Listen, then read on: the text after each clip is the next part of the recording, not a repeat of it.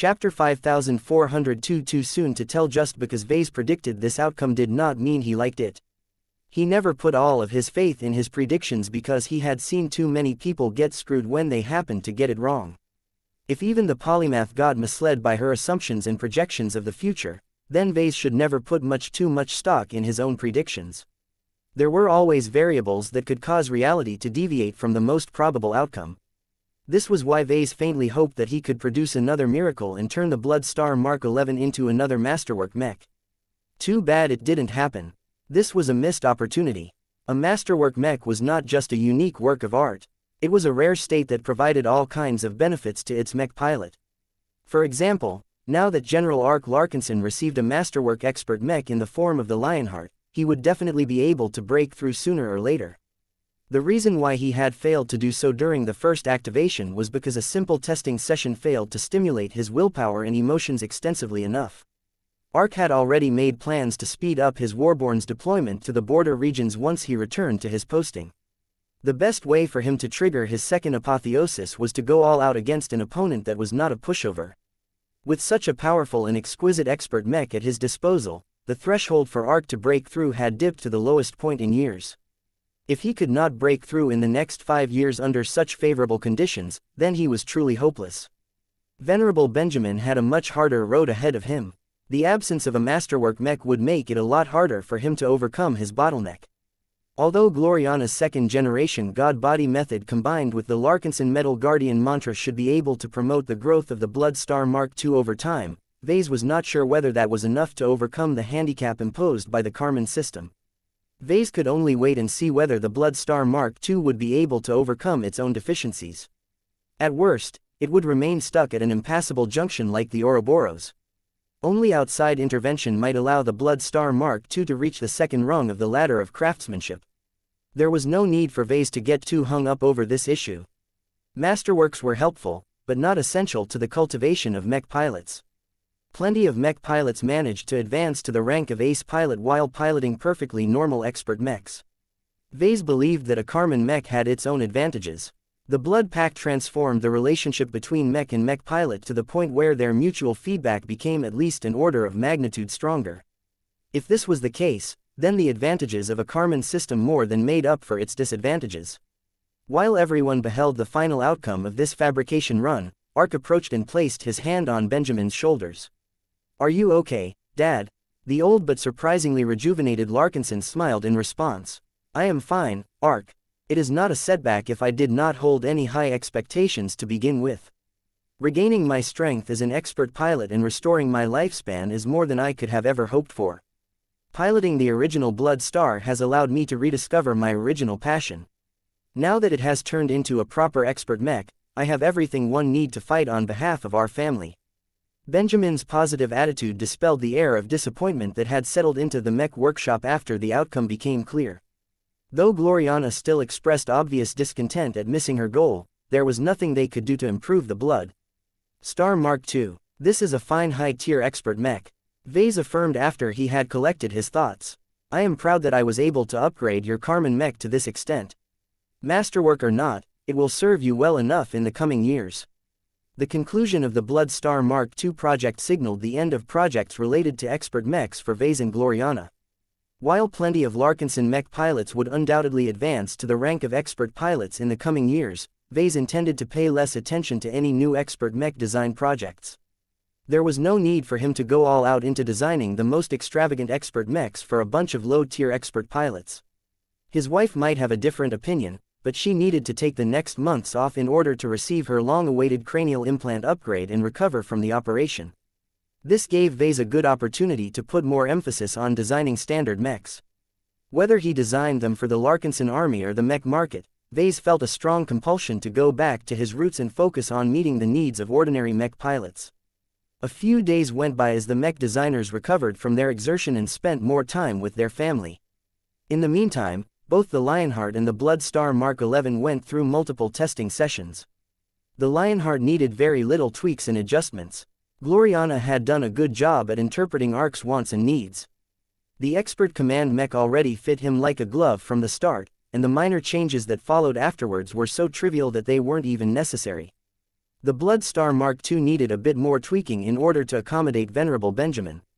The old man had not fought like an expert pilot for over half a century. Neither he nor Gloriana could accurately anticipate how the Blood Star Mark II needed to be configured in order to fit his current fighting form. All of those years of living his life as a normal person had changed Benjamin in many profound ways. He was not young anymore. His fiery passion and his impulsive edge had made way for a more level-headed and patient outlook towards life. The Blood Star Mark II exuded a steady but reassuring presence. With the Golden Cat as its design spirit, the expert offensive Space Knight inspired both love and protection. This caused Vase to consider whether it would have been better to design it as a defensive Space Knight. Vase shook his head at that thought. Janzi already has that covered. The Larkinson army is better off with a sturdy machine that can take the initiative and carry its own weight on the battlefield. Aside from the Karman system and the optional shoulder-mounted Luminaire crystal cannons, the Blood Star Mark II was not an exciting expert mech. Usually, high-tier expert mechs tended to gain one or more powerful trump cards that synergized well with the developing abilities of their expert pilots. The Blood Star Mark II did not come with so many bells and whistles. Its configuration was a little bland, but that enabled Vase and Gloriana to make it solid and reliable. What they actually wanted to pay attention to were the effect of the Blood Pact and the implementation of the Energy Weaver mech ecosystem. Previously, the Lionheart was the only Larkinson mech that had been built according to the standards of the new mech ecosystem. There was no effective way to test it out because it was expressly designed to work in cooperation with multiple Larkinson mechs. The greater the strength and quantity of Larkinson mechs, the more drastic the effects produced by the Energy Weaver mech ecosystem. Pairing just two of the mechs with the new ecosystem together was enough for Vase to verify a few theories. As the Lionheart and the Blood Star Mark II finally deployed together for the first time, Vase watched on as their respective pilots tried to figure out how to make use of the Energy Weaver functions. That was one of the downsides of the new mech ecosystem. It was so far beyond the experiences of most mech pilots that they had very little foundation in these sorts of activities. The strong auras of the Lionheart and the Blood Star Mark II failed to harmonize with each other. The local E-energies claimed by the two expert mech refused to merge with each other. Ark and Benjamin tried various ways to combine their strengths, but made no progress in this area. Vase thought that their close family relationship would have made it quick and easy for them to combine their forces, but it turned out that this assumption was wrong. Just because the mech pilots of the Gemini family could merge their powers together did not mean that others could do the same. Vase couldn't bear to see his uncle and grandfather bumble around like fools. He transmitted lots of instructions in the hopes that one of his ideas might allow the two to get started. Don't try to cooperate directly with each other. Work through your mechs instead, as your machines are the interfaces that can facilitate greater cooperation. Grandfather, your job is easy. Just leave it to your living mech. Ark, your job is a little harder because your Lionheart does not possess an independent personality. You will have to reach out to the Blood Star Mark II yourself through your second skin mech. When the two Larkinson expert pilots tried this suggestion out, they found to their surprise that their expert mechs were finally beginning to reach out with each other. The resonance strengths of their pilots were strong, so their initial attempts at utilizing the advantages bestowed by the Energy Weaver mech ecosystem were quite drastic. At this time, the Lionheart and the Blood Star Mark II produced notably less clashes as their resonance shields started to get in touch with each other. Though the two expert mechs were ultimately not able to combine their resonance shields and form a much more resilient defensive barrier, this was just the start. Vase already anticipated that the Energy Weaver mech ecosystem would be challenging to learn and even more challenging to master. Ark and Benjamin at least needed to practice with a troop of Energy Weaver mechs for multiple months before they developed their first proper applications. Try and see if you can produce a better result by borrowing the help of Goldie. When the Golden Cat manifested above the Blood Star Mark II, she managed to improve the cooperation between son and father for a bit, but it was still too early to produce any drastic results. There were too few participating units. Neither Ark nor Benjamin developed any significant proficiency with the Energy Weaver mech ecosystem. The amount of additional E-energy that they were able to harness through their combined efforts was not trivial, but it was not game-changing either. All of this left Vase a bit dissatisfied. He had hoped that his powerful uncle and grandfather might be able to prove the value of his new mech ecosystem, but it appeared that he needed to wait until he completed a bunch of other Larkinson mech designs. The Fae project was already close to completion. Once the Larkinsons produced a few hundred copies and started to put the new machines into use, the mech pilots assigned to the new drone mechs would surely be able to explore the potential of his mech ecosystem. Alright, that is enough testing for today. One have seen enough. The miracle couple had conducted enough tests on the Lionheart and the Blood Star Mark 11 to confirm that they had reached their optimal states. They were ready to be shipped back to their respective places. General Ark Larkinson eagerly wanted to bring his Lionheart back to the Warborn Mech Division and led his elite unit in battle against the aliens as soon as possible. Venerable Benjamin Larkinson would be taking his Blood Star Mark II back to the Expeditionary Fleet and participate in the Golden Skull Alliance's next expeditions. Either way, neither of the powerful living mechs would be gathering dust in the coming months. Chapter 5403 The Promises of the Fae Project. It was always hard to say goodbye. As much as Ark and Benjamin wanted to stay at D&D base a bit longer so that they could spend more time with Vase and his children, their places were elsewhere. As expert pilots that had reached the threshold to the next rank, their main priority was to use their new machines and seek their breakthrough opportunities in battle. Even if the two men truly enjoyed their time on New Constantinople 8, they did not feel comfortable amidst all of the extravagant wealth and luxury on display. This was not their world. Their hearts beckoned them to return to their true homes. As such, the two guest Larkinsons gathered in front of their hosts one last time before they returned to the middle zones. Ves's children were especially sad to see their grand-uncle and great-grandfather go. There weren't a lot of other Larkinsons they were close to in the small and underdeveloped Premier Branch. They missed the hustle and bustle of the Expeditionary Fleet. "Are you going away to beat the aliens with your new mech?" Andraste asked as she looked up at the tall and dashing Ark. "I certainly will. Each soldier has an obligation to stand up and do their part to defend our state, our society and our race. I fight not because I enjoy the violence or because I relish in the suffering of alien beings. I fight because the humans of our dwarf galaxy need the protection of those who possess the strength to resist our enemies. Make sure to pay attention to the news. The Warborn and One will be making a name for ourselves in the Torald Middle Zone. We shall do our utmost to pose as a shield between the murderous aliens and the defenseless citizens of the Krakatoa Middle Zone." Meanwhile, Aurelia exchanged a few words with her great-grandfather. "Are you happy with Papa and Mama's gift?" "More than you can ever imagine," Venerable Benjamin replied as he gazed at the young lady with pride. "It is not entirely necessary for me to obtain such a mech as fantastic as my new Blood Star. The greatest gifts that my grandson has given me is to thrive and have lovely children such as you. Nothing makes me happier as an old man than to see my children, grandchildren and great-grandchildren grow up and live their own happy lives. In a way, I am grateful that Vase has restored my ability to fight again. The stronger I become, the more I can relieve your burdens."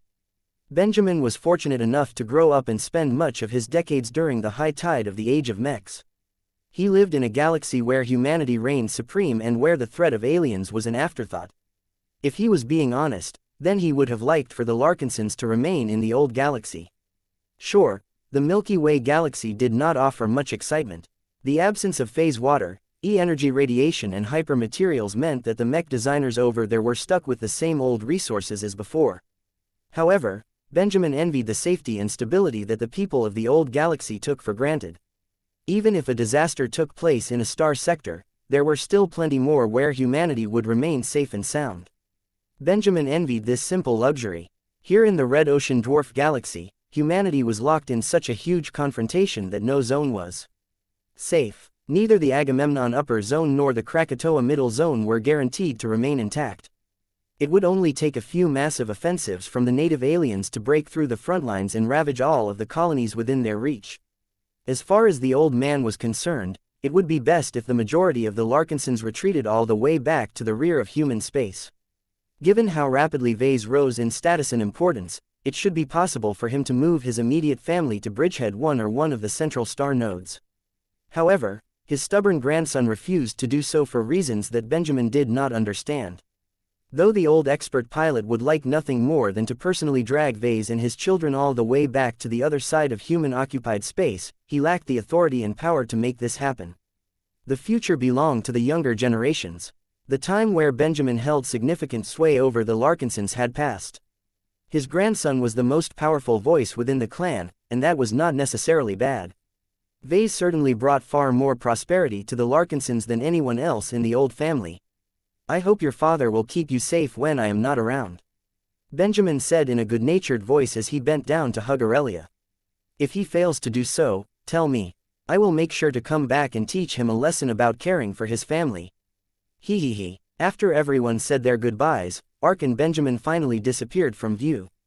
One of the warships of the Blue Jay fleet would be taking them back to their respective destinations together with their shiny new expert mechs. Whatever happened after that was largely beyond Vess's power. At most, Vase would be able to help his uncle Ark in a pinch through his weak but permanent relationship with the Lionheart. This was also another reason why Vase regretted the fact that he was unable to turn the Blood Star Mark II into a masterwork mech. If Venerable Benjamin ever got into trouble, Vase could not help him with his own power. The only way Vase could directly intervene was by lending his own power to another mech on the battlefield that happened to be one of his masterworks. It will be all right, Gloriana comforted him as she led the children back inside. Your uncle and grandfather chose this life for themselves. They are fighting so that the rest of us can remain safe. We should respect their service. You are right. There is not much point in worrying about what they will get into now that they have proper mechs again. The best we can do for them is to help our clan in our own ways. Everyone had a part to play. Mech designers such as Vase and Gloriana could contribute just as much if not more by designing fantastic mechs. The couple spent the next few days analyzing the newly gathered data and processing everything they had learned. Completing the Lionheart and the Blood Star Mark II and witnessing them in action had verified a lot of theories and assumptions about the latest tech. The second-generation God Body method, the second-generation Karman system and the fourth-generation Luminaire crystal weapons all worked as intended more or less. Aside from that, the Larkinson mech designers personally verified the soundness of many other applications of hyper technologies. The Larkinsons were fully qualified to design hyper mechs that better made use of the changing environment. This was great news for the remaining mech design projects. The Fae project in particular contained many essential aspects that hinged on Vess's ability to realize all of the drone mech's ambitious new features. A versatile and powerful mech like this could never become as good if it did not take advantage of the hyper generation. While Vase and Gloriana could have completed the mech design sooner, they deliberately extended its development so that they would still have room to apply the lessons from designing the Lionheart and the Blood Star Mark II. The Fae project experienced a lot of small but useful improvements in the days that followed. The complicated mech relied a lot on its Fae to augment its combat effectiveness. The issue with that was that the Fae were too small and compact to pack a lot of power. It would have been great if Vase designed the Fae project as a first-class mech. He could fit a lot of miniaturized components in the small Fae and still make sure they were powerful enough to be of use in battle. However, it was a bit too difficult to make them strong enough while Vase was stuck with second-class technology. The only ways that Vase could make up for this shortfall was by leaning heavily on both hyper-technology and e-technology. The variant of the Fae project that was exclusive to the Larkinson clan should possess ample enough power to cement its place in the mech roster. The Energy Weaver mech ecosystem should be a lot more effective for a living mech that could deploy multiple Fae that also happen to be alive. This would allow any mech units with this mech model to capture a lot of E-energy radiation and harness all of that power for other purposes. The greater the quantity of Fae, the greater the effectiveness of this mech model. Vase was not able to determine how many Fae a copy of this mech could effectively control. He assumed that it should not be difficult to control 4 Fae at a time, but how much time would it take for the Fae project to grow to the point where it could control 6 Fae at once? Vase did not have enough data to make a reasonable projection. It may be that the Fae project would not be able to expand its effective control over the Fae when it evolved into a third-order living mech. If that was the case, then one of the key factors that Vase relied upon to raise the value proposition of his product would become invalid. It is too difficult to make predictions when I can't simulate any of this stuff. Hyper-technology and e-technology were so new and mysterious that no adequate mathematical models existed to make accurate predictions. It used to be a lot more manageable back during the phase water generation. A few years after the use of phase water became widespread, a lot of clever people had studied this exotic material so extensively that they derived a lot of formulas that could be used to increase the accuracy of simulations.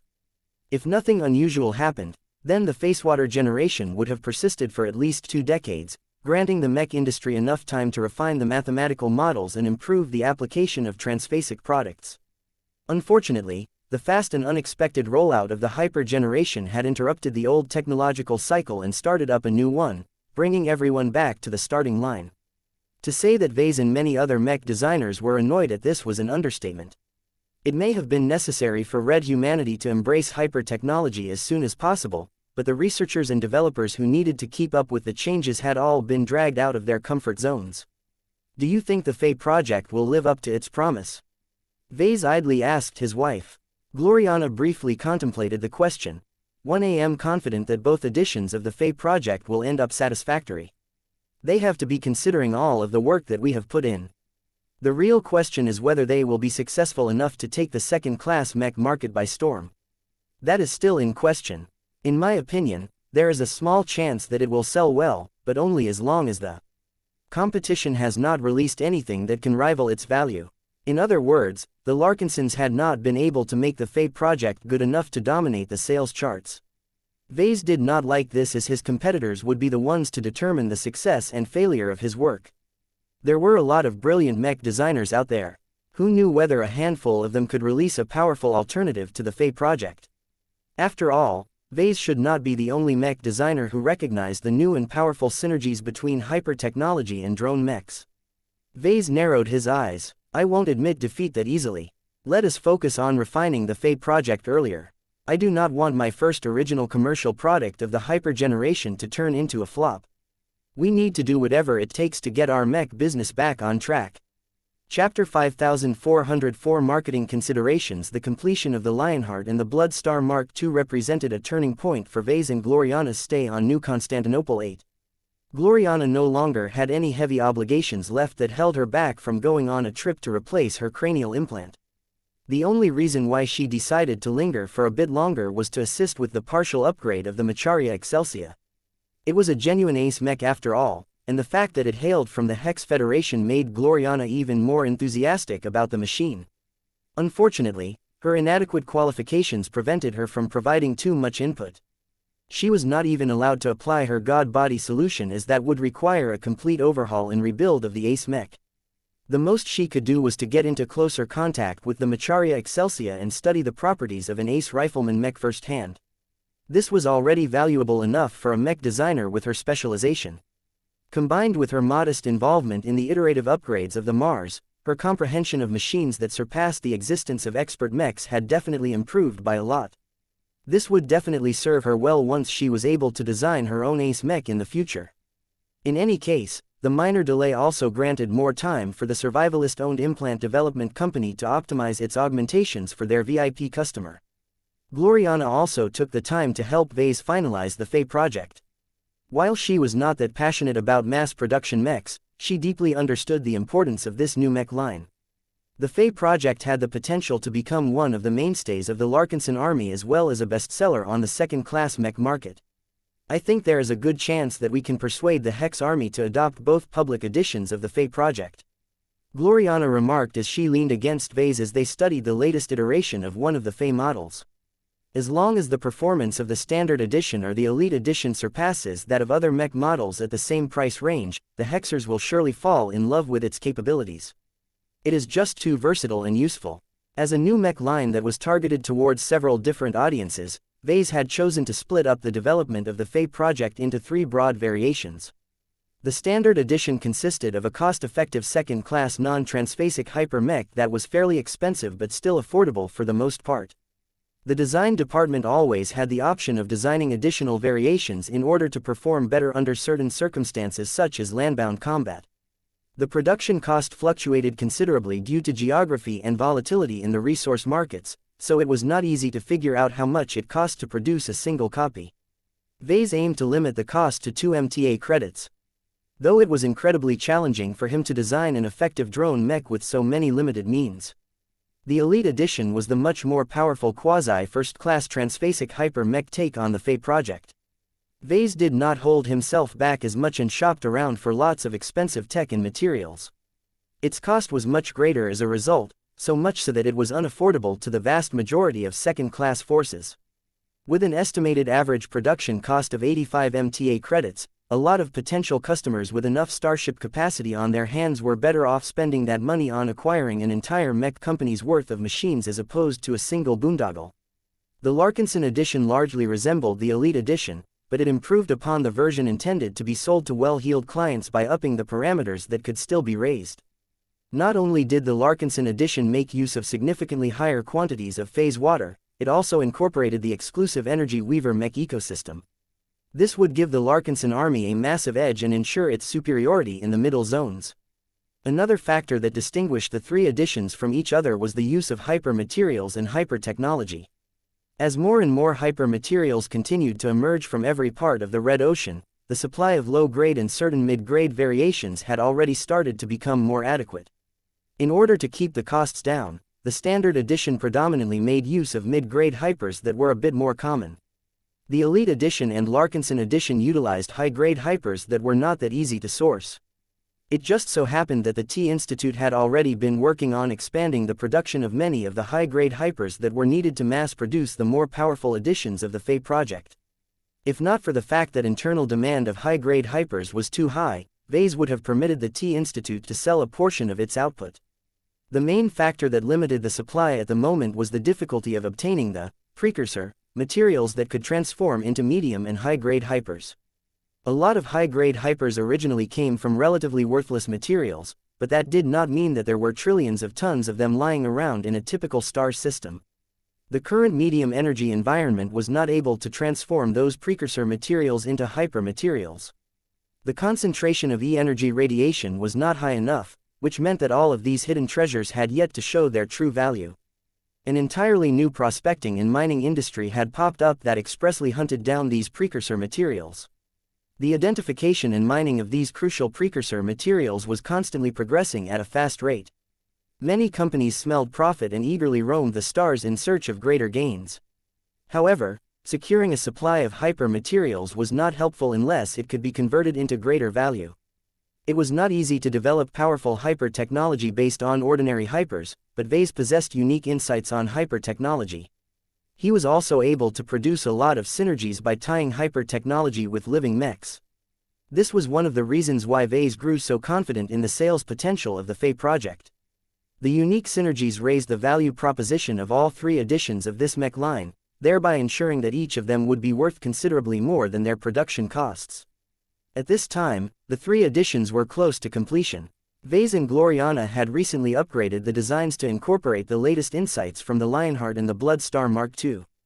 They only needed to test a bunch of prototypes before they were ready to end this project. Now that the Fae project had reached this point, Vase needed to make up his mind on how he wanted to market his latest product. It has been too long since the LMC has released a high-profile commercial mech, boss. Gavin reported to Vase. Unlike the other commercial mechs that we have put on sale in the previous generation, one think we can boost the interest in your new product by holding a product reveal. We can take advantage of your rising celebrity and esteemed status to attract a lot more attention to the Fae project. The effect will be at least an order of magnitude greater than if we attempted to hold a regular marketing campaign. A product announcement under these circumstances was also a lot cheaper.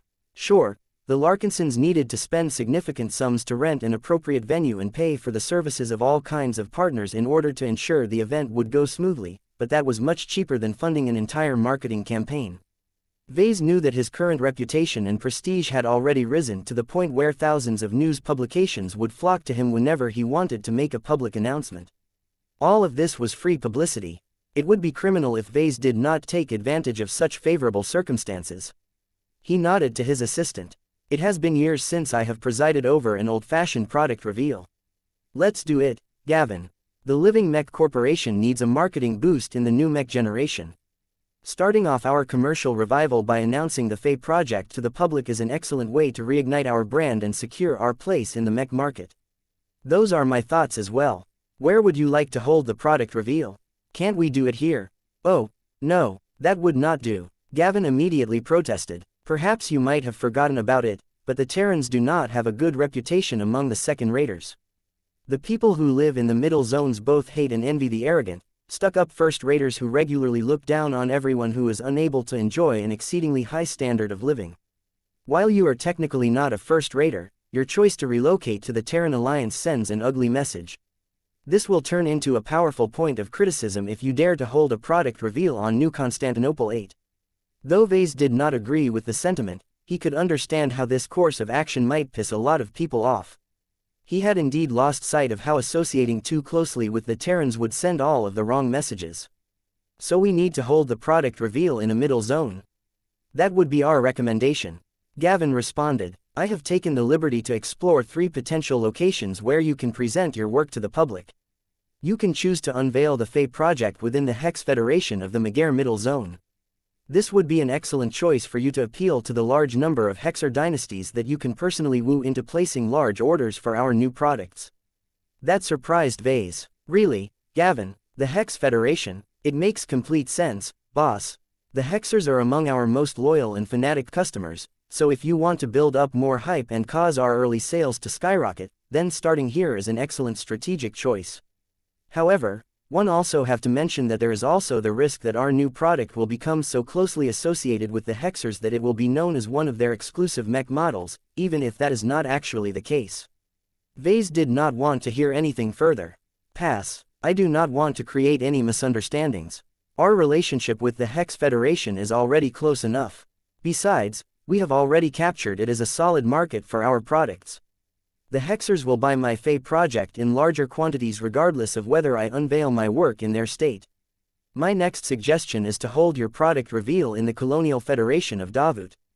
This would be a good opportunity for you to check up on the Larkinson branch, negotiate any deals with President Unames Clive and possibly collaborate with Master Decimus Horst on the Supremo project in person. All of that sounded compelling to Vase, but he did not have a good impression of Davut these days. He was always afraid that he would get sucked into its vortex again as soon as he came close. He left Davut for good reasons. Not good enough. Do you have any other suggestions that aren't as loaded? Well, if you want to present your work to the customers who need the Fae project the most, you can hold your product reveal in one of the booming markets in the Torald Middle Zone. The Bordal system has become one of the strongholds and the economic centers of the war against the aliens. Almost every second-class mech force will pass through the port system whenever they venture to the border regions and back. It is a popular destination to dump a lot of salvage and purchase new mechs to replace the losses sustained in combat. The Bordal system again, Vase thought about it for a moment. Gavin presented an excellent argument for this choice. It was certainly a lot more palatable than the previous 2 options. Alright, let us settle on holding our product reveal in the Bordal system. Please make the arrangements. Oh, contact the expeditionary fleet and ask whether it will make it back to this port system on the date of my presentation.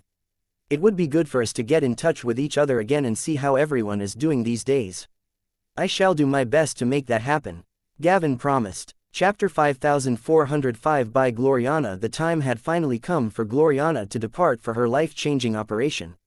After months of waiting, she would finally be able to replace her old and outdated second-class Aristal 015 cranial implant with a much more superior version. While her upcoming replacement implant might not be the apex of what Red humanity could make at this time, it was still a top-grade product that was only affordable to a small proportion of first-raters.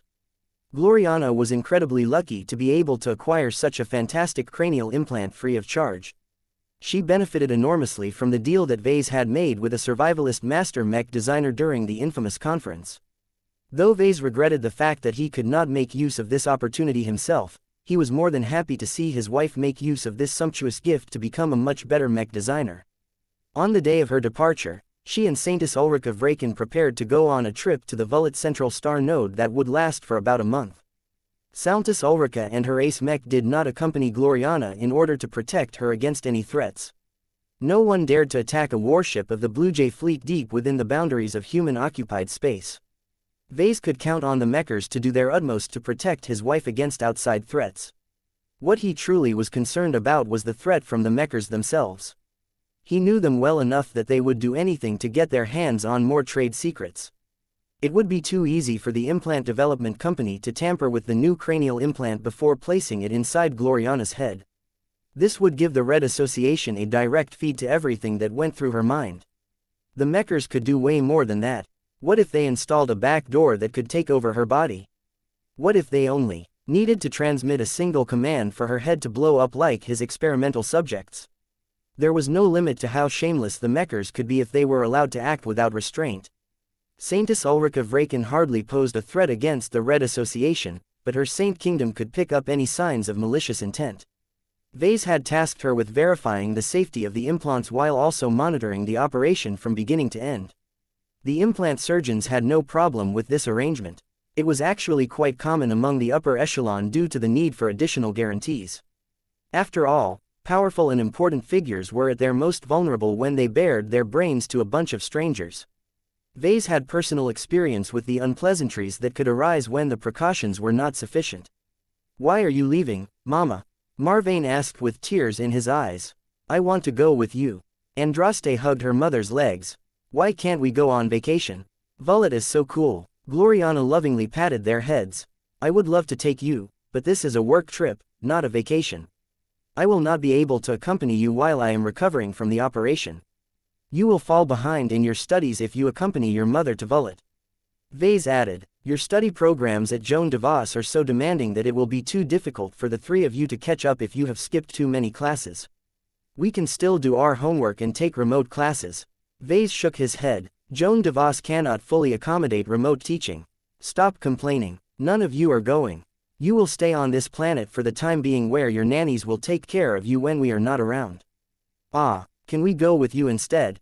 "No, the journey to the Bortle system is a work trip as well. Don't worry, I will not be leaving right away, and I won't be gone as long as your mother." The Larkinson clan and the Living Mech Corporation had already scheduled a public event in one of the economic and military hubs of the Torald Middle Zone. The Larkinsons hardly needed to send out any invitations before they became inundated with requests to attend the closed event in person. Expectations for this upcoming product reveal were already high. Many people expected one of the rising stars of the Age of Dawn to surpass their expectations and come up with another shocking surprise. The hype surrounding the upcoming product reveal placed a heavy weight on Ves's shoulders. He needed to put his full focus on this event and make sure that he would not disappoint his audience. It hadn't taken long for Vase to agree to this proposal, but the Larkinsons under his command had already formed elaborate plans that would be sure to make the Fae project stand out from the competition. Bortle was no place for his children, though. Ever since the Red 2 fortified the port system and turned it into a key logistical center of the war effort, the entire region had militarized at a rapid rate. The Toral Middle Zone no longer represented a place of opportunities and new beginnings. The escalating threat posed by the native aliens had forcibly turned all of the surviving colonies into bulwarks designed to stop or slow down the enemy advance. Aurelia, Andraste and Marvane were better off staying far away from this risky region. As mother and father tried their best to console their children, the appointed time had finally come. Gloriana grasped the heads of each of her children and planted a loving kiss on their heads. "Make sure you behave, and do not fall behind on your studies.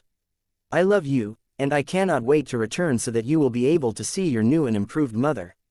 Bye, Mama." Gloriana and Saintess Ulrika Vraken soon teleported out of D&D base and emerged inside one of the warships of the Blue Jay fleet. While the Mecher fleet was not under Ves's direct command, his relationship with Jovi was good enough to ask for small favors as long as they were not excessive. With Gloriana leaving to upgrade her cognitive functions, the premier branch had become quieter all of a sudden. Gloriana was such a great part of his life that he clearly felt her absence in the following days. While Alexa, his children and the students of the Eden Institute continued to keep Vase company, his design sessions became a lot more monotonous now that he could no longer bounce his ideas off his long-standing partner. Vase still had plenty of work to do that did not require the presence of his wife. One of the more interesting developments were the negotiations with the Terrans and the Rubarthans. Progress had been fairly slow over the last months as both groups had surprisingly been plagued by indecision and internal disagreements. This prevented Vase from taking action and delivering kinship networks to the powerful first-rate colonial superstates. It was a bit frustrating to see these initiatives get stalled because the Terrans and the Rubarthans couldn't get their acts together. The negotiations will not drag on for much longer. Alexa reassured Vase when he expressed his irritation about this issue. No one can deny the usefulness of your kinship networks. They are frankly amazing and can be used to foster greater trust in large populations. The impressive unity of your clan serves as proof of that. The only points of contention aside from the obvious are related to how effectively they can monitor and administer the kinship networks. As you can imagine, Those who can gain administrative access can cause great damage if they abuse their newfound powers. This includes you and any agents of yours. Vase seriously nodded. Trust was hard to come by in this cosmos, and he had strong trust issues himself. Rushing this matter was the worst mistake that the Terrans and the Rubarthans could make. They were fully justified in taking it slow. The longer they waited, the more time they could spend on understanding how kinship networks worked and how they could protect their citizens against its potential dangers. What does your grandfather think? I have not been in touch with him as of late. He is preoccupied with his own affairs. Otherwise, he is doing well for the most part. I understand. The first year of the Age of Dawn had almost come to an end. General Axelar Strian did not have many more years to prepare for his ambitious heist. He needed to unite the entire Terran alliance around his daring objective early enough to prevent the aliens from taking more precautions and fortifying their defenses further. Vase wished he could contribute to Axelar's operation, but there was little more he could do so long as he was still a second-class mech designer. He needed to step up on his studies and master all of the essential high technologies that was expected of a first-class senior mech designer. It did not help that the start of the hyper generation forced a lot of mech designers to master all kinds of subjects related to hyper technology. Vase needed to master more knowledge and skills in order to gain enough trust to design first-class mechs for his customer base. Vase continued to chat with Alexa about various different topics. He still had so much to learn about Terran society and first-class society in general. You are about to fabricate the first production copy of the Fae project, correct? The young woman asked. That is correct. Do you wish to participate?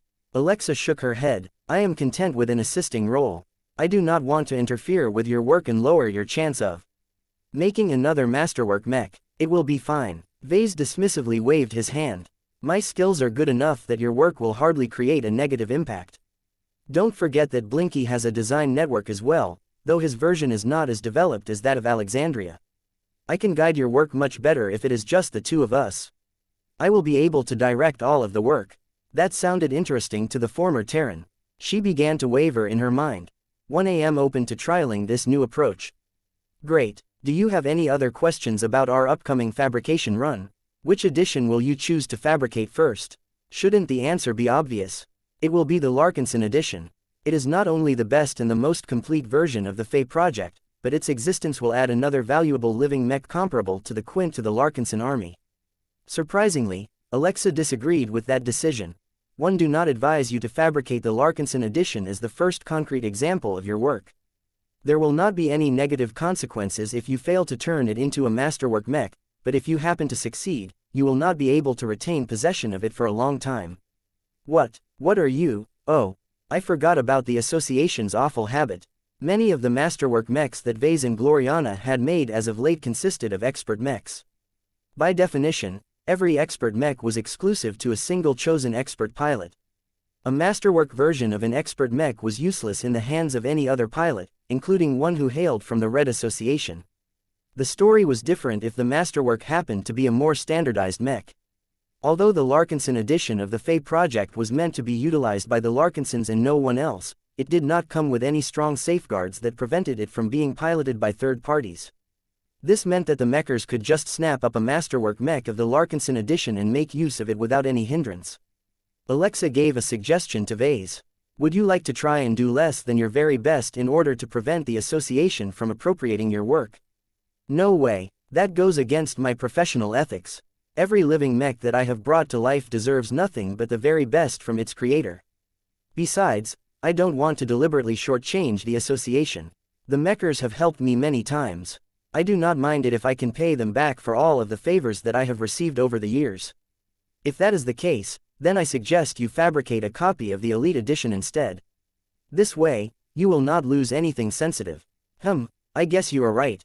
Chapter 5406 The Association's Power Plays. Vase had long grown annoyed at the Red Association's habit of requisitioning masterwork mechs. He still had no idea what the Mech Trade Association had done with the Little Angel, for example.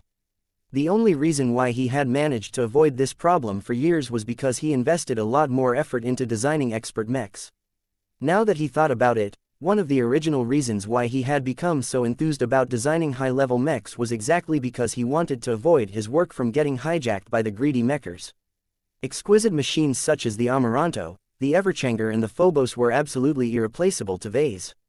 He expressly designed them to excel in their areas of specializations in order to bestow amazing advantages to the forces at his disposal. He did not invest his heart and soul in each of those amazing masterwork expert mechs just to allow the mechers to leech off his hard work. Though Vase detested their policy a lot in the past, his perspective had broadened since those years. The mechers served many essential functions in human society. They may be greedy for masterwork mechs, but they probably had good reasons for their power.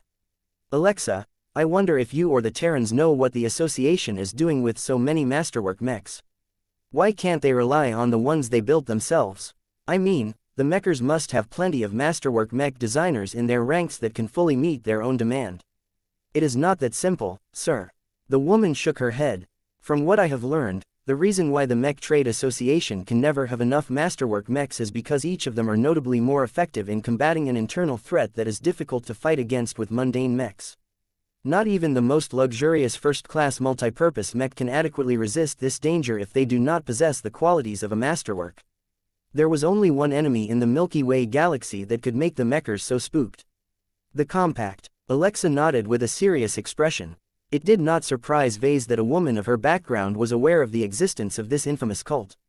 You are correct that the Mech Trade Association has sufficient master mech designers in its ranks that can produce masterwork mechs non-stop. Alexa continued, these masters occasionally produce masterwork mechs of their best designs in order to meet certain quotas or earn additional MTA merits. However, they cannot dedicate all of their time to this single priority alone. Each of them must invest far more time in their core research and mech design projects. Anything that detracts from these activities will reduce their chances of advancing to star designer. That made sense for the most part. Time was the most scarce and precious resource of every mech designer. One of the most severe demands of masterwork mechs was that they could not be produced en masse with the help of the most advanced production method mastered by the first-raters. Materialization technology was fantastic at fabricating exact carbon copies of mech designs, but they lacked the essential human touch that could elevate the products beyond their physical existences. It took a lot of time and effort to fabricate a high-quality first-class multipurpose mech. Even the most reputable master mech designers such as Master Viro Goldstein would have to waste hours if not days to fabricate a proper mech by hand. This was not an efficient use of their time. As such, it became easier for the Mech Trade Association to just lay claim to random masterwork mechs built by third parties. It was not as if the space peasants could resist the power of the mechers. At least they received handsome amounts of MTA merits in return for their voluntary contributions. Almost none of those requisitioned masterwork mechs are up to the standards of the association. Vase argued, it is quite troublesome to upgrade them into first-class multipurpose mechs. The amount of work put into this effort is excessive. That is true, but it is important to identify who is doing all of the work. The difficulty of upgrading an existing masterwork mech is much lower than making one from scratch. The association can delegate the former to various journeymen, seniors and masters who are not as important. Working on these upgrade projects also serves as excellent creative exercises for them. They can all get into contact with foreign mechs that are designed according to completely different principles than what they are accustomed to. Every masterwork mech has their own points of brilliance no matter how humble they actually perform. That was information that Vase had not been able to obtain or deduce in the past. It was quite useful to know what happened immediately after the mechers swiped the masterwork mechs off the hands of their original makers. A part of Vase felt a little annoyed that the MTA mech designers easily took advantage of the hard work of the space peasants they talked down upon most of the time.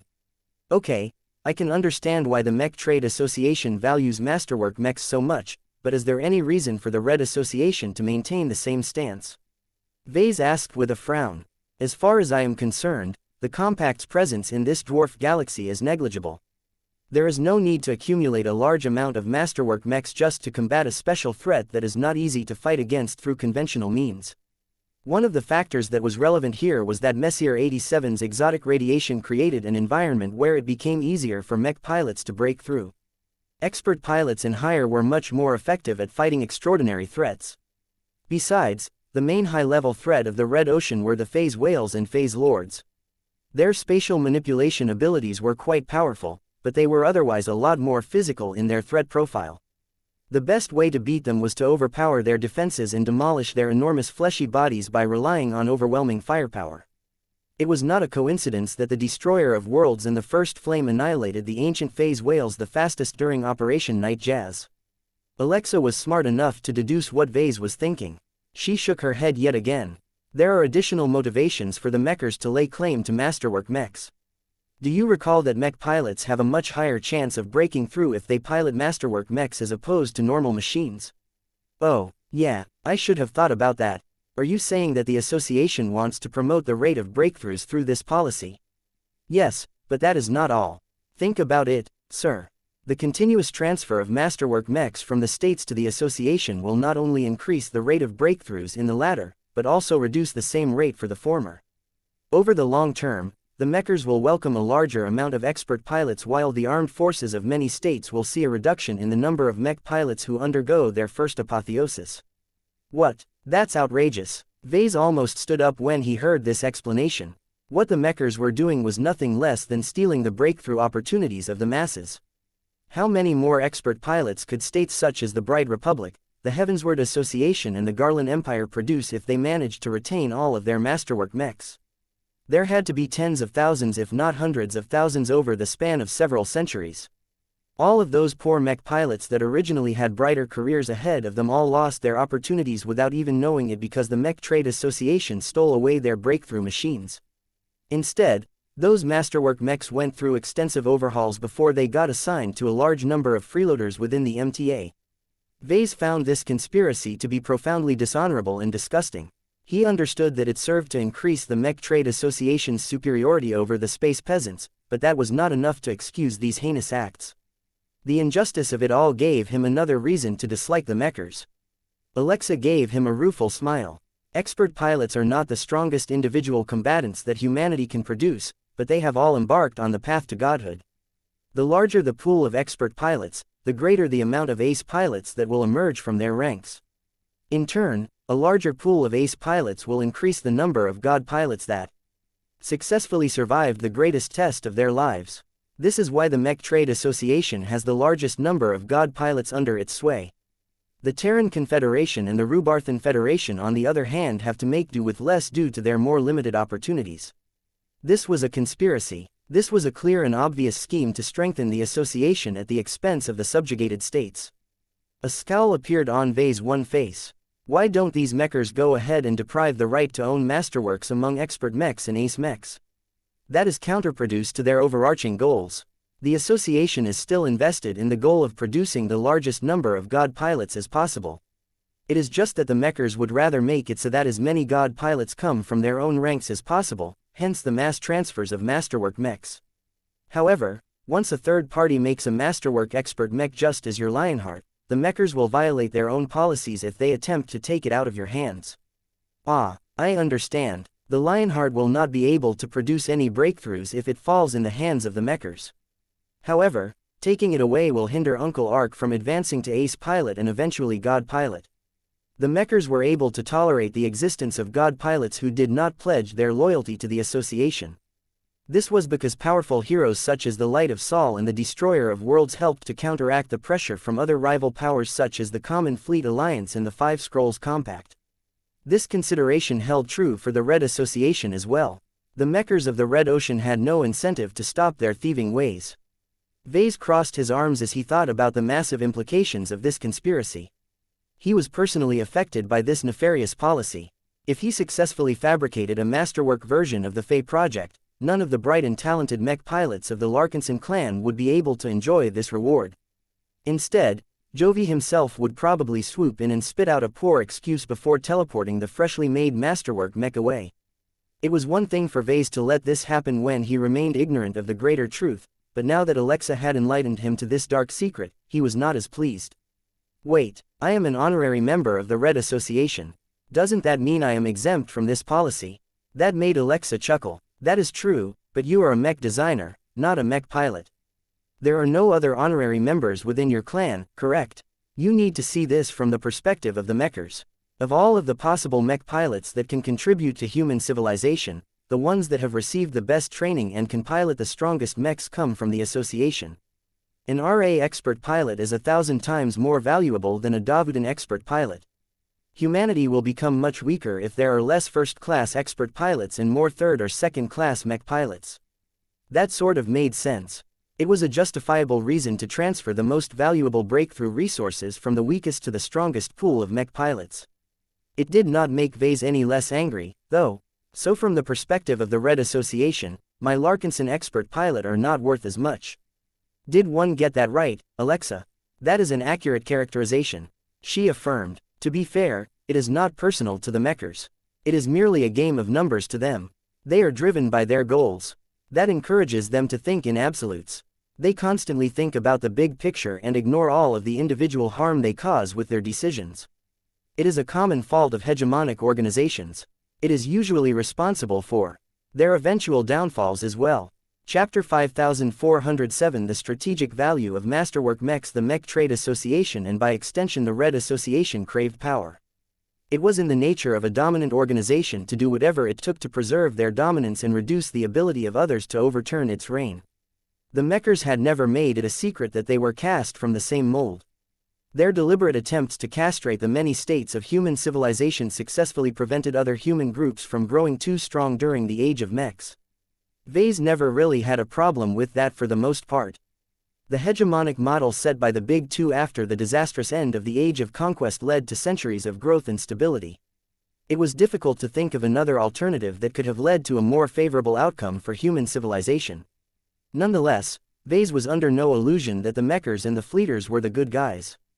They were clearly interested in advancing human civilization, but only a version where they stayed on top. Every development that might lead the human race to a brighter future but where the Big Two lost out was intolerable as far as they were concerned. This was why the Mechers and Fleeters suppressed the Terrans and the Rubarthans anytime they could get away with it. Robbing the first raiders of their masterwork mechs turned out to be a surprisingly huge component in a strategy to prevent the former leaders of humanity from rising up again. Vase never imagined before this day that masterwork mechs possessed such significance. It should have been obvious in hindsight. Vase had learned about Senfoven's ladder of craftsmanship years ago. He discovered that high-quality mechs helped to drag mech pilots up to their level, meaning that breakthroughs happened a lot more frequently. Vase thought of how masterwork mechs enriched the Larkinson clan and boosted the performance of its key assets. Unique treasures in the form of the Amaranto and the Everchanger had single-handedly turned battles around due to the rare advantages conveyed by their masterwork properties. The key takeaway from his conversation with Alexa was that masterworks were strategic assets. The benefits they provided to their owners were so substantial that the addition or absence of just a single one of them directly affected the future of an entire organization. How many benefits could Vase bestow to the Larkinson clan if he turned the first production copy of the Fae project into a masterwork mech? It was difficult to make a solid prediction, but he only had to look towards the Quint to know that the Fae project could unlock the potential of a lot of promising mech pilots. The more masterwork mechs Vase supplied to his clan, the more expert pilots and ace pilots would emerge that could protect the Larkinsons against the looming threats of the future.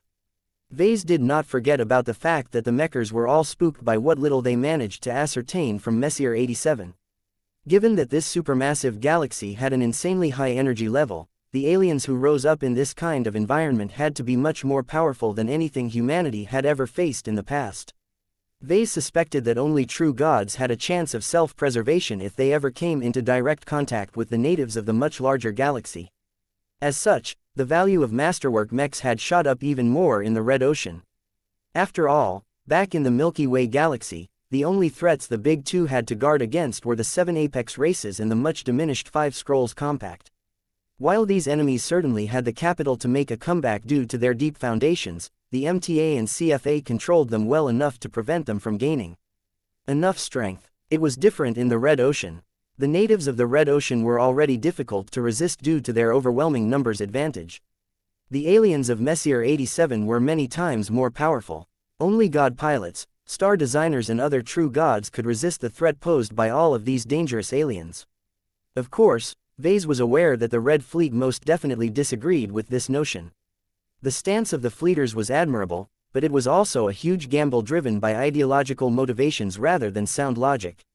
Vase did not want to bet on the possibility that the cult of pure technology was right. During Operation Night Jazz, the dreadnoughts of the Red Fleet fought admirably and displayed amazing capabilities that had never been unveiled before. A lot of warship enthusiasts gained confidence. It looked as if the renaissance of warships was close at hand. However, most people did not agree with this sentiment. Dreadnoughts were incredibly massive and must have cost an insane amount of high-grade exotics and hypers to build. The Red Ocean was just a dwarf galaxy, and red humanity only occupied a small slice of it. How could the fleeters possibly gather all of the high-end resources to construct a couple of other dreadnoughts? All of those resources could be utilized to construct dozens of serviceable battleships or entire mech armies of first-class multi-purpose mechs. Perhaps it was his bias as a mech designer that led him to make this conclusion, but Vase believed with all of his heart that warships could not save red humanity in the times to come. They were too big, too clumsy, too inflexible, and most importantly too wasteful. Every decent engineer pursued efficiency in their work. Why use 2 units of resources to solve a problem when you could do it with 10 units of resources instead? Mechs had their fair share of shortcomings, but the synergies they could achieve with mech pilots had unlimited potential. It was much easier for red humanity to raise powerful enough mech armies due to how much less resources they demanded compared to more conventional warfleets. It is not just the mechs that demand attention. The mech pilots can also affect the combat effectiveness of these mech armies. Developing talents was a matter of life and death in the Red Ocean. Any state or organization that could amass more expert pilots, ace pilots, and possibly even god pilot would be the new reigning powers of the new frontier. Vase even saw how much this new reality tied into the new elites program. The deep strike plan conceived by the Fist of Defiance sounded like a bone-headed scheme at first, but it actually sought to transition human civilization into a more brutal society. If the plan truly was an awful idea, then the survivalists would have never given it a chance to get voted upon. The premise behind the Fist of Defiance's plan was that only a strong but cruel society had a decent chance of resisting the alien powerhouses that might come and knock on humanity's doors one day. The new status of warlords was originally reserved for the high-ranking mech pilots who would not only serve as protectors, but also leaders who earned their right to rule by relying on their fists. The mechers deeply comprehended that only a true god could defeat another true god. While this rule was not entirely true all of the time, it took an excessive amount of resources and planning in order to take down a true god without relying on the strength of a comparable entity.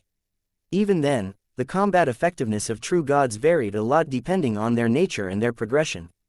A design spirit that was born less than a decade ago like Gaia was one of the weakest and most pathetic existences of this level. Her roots were weakened. Her foundation was brittle. She only managed to become insanely strong due to a few coincidences that caused her to become worshipped by a lot of unwitting devotees of old Earth. Though Vase was aware that Gaia had been working hard behind the scenes to shore up all of her deficiencies and make up for her fragile foundation, there was no denying that she was a shame to the class of true gods. Of course, that did not mean she was a pushover. Her transcendent life state meant that she could still overpower nearly everyone that was not on the same level of a true god. There was one clear exception, though. High-ranking mech pilots had nothing to fear from her. God pilots could probably squash her like a bug if they managed to enter into a direct confrontation with the Mother of Earth. Cynthia had emphasized multiple times that god pilots were the most unreasonably powerful true god-level combatants that she knew of.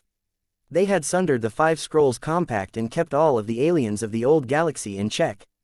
The might of all of these god pilots was so great that they could confront much older and more powerful true gods and still come out on top. They were the only ones that had access to the massive synergies derived from the perfect fusion between the best form of willpower cultivation and the most extreme variation artifact cultivation.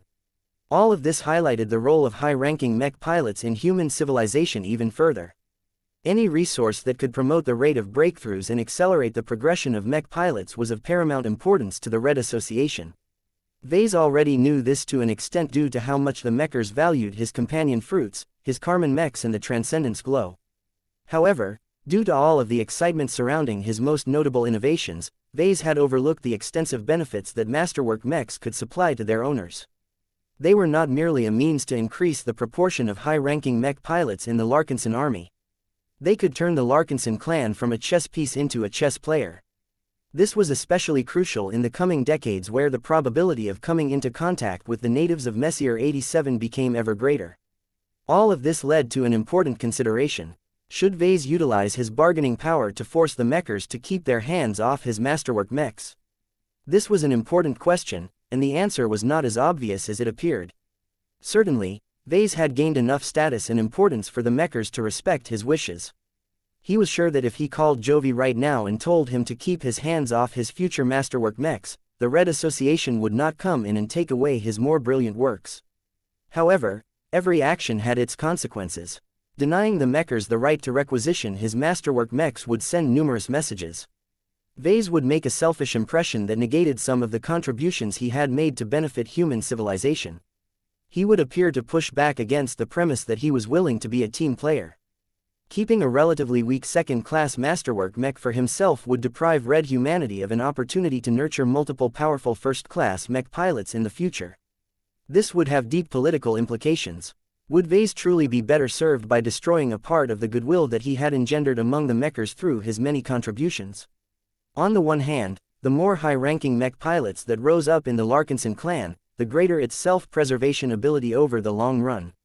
On the other hand, the better his relationship with the Red Association, the more advantages Vase could gain by deepening his cooperation with this dominant organization. Which one was the better option?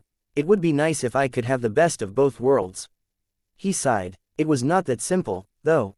Even though his craftsmanship had improved by a huge extent ever since Vulcan started to transition into a more authentic god of craftsmanship, it was not enough for Vase to be able to fabricate masterwork mechs on repeat.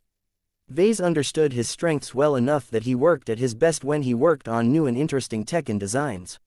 He just couldn't muster up enough passion if he had to fabricate another copy of the same mech design. Perhaps he and Vulcan might be able to advance their craftsmanship to the point where they could permanently settle on the second rung of Senfoven's ladder of craftsmanship, but that would not happen today. Vase furrowed his brows. I can't have this dilemma hanging over my head before I produce a copy of the Fae project. I need to make up my mind before I start my fabrication run. Chapter 5408 Neo-Feudalism. Vase did not have many people to turn to for advice. The premier branch was too small. He missed the inner circle that he had gathered around him back when he was still running with the expeditionary fleet. Not even Gavin could offer an informed opinion about this deep and contentious issue. His background was way too shallow, and all of the effort he put into catching up to the meteoric growth of his boss did not delve too deep into the greater secrets that actually shaped human society. Fortunately, he had a former direct descendant of a Terran ancient clan by his side. Vase thanked himself for the umpteenth time for making the daring decision to recruit Alexa Strian as his disciple. On the morning of the day he was scheduled to fabricate the first copy of the Fae project, he sent his children off to school before he descended into his main mech workshop. It was there that he asked for Alexa's input on this matter. The young lady paused in her inspection of the stock of raw materials. I am glad that you have asked for my advice. If I was still a Terran, then I would have advised you to persuade the Red Association into letting you keep your masterwork mechs. However, now that one have become a member of the Larkinson clan, I think that you should be more measured in managing your relationships with great powers. That was an odd answer. What do you mean by that, Alexa? It means that you need to recognize your place in the hierarchy and act accordingly. She replied in a serious tone. Think about it, sir. You have been promoted to a Tier 3 galactic citizen and have earned the personal attention of many different leader figures. Did they value you? Yes. Did they fear your power? No, not truly. There is a mismatch between your value as a mech designer and the force of arms that you can rally to your banner. The Larkinson clan that serves as your primary base of power is fundamentally a second-class organization. Do you think the Mechers and other first-raters have any reason to fear the Larkinsons? No. Vase admitted as he let out a deep breath. When you put it that way, my clan is practically a non-entity in this galactic landscape. It is unable to pose any significant threat against the established first-class powers. The expeditionary fleet may be able to defeat weaker alien fleets, but it stands no chance against the primary war fleets that can inflict casualties against the forces of the Red II. Without enough force of arms, a mech designer like myself is too vulnerable to the malicious intentions of those who see me as an obstacle. To hammer home this point, Alexa pointedly raised her index finger above her head. The main reason why you have been able to live your life in peace all of these months is due to the Blue Jay fleet that is shadowing your every move. Its open presence not only grants you concrete protection against many different threats, but it is also a clear signal that the Red Association has extended its guarantee to you. I think the most accurate description of your current state is that of a vassal. You enjoy a measure of autonomy, but at the end of the day, you must still answer to the mechers that you rely on to shield you against dangers that you cannot handle. This was a sobering realization and a reminder of his current situation. Vase might have become too full of himself in the months that followed after the survivalist conference. All of the respect and appreciation he received from the likes of the xenotechnician and General Axelar Strian inflated his ego and caused him to act like a big shot. Though he had definitely gained a lot of importance since he returned from the conference, he put too much stock in the illusions of grandeur that ensued. It was only now that Vase reminded himself that people did not necessarily give him so much deference because of how much he could be of service to them. A key factor that forced other groups to play nice with him was because they could not resort to more forceful actions that might displease the Red Association. In other words, when Vase presented himself to other players, he did not just represent himself, but also the power that was backing him and guaranteeing his safety. He sighed. One guess that 1 a.m. not as independent from the Red Association as I previously thought, is that correct? That is the fate of the weak. You do not have the qualifications to stand up to the great powers on your own merits. You have value but not the corresponding strength. That is why your success and well-being is dependent on those who can make up for this shortcoming. This is the true meaning behind your honorary membership of the Red Association. You have fallen under their banner. It is hard to escape the web of the association once you have become entangled. That did not paint a pleasant picture in Ves's mind. What depressed him the most was that he was helpless to change this reality. The only ways for a vassal to escape the grip of a liege were to become strong enough to break this unequal relationship or to find another powerful backer. Neither of these two options were available to Vase. This was why Alexa was in favor of maintaining the status quo. The overall purpose of her words was to remind Vase of his actual place in society. "Do you understand the responsibilities of a vassal?" she asked. "I do," Vase slowly answered. "Protection does not come for free. I need to deliver enough value to the Red Association to cover the cost of guaranteeing my protection. If there is one thing that you can be certain about with the mechers, it is that they always profit the most in every transaction. This was a privilege that only the most powerful groups enjoyed. People wouldn't be so willing to let the mechers take advantage of them if this was not the case. The Red Association had so many powerful mechs and warships at its disposal that no one wanted to go to war with such a powerful organization. It was actually not a bad deal to fall under its protection. The mechers were relatively fair and benevolent. Vase knew enough prominent mechers in person to understand that their intentions were noble to a certain degree. Worse people could have come into power. In fact, that had almost happened. If the polymath hadn't been stopped in the crucial moment during the final day of the survivalist conference, the Red Association would have descended into tyranny. This made Vase a bit more vigilant towards mechers. Even they were vulnerable to their own flaws. Whether it is the Milky Way or the Red Ocean, the mechers command the greatest number of god pilots. Alexa remarked. "Do you understand what this means? The association enjoys a near absolute advantage over our society. If relations have truly deteriorated to the lowest point, the 5 god pilots that lead the mechers can systematically destroy the defenses and wipe out the population and infrastructure of every major colony that belongs to a hostile state. No mech army in the Terran Alliance or the Rubarthan Pact can threaten even a single god mech." Her words painted a distressing image in Ves's mind. The scenario sounded so outlandish that it was highly unlikely to happen, but it still hammered home the point that the mechers could overturn the table in the most destructive manner if they did not get their way. Only god pilots can fight against god pilots, is that right? That is roughly the case.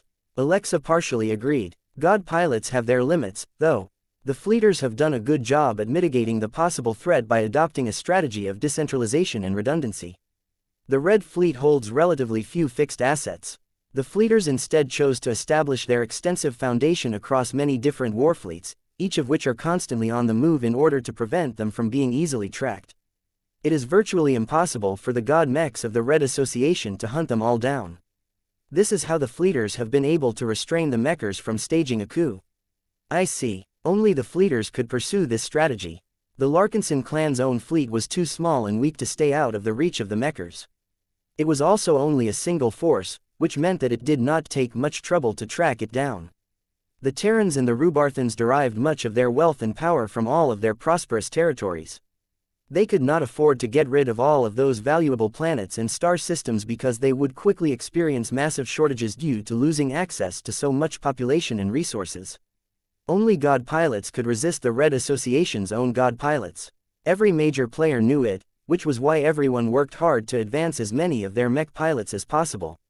There was no way the mechers would allow others to beat them in their own game, though. No other organization knew more about mech pilots and what it took to facilitate their breakthroughs. With a constant supply of masterwork mechs and the successful development of cultivation elixirs, the mech pilots hailing from the association would be making far more progress than any other state or organization. This would not change until other parties were able to field more God pilots than the ones that currently led the Red Association. Vase understood more deeply how General Axelar Strian's possible breakthrough would alter the balance of power in the Red Ocean. It only took a single more God pilot for the first-rate colonial superstates to finally gain a measure of parity against the Red Two. If Vase knew that the political implications of Axelar's successful ascent to godhood were so massive, he wouldn't have agreed to enter into a secret agreement with the Strian ancient clans so quickly. The unfortunate reality was that he had already waded into this mess. He had no other choice but to make the best out of his current situation. I agree with you that it is not a good idea to lose the favor of the mechers for the foreseeable future. Vase steadily shared his thoughts. A good vassal must always offer regular and sufficient tribute to his master. I cannot make any mistakes in this regard. Offering my masterwork mechs is but a small gesture, but it is enough to prove my fealty. It is good that you understand your current reality, sir. What you and your clan need the most is development time. Maintaining your status as a vassal is advantageous to you because you do not need to look over your shoulder all of the time. Make use of the protection granted by the Red Association to gain more strength and build up your forces. So long as you expect your circumstances to improve in the coming years, there is no incentive for you to break your current arrangement. You were right as always, Alexa. Vase actually felt a little better about giving away his masterwork mechs. Letting them go was undeniably bad to the Larkinson army, but Vase depended far too much on the protection of the Red Association. Supplying the mechers with his masterwork mechs on a more frequent basis would cement his image as their loyal vassal. This made it easier for Vase to ask for favors and to obtain more insider knowledge from Jovi. A more solid relationship with the Red Association would also make it harder for any critics or enemies to take any actions that were detrimental to his own interests. The more people such as Master Terminio Dravidian and Master Viro Goldstein approved of Vase, the more they were willing to look out for him in the situations that mattered. This was the way the cosmos worked. No one was truly free unless they possessed the force to protect their rights. Chapter 5409. A bundle of personalities. Now that Vase had settled his conflicting thoughts, he tried his best to shove all irrelevant matters aside and fabricate his next mech. It felt rather strange to be doing this without Gloriana by his side. She was so obsessed with collecting masterwork certificates that it was difficult to think that she was willing to pass off this opportunity. Her decision to leave before Vase started this fabrication run emphasized how much she cared about obtaining a powerful first-class cranial implant. Though Vase most definitely noticed her absence in his work, it was not as if he lost the ability to do his job without his wife at his side. He had not degenerated to this point. Vase had his own style of designing and making his mechs. Without Gloriana's direct input, he was free to apply his full vision onto the Fae project without any pushback. If Gloriana fabricated a copy of the Fae project, then it would be as materially perfect and flawless as it could be. That did not mean that she aimed to minimize the differences between her work and the output of a materializer. As bland as her work might sound, she still believed in the value of a human touch. Her ultimate goal was to design the perfect vessels for her clients. This meant that she was open to making on-the-spot deviations to the actual mech so long as it would help. This also made it possible for Gloriana to tolerate her husband's many antics in their work. In any case, Vase did not really care too much about reproducing a design as closely as possible. It was a good idea for mech designers to adhere to the parameters of a mech design as closely as possible at the start of their careers. However, mechanically fabricating the same parts without any regard for material inconsistencies, emotional investment and other variables usually ended up producing mundane commodities that did not deserve to climb up the craftsmanship ladder. One of the undeniable traits of a masterwork mech was that its maker cared enough about the product that he invested a piece of himself into his work. Both Vase and Gloriana happened to excel in this aspect. This was one of the many reasons why they cooperated so well with each other despite their many differences. Vase expressed his love and dedication to his mech designs by trying his best to impart each of his handmade mechs with a unique character. In his opinion, no mech should be completely identical to each other. Every mech pilot was different, so why should they be stuck with piloting the same rigid mechs that did not adjust to their piloting styles and other circumstances? Gloriana held the same stance. She mainly sought to overcome this problem by customizing her mech designs so that they fit their intended pilots right from the beginning to the best possible extent. Vase wanted to produce living mechs with personality that would befriend their partners. Over time, these adaptable living mechs would grow and mature as they accompanied their mech pilots, thereby increasing their fit in an organic fashion. Of all of the living mechs that he had made, the Ouroboros was the finest example of dynamic in action. Initially, many of the qualities and properties of the first-class hero mech were seriously deficient. It was only after Axelar continually committed to piloting his Ouroboros that it gradually grew into a monstrous second-order living mech that could provide a huge amount of help to its mech pilots in battle. Thinking about the Ouroboros gave Vase a bit of inspiration. The legendary journey of this old living mech not only showcased the power of growth, but also proved that it was okay if a mech started out imperfect. Vase just needed to have the right intentions. So long as he was earnest in his work, he had a lot of hope that his mechs would have a bright future ahead of them. This was especially the case for his masterwork mechs. In the hands of the Red Association, my masterwork mechs will enjoy the best possible growth conditions. The only downside that frustrated Vase was that it took too damn long for his living mechs to grow into powerful beings. It took a century of time for a renowned machine such as the Ouroboros to reach its current state. That was a bit too long as far as Vase was concerned. My other mechs don't have to wait as long this time. His expression eased. The medium energy environment combined with persistent cultivation should speed up the growth of my living mechs by a considerable extent. How did that relate to the Fae project? This is the most interesting living mech that I have designed in quite a while. Vase grinned. The last time he was presented with such a difficult and complicated puzzle related to the spiritual engineering of his work was back when he designed the Phobos. Just as he somehow managed to kludge together a mystical combat module in the form of the Geist system, Vase was presented with another mystery box when he worked on the Fae project. The defining characteristic of a drone mech was that it shifted much of its combat power to its combat drones, or spurs, in order to distinguish them from their standalone versions. Why this mattered so much to Vase was that he had only ever imbued a single life in every mech he designed and built. He had never been tasked with designing a mech that consisted of multiple different elements that could operate separately from each other. The spurs were sufficiently self-contained that it felt wrong for Vase to design them as extensions of the main body. This was why he designed the Fae project with the goal and the presumption that every spur was a living entity in itself. Of course, Vase did not make the spurs completely independent from their main body. That would make them weak and rootless when they were deployed in battle. His real vision for the Fae project was to make all of Fae alive but connected to the main mech. The Fae are like the pets or the companion spirits of the main body. There were multiple reasons why he hoped to establish these connections. Spurs tended to get consumed in battle at distressingly high rates. What would happen if a Fae project lost all its Fae? While it was not that expensive to fabricate a replacement batch and assign them to the drone mech in question, it would be an enormous setback for the Fae to be reset and start over from the beginning. This was why the connections were so important. His greatest hope was to make it so that any living Fae that had fallen into battle could be revived when the main mech received a replacement spur. Vase had puzzled long and hard over the spiritual engineering to make it all possible. Though Vase had come up with a lot of creative and inventive solutions over the past year, he did not have any clue whether his design would work as intended. This was the greatest point of uncertainty about the Fae project. Much of its unique value was based on this key feature. If Vase had failed to design a working example of this mechanism, then his product wouldn't be able to live up to its promise. I cannot let that happen, he vowed to himself. He had a lot riding on this fabrication run. This was the final test that would prove whether his elaborate spiritual design for the Fae project would hold up in reality. Before he started his work, he briefly made sure he worked on the correct variant of his new mech line. The Elite Edition. Though he would rather fabricate the more exclusive Larkinson Edition, it was not the best choice if he ended up offering his work as tribute. Let's start. Vase employed his living workshop ability yet again, causing the entire first-class mech workshop to be engulfed by his powerful glow and life energy. the environment became a lot more accommodating to the formation of living mechs.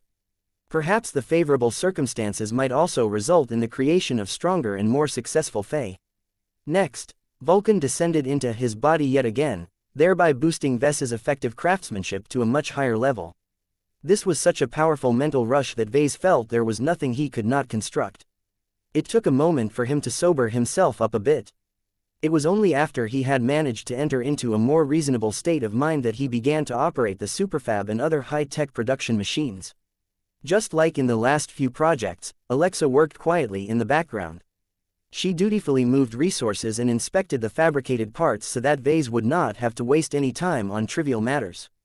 As Vase fabricated the many small parts that would ultimately comprise the 4 Fae that would become a part of the Elite Edition starter loadout, he began to entertain strange thoughts about how he should craft their lives.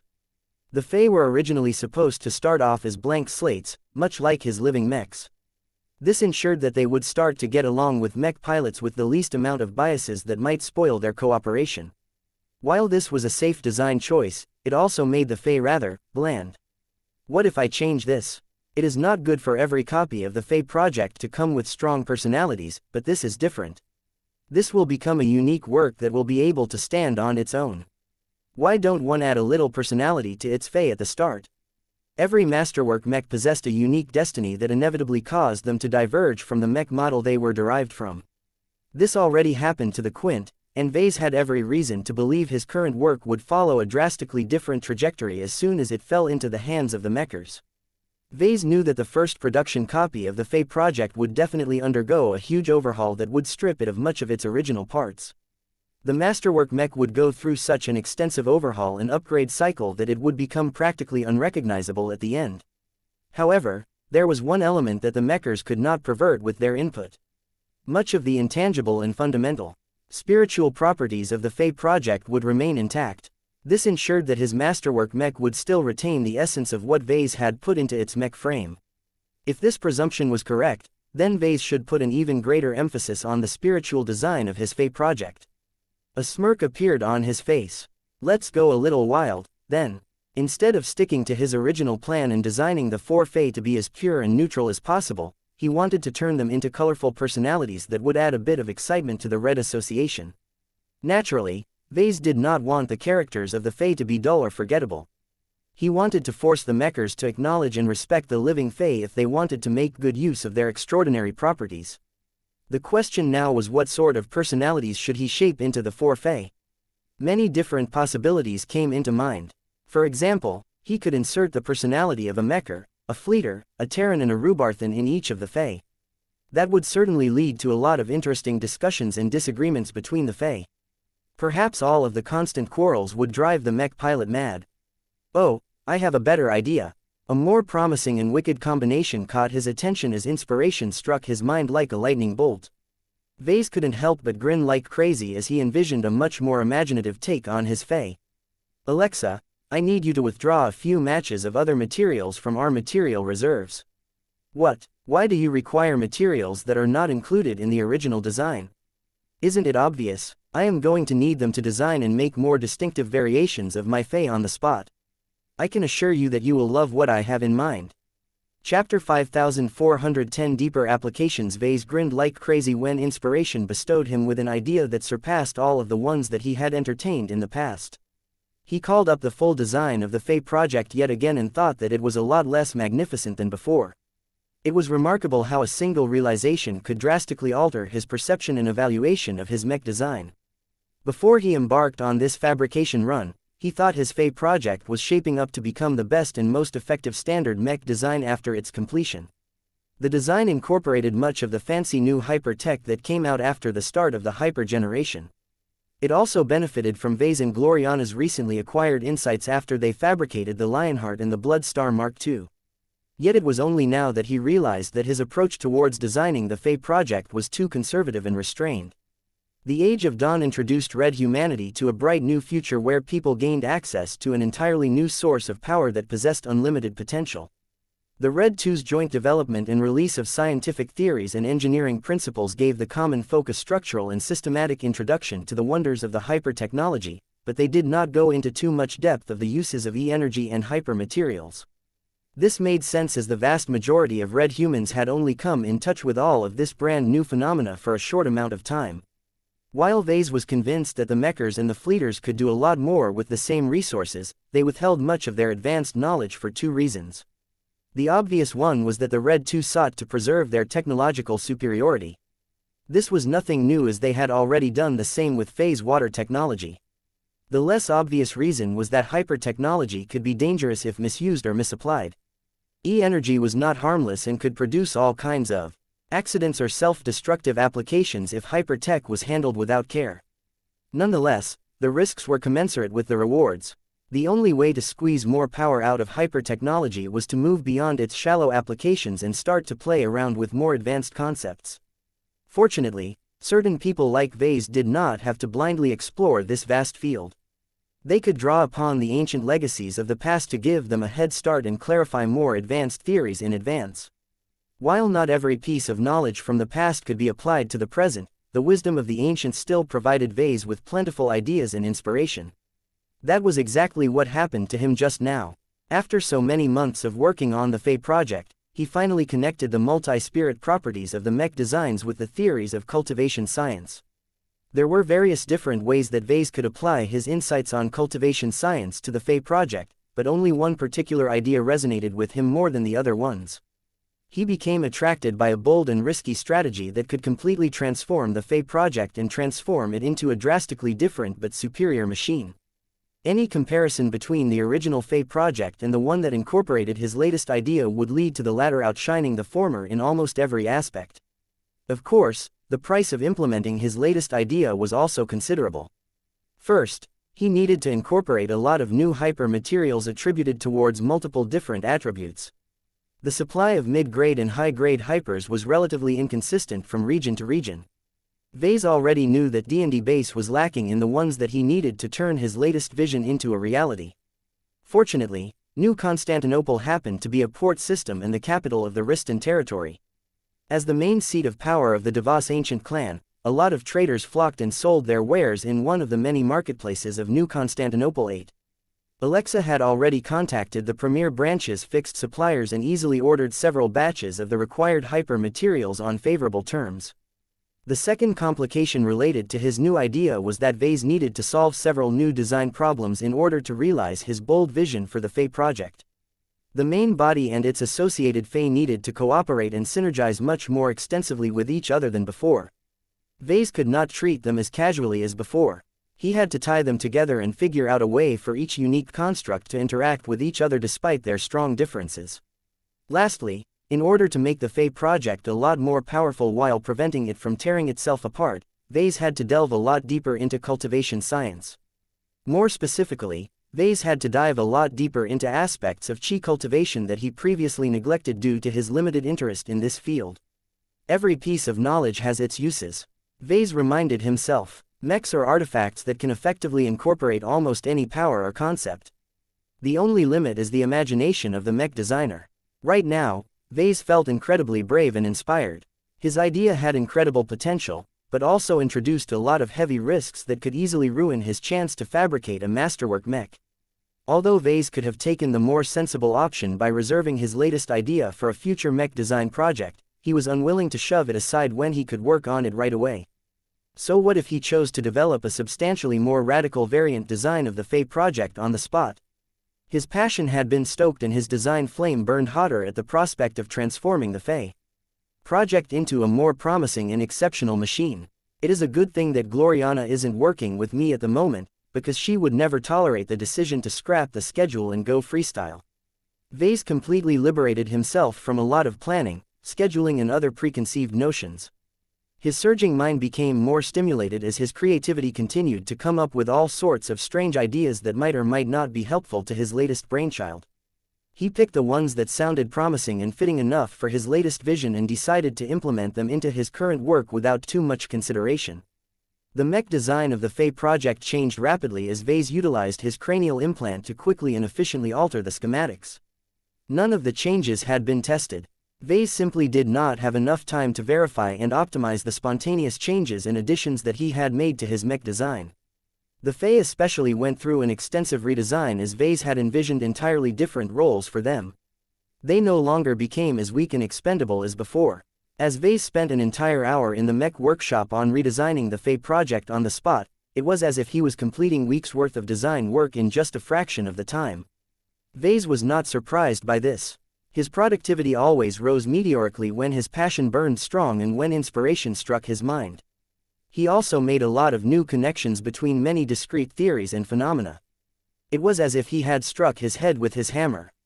He recognized that he had fallen into a natural inspired state, one that was considerably more effective than the false version that he could artificially induce with the help of the hammer of brilliance. In fact, part of the reason why he was so effective this time was because he was intimately cooperating with Vulcan at this time. Vulcan became affected by Vase's one inspiration as well. Due to his different heritage, cultivation method and experiences, the design spirit was able to produce a lot of brilliant ideas that Vase wouldn't have thought of under normal circumstances. This meant that the current inspired state had doubled in effectiveness. Vase got at least twice as many benefits from this period of heightened excitement than in past cases. The final contributor to Vase's rapid rise in productivity was Blinky. Though the companion spirit had to direct a lot of focus towards fueling the demanding living workshop ability, his Blinky verse was more than just a reservoir of lots of spiritual energy. The primordial planet was partially covered by e-computers. Months of cooperation with the researchers of the transhumanist faction had caused the imaginary processors and databanks to leap past many different generations.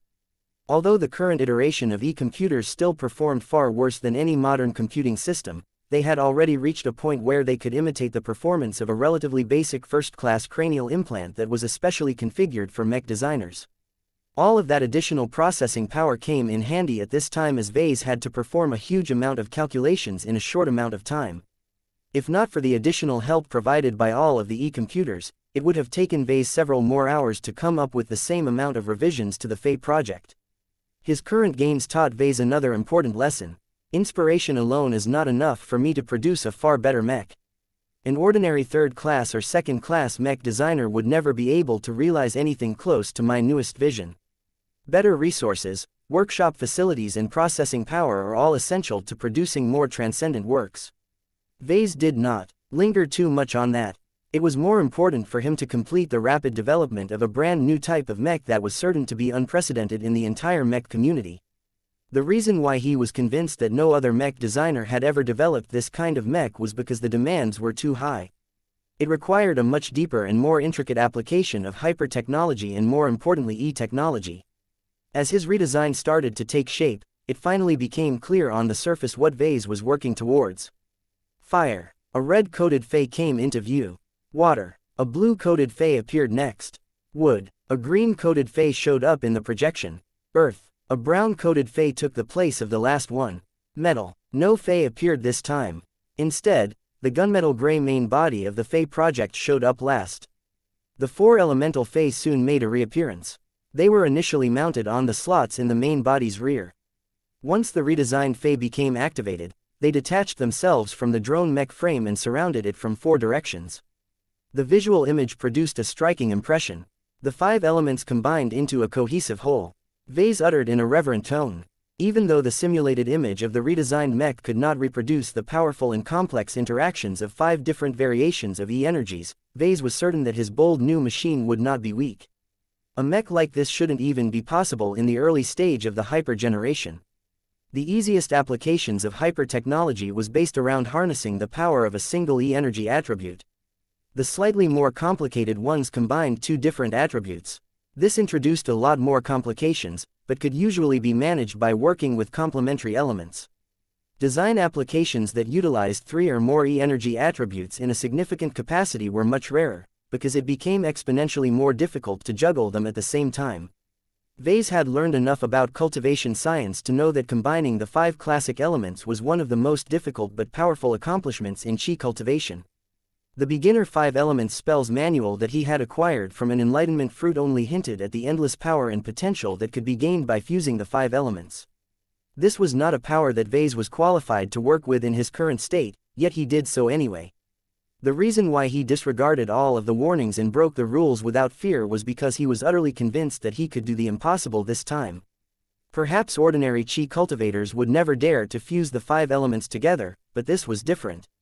Vase wanted to create a brand new synthetic life form that innately wielded the power of the 5 elements. The inherent synergies of this amazing mech will become insanely strong. One just have to make sure that it doesn't blow up on the spot. Chapter 5411 Balancing Relationships. The demands of designing a 5-element variation of the Fey project were harsh. Vase needed to be skilled, proficient and knowledgeable in integrating 5 different types of hyper-materials into his work. Due to the short time that passed since hyper-technology became accessible to red humanity, Vase had not worked with too many variations of hypers. The last 4 expert mech designs gave Vase a bit of exposure towards hyper-materials related to the attributes of metal, water, light and so on, but that was not comprehensive enough to cover the current range of elements. Vase specifically lacked essential experience in working with the wood, earth and fire elements. Fortunately, this was not an insurmountable shortcoming.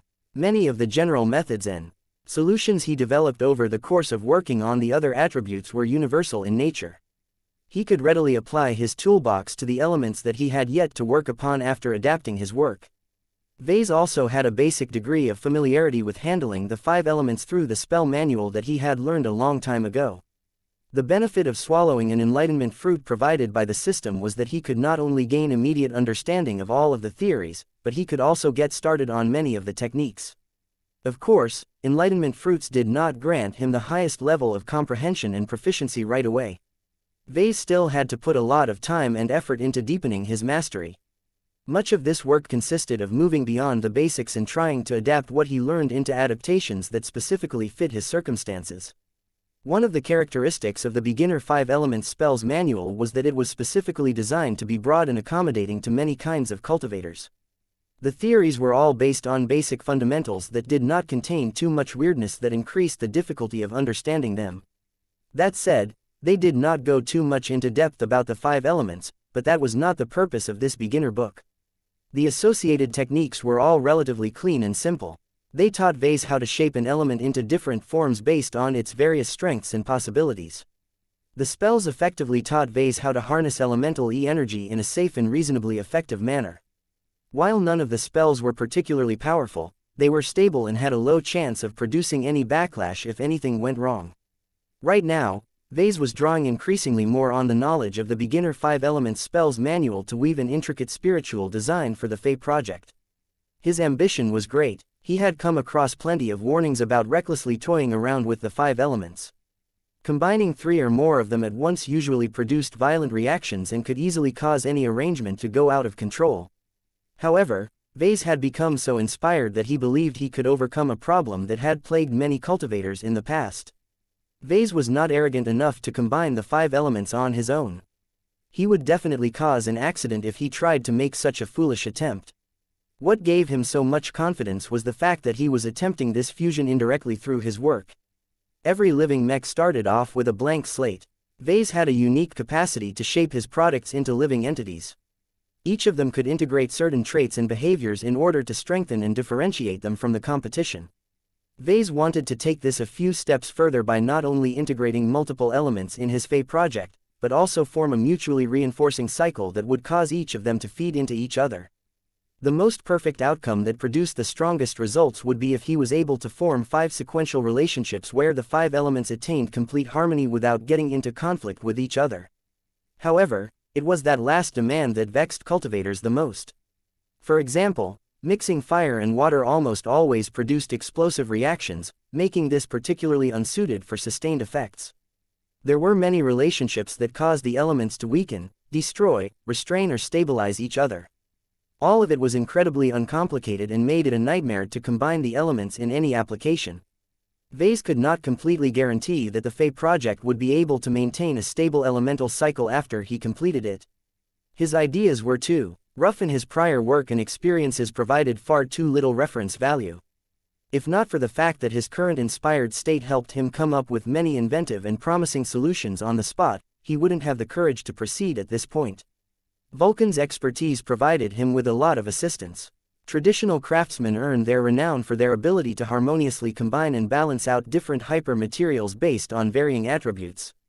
Even so, a traditional blacksmith hardly dared to forge a weapon or other item that combined all 5 elements at once. It took a lot of experience and comprehension in working with the 5 elements for an artisan to become qualified. Even then, a blacksmith had to resort to secret methods and techniques that were specifically developed to channel the 5 elements in a stable manner. Vulcan was way too immature as a creation cultivator to be able to make such an amazing work. Even divine blacksmiths had to work a little more seriously in order to produce any work that incorporated the 5 elements. How could Vase overcome the insanely high threshold of working with the 5 elements and turn his remarkable variation of the Fae project into a reality? Vase smirked again. It is all in the spirit. This was his main area of specialization. It was the key factor that granted him an unreasonable amount of confidence that he would be able to succeed in this experiment. The theoretical premise of his idea was rather simple. The 4 Fae and the main body each encompassed a different element. It was not that difficult to design 5 separate metallic objects that embodied the power of fire, water, wood, earth and metal. The fact that the mech frame and its 4 Fae could detach from each other already prevented a lot of possible dangers. However, too much separation defeated the point of working with the 5 elements. What Vase wanted to make was a drone mech that could fuse and combine the 5 elements. This meant that the 5 objects needed to become connected in a way that enabled them to transfer their elemental energies with each other. He needed to integrate them well enough to produce strong enough synergies. His ultimate goal was to produce an outcome that was way more powerful than the sum of its parts. If this ambitious idea works out the way I hope it will, it is not impossible for all of the amplification and reinforcements effects to achieve parity with an expert mech. This would be an astonishing result. It was not unheard of for standard mechs to gain enough power to fight against an expert mech on equal terms. However, much of these incidents involved battles between low-class expert mechs and high-class standard mech. Any sufficiently powerful first-class multipurpose mech could defeat a second-class expert mech. Vase did not take this seriously because the cost of the former was far greater than the latter. It was essentially a form of attaining victory by spending a profligate amount of money. What truly attracted him to his current idea was that it gave an ordinary mech pilot the hope of defeating an expert pilot with a cheaper mech. Even if Vase was forced to raise the cost of the Fae project by adding additional modules and integrating several more varieties of elemental hypermaterials, it would still be cheaper than an expert mech of the same class and tier. Vase did not actually think his 5-element mech could reach this amazing standard upon completion. The interactions between the 5 elements were bound to be rough and imperfect at the start. This was fine. The Fae project was a living mech, which meant that its main personality and 4 sub-personalities would be able to grow, adapt and learn over time. His 5 elements mech would inevitably be able to master its endless applications after many years of growth. It is just like a chi cultivator in that regard. Vase realized. What Vase was attempting to do was nothing less than creating an artificial chi cultivator that possessed an inherent talent in working with the 5 elements. This was absolutely unique and would probably be regarded as a miracle in both ancient and modern times. It was exactly because it was unheard of that Vase needed to work harder than ever to solve its many issues. One of the dilemmas that troubled Vase a lot forced him to make highly consequential decisions that directly affected the success rate of this experiment. On the one hand, he needed to make the 5 living entities independent enough to prevent their elements from conflicting with each other. On the other hand, he had to make them close and interconnected enough to enable them to reinforce each other. These were 2 contradictory goals. Vase could not go too far in one direction without causing the Fae project to weaken by a considerable extent. Vase was unable to calculate the sweet spot that would lead to an acceptable balance between conflict and reinforcement. A Fae project that was overly prone towards conflict would be able to gain a lot of combat power at the cost of stability. The threat of a backlash would constantly loom over the drone mech's shoulder. A Fae project that erred too much on the side of caution would not be prone to producing accidents, but the reinforcements between the elements would become so weak that the mech would fail to live up to its potential. Neither of these outcomes were acceptable to Vase. He needed to resort to other means in order to find an acceptable balance. When Vase surveyed the spiritual design of his Fae project, he paid constant attention to the strength and intimacy of the permanent spiritual bonds between the Fae and the main body. Vase had created many different spiritual connections over his career. The relationship with the Fae and the main body reminded Vase of himself. The Fae are sort of similar to the companion spirits or the incarnations of their principle. This comparison granted Vase another insight that might help him determine the elusive sweet spot. If Vase regarded the mech frame of the Fae project as an artificial chi cultivator, Then its 4 Fey could function as its companion spirits. Can mechs have companion spirits? Vase asked this question multiple times before. One of his original goals in designing the Fey project was to find the answer. In any case, Vase could use his own situation as a template. He had created multiple incarnations of himself, each of which were at least somewhat separate from his core self.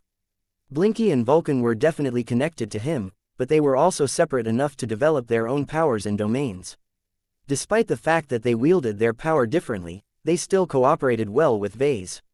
Vase directed his attention back to the Fey project. He felt a lot more certainty than before. Instead of trying to explore the unknown, it is better to settle on more familiar ground. I can use the spiritual bonds between humans and their companion spirits as a model for my 5 elements mech. He was not completely sure whether this design choice could lead to a successful result, but he felt confident enough in it that he proceeded forward anyway. It took a remarkably short time for Vase to redesign the Fey project in the mech workshop. Only a couple of hours had gone by, which meant that he still retained all of the momentum that he accumulated before. His current situation was highly conducive to resuming his fabrication work, only this time he intended to produce a remarkably different mech.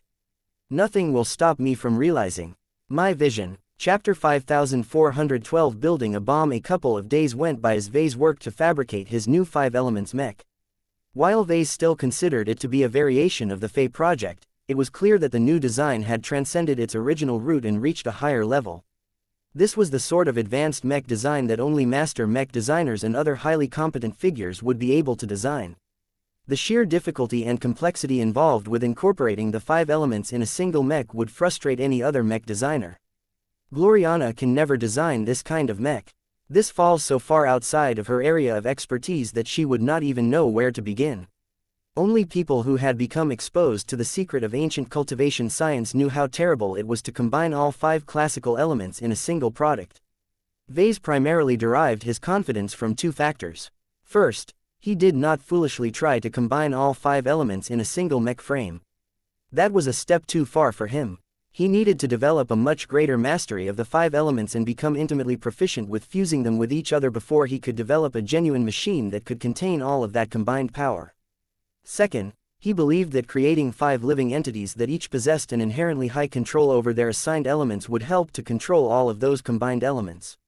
Instead of letting a single living mech bear all of the burden of managing several different energies, Vase split the load and relied on teamwork and a division of responsibilities to better harness all of these complicated interactions. That made the Fey project a substantially different living mech than anything else he had conceived of in the past. In his eyes, the Fey project was not strictly a mech anymore, but had shifted into another kind of existence. The use of multiple living personalities and the high relying on teamwork and coordination reminded Vase of how starships were run. Many different ratings and officers utilized their own expertise to fulfill their own distinctive roles and manage their stations to the best of their abilities. Alone, these spacers were only good at a few jobs at best, but together, they could turn any starship into an efficient and high-performing machine. Although the Fey project was clearly not a starship, Vase began to develop the notion that his work started to operate in the same way as a larger vessel. This caused Vase to entertain troubling thoughts for a while. Is this truly a mech? One of the fundamental principles of mechs was that they were singular machines that should be controlled by one pilot at most. While there were rare instances where parties designed mechs that could be piloted by 2 or more specially trained individuals, they had fallen out of vogue centuries ago due to their heightened manpower requirements. Vase clearly did not have to worry about this problem for the Fey project, but substituting multiple mech pilots with multiple semi-autonomous Fey was another matter.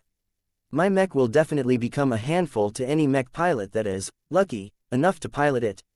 He chuckled. He did not worry too much about personality clashes and so on. He inherently designed the Fey to maximize their cooperation with each other. Working together to produce greater synergies was their fundamental purpose. What truly concerned him was whether the final product would become stable enough to be usable in a practical setting. Even now, Vase was not entirely certain whether he was making his most innovative standard mech to date or whether he was putting together a giant superbomb.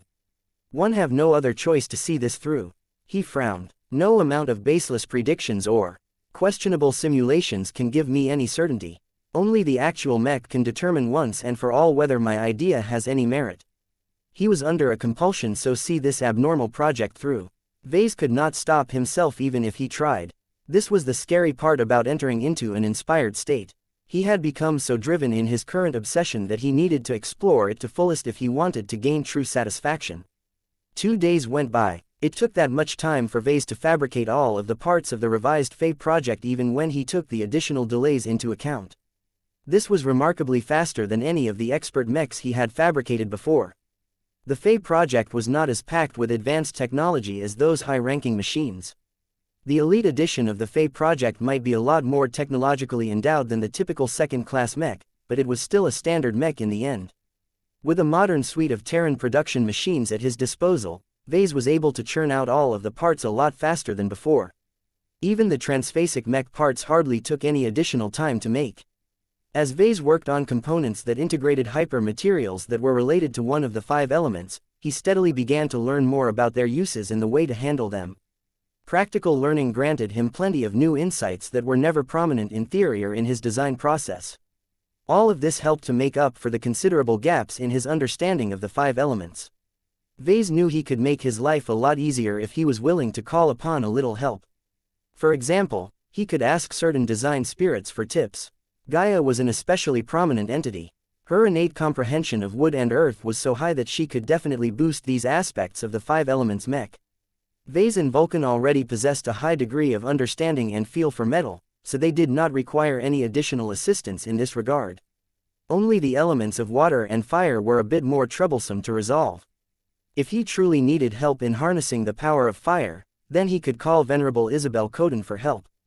As for taming the power of water, Vase did not have any better choice than turning to the Phase King. Neither of these choices sounded reliable, to be honest. Even if Vase was able to borrow a lot of deeper insights related to controlling the 5 elements, all of this knowledge was only relevant if his Fae project manipulated them in isolation. That is not good enough. What he truly needed was actual knowledge related to fusing several elements together. Its absence left a glaring hole in his 5 elements mech that Vase had to fill up one way or another. He could choose from 2 different approaches to solve this massive problem. First, he could rely on his own innate understanding and guesswork to design his living mech and living Fae in such a way that would hopefully lead to a favorable outcome.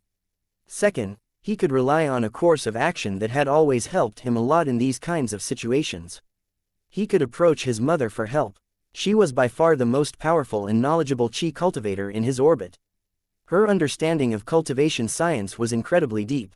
She could always make an insightful remark that instantly illuminated his mind and solved all kinds of questions that had been bothering him for a long time. Although the Oblivion Empress had never explicitly demonstrated any powers related to the fusion between different elements, Vase was sure that she was able to do so if she wanted. Even if her ability to utilize multiple elements at once was not that great, a true god should still be able to juggle the 5 elements on a basic level at the very least. Besides, his mother gave off the impression that her abilities were far more comprehensive than that. There were times where Vase would not have hesitated to use Veronica to ask for Cynthia's input on a matter. However, he felt intensely repulsed by the idea as soon as he thought about it. The reaction from within was so jarring that it almost knocked him out of his inspired state. This is my work. The Fae project I am working on is the result of my own efforts and understanding of the 5 elements. It might not be perfect, but it is an accurate reflection of my own creativity and abilities. Only I can be responsible for its success and failure. Vase felt it would be a violation of his spirit as a mech designer to rely on his mother's help to smooth over any problems and increase the fusion of the 5 elements. He would lose his incredibly high sense of ownership of his current work, making him feel as if he had realized his mother's interpretation of the 5 elements as opposed to his own vision. Aside from that, Vase had developed a sour taste towards any idea that was related to relying for help on anything. She had taught him a profound lesson that it was better to figure out stuff by himself than to rely on answers that he could not fully understand by himself. If he had to make a choice, then Vase was far more inclined to put his trust in his own messy solutions, as rough and flawed as it may be. He was willing to bet that his intuition, his inspiration, his brilliance and his prior accumulation were all sufficient enough to produce a successful result. Since that is the case, I should just let go of my worries and see whether I can make my vision come true. He soon transitioned to the assembly phase, which had become a lot more crucial than in previous cases. Not only was Vase attempting to create 5 life forms in a single cohesive package, he also had to work carefully and prevent the different elements from generating any explosive interactions. Alexa. Yes, sir, I need you to activate additional security precautions. This mech workshop is about to become a lot more dangerous than before. At worst, this entire chamber might get engulfed in an explosion that is as powerful as a dozen heavy artillery shells exploding at once. That is impossible. There should be nothing volatile in the design of the Fey project that could produce such an excessive blast. Even the power reactor should be relatively safe due to its extensive safeguards. Vase smirked at his assistant. Your understanding is too shallow. Trust me, this is not a mech that you can put together without care. Just make sure that there is enough energy shielding and so on to contain any possible incidents. If you say so, sir. Assembling a standard mech shouldn't be as difficult as putting together an expert mech. That still remained true for his 5 elements mech, but Vase still did not dare to let down his guard as he calmly combined the parts together. He decided to stick to familiar ground and assemble the main mech frame first. This was the base of his altered Fey project and harnessed its most dominant element. Though Vase desired to make a mech that could harness the power of the 5 elements in equal measure, that was not possible for this mech design. He instead opted to make the metal element stronger than anything else so that the main body could suppress the 4 Fey if necessary. This made the Fey comparatively weaker in exerting the power of their separate elements, but it couldn't be helped. As Vase began to fabricate the living Fey one by one, he could feel as if he was bringing different elemental seeds to life. Fire, water, earth, wood, each additional Fey altered the flow of E-energy radiation in the environment. The entire surroundings became more and more charged, and when different elemental energies started to get into close proximity to each other, the interior of the mech workshop started to show faint signs of instability. Nonetheless, it was impossible for Vase to stop now that he had come so close to completing his latest experimental work. He could already judge that his 5 elements mech would become a masterwork as soon as it was complete, and its quality would not be low among its exalted kind. This was by far the most innovative mech that he had designed in a long time. Not even the Lionheart or the Bloodstar Mark II could make him feel so excited as today. However, the closer he came to completing his 5 elements mech, the more he felt that everything was heading towards a certain explosion. If the newly created living mech could not get its act together and immediately work to control all of the volatile energies, it would rip itself apart due to an inability to control all of the conflicting forces. Damn it, I am counting on you all. Don't let me down. Sweat dripped from his brow as he slowly put together the parts of the final living Fey. A part of him wanted to separate all of the Fey from each other and the main body. That would easily solve the immediate risk and prevent an explosion from occurring. However, doing so would cause the Fey and the main body to become a lot more distant from each other. They would no longer be able to produce strong synergies from fusing their elements in deep and profound ways. This would defeat the purpose of designing this special mech. This was why Vase deliberately kept all of the completed elements close to each other. Only this way would all of the living entities share close enough bonds with each other. Almost there, Vase visibly slowed down as he carefully affixed the final plates and screwed in the final pieces. He worked so slowly that the mech workshop had almost descended into silence. Even the smallest of noises became amplified in this charged environment. Vase did not dare to work any faster. He felt as if he could instantly cause the situation to cascade out of control as long as he made the wrong move. His mind, spirit and body tensed to the greatest possible extent as he felt as if he was fighting the hardest battle of his mech design career. As he began to put the finishing touches on his work, the accumulated E-energies began to produce stronger and stronger interactions with each other. This was already a sign that a chain reaction was about to take place.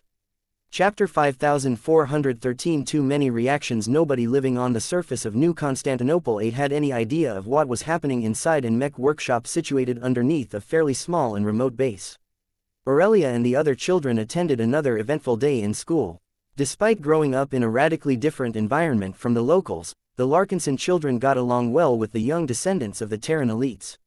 No one who worked or studied at the Joan de Vos Elementary School were stupid. Even the youngest of children had been told to never look down on the son and daughters of the youngest Tier 3 galactic citizens in the new frontier. Fortunately, the Larkinson children managed to prove their abilities well enough since they enrolled at school. In the late afternoon, their classes had already ended. Most of the children stayed on the elementary school's expansive campus in order to take part in different extracurricular activities. Over 100 girls crowded around a podium. Their eyes displayed varying degrees of admiration as they watched a lone girl weave movement after movement in line with a song that evoked the tragedy and loss of the dark days of the Age of Conquest. As Aurelia continued to perform her dance, she made slow and sweeping movements that conveyed her depth of emotion. Pure passion empowered her every move, making it seem as if her extraordinary body glowed with divine radiance. She danced like a woman far beyond her years. It was impressive how much empathy she conveyed without saying a single word. A few of the younger and more sensitive girls had even begun to shed tears as they became overtaken by the tale conveyed by this radiant girl. The ambient energy in the environment stirred with her dance routine. Her extraordinary mind, spirit and body were so much more integrated with these hidden energies that it appeared as if the heavens applauded her performance. Elsewhere, a three-dimensional sports field became packed with energy as two teams of girls competed against each other in a much more brutal fashion. None of the boys and girls demonstrated any elegance or beauty in their movements. They instead used their anti-grav boosters to dash through the air in an effort to wrangle a shiny blue ball into a goal. Pass the ball to Jack. Which Jack? The short one. Okay. Before the boy wearing a black outfit could do so, a girl came up and used her own hockey stick to block her opponent's own stick. Not again. Though the boy attempted to use his larger body to shove the girl aside, she skillfully used her anti-grav booster to move sideways just enough for her to wrench her adversary's hockey stick from his hands. No, it's mine. Andraste grinned as she spun her body around in the air before whacking the other end of her hockey stick against the floating ball with enough force to launch it all the way to the other side. After that, she planted her foot against the body of the boy who lost hold of his stick. An energy shield prevented her foot from harming the other playing, but conveniently gave her a launching pad that allowed her to dash upwards at a considerably greater speed than if she relied on her anti-grav booster. Bye-bye. As the practice game progressed, none of the children participating in this multifaceted sport exhibited signs of nausea or dizziness. Zero-G hockey had become popular among potentates and those who yearned to become a mech pilot. Many of the skills and experiences that children accrued over the course of practicing this sport translated well into mech piloting. The more proficient they became in zero-G hockey, the faster they acclimated to operating mechs in a spaceborne environment. Sadly, a lot of children tended to drop out of the sport once they reached 10 years old. Once they found out that their genetic aptitude could not support their piloting ambitions, they lost all of their drive and motivation to do anything else related to a profession that proved to be unattainable. The children playing in the zero-G field were still a few years away from receiving the verdict that would dictate the rest of their lives. It would be a shame for these players to be forced away from pursuing their dreams. Many of them were designer babies that had been explicitly raised to excel in piloting mechs. Although there was more to soldiering than piloting mechs, it just wouldn't be the same for them if they settled for becoming a naval officer or an elite infantry commando. The age of mechs may have come to an end in the Red Ocean, but the glory of the mech piloting profession had not diminished in the slightest. In fact, its popularity had actually grown ever since the god pilots showed their dominance to the public. Months after the battles of the Operation Night Jazz took place, the astonishing events still remained in everyone's consciousness. Andraste and many other hopeful children constantly dreamed about what they had seen. The more they envisioned the impressive god mechs, the more they yearned to pilot their own powerful machine one day. The girl gripped her hockey stick tighter. Even though there was no proof that playing zero-G hockey would promote the formation of suitable genetic aptitudes, Andraste wanted to believe that her efforts and her devotion to her goal might make a crucial difference in the future. Even as she paid attention to the ball, she actually allocated a part of her attention to cultivating the relatively simple cultivation method supplied by her father. A small quantity of ambient energy swirled around her before getting absorbed by her body and spirit. Andraste could not tell whether this effort made any difference to her goal, but at least she felt she was trying to make progress. I will not allow myself to be defeated by my own body. I have the best papa in the galaxy. His genes will make sure I will become a talented pilot. Under that strong and unflinching belief, Andraste began to display more fighting spirit, causing her to jump into the zero-G hockey match with greater fervor and aggression. Meanwhile, the youngest of the three Larkinson children was still too young to engage in any fixed extracurricular activities. He instead spent time in the local equivalent of daycare. Marvane had a fantastic time as he was able to play with lots of Terran children. Cats are cool. Nah, dogs are better. No way, cats are much nicer. Dogs are smarter and more loyal. You two are both wrong. The best pet is a wuxia bird. Wuxia birds are too big and alien. They are disgusting. As Marvane argued in favor of cats with his new friends, he suddenly paused and turned his head in another direction. Huh, what is the matter with you, Marvane? Can you feel it, Barney? Feel what? Something is happening, something big. I do not know what you are talking about. It's happening somewhere far away. Marvane had access to more senses than his little friends. His spirituality and his companion spirit both bestowed him with the ability to observe and feel the flow of E-energy. Right now, those senses had begun to warn him about a distant buildup of extraordinary energies. Because it was happening many kilometers away from the city of Sandon, Marvane had only managed to detect the escalating buildup when it had already become powerful enough to pose a danger to a large area. Wait, Marvane stood up in shock. My home is over there. I need to go back. A short time before the young Larkinson deduced that a potential calamity was unfolding at the place he called home, a certain mech workshop had become charged with more and more unstable energies. The 5 elements were difficult to tame. As the Fey project was nearing completion with each passing second, the ambient E-energies that usually existed in a state of calm had become more concentrated and agitated. This was because the living mech and its Fey had already begun to attract and absorb the elemental E-energies. This was not a bad phenomenon if it happened in isolation. What made this situation different was that the 5 elements did not always get along with each other. Due to the relatively close proximities of all of the living objects, the elemental E-energies all started to bump into each other. This produced many different reactions depending on various conditions. For example, when wood energy came into contact with fire energy, the former started to get consumed by the latter, causing the power of fire to grow. The growing fire energy started to react violently with water energy, causing the latter to evaporate in most cases. These were but a handful of the many simultaneous interactions between all of the different energies. No matter whether the energies increased or decreased in quantity, the net outcome was that the 5 elements became more and more concentrated in the mech workshop, crowding out all of the other attributes that could have played regulating or isolating roles. This was not good news as the magnitude of reactions escalated rapidly over time. Though Vase banked on his special mech to use the reinforcement cycle of the 5 elements to wield unsurpassed power, the incomplete machine was unable to exert enough control over the process. Without sufficient control, the E-energies would continue to interact with each other without any form of restraint, making it so that the likelihood of an explosion chain reaction grew ever greater. Vase and Vulcan already felt that they had embarked on a course that could not be stopped. They had to see this fabrication run to the end no matter the consequences. Vase and his incarnation clearly sensed the destructive escalation of energies in the environment and tried to speed up their work to the utmost. Once they finally affixed the final part into the only remaining Fey, they released a lot of tension and backed off from their work. It's done. Those words acted like a signal that caused the Fey project to truly come to life. Even without a mech pilot in the cockpit, the recently completed machine already woke up and gained an immediate consciousness as a third-order living mech. Welcome to your new life. Before you do anything, try and rein in the energies that are building up in and around your brand new mech frame. You need to act quickly before you explode. Vase quickly urged his new creation. The authority of its creator weighed heavily on the completed Fey project. Even though the newly born living mech had not yet acclimated to its new existence, the drone mech quickly tried to stabilize the surrounding energies by engaging its cultivation method. The Larkinson Metal Guardian mantra was most suited to absorbing and harnessing the power of metal. The concentration of metal energy slowly started to diminish as the new living mech eagerly strengthened and fortified its new spiritual foundation. The Fey did not remain idle as well.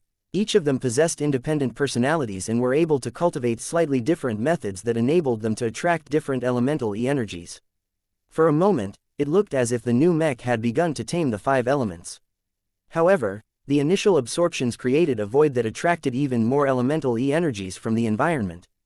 This not only negated the effort to make the mech workshop safer, but also caused it to become even more dangerous as practicing 5 elemental variations of the Larkinson Metal Guardian mantra increased the concentration of dangerous E-energies even further.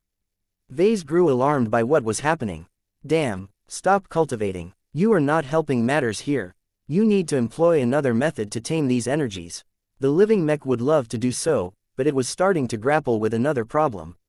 The elemental E-energies absorbed by the living mech caused the relationships between the main body and its 4 Fey to grow less stable. It looked as if their mech frames had become subjected to the same volatile elemental interactions as was happening in the rest of the mech workshop. The situation was growing even more dangerous. Chapter 5414 Energy Tamer. The 5 Elements Mech had just come to life. The highly unusual variant of the Fey project initially looked like everything that Vase had hoped to build after he had entered an inspired state.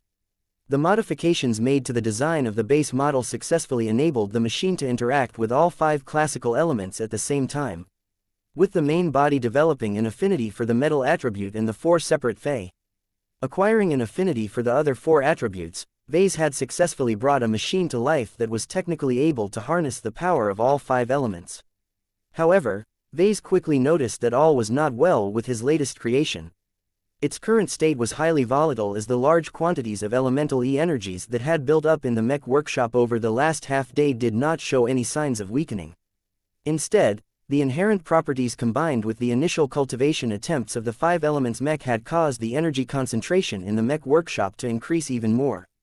This was bad, as any accident that might occur under these circumstances were bound to cause greater damage. Come on, try and control the elements. You were born to reign over them. Do not let them take control over you. I know you can do it. I expressly designed you to harness all 5 elements. Now is the time for you to begin with fulfilling your purpose. Vase continued to encourage and provide advice to his living mech. He did not know for certain whether his words made any difference, but he could see and feel the mech starting to take more concrete action. He had withdrawn his living workshop ability at this time. Now that the 5 elements mech came to life, the glow and life energies no longer helped anymore. Vulcan still remained close at hand in order to monitor the situation and take steps if necessary. There was little that Vase and Vulcan could do to make the situation less charged and volatile. They could reduce the dangerous buildup of energies by disassembling the 5 elements or bringing its various Fey far apart from each other. However, neither of these options were acceptable to Vase. This was because despite putting in the last part that was supposed to bring his experimental mech to completion, his latest creation had not actually triggered a masterwork transformation at this time. This was perplexing to Vase because he was 2% convinced that the overall quality of his 5 elements mech had most definitely surpassed the masterwork mech at a comfortable margin. It's not complete, he concluded with an astonished voice. My new mech is still in the process of taking shape. This was unprecedented and completely unfamiliar to him. Although he desired novelty, he did not ask for his attempt to fabricate a powerful masterwork to get stalled at this time. Vase couldn't help but worry more about his latest creation.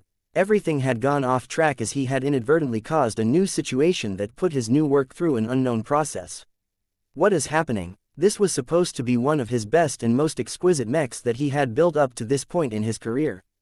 None of the other masterwork mechs that he had fabricated in the past few years could match the depth of passion, ingenuity and personality he put into this seemingly unassuming standard mech. The Fey project that integrated 5 different types of hyper-materials and came with 5 separate personalities vastly exceeded the potential of any other quasi-first-class standard mech. It might even be one of the rare standard mechs that had actually become so powerful that its combat effectiveness had actually reached the level of a first-class mech. That was one of the dream goals of every mech designer. There was no challenge involved with designing second-class mechs that could fight on an equal level against other second-class mechs. The true difficulty lay in designing a second-class mech that could actually give a first-class mech a run for its money. Even if the modified Fey project was a quasi-first-class mech that pushed against the upper limits that defined a second-class machine, there was still a huge gap that should have separated it from real first-class units. The main factor that distinguished the mech classes from each other was their energy supply. The more powerful the power reactor, the more powerful their functions. The 5 elements mech possessed the same quasi-first-class power reactor of the elite edition of the Fey project. It was costlier than the power reactors used by products such as the Pacifier and the Ferocious Piranha mech lines, but it was still far outmatched by the cheapest first-class power reactors. The fundamental reason why the 5 elements mech was able to bridge this crucial gap was because it was meant to use the power of heaven to make up for its power deficiency. In that sense, Vase had clearly succeeded because his new mech showed greater and greater signs of imposing more control over the elemental energies. It first started with the mech and Fey themselves. The conflicts that took place from within gradually started to get sorted as the living entities filtered and separated anything that was not in the right place. Vase gained more and more hope that his new mech would be able to de-escalate the volatile situation. However, that hope did not last long. While the new living mech became preoccupied with putting its insides into order, the external environment did not grow any calmer. In fact, they started to get more and more concentrated as the multiple reinforcement reactions continually promoted the emergence of more elemental energies. The internal problem became less acute, but the external problem had grown even worse. It even started to affect the stability of the newly created mech. The growing pressure from the environment was causing the young mech to grow even less stable. Both Vase and Alexa started to grow increasingly more concerned about this pattern. "We should transport your new mech away from this mech workshop," Alexa urgently proposed. "Once your new machine has been brought to a stabler location, the buildup will no longer happen." "I am not so sure about that," Vase frowned. "While you are partially correct, my mech will always be at risk of building up a cascading energy cycle whenever it attracts too much elemental energies. Bringing it away won't solve its own inability to prevent its internals from exploding. What my living mech truly needs to do right now is to learn how to tame the violent energies from the onset. Can't your mech do that later after we have relocated it to a different venue?" Vase immediately shook his head as his instincts issued a stern warning. "Your idea has merit, but it is not that simple. I have a feeling that my 5 elements mech will become severely deficient if that happens. I am not sure why, but I think it is best if we wait and let it sort its current situation. I am willing to risk an explosion for this opportunity. Besides, just because we cannot move it does not mean we can help in other ways." Muro. Blinky flew forward and began to devour the energies around him. The energy concentration started to drop as the companion spirit took the opportunity to compensate for all of the energies that he had released from his Blinkyverse these past few days. However, the absorption of energies soon started to produce other accidents. Small explosions occurred in front of Blinky as the indiscriminate devouring of energies caused the different elements to collide against each other, thereby producing all sorts of chaotic reactions. "Damn, Muro. Blinky quickly stopped what he was doing and started to absorb a single element instead. The local energy concentration continued to decrease, but Blinky no longer created as much instability as before. In fact, the Star Cat was actively helping to defuse the dangerous situation. The metal element was the most dominant one in the mech workshop, and it was what the main body relied upon to keep the other elements in line. The problem was that the quantity and concentration of fire, water, wood and earth energies had grown too strong for the metal element to restrain them any further. Blinky helped to ease the situation by draining the strongest of those 4 remaining elemental energies. Fire energy happened to be particularly abundant at the moment, so that was what Blinky focused on absorbing. The ancestral star that shone inside the internal universe slowly started to grow larger, hotter and brighter. However, Blinky's devouring rate did not make a significant dent in the situation. This was what made the 5 elements so difficult to work with. As long as they all came into contact with each other, many of their interactions caused the different elemental energies to reinforce and egg each other on without any apparent limit. Though the 5 elements mech had begun to assert its control over the volatile energies in the environment, it's still a bit short despite its growing proficiency. If this went on, the energy concentration in the mech workshop would rise past a point where it became hopeless for the mech to control the situation. In the end, as much as Vase had attempted to make his new mech as strong and alive as possible, it was still too young, immature and weak to properly harness all of these powers at once. Perhaps that was one of the reasons why his mech had not yet reached completion. Vase needed to make up for this major deficiency in order to complete a mech that was fully capable of sustaining itself. How can I do that, though? The 5 elements mech had already transitioned into a living mech with multiple personalities. Its spiritual foundation had become fixed, which meant that Vase was unable to improve it as directly as before. This was incredibly inconvenient to Vase as it meant that he could not employ his usual tricks to tweak with the spiritual foundation of the 5 elements mech without restriction. There were not many other ways for Vase to take action to solve his creation's weaknesses. Maya. Maya expressed her concern as she acted as Alexa's spiritual eyes.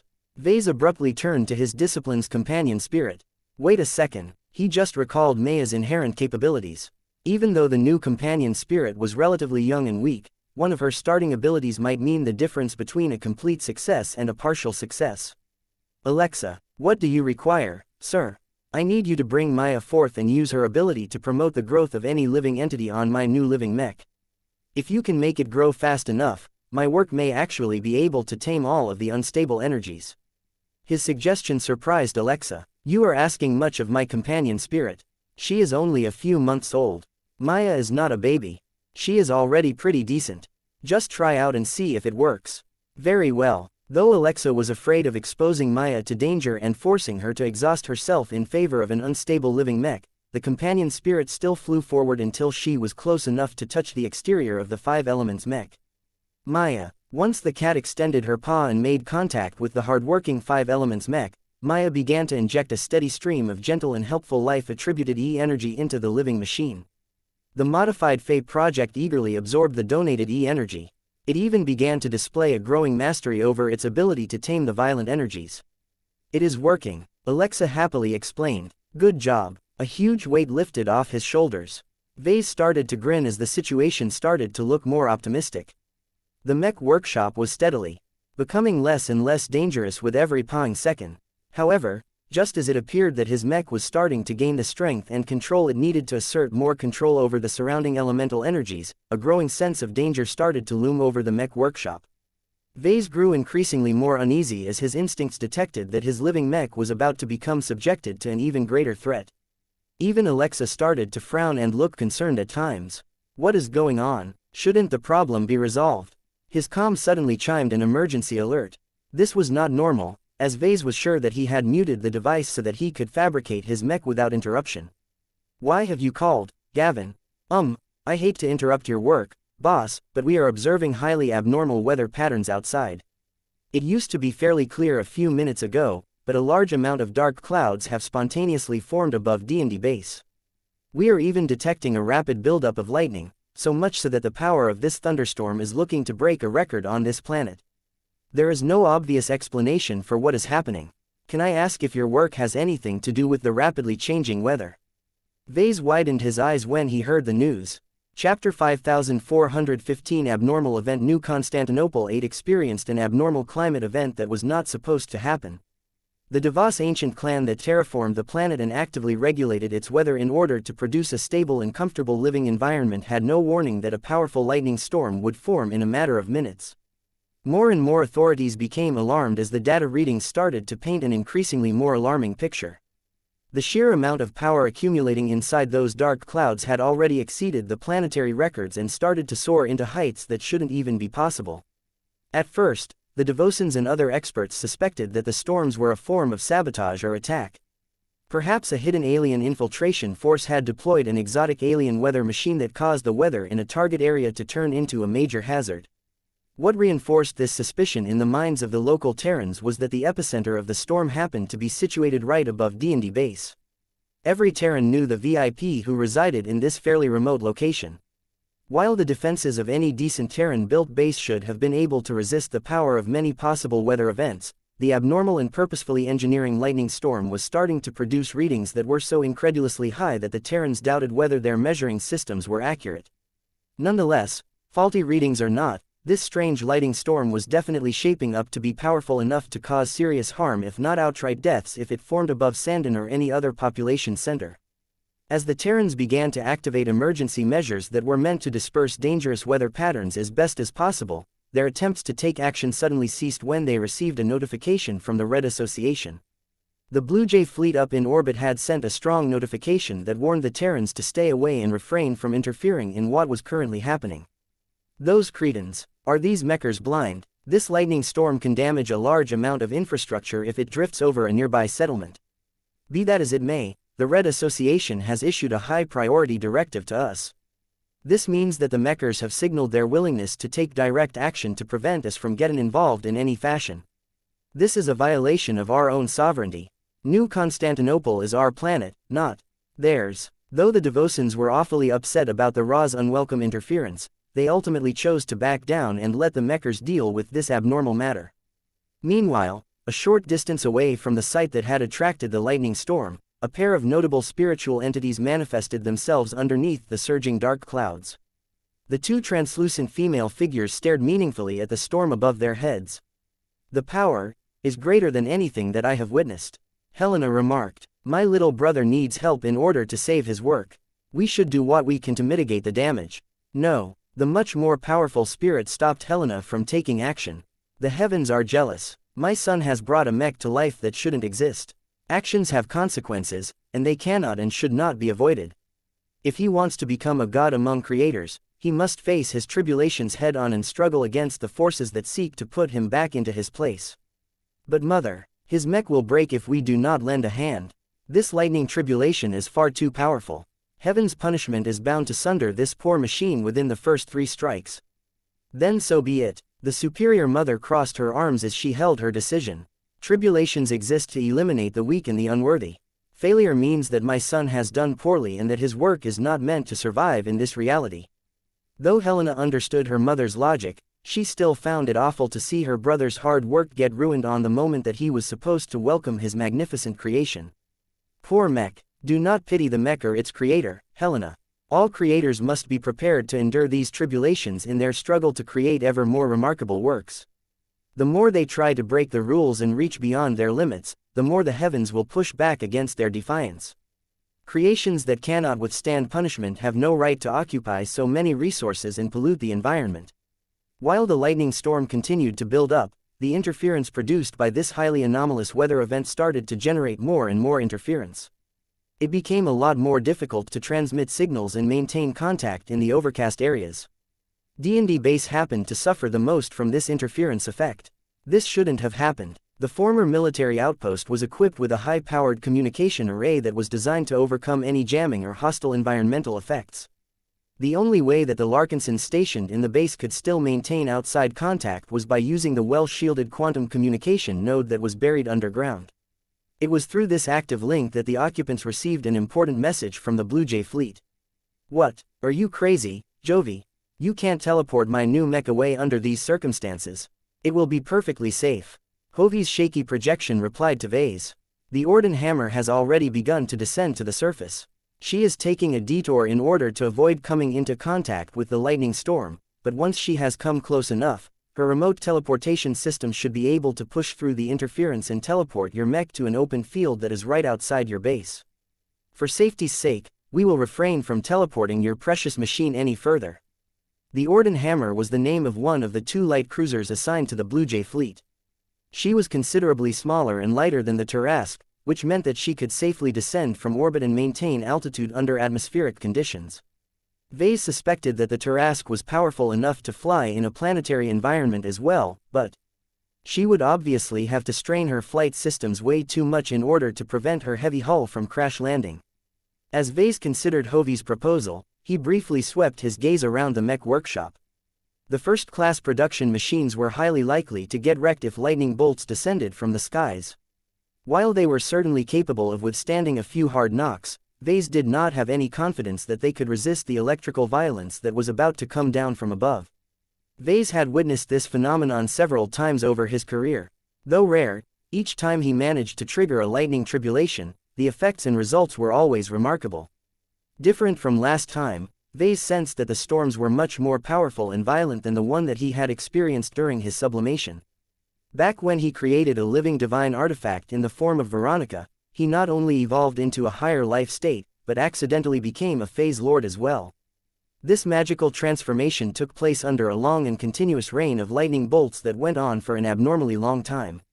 It was because of this prior experience that Vase knew that he needed to take the current storm a lot more seriously. For whatever reason, the act of creating a masterwork mech that could inherently harness the power of the 5 elements provoked a much more violent reaction. He could not even begin to figure out this strange logic. The modified Fae project might have become an amazing mech due to his efforts, but it shouldn't have become strong enough to merit such a powerful response. Unfortunately, nobody asked for his opinion. The storm showed no sign of abating and could unleash its formidable might at any point of time. Given how the mech workshop not only contained a large amount of expensive production machines, but also happened to be built underneath a base structure that contained all manner of other expensive lab equipment and sensitive instruments, Vase could not allow his 5 elements mech to withstand this tribulation at this location. "Fine. Go ahead and do it. Just make sure you bring my mech far away to avoid any collateral damage." The Orden hammer had already been underway before Jovi notified Vase, so it did not take long for the brand new mech to disappear from the mech workshop. Vase and Alexa had already left the underground facility and quickly moved up until they entered a defense tower that gave them a clear view of the mech that had been translocated a short distance away. The special mech remained completely silent, but it had already begun to cultivate again. It was as if the living mech was acutely aware of the threat from above. The Altered Fate project sought to attract and absorb as much elemental energies as possible. The rate of absorption had escalated so rapidly that the rapidly increasing elemental energies were beginning to exhibit the same unstable reactions as before. Vase did not have the time to care about the dangers that his new work was incurring. "Can you give us an explanation of what is happening, sir?" Alexa asked with concern. She had grown increasingly more concerned now that she was able to see the growing and darkening clouds above her head. "Sure, but I only have time to give you a brief overview." Vase gave her a very truncated explanation on lightning tribulations. To be honest, he did not know too much about them either. He could only base his understanding off his personal experiences as well as the references contained in the knowledge bestowed by the enlightenment fruits that he had swallowed. His mother could probably explain a lot more about this mysterious phenomenon, but he had no time to consult her opinion at this time. "Should we deploy our mechs and our transphasic shields over your Fate project in order to increase its survival chance?" Vase shook his head. "No, Alexa, that is not appropriate in this case. I know enough about lightning tribulations that any form of external help will cause the storm to grow even stronger. There are strange rules involved that are designed to close these kinds of loopholes." The young woman furrowed her brows. "Is it possible to circumvent this condition by mounting an additional power reactor or transphasic shield generator onto its back? That might actually work, but there is no time for us to strengthen our mech any further. I am starting to sense a rapid growth in power. I think the first lightning bolt is about to strike down my mech." Meow, meow meow. Lucky and Clixie had slipped inside the control tower at one point. The two cats looked frightened as they both huddled together. Crack. Though Vase had felt it coming, he did not expect the storm to strike at his 5 elements so soon. A blindingly bright lightning bolt struck the poor mech with great power. The power of this strike was so formidable that the exterior of the 5 elements mech had already begun to exhibit light surface damage. Though the quasi-first-class transphasic hyper-armor system held up according to his expectations, Vase did not have any reasons to relax. This was just the warm-up. Vase could clearly feel that the storm was escalating in power. The subsequent lightning strikes were bound to become progressively more powerful. The poor machine's armor system would never be able to resist this onslaught. "No, I can't let my mech proceed like this," Vase shouted in panic. "It needs to go online and activate its Azure Energy Shield generator. My work has a significantly higher chance of surviving this event if we can bring it fully online." Though Vase was not sure whether this was a good idea, it was the most effective solution he could think of. His new mech was only operating at a fraction of its potential while it remained in a dormant state. Chapter 5416 Violent Resource. What was a lightning tribulation? Vase had been wondering about this mysterious phenomenon for years on an intermittent basis. He had 2 vivid memories about his experiences with this powerful force. Both of them had a profound influence over his life, his work and his views on how reality worked. Frankly speaking, Vase lacked a thorough understanding of this powerful and far-reaching phenomenon. He knew that it popped up in times when a cultivator was about to make an amazing breakthrough. It also appeared to pop up when a creator attempted to make an exceptional product. Vase had done both over his career, so he had at least a bit of personal experience of what it was like to trigger a lightning tribulation. The first time he caused a lightning tribulation was when he attempted to make the Superior Mother. With the knowledge that he possessed today, he understood that the ritual that he had devised around the birth of the Superior Mother was not that big of a deal. What truly caused her birth to go to the next level was the use of extraordinary ingredients and the ambitious scope of her creation. However, witnessing a lightning tribulation from afar paled in comparison to becoming subjected to it himself. Vase could never forget the moment where his attempt to create Veronica caused a lightning tribulation to barge into the system space like it was nothing and directly rained down lightning bolts onto his body. Strangely enough, the punishment he induced due to his excessively negative karma turned out to be a lot more manageable than he thought. The quantity of lightning bolts was unimaginably high, but even if they ramped up over time, their individual power never exceeded his body tolerance and the defensive properties of his unending regalia. It was at that time that he personally experienced the other side of the coin. The power of heaven's punishment was not only a force of destruction, but could also serve as a force of creation. The premise was that the target of heaven's wrath possessed the strength to weather the storm and survive long enough to allow the creation force to do its job. Having benefited enormously from the accidental circumstances that led him to sublimate his entire being to a higher level, Vase understood that lightning tribulations represented both danger and opportunity. Vase initially thought that his new 5 elements mech had a good chance of resisting this lightning tribulations. Based on his previous experiences, he thought that they were quite tame. It was as if the heavens were just going through the motions and never truly showed that much animosity to their targets. He quickly had to change that impression at this time when he saw and felt the size and scope of this lightning storm exceed anything he had ever experienced in the past. This was not the weak tribulation lightning that seemed to do Cynthia a massive favor by strengthening and transforming the superior mother's foundation for the better. It was also not the relatively tame and friendly sequence of lightning bolts that not only healed him and strengthened his foundation to the point where he developed a glow, but also gave him a freebie and turned him into a phase lord. Vase did not forget about the weird hallucinations either. Not only did several ghosts of the past, present and the future confront him about his alleged deeds and misdeeds, he also became introduced to what truly passed as the heavenly authorities of the Milky Way and Red Ocean. According to the theory that he devised back then, the 2 galaxies could actually be regarded as living entities on an unprecedented scale. Just the notion that the 2 galaxies were alive and sentient would cause almost every human to call him nuts before forcing him to undergo mental health treatment. Though Vase only had vague impressions of what it was like to get into contact with those powerful sentient galaxies, he remembered that they had shown a considerable amount of goodwill towards him. He was unclear as to the reason why, but he wasn't in the habit of looking at a gift horse in the mouth. However, at this time, Vase did not sense any of that goodwill or benevolence from the current lightning storm. Crack! A golden bolt of lightning struck the exterior of the 5 elements mech, causing its surface components to look a little fried. The mech had never been rated to withstand so much electrical violence, particularly when it was also empowered by E-energy and other mysterious forces. Although lightning tribulations were unfathomably deep to the likes of Vase, he instinctively felt that this storm was not trying to go easy on Vase and his work this time. Vase could sense an overwhelming amount of ruthlessness and malice from the dark and surging clouds that were blackening the skies. It was as if the authority responsible for dispatching this storm was hellbent on destroying an abomination that should not exist. This was incredibly bad for Vase. He never designed his modified Fey project to resist such an inexplicable force. How could he have known that the product of his inspiration would violate a rule that he was not aware of and provoke heavy punishment upon its creation? Vase was not prepared, and neither was his work. If his 5 elements mech wanted to have any chance of surviving this unavoidable tribulation, then it needed to be piloted right away. "We need a pilot inside that cockpit now," Vase urged. "Are you certain you wish to do so, sir?" Alexa asked with obvious concern. "If this lightning storm continues to grow stronger, the risks to both the mech and its occupant will become considerable. We have to try." Vase did not want to give up on his product. He was willing to take the chance and let his mech fight for its right to exist, even if it risked the life of a mech pilot. However, the next difficult decision he had to make was who he should put inside the cockpit of his new work. When Vase moved to the Premier Branch, he had only brought a small amount of personnel from the expeditionary fleet. He had dispensed with bringing any Larkinson mech pilots because they were completely useless in a first-class environment.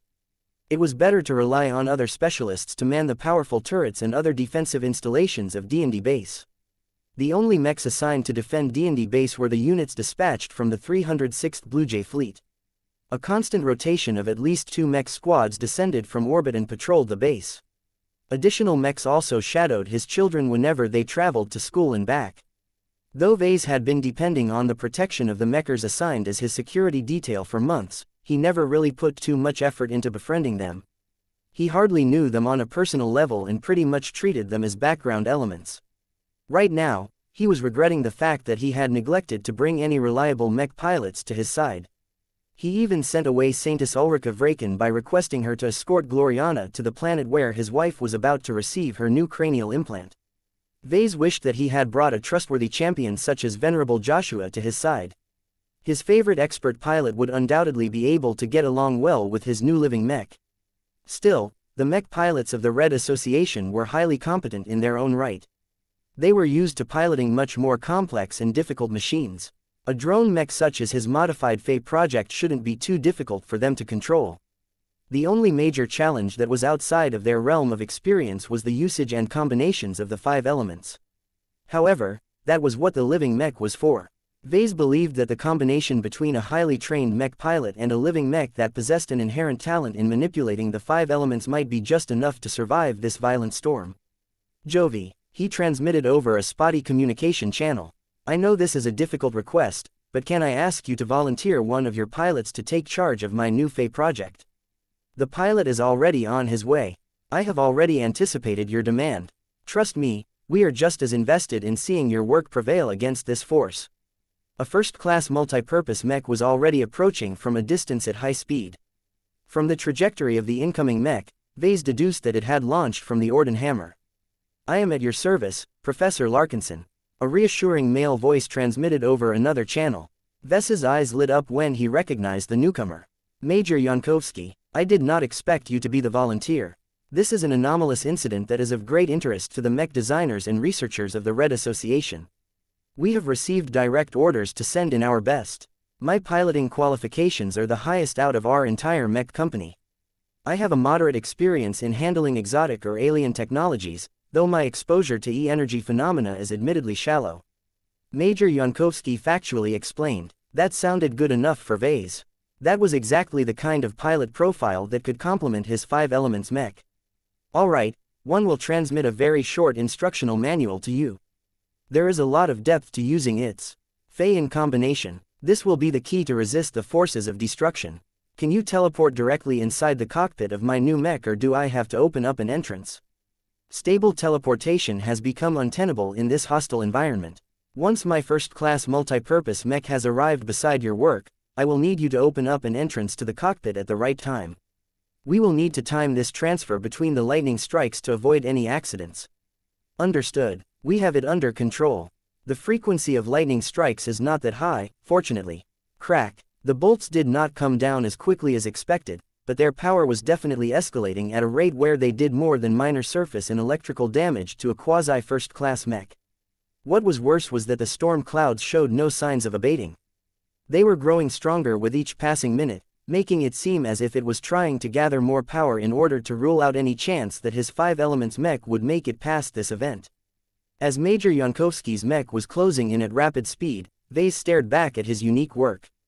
Was this enough to save his machine from destruction? He was not so sure about that. He still had an awful feeling about this lightning tribulation. Its character was too hostile. Nonetheless, the greater the danger, the greater the reward. The power of a lightning tribulation was split into 2 opposing forces.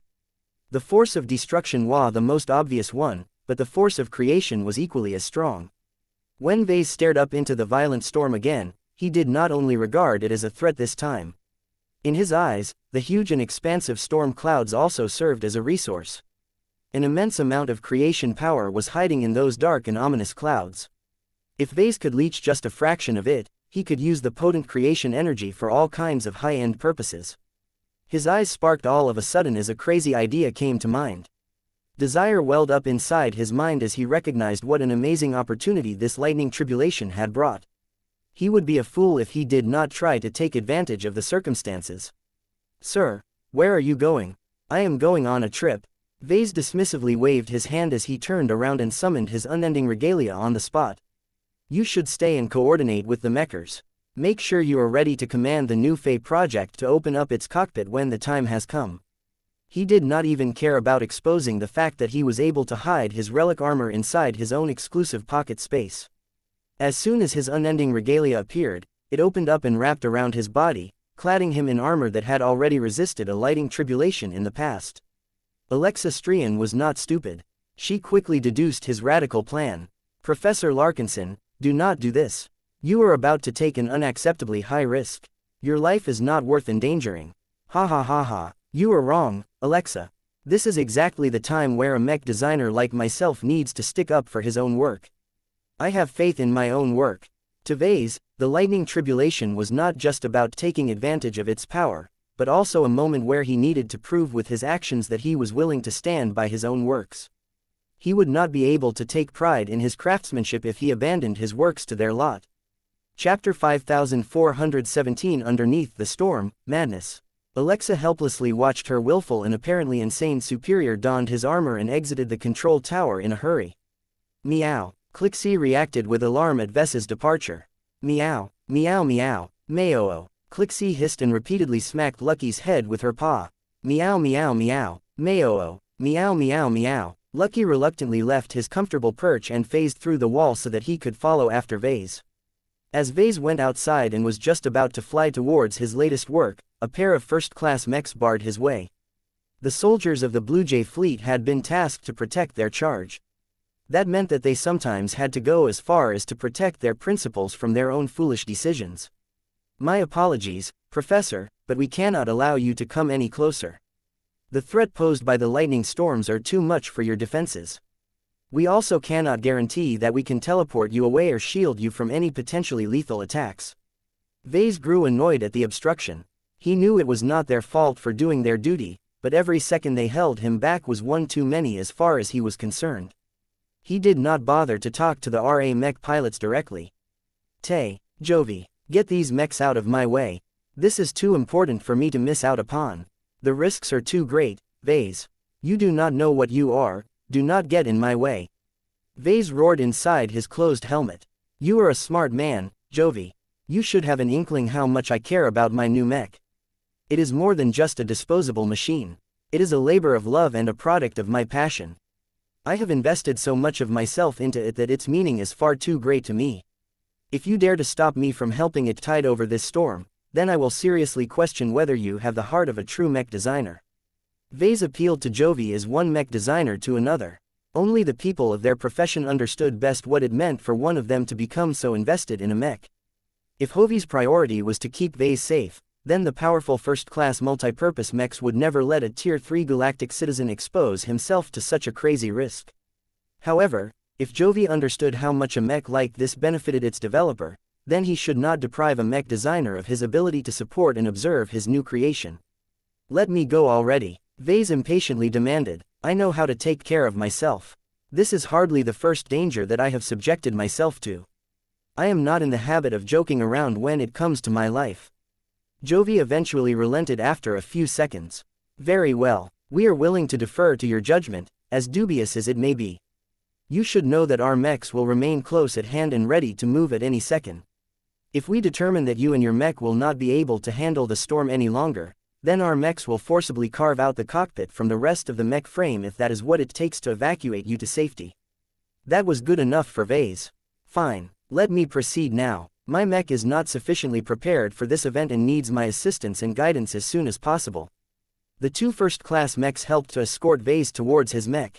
Meow. Vase briefly reacted with surprise when Lucky chose to come along as well. It was not all that bad for Lucky to accompany him this time. The gem cat was a lot tougher than he looked, and his architect construction happened to be highly resistant towards electrical damage. Even if Lucky's existence was in danger, the cat's ability to survive was stronger than that of Vase. Haha, let's ride this storm together, buddy, Vase boisterously said. Meow. The gem cat sounded a lot more reluctant about this endeavor. The sense of oppression grew stronger as they neared the Five Elements mech. The machine had already been struck by lightning bolts several times, and that had caused the tough transphasic hyper-armor plating to show more and more signs of surface damage. Vase worried more about the internal damage. The armor system should have done a good job at preventing the tribulation lightning from frying most of the electronics, but he was afraid that a few nearby systems had already shut down from all of the excess current. Once he and his cat got close, they met up with the armored form of Major Simon Yankovsky. Professor, the most senior mech officer of the Blue Jay fleet curtly greeted. Please wait for the next lightning bolt. We should dash inside as soon as it has landed onto the mech. The piloting suit of the Red Association possessed a lot of advanced functions. In light of the current dangers, the pilot had opted to mount additional armor and other defensive modules onto his body. This caused his suit to bulk up to the point where it was covered by modular armor. Crack! Another blinding golden flash of heavenly might instantly descended from above and struck the Five Elements mech. Meow! Experiencing this lightning tribulation at close distance was a completely different experience. The thunder that buffeted against Vess's armored form seemed to shake him to his core. Both his bones and his spirituality had become rattled by the power of this strike. Move, move, move. Meow, meow, meow. Two humans and one gem cat quickly slipped inside the cockpit that Alexa had just opened by remote. As soon as they slipped inside, the cockpit slid shut again, forming enough defensive seals to prevent the occupants from getting directly exposed by the force of lightning. Major Yankovsky already took his seat and began to boot up the 5 Elements mech without any delay. I have accrued an extensive amount of piloting experience, and I have a high adaptability towards piloting unfamiliar mechs. However, it has been decades since I last piloted a second-class mech.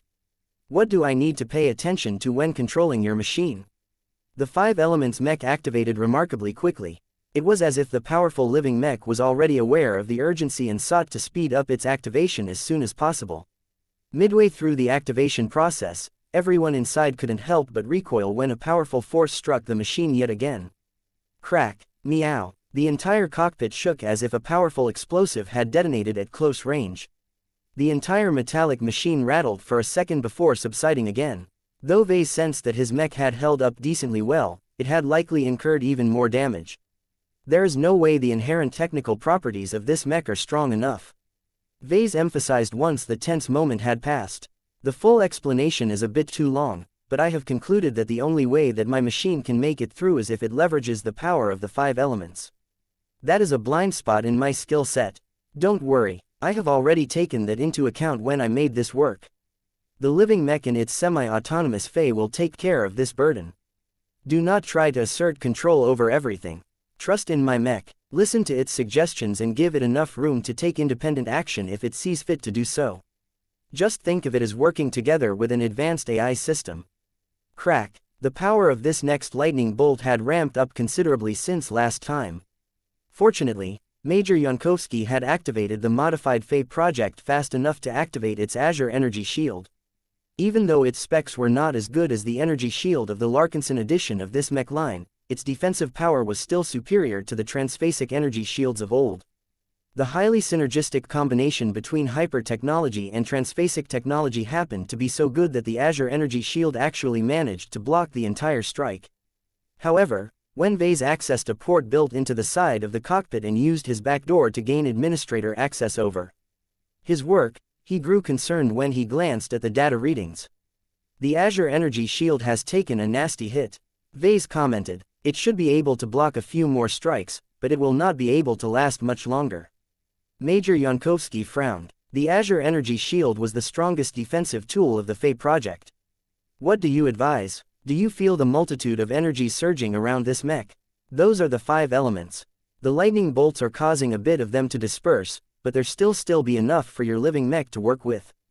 You need to work with it to form a more effective defensive barrier, either by strengthening the Azure Energy Shield or the armor.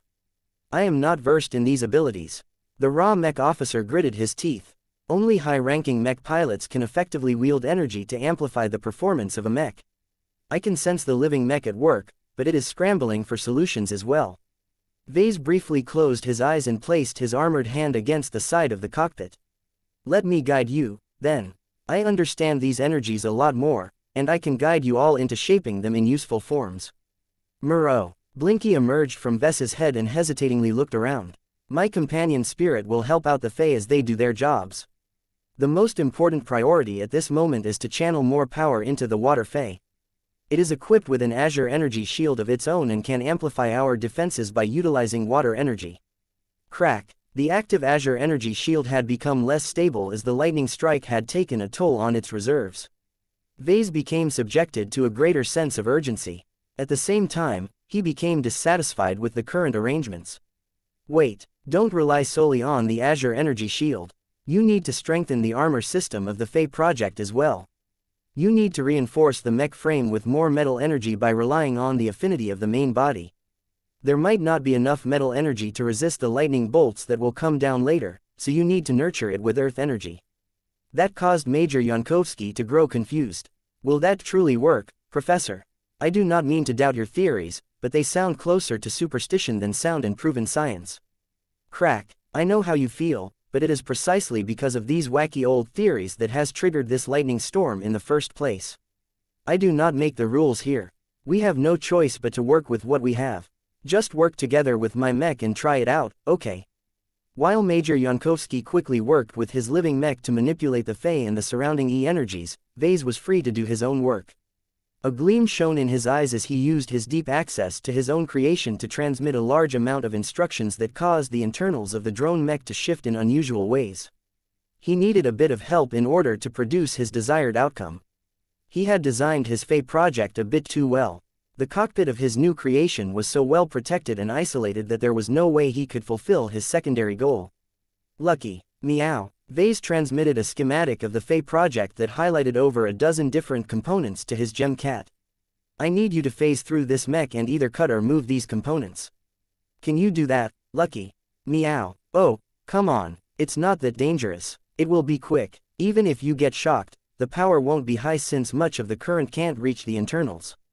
Just do it, Lucky. It will be good for you as well. I promise. Crack. His reluctant cat went to work and phased through the cockpit in order to make the necessary modifications. While Lucky completed his assignment as quickly as possible, Vase began to withdraw a multi-tool from his unending regalia and began to make physical modifications to the side panel. What are you doing, Professor? The raw mech officer asked with evident concern. Ah, you will see. Don't worry, it shouldn't be dangerous. A minute and a lightning bolt later, a frazzled-looking Lucky eventually returned to the cockpit. See, you're still fine. I told you that my Fey project is well shielded enough. Meow. Vase ignored his gem cat's complaints and quickly completed his little project. In the end, Vase had managed to cobble together 4 rods, 2 of which were sticking out from the side while the other 2 stuck out from the floor. When Vase moved his armored form so that all of his limbs came into contact with the rods. Yankovsky, shut off the Azure energy shield for a moment. You need to give it a rest anyway. Let the armor absorb the next hits. Vase waited until the skies launched another attack. Crack. This time, the cockpit suddenly became charged with a bit more energy as a small fraction of that tribulation lightning actually shot through the upper rods, ran through the unending regalia and exited through the lower rods. Yes, this is it. This is the power. Chapter 5418 Fried Cats. The newly built Fey project was holding up a lot better now that it had come online. With Major Yankovsky in charge, the mech no longer stupidly stood around. It not only adopted a stabler posture, but also deployed all 4 its living Fey. Sadly, not all of them could offer a lot of assistance. The Water Fey was the only one that was equipped with a defensive module. That did not mean that the other 3 Fey were useless, though. Their innate affinities to the different elements allowed them to exert a measure of control over fire, wood and earth energy. Both Yankovsky and the living mech were still in the process of exploring what they could do with the tools they had at their disposal. Wrangling the energies was not that simple. They not only interacted in many different ways with each other, but also became dispersed to an extent whenever another golden lightning bolt struck from above. The 5 Elements mech was the first of its kind as far as Vase knew. No mech pilot had any sort of practice with a machine that possessed similar capabilities. This caused Yankovsky and the new living mech to go through a lot of trial and error. Many of their attempts to strengthen the Fey project's ability to resist the lightning tribulation failed to produce any favorable results. They had to try out a different method in order to shape the elemental energies in a way that could help them at this time. Vase paid constant attention to the state of his creation. His mind was swirling with ideas, and he occasionally made suggestions based on his own understanding of hyper-technology and e-technology. Crack. At the same time, Vase cheekily took advantage of his mech's lightning tribulation to siphon a part of that ultimate power for his own use. Though Vase clearly understood that he was subjecting himself to excessive risks, a part of him felt it was an enormous waste if he did not take advantage of this opportunity to further his comprehensive evolution. A look of dissatisfaction appeared on his face as his body did not even manage to register the effect of the last lightning strike. His unending regalia had channeled all of the current that flowed through the jury-rigged rods. This is not good enough. What am I afraid of? My armor is holding me back. Vase just realized that it was better to take advantage of this moment while the Fey project was still in good shape and the power of the lightning tribulation hadn't ramped up too much. Besides, Vase had made additional modifications to his scheme that enabled him to exercise limited control over how much lightning power would loop through the cockpit. Let's do this, then. Major Yankovsky initially did not notice what was happening to the side, but when he briefly took a look, the mech pilot grew alarmed when he saw that Vase had actually stepped out of his combat armor. Vase not only shed his armor, but also deactivated his energy shield generator along with other defensive gadgets. In order to prevent his electronics from getting fried, he had removed most of them from his body and set them aside. Only after that did he use his bare hands and feet to touch the 4 rods. "Sir, what are you doing? You are putting your body in serious danger." "I know what I am doing, Major. This isn't the first time that I have endured a lighting bath. I do not know if you have been informed about this, but I am actually a phase lord. My body can take way more punishment than you think." The critical moment quickly neared. Due to how much additional risks Vase had incurred by removing his armor, he felt a lot of dread towards an unstoppable force that was about to unleash its might yet again. Crack! The cockpit shook more violently and the rest of the mech frame rattled a lot more as the power of the last bolt had increased yet again. Vase felt electrocuted in a way that he had never experienced before. He already suspected it before, but now that the golden current had briefly run through his body, he personally confirmed that this lightning tribulation came from a much different source. It not only held not a single scrap of goodwill towards him, but probably operated by different rules as well. This lightning tribulation was not a force that was willing to promote his goals so long as he passed its test. This destructive force sought to strike down his 5 elements mech with extreme prejudice. Even though it was forced by its very nature to channel the power of creation through its potent attacks, Vase intuitively guessed that the tribulation lightning did not intend for the mech to exist long enough to enjoy its benefits. Even though he was not the target of this lightning tribulation, Vase was able to understand what his mech was going through a lot better after he experienced this force in person. His body had definitely incurred a bit of damage. His resilience was so high that Vase had no cause for concern. Instead, Vase focused more on what happened to his body tissue after it got fried by the golden current. His flesh and bones began to undergo a slow and subtle transformation. The parts of his body that sustained more severe damage exhibited a greater rebound as the raw power of creation directly nourished his organic cells and made them stronger in ways that he could not explain.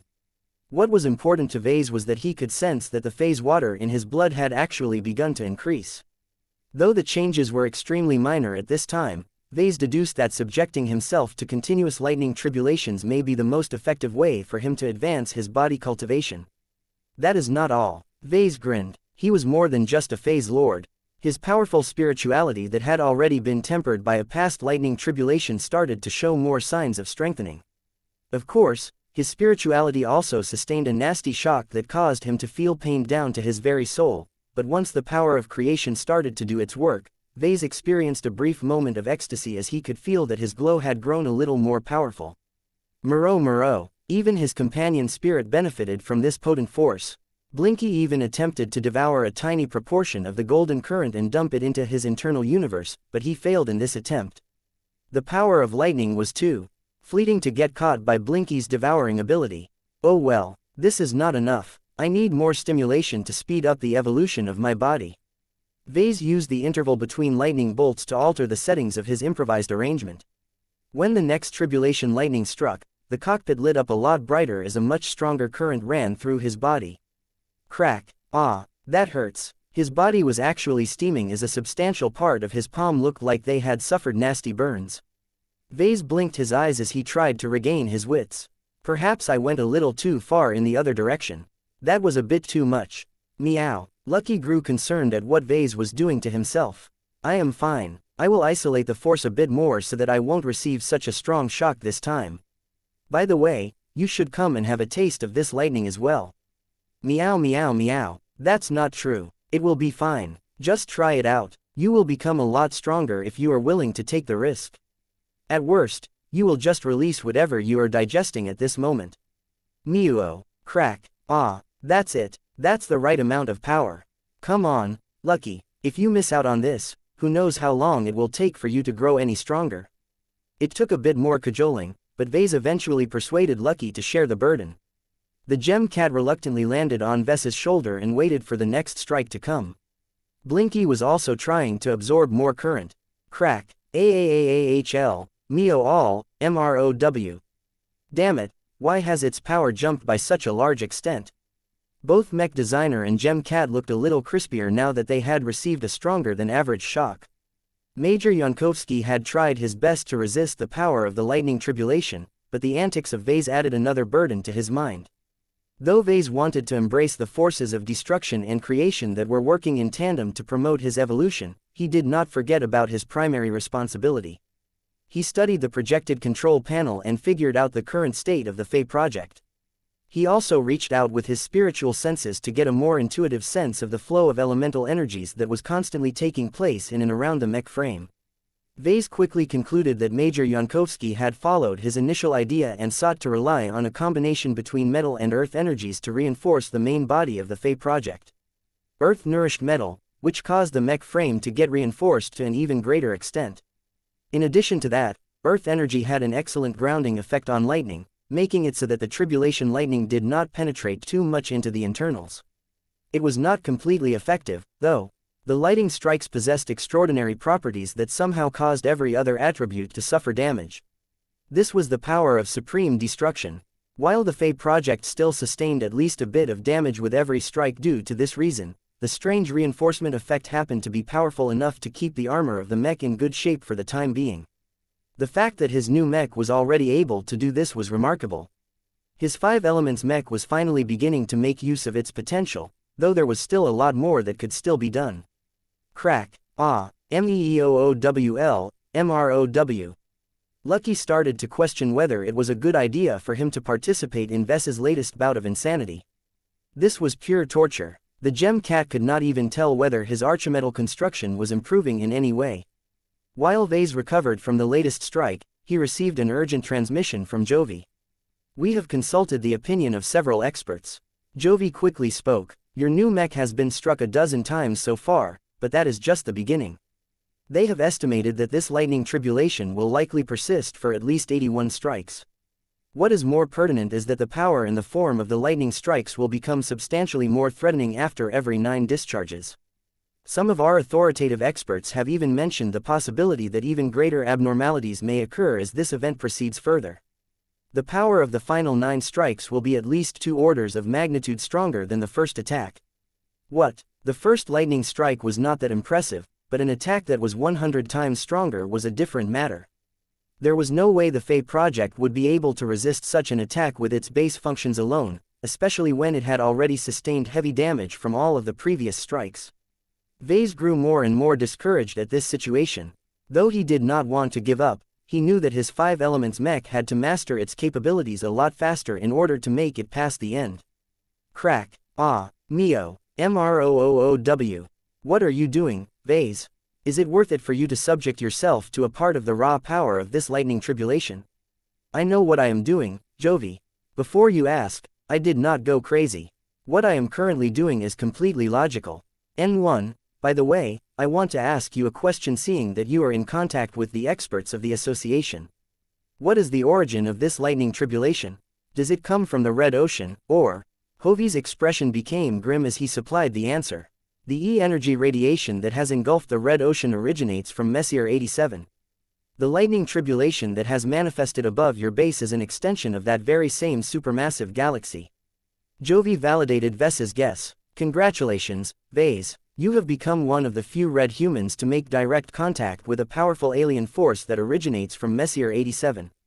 Chapter 5419 Race Against Time. It was impossible for the Devos ancient clan to miss the large and violent storm forming in the skies above New Constantinople 8. The dark and unnaturally powerful lightning storm covered a significant chunk of the surface of the planet. Not only that, but the storm did not behave anything like a normal one, but instead discharged much of its concentrated energies at a single location.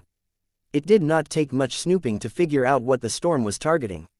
It's the aliens. We are being attacked by the aliens. Our defense forces should be trying to blow these dark clouds away with explosives.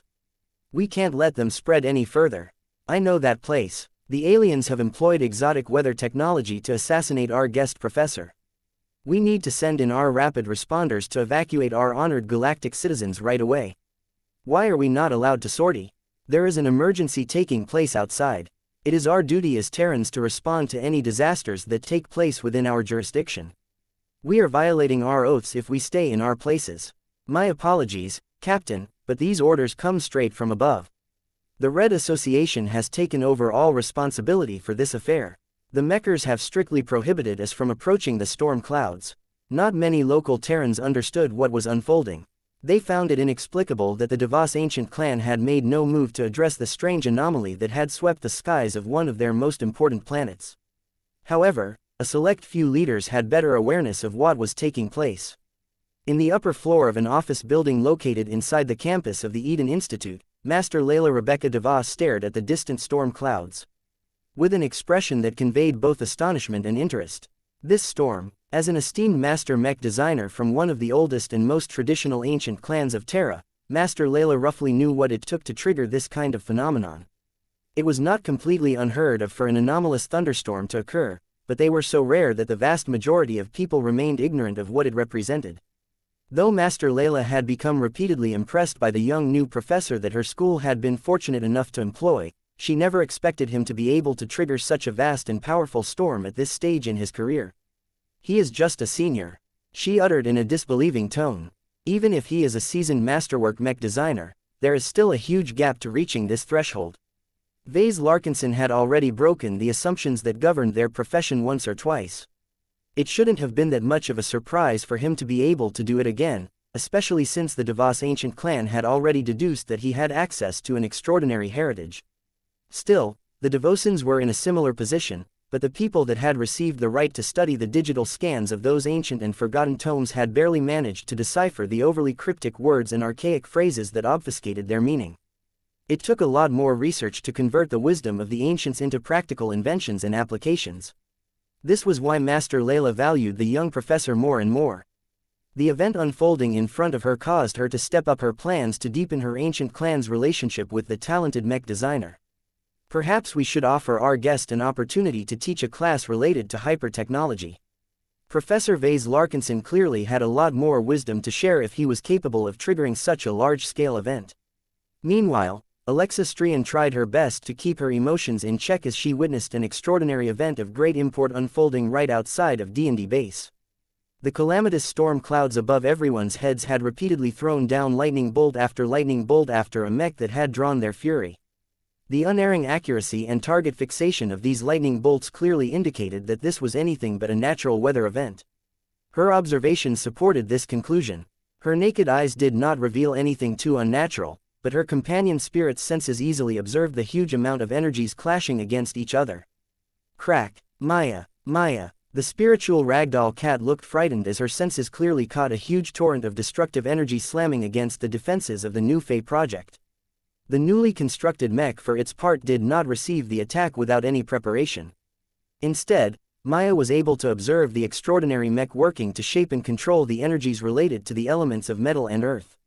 The modified Fae project did not demonstrate any particular skill or direction at first. It was only later that the machine started to work more purposefully with the energies that came from the environment. The E-energies attributed towards metal constantly filled up the main mech frame in an attempt to amplify its defenses. This was similar to how regular hyper-technology worked, but Alexa knew that the newly fabricated mech should not contain enough metal-attributed hyper-materials to take in so much energy. She knew this because she had assisted Vase in the fabrication of his spontaneously redesigned drone mech. How? What she was witnessing broke the rules that she had learned in her studies on hyper-technology.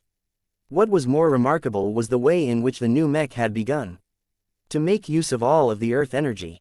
The mech channeled a part of this energy into itself, boldly forcing it to crash and merge with the prevailing metal energy. Metal and earth energies shared a well-known synergistic relationship that had been officially registered in the Red Association's database. However, most hyper-tech applications related to combining these two elemental forces usually had to be designed and built in advance. Alexa knew for certain that the Fae project did not contain any mixed parts or systems of that nature, but it was somehow able to harness the two distinct energies through conscious manipulation. It actually reminded her a lot of how the Ouroboros was able to combine the power of creation and destruction to produce special compound effects. The difference was that the Ouroboros was a powerful ace mech, while the new Fae project was just supposed to be a standard mech. The latter shouldn't have been able to manipulate these kinds of energies in such a freehand manner, but the new Fae project somehow managed to do so with the help of its Earth Fae. Is this the true power of living mechs? She wondered. It was impossible for the mech pilot to be able to accomplish this feat. Her workstation had extensive access to the telemetry transmitted by the new machine. The resonance meters did not detect any manifestations of true resonance, and Major Simon Yankovsky was clearly not a high-ranking mech pilot. It should have been impossible for a well-trained but purely mortal mech pilot to be able to wield serious amounts of E-energies to such a degree. The only answer that made sense was that the mech was doing the heavy lifting. Alexa was able to corroborate this guess through Maya's observation. Each time the surrounding E-energies tried to accomplish a specific purpose, it was because of the control exerted by the new mech and its Fae. The logic was clear, but that made it so difficult for Alexa to accept. Before she became familiar with the Larkinsons and their impressive patriarch, the only mech she was familiar with that could perform this feat was the Ouroboros. Even then, her grandfather and the many archival records of his battles indicated that it took several decades of growth for this initially weak machine to become so powerful at harnessing specific energies. This mech is not even more than an hour old, she whispered to herself. That was what boggled her mind the most. She learned from Vase that every living mech started out as babies more or less. Even the rare and much more capable third-order living mechs were still considered juveniles relative to their lengthy life cycles. The mech in front of her was clearly supposed to be a third-order living mech that had only received a modest boost in aging with the help of her new companion spirit, but even then it should have only become equivalent to an adolescent. Now, this young and tender mech was already demonstrating the strength and control far beyond its years.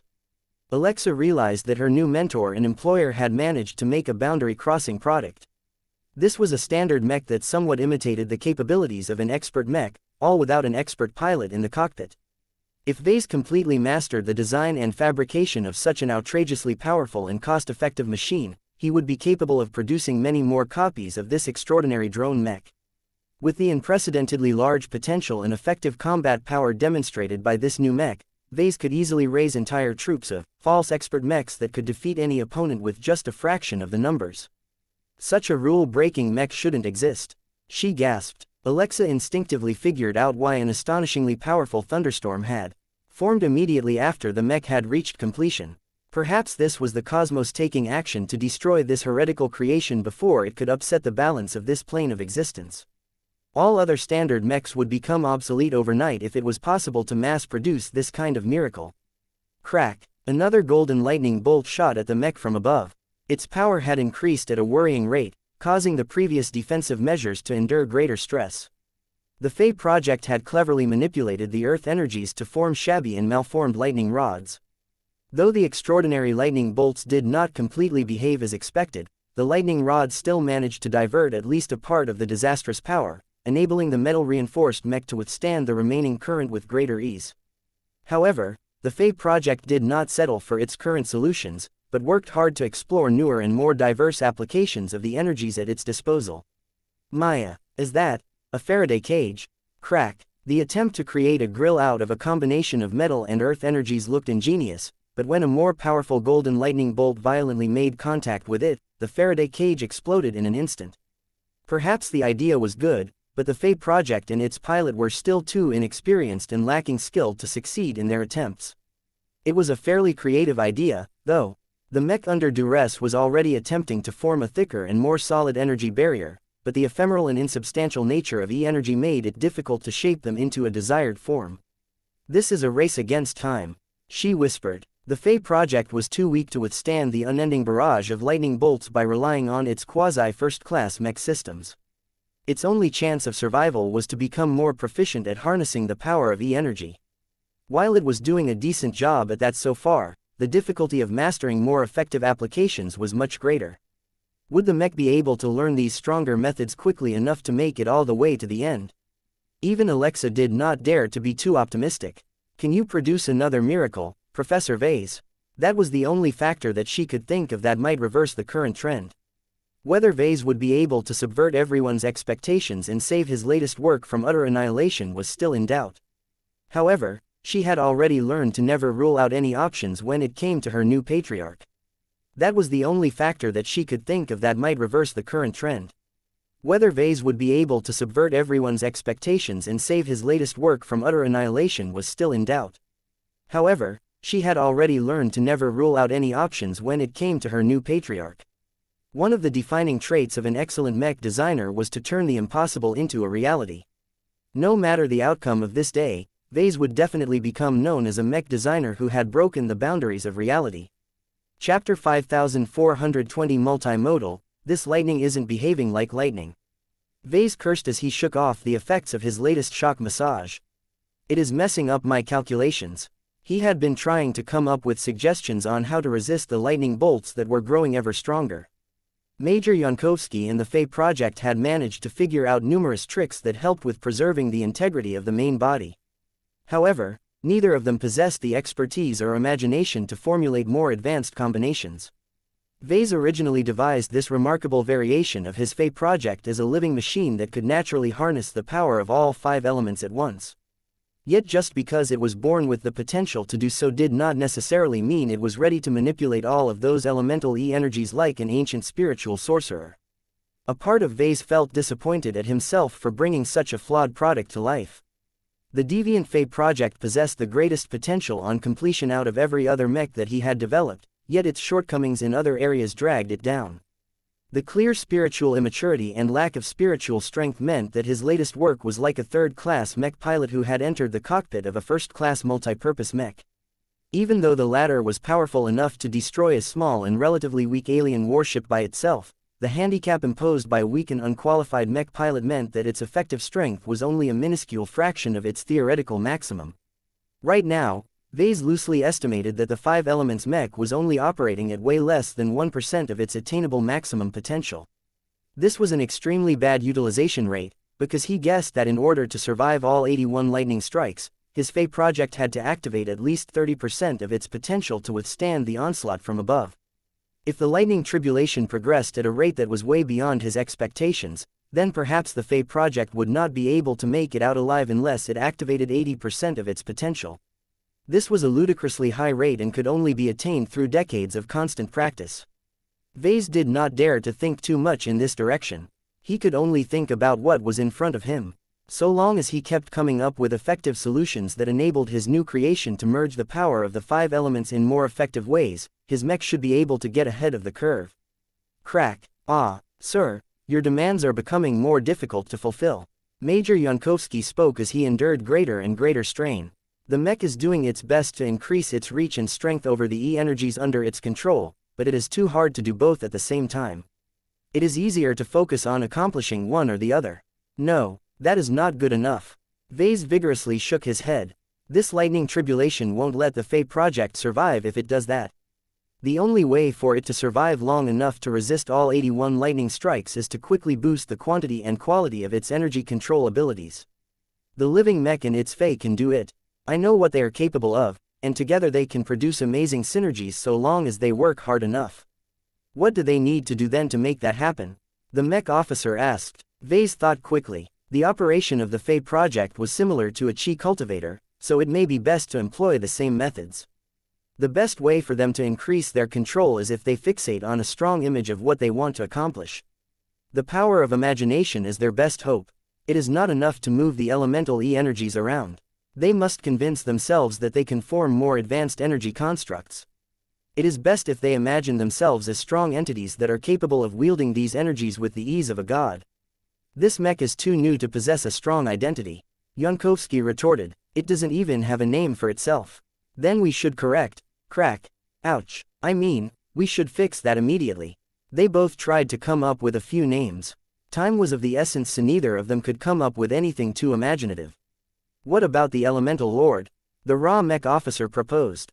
The living mech likes the image that the phrase evokes in my mind. It wants to attain complete dominance over the 5 elements. Vase did not look surprised when he heard that. He pretty much conveyed the same goal into his work when he developed it during his inspired state. Elemental Lord is as good as any. Try and encourage the Fey project to believe in the fantasy that this name evokes. Just as he wanted to say more, the nature of the storm changed drastically. Vase had already expected that the next lightning bolt would be different. He had already adjusted the settings in order to substantially decrease the amount of current that would be running through his improvised arrangement. This was because the newly christened Elemental Lord had already been struck 18 times. The exterior of the machine looked a lot more scorched and battle-worn than before. The strong armor affixed to its humanoid head and upper shoulders had clearly seen better days as the excessive heat and energy from the tribulation all caused them to melt and deform. Vase initially expected that the storm clouds would spit out a lightning bolt that was up to 50% stronger than before, but it actually started to accumulate more charge into its clouds, causing it to get riddled by golden flashes. What was happening? It was Jovi who cleared up his confusion. This is bad, Vase. All signs indicate that this is a multimodal lightning tribulation. That means that after every round of 9 strikes, there is a chance that the next round will test the target in a radically different way. What? Why would it do that? There are a lot of possible theories behind it, but a well-regarded one proposes that mixing up the attack methods will prevent the target from relying on a single excellent countermeasure. In the case of a mech, we have a large degree of confidence that the current tribulation will test its attack, defense and mobility capabilities. Your work cannot be allowed to have a shortcoming in any of these areas. Vase became shocked at this. Were lightning tribulations so sophisticated nowadays, or was this a unique trait of the ones sent by Messier 87? Meow meow meow. Lucky reacted with alarm as the storm clouds from above finally sent down the 19th strike. Instead of launching a straightforward lightning bolt that attempted to strike the elemental lord in an instant, a large quantity of thin golden bolts had condensed into the shape of hundreds of birds. Yes, birds. This is impossible. Lightning bolts shouldn't be able to condense into such stable forms except if they were forcibly willed into existence by high-ranking mech pilots, but the tribulation brought them into existence anyway. The air became a lot more charged with energy now that those ominous energy birds left the clouds. Loud sounds of chirping filled up the entire space, forcing Major Yankovsky to reduce the sensitivity of the audible sensors. They're coming down. Shoot them down. Use wide-area fire attacks if possible. Vase quickly urged. The lightning birds are closing in too quickly. The Fire Fae is working as fast as it can to produce the right attacks, but there is not enough time.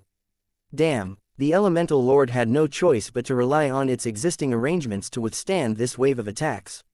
As a drone mech, its primary weapons consisted of its spurs. The Fire Fae was equipped with a small luminaire crystal cannon while the Earth Fae was armed with a compact Gauss cannon. Both weapon systems were most suited to fire against single targets, but that happened to be the least effective way to shoot down all of these lightning birds, especially when they spread out and surrounded the Elemental Lord from multiple directions. Activate the Azure Energy Shield. The powerful transphasic hyper-energy shield came online just in time for dozens of lightning birds to crash right against the newly formed barrier. Alarms blared inside the cockpit as the large quantity of crashing lightning birds rapidly drained the integrity of this powerful shield. Vase grew horrified at how quickly these small birds stressed the defenses of the shield. The lightning rods and other defenses generated by the Earth Fae were not as effective in diverting the power of these strikes away from the mech frame. The birds were just too damn nimble and flexible. By the time the last batch of lightning birds attempted to overload the failing Azure Energy Shield, Yankovsky skillfully forced it to shut down at the final moment, thereby preventing the crucial generator from enduring excessive strain. Though it would definitely take a while for the shield generator to recover from the earlier stresses, it would still be able to do its job somewhat well. BZZT. BZZZT. BZZZT. When the final surviving lightning birds struck the Elemental Lord, they targeted multiple different sections, causing vulnerable modules in the rear section to sustain moderate damage. Meow meow meow. Vase and Lucky briefly became subjected to a pulsing lighting massage. The effect was quite different from a single big shock. Though Vase was able to endure this round of shocks with relative ease, he was not so sure his body would be able to hold out as well if all of those birds successfully managed to strike the Elemental Lord in quick succession. Major Yankovsky grimaced as he studied the condition of his mech. Most of our systems are still in good condition, but repeated attacks will definitely wear them down. What is worse is that our Azure Energy Shield is down for the time being. We cannot stay in one place. Vase concluded. Previously, the tribulation only struck our mech with an instant lightning bolt with perfect accuracy, so it was useless to move. This time, those lightning birds are not moving nearly as fast, so you should be able to kite them and drag out their approach. This will help us cope with the next attack. Chirp, chirp, chirp, chirp. The thunderstorm had unleashed another wave of lightning birds. These ones looked a little larger and brighter than the ones that came before. The punishment they could inflict had undoubtedly increased. The Elemental Lord no longer acted like a target dummy, though. Under the excellent control of Major Yankovsky, the mech and its accompanying Fae launched into the air and started to move away from D&D base.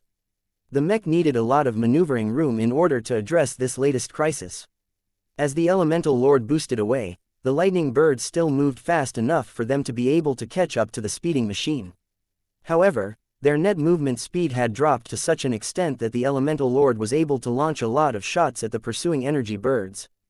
The Fire Fae and the Earth Fae both shot purple fire beams and transphasic hyper projectiles respectively. Meanwhile, the main body itself contributed as well by firing hyper laser beams from its relatively slim luminaire crystal rifle. It would have been difficult to kill more than one bird at a time with every attack, but because the movement trajectory of the elemental lord forced the lightning birds to compress and narrow their formation, every shot managed to eliminate 3 to 5 birds at once. Yes, it is working. Only a fraction of the birds were left by the time they closed in and collided against the main body of the elemental lord.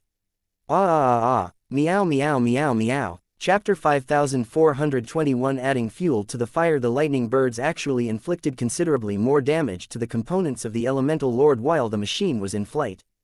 The lack of grounding caused the golden current to bounce around inside the mech frame a lot longer, thereby disrupting the internals to a considerably greater extent. If not for the fact that every lightning bird not only carried the power of destruction but also the power of creation, the repeated strikes would have caused the vulnerable internal systems to fail a lot sooner. Even so, the restorative effects of the tribulation lightning only provided the greatest benefits when the mech components only sustained light to moderate damage. Any part that had either broken down completely or sustained serious damage could not be magically restored to full functionality again. All of this meant that in order for the elemental lord to strengthen its capabilities and survive to the very end, it had to repeatedly expose its mech frame to a relatively controlled amount of tribulation lightning.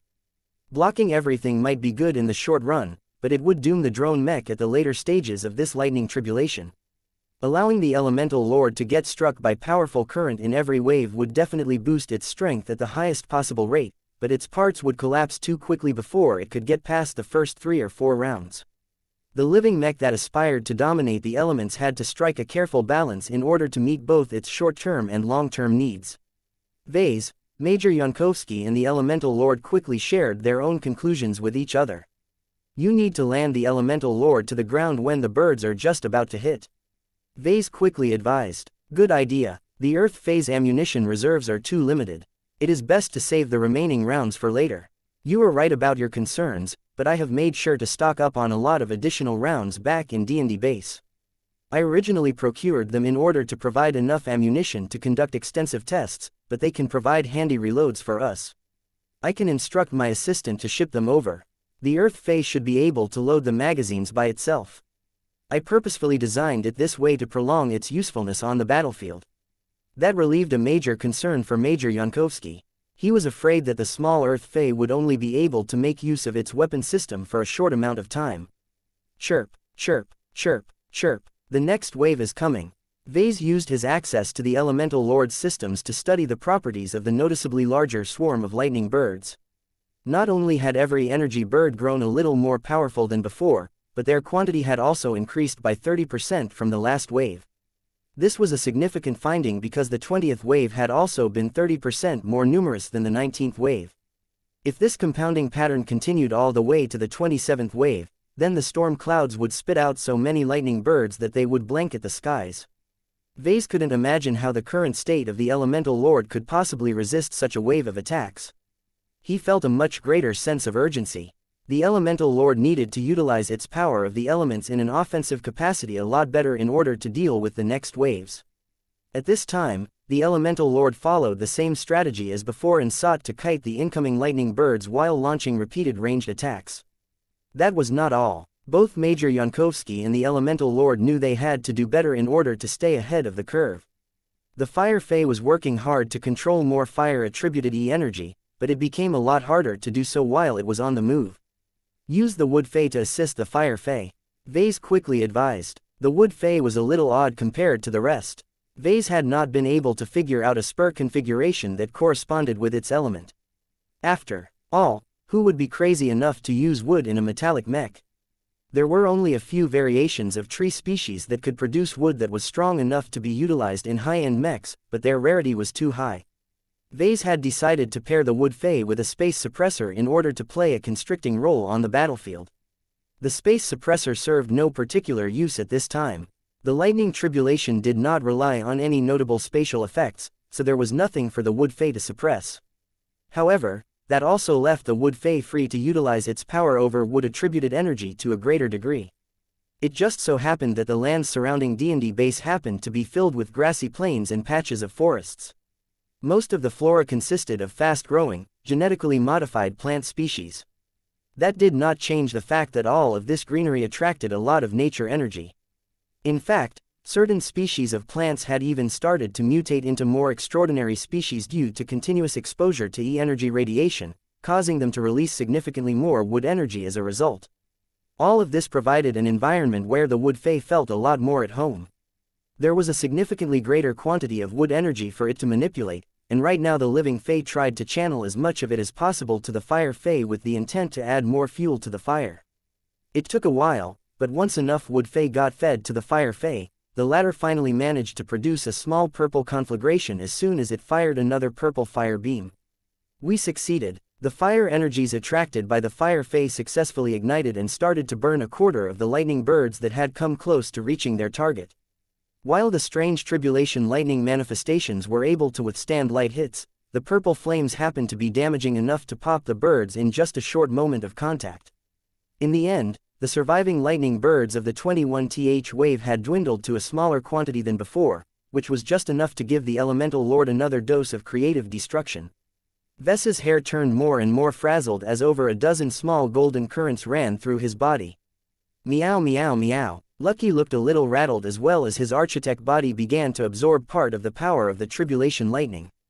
Though Vase did not spot any obvious changes to his gem cat, he was sure that Lucky was benefiting from this exposure. The next wave is already coming, Major Yankovsky warned. The 22nd tribulation attack looked a lot more intimidating than before. Just as expected, there were 30% more lightning birds from the last wave, and each individual manifestation also happened to be a little stronger as well. The sheer quantity of lightning birds started to form an oppressive aura that pressed down on the Elemental Lord. However, the newly born Mech seemed to know no fear. It clung to its identity as a master of the 5 elements and sought to take down even more birds this time. The drone Mech and its spurs had begun to kite the lightning birds like before.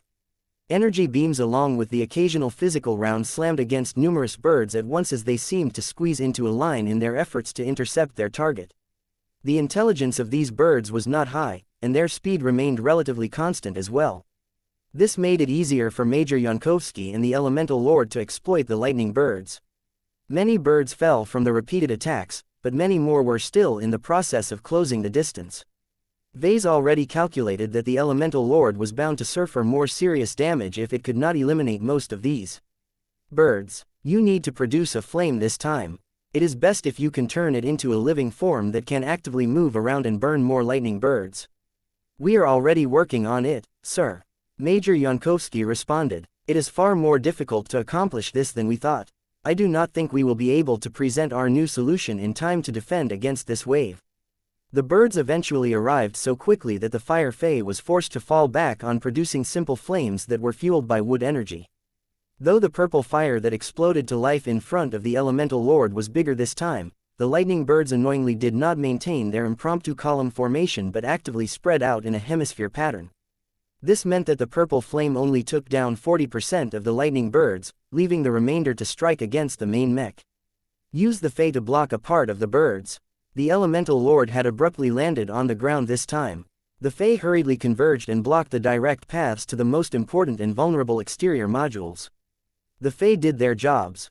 Though their relatively small silhouettes meant that they could only block a small amount of lightning birds, that was good because their damage tolerance was a lot lower. Meow meow meow meow. The quantity of birds that made it through was still a bit worrisome, and their small increase in power also had a stronger adverse effect on the Mech frame. Vase shook his head to clear the noise in his head. We cannot use the same response to resist the next wave of attacks. Too many birds will get through if that is the case. The Fire Fae needs to have a better solution available right away. We are still working on it, sir, but the Fire Fae is confident he will be ready this time.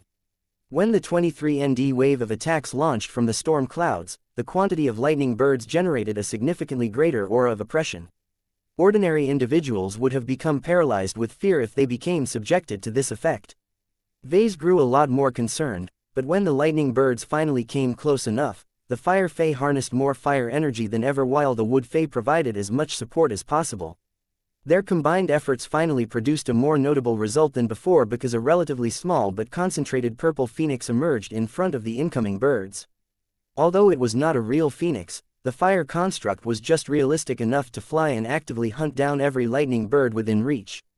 A lot more of the birds fell prey to the purple phoenix as the latter moved under the Fire Fae's direction. With a constant supply of wood energy feeding the flames, the purple phoenix did not have to worry about burning out for a short while. However, the strain of keeping this aggressive phoenix active and under control was taking a severe toll on the young and weak Fire Fae.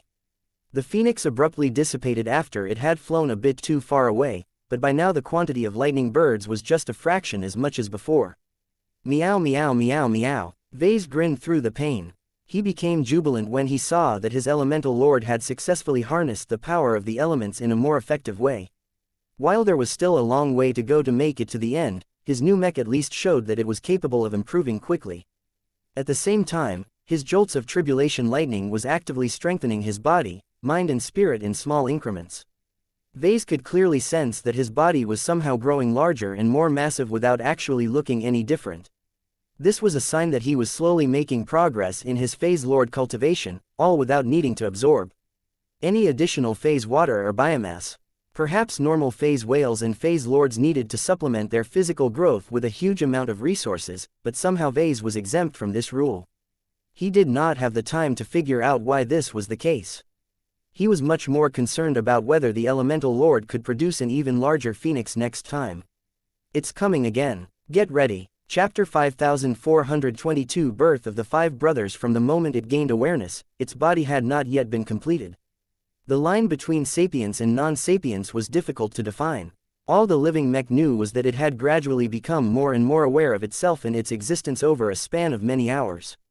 In a mech workshop that felt as warm and nurturing as the womb of a real organism, a life slowly came into being. That was not all. The living mech was not alone. Its creation became accompanied by the creation of several sub-entities in the form of its Fae.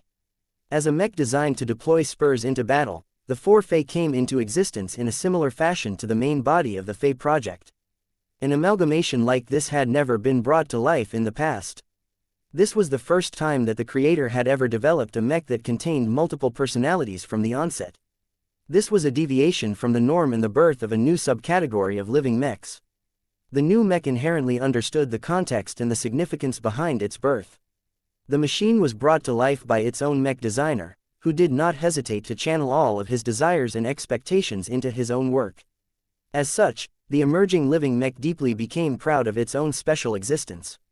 It was not only one of the few living mechs that had been handmade by its designer from beginning to end, but it was also bestowed with the components that would allow it to wield great power in the future.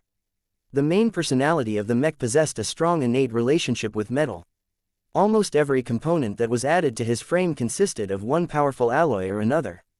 Mechs already shared a special relationship with metal as most of them were made by this material. It was no coincidence that its creator had designated the metal element as the root of the new machine. The main body not only became tougher as a consequence, but also gained an additional form of authority and control over its Fae. The four sub-personalities that came to life at the same time as the main one were all lesser and weaker in comparison. It couldn't be helped as their smaller and weaker bodies provided less capacity than the main mech frame. An inherent hierarchy had already formed between the five personalities.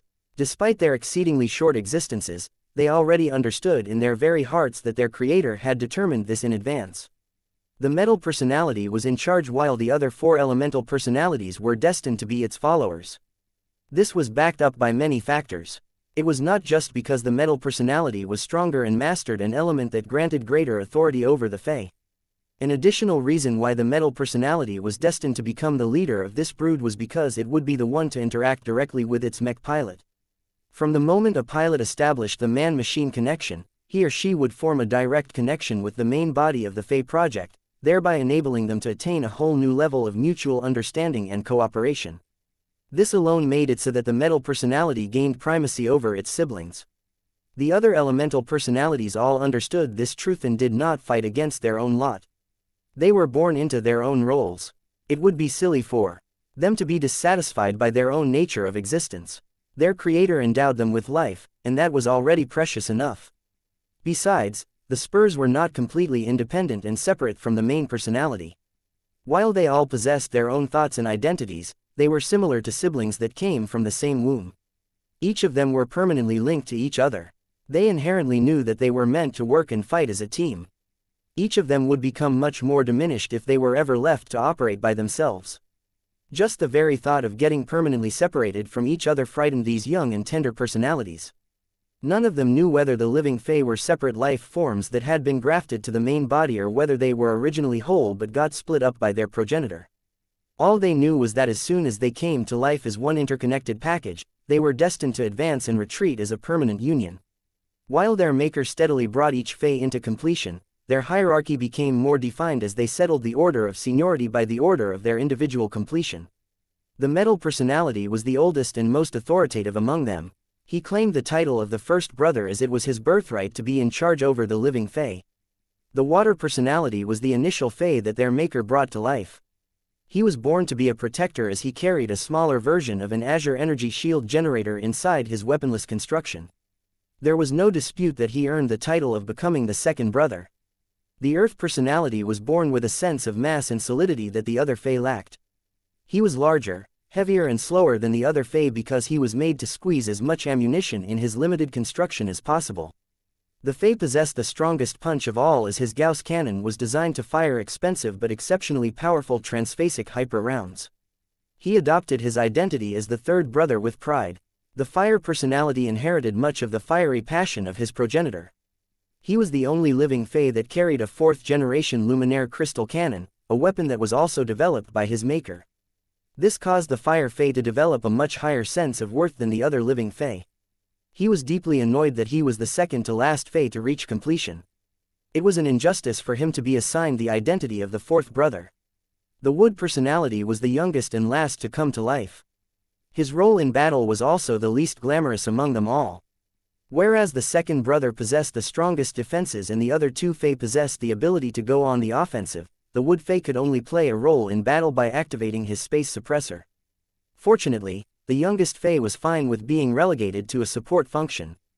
There was no shame in relying on his older stronger brothers to carry the fight. He accepted his designation as the fifth brother without any issue. Together, the five siblings formed a completely novel and innovative brotherhood that combined all of their separate elemental affinities together in a single living mech. From the moment that their progenitor had completed the final step, they embraced the purpose of their making and entered into their lives with the determination to make their progenitor proud. Our legend begins. So this is what it is like to be alive. The elements shall obey our orders. Let us fight together, brothers. We are destined to evolve into the lords of the elements. Their creator endowed them with so much sustenance that the five brothers couldn't help but have high hopes for their own lives. As one of the strongest and most remarkable mechs to be brought to life, they were destined to be treated as valuable artifacts by whoever was lucky enough to field them into battle. No matter whether they were allowed to serve in their maker's clan or the much more powerful Red Association, the five brothers were fine with either possibility. After all, both organizations had their own merits. The Larkinson clan allowed them to receive the care of their progenitor and become a part of the vibrant community that consisted of many fellow living mechs.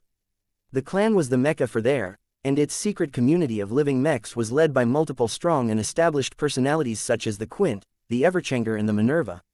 The Red Association was the largest and strongest mech-oriented organization in this dwarf galaxy.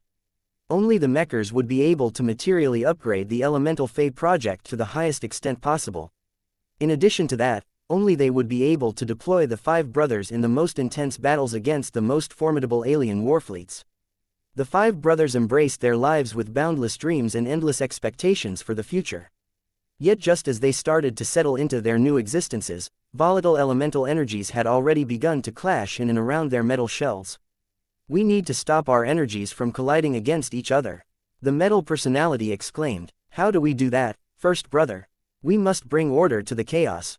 Follow my lead. Each of you is born with the power to control the energy that corresponds to your native element. Make use of your birthright and bring these disobedient elements to heel. Unfortunately, it was easier said than done. The five brothers possessed the will, but not the corresponding strength and experience. They repeatedly fumbled in their attempts to control the elements. If not for the timely assistance provided by a strange spiritual cat, the five brothers would have never grown quickly enough to impose at least a bit of order to all of the elemental energies. Yet as soon as the five brothers managed to establish a somewhat stable equilibrium, calamity had struck as the very skies above the cradle of their birth darkened in preparation for exact punishment. Each of the five brothers felt targeted by the overpowering tribulation that directed all of its hatred towards their tender existences.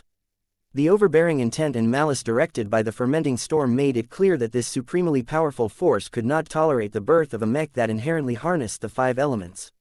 The five brothers immediately became frightened by the fact that their brief lives might already come to a premature end. However, these hopeful living entities refused to accept imposed by the entity that was looming over their heads. Why must we die before we can properly live? Our progenitor has created us with the purpose to live and serve our pilots. No other authority is allowed to interfere with our mission and the reason for our existence. What is this lightning tribulation and why do we have to surrender ourselves to its judgment? I refuse to accept a verdict from a foreign and unrelated intelligence. We have a fight on our hands, brothers. We must fight to prove our right to exist. We must defy the heavens by using the power of elements. Let us strengthen our control over our energies and break this storm by relying on our own talents. The five brothers inherited the bravery and defiant character of their progenitor. Each of them did not even think about accepting a verdict issued from above. Each living personality had begun to cultivate their own customized variations of the greater Larkinson metal. Guardian mantra, allowing them to absorb or control the elemental energies to a greater extent.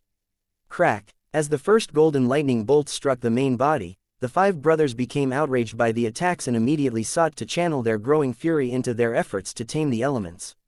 They initially thought that they had to withstand the storm by themselves, but they soon received a huge boost of encouragement when the humans came to help them as well. It was not a surprise that they received a powerful mech pilot that quickly learned how to pilot the five elements mech. What did manage to catch them off guard was that their progenitor himself had entered the cockpit of the main body. The mech designer had proved with his own actions that he believed in his own creations with all of his heart and soul. Not only did the five brothers register the overflowing love and confidence from their most honored maker, but they also gained a strong sense of responsibility. No matter what, they could not allow the storm to threaten their progenitor's life. Either they would succeed and keep their maker safe, or they would sacrifice their lives while doing their utmost to prevent him from sharing the same fate. No other outcome was acceptable. Chapter 5423 The Power of Three. The field outside D&D base had become a spectacle that attracted countless eyes.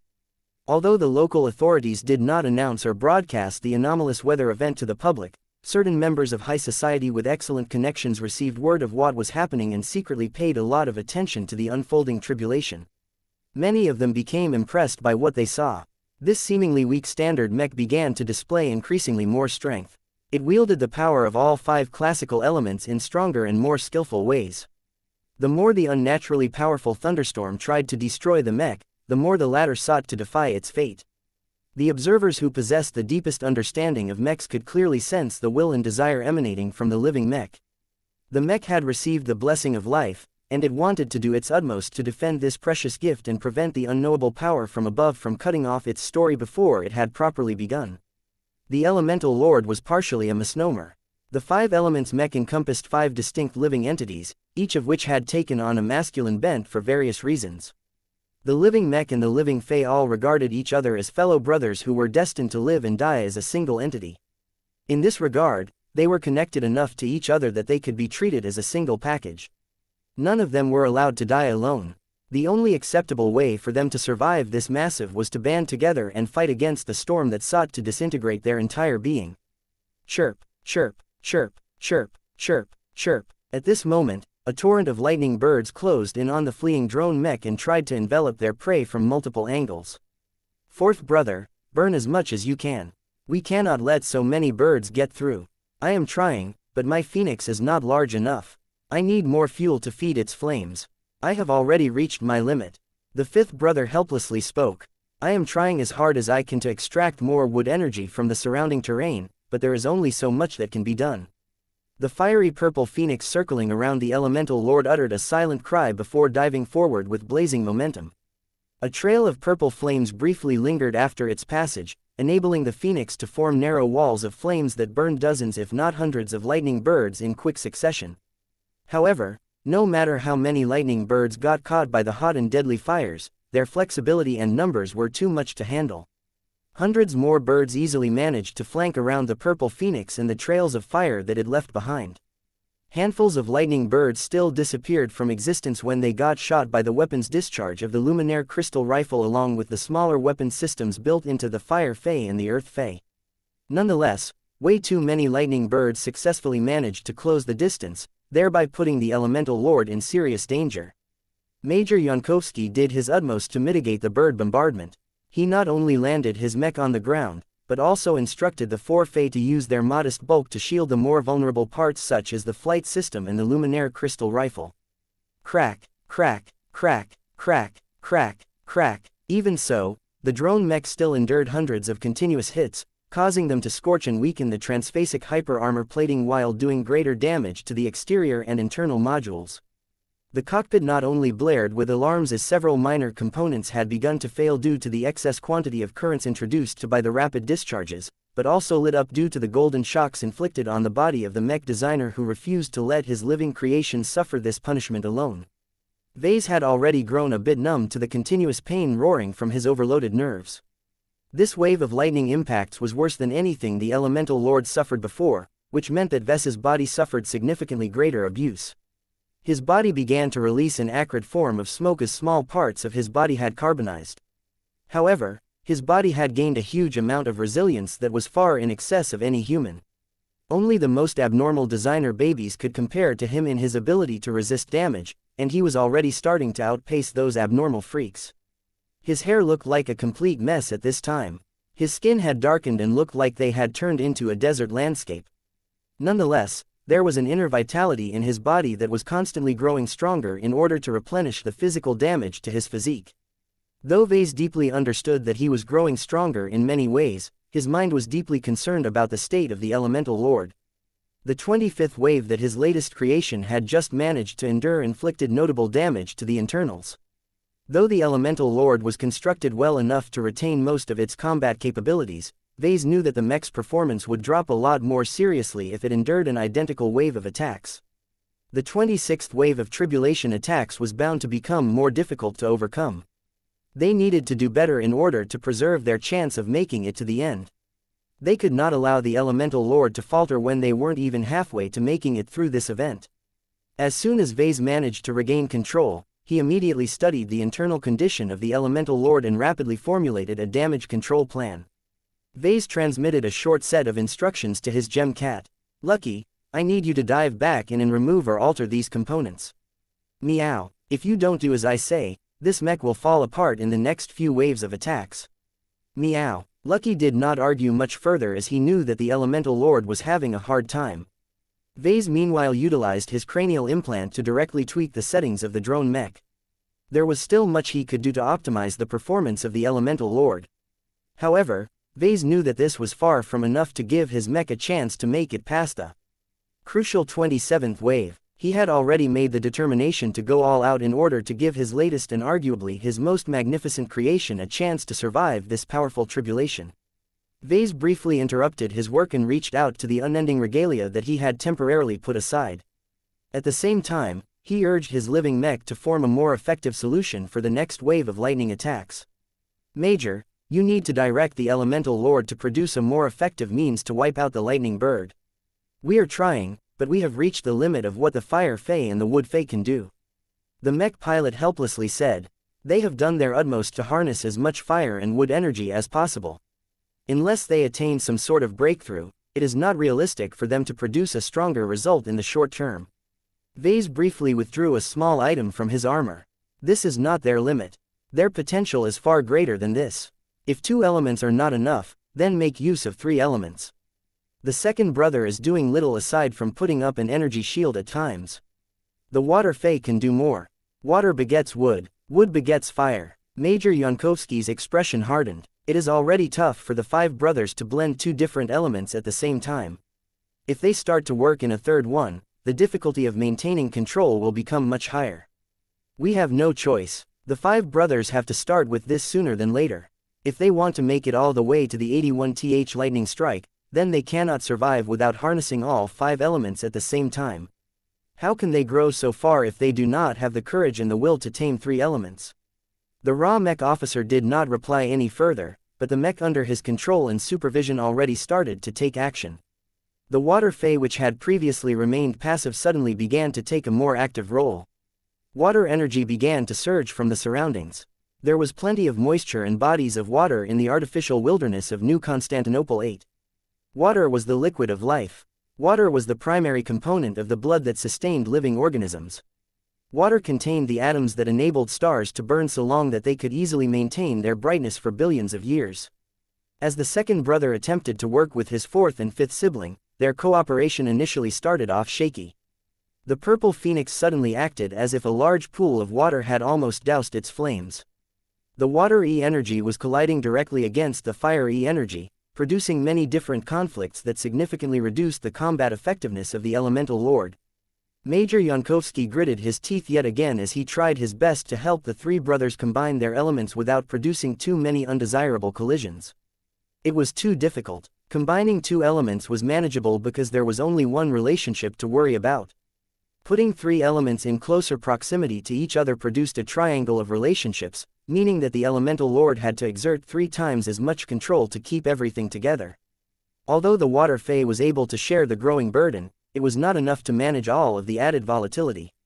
Just as the storm clouds from above began to spit out a massive quantity of angry lightning birds, Major Yankovsky suddenly felt through the man-machine connection that the elemental lord had gained a sudden surge of strength. Not only that, but the mech officer felt that the 5 brothers were all undergoing a strange transformation that caused them to grow more sharper and more dignified. Their control over the elements improved by a significant margin as the drone mech and the living fae gained an inexplicable sense of pride and confidence that significantly increased their ability to tame the elements. The water E-energy had already begun to clash a lot less with the fire E-energy, thereby allowing the fire phoenix to regain its initial stability. Major Jankoxi could not explain what had happened. He instinctively felt that the mech designer riding along was responsible for this sudden change. When the mech officer briefly turned his head, he saw that Professor Vase had actually unscrewed a few panels and conducted extensive modifications with the tools he had at hand. "Professor, what have you done? It's too complicated for me to explain. Just know that I have given the elemental lord a boost that should hopefully make a difference. What you have done is working. The 5 brothers have all changed for the better. Their control over the elements has grown to the point where they are actually doing a good job at controlling 3 elements at the same time." Major Yankovsky still did not know how a bit of tinkering could cause the elemental lord to gain such drastic improvement. Only Vase understood exactly what he had done to improve his living mech's chances to survive the next few waves. Did he make the right decision? He was not sure about that. He chose to act on feelings, so he did not restrain himself when he secretly applied one of Lucky's gems to the elemental lord. Vase briefly recalled the description of the gem that attracted him the most. Somehow, this one seemed more fitting than the rest. Vaik Fragment, a semi-processed gem that contains the royal conceit of a second-born prince that has lost the struggle for the throne. Imparts an aggressive form of regality that will always be inadequate compared to authentic royal authority. Any discussion or behavior that hints or accuses the mech or its user of being a pretender, illegitimate, a spare or second best will invoke violent retaliation. Chapter 5424 Growth of the Elemental Lord's Chirp. Chirp, chirp, chirp, chirp, chirp. Chirp, chirp, chirp, chirp, chirp, chirp, chirp. The quantity of lightning birds that comprised the 26th wave was already overwhelming. Energy beams and Gauss rounds sought to whittle down their numbers, but these inefficient attacks did not make any significant changes to the threat posed by the attack wave. Thousands of lightning birds descended upon the fleeing elemental lord without mercy. Yet just as the momentous and oppressive swarm of birds managed to get close enough, a much larger and more violent phoenix crashed into their midst and began to disperse hundreds of tribulation manifestations with sweeping flames. "Burn them all. Let your phoenix sweep these birds." A lot of observers were surprised by how much stronger the purple phoenix had become. Though the strengthened energy construct had not grown strong enough to crush this attack wave entirely, it had abruptly grown large and powerful enough to reduce the formidable threat posed by the 26th strike to a manageable level. The remaining lightning birds that managed to get past this powerful phoenix struck the prepared drone Mech and the accompanying Fae with slightly greater violence than before, but somehow inflicted less damage per attack. The metallic reinforcement of the Mech frame had grown stronger. The first brother managed to capture and utilize a greater quantity of metal energy than before. With all of this extra strength, the internals of the Mech had received a crucial boost in strength, enabling the components to weather this tide a lot better than last time. What was remarkable was that the Elemental Lord maintained a domineering appearance throughout this painful moment. The Mech's aura and demeanor had changed significantly just a short moment ago. It previously gave off the impression as if it was a machine that was constantly on the verge of losing control. Now, the Elemental Lord had abruptly begun to live up to its name by exerting a lot more control over the elemental energies in the environment. Its ability to control the forces of nature had improved in a way that made it seem as if the living Mech commanded the elements as if there was no reason for the latter to disobey. The differences were massive. Not only had the main body and the four Fae gained stronger individual control over their elements, but they had found that it became much easier for them to combine their elements together. Although their ability to merge three elements at the same time was still a distance away from perfection, their chances of producing backlashes had dropped to a massive extent. All of this was because Vase had secretly embedded one of his gems onto his work. To be honest, a part of him questioned whether he had picked the right one. There was another gem that also sounded suitable for the occasion: Retribution of Mikhail the Lost, a semi-processed gem that contains the irreconcilable soul of a rebel leader who disappeared on the eve of victory. Will impart greater damage resistance from any attacks launched by figures of authority and their oppressed subjects. Vase released a small sigh. He instinctively felt that this oddly named gem would have been able to help the Elemental Lord resist the lightning tribulation in a more direct fashion. However, Vase ultimately concluded that it was a lot more important to increase his powerful Mech's mastery over the five elements. He did not see any reason to regret his choice so far. Harnessing the power of three elements instead of two made such an immediate difference that his Mech was in a much better shape than he initially expected. Be careful, Vase warned as he was shaking off the lingering shocks from his earlier lightning bath. The end of the third round is at hand.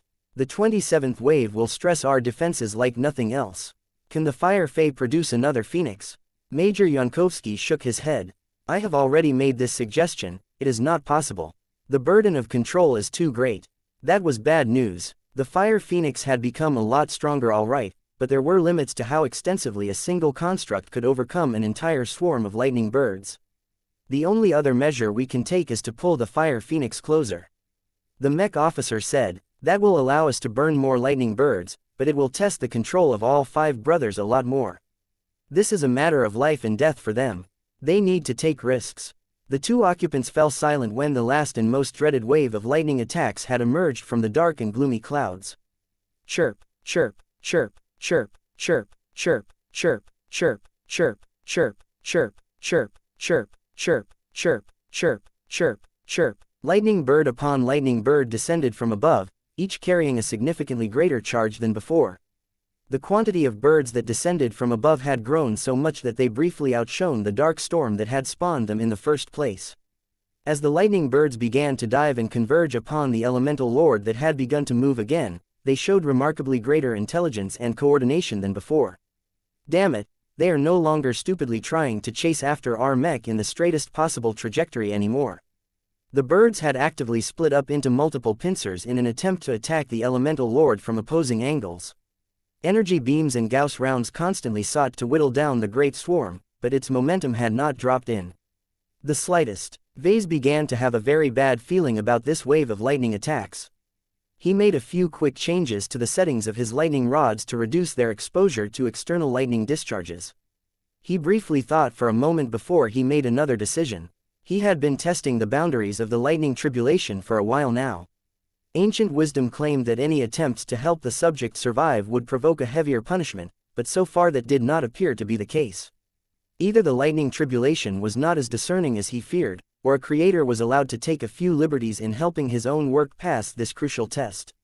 Whatever the case, Vase gained enough courage to intervene in a more direct manner. Blinky, Muro. His companion spirit emerged from his head and phased through the Mech frame before entering the nearby Fire Fae. Naturally, the fourth brother did not resist the arrival of the companion spirit of his progenitor. The Fire Fae gained a bit more strength once Blinky started to discharge a part of the fire energies that he had accumulated in his Blinky verse. Muro. The Fire Phoenix grew even larger and gained a more commanding aura, yet whether this made any substantial difference remained to be seen. They're coming. When the flood of lightning birds had begun to come close enough to make their attack runs, the Fire Phoenix could only attack 2 of the 4 pincers that were descending onto the Elemental Lord at most. As the Fire Phoenix stuck close to the living Mech and flew back and forth, it managed to capture most of the lightning birds that approached from 2 different angles. However, that left the other 2 pincers of lightning birds free to collide against the vulnerable Mech and the Fae. Yet just before these unattended lightning birds completed their mission, the temperature in the immediate area rapidly rose. Burn them all! The Fire Phoenix had turned around its majestic head and unleashed a spray of purple flame that not only washed over the Elemental Lord, but also struck many of the lightning birds that were on the cusp of transferring their damaging charge to the Mech frame. By the time the most intimidating wave of lightning birds had come to an end, the Elemental Lord emerged from this incident with a scorched but still relatively intact appearance. We did it! Vase jubilantly cheered inside the cockpit. Although that last move has caused our Mech's exterior to sustain a bit of damage, the internals are still in a good enough shape to proceed. We have successfully managed to complete a third of this lightning tribulation. Meow meow. Even Lucky felt happy that they managed to resist the huge amount of lightning birds with only a small proportion of them getting through. The Gem Cat previously thought there was no way they would even last long enough to witness the 27th wave. However, Vase and Major Yankovsky suddenly lost their joy as the thunderstorm above began to release more crackling sounds. It was as if the tribulation had grown furious at the fact that its target had managed to survive for so long. The 4th round of strikes is about to begin. Vase spoke. Be prepared for anything. As a part of the clouds glowed brighter and brighter, a large ball of golden lightning eventually descended from the skies. This lightning ball was much larger, faster and more intimidating than the previous swarms of lightning birds. Damn! While Vase was happy that this powerful lightning ball did not strike the Elemental Lord all at once in a single instant lightning bolt, that did not change the fact that it would probably fry the drone Mech from within if it got too close. The Luminaire crystal rifle along with the 2 offensive Fae immediately began to pepper the lightning ball with ranged attacks. This time, the energy beams and Gauss rounds produced significantly greater results than before. Unlike the thousands of lightning birds of before, the opposition consisted of a single target this time. However, Vase noticed that the repeated ranged attacks were not having that much of an effect. They were only being empowered by 3 separate elements, which meant that they did not gain any additional power derived from synergy. By the time the large lightning ball had come very close, it had hardly diminished in size due to the low threat posed by the Elemental Lord. Fortunately, the living Mech still had a Fire Phoenix under control. The 2nd, 4th and 5th brothers had made good use of the available time to strengthen their cooperation. Release the fire breath. Just as the Fire Phoenix was about to bathe the large lightning ball into a torrent of flames, the latter suddenly crackled and changed in form. Within a short amount of time, the giant lightning ball turned into a strange bipedal alien that belonged to a species that Vase and Major Yankovsky did not recognize. The powerful alien form manifested by the golden lightning ball was relatively short, stocky and was covered by scales. Its 3 compound eyes radiated pure menace while its 2 sets of arms made it look even more inhuman. The smaller and weaker pair of arms lacked a lot of muscle mass and only appeared to be good for fine manipulation. That was not the case for the larger and much more bulky set of arms. It not only looked strong enough to crush a human skull, but also happened to wield a broad and thick blade of golden lightning. Supported by a pair of digitigrade that was standing in the air, the massive alien made out of tribulation energy looked like the personification of a completely unfamiliar alien warrior race. Vase had a feeling that the lightning tribulation had produced a powerful sentient life form that was native to Messier 87. What happened next surprised everyone. When the fire breath unleashed by the purple phoenix was on the verge of engulfing its target, the 4-armed alien manifestation swung its sword in a single powerful movement. The tribulation manifestation released a wave of lightning energy that not only overpowered the flames, but also struck a deadly blow against the Fire Phoenix. What? Neo. The water, fire and wood Fae momentarily lost control as the powerful lightning strike had completely disrupted their control over their own energies.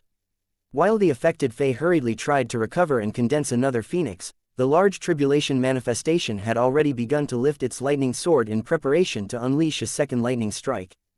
Don't let it pull off that move again. Vase urgently warned Major Yankovsky.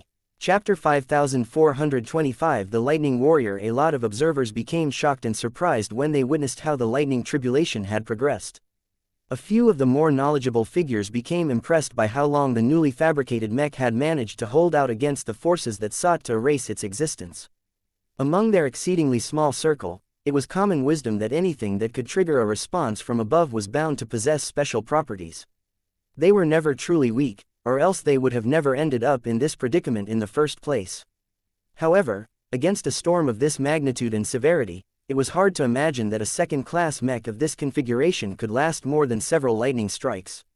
The fact that it had managed to overcome 27 continuous strikes, with very little interruption in between, caused a lot of people to pay much greater attention to the mech and its original designer. It had not been particularly difficult to obtain the design files or even the entire development logs of the so-called Fei project. Obtaining recordings of the spontaneous but remarkable redesign was harder, but not impossible. Every mech designer who had access to all of this information formed their own conclusions about the odd drone mech. It was clear that its maker had reached an exceptional state of mind in order for him to develop such an impressive mech in a short amount of time. It generated a lot of questions on how much ancient knowledge Professor Vase Larkinson secretly mastered. No matter what, a mech like this could never be developed from thin air. The esoteric knowledge that formed the foundation of the multi-elemental mech was controversial, to say the least. The 5 elements left a bad taste in the mouth of many leading human figures. Only those who had lived during those times or became initiated in the secrets of the past would know how much of a taboo it was to toy with the 5 elements. This was what made Vase Larkinson's disposition so perplexing. More than a few people speculated whether he was a modern representative of the 5 Scrolls Compact. Though those suspicions never led to anything further, it was clear that this young mech designer was one of the few humans who successfully straddled the line between old traditions and modern technology. No matter how much controversy he generated, so long as his contributions to the mech community and human society were valuable enough, there was no need to pay any further attention to his eccentricities. Even if those outlandish accusations that he was secretly advancing the interests of that forbidden cult, so what? The Great Severing had put a clean break between the ghosts of the past and the problems of the present. Red humanity needed to confront much more acute threats that posed an existential danger to everyone, not just the supporters and detractors of different human factions. Messier 87 had always been the central focus of the leaders who got transported along with the rest of the human population of the Red Ocean. As the unexpected lightning tribulation actually managed to progress far enough to manifest a member of one of the powerful alien races that was definitely native to that supermassive galaxy, interest in this remarkable event had spiked. The ability for red humanity to glean information from a galaxy that was located hundreds of thousands of light years away was exceedingly limited. Any early intelligence that could provide concrete details on the powerful native aliens could save billions if not trillions of precious human lives in the decades to come. These hidden observers all shared the same hope at the moment. Do not fail too soon. Meanwhile, right underneath the surging storm clouds, the Elemental Lord became confronted by an entirely new threat. The nature of the 28th wave was completely different from the 27th one. Vase was still reeling from all of the changes and rapidly tried to figure out what was happening based on his observations and the data at his disposal. After Jovi told him that this lightning tribulation was of a multimodal variety, Vase quickly started to understand what sort of gauntlet his mech had got caught up in after its completion. Every change in operation signified a brand new challenge. The previous 9 waves all tested the Elemental Lord's ability to defeat large quantities of small threats. Now that the lightning tribulation had produced a single big threat, it was not difficult to guess that the 4th round was supposed to test the Elemental Lord's ability to resist strong individual champions. Right now, Vase and Blinky keenly noticed that this 4-armed alien, swordsman, was somehow drawing in a lot of E-energy. As it lifted up its sword, the lightning manifestation had done this before, and the resulting lightning bolt utterly managed to crush the powerful Fire Phoenix. Vase already calculated that the Elemental Lord would sustain permanent damage if it got struck directly by a bolt of that magnitude. Against a threat that roughly resembled a swordsman mech with limited ranged attack capabilities, Major Simon Yankovsky fell back on his extensive training and experience. He chose to pull back his Elemental Lord. It was highly likely that this alien swordsman was even deadlier at close range, and Yankovsky did not want to risk getting zapped by the lightning manifestation's entire charge if his living mech made direct contact. Yankovsky made the most logical choice. Not only was his drone mech increasing its distance from the giant alien swordsman, but it had never let up its ranged attacks. Powerful hyper-laser beams, purple fire beams and Earth Gauss rounds continually struck the lightning manifestation that oddly matched the height of the elemental lord, but these powerful attacks only inflicted fleeting damage to the concentrated mass of tribulation lightning. Our ranged attacks are not effective. Vase warned. We need to inflict more area damage against a target that does not appear to have a solid physical body. The five brothers need to work together and combine several elements in order to produce more effective attacks. We know, Yankovsky replied. We are still working on it, Professor. It takes time to figure this out from scratch. I do not think we have enough time. Incoming. The mech officer and the elemental lord had been paying close attention to the lightning construct. Though it did not appear to be truly alive, its slightly mechanical movements nonetheless betrayed that this lightning manifestation was based on a real alien. After gathering a sufficient quantity of E-energy around its lightning sword, the giant alien figure performed a fast overhead sword strike that launched a powerful bolt of lightning that rapidly reached out towards its target. Major Yankovsky precisely forced his mech to boost to the side in an attempt to throw off his opponent's aim and evade the powerful strike. However, the arcing lightning bolt unerringly honed in on the elemental lord, thereby negating the attempt to evade its fury. Boomel! The entire cockpit rattled as the elemental lord's azure energy shield absorbed the brunt of this powerful lightning strike. Despite getting boosted by the water E-energy supplied by the second brother, the azure energy shield immediately overloaded, causing its generator to spark and fail in an instant. Our azure energy shield is down. All five brothers had become distressed at how close the drone mech had been to incurring significant electrical damage. Vase and Yankovsky had also grown shocked at what had happened. The elemental lord was not able to cope with this kind of attack. Given that the lightning tribulation had already advanced to the 28th wave, it was already a given that its power was bound to be much greater than the 18th lightning strike. However, Vase did not expect that a casual attack from a giant lightning manifestation would be able to launch repeated lightning bolts of this magnitude. We cannot go on like this. Vase quickly concluded. The base capabilities of the elemental lord are completely inadequate in the face of this power. The mech does not have the mobility or the defenses to withstand these attacks. You need to finish off this lightning manifestation quickly or find a way to stop it from swinging its lightning sword like that again.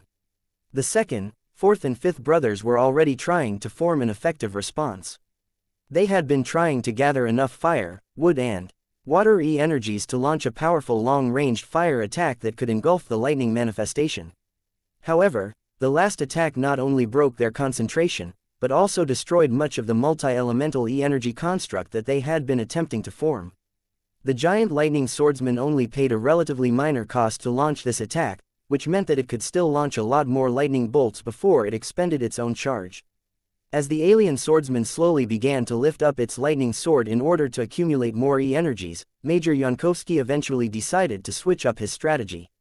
The elemental lord no longer tried to maintain its distance, but instead did the opposite and charged straight towards the giant lightning manifestation. What are you doing? I feel it is a mistake to fight this lightning alien from afar.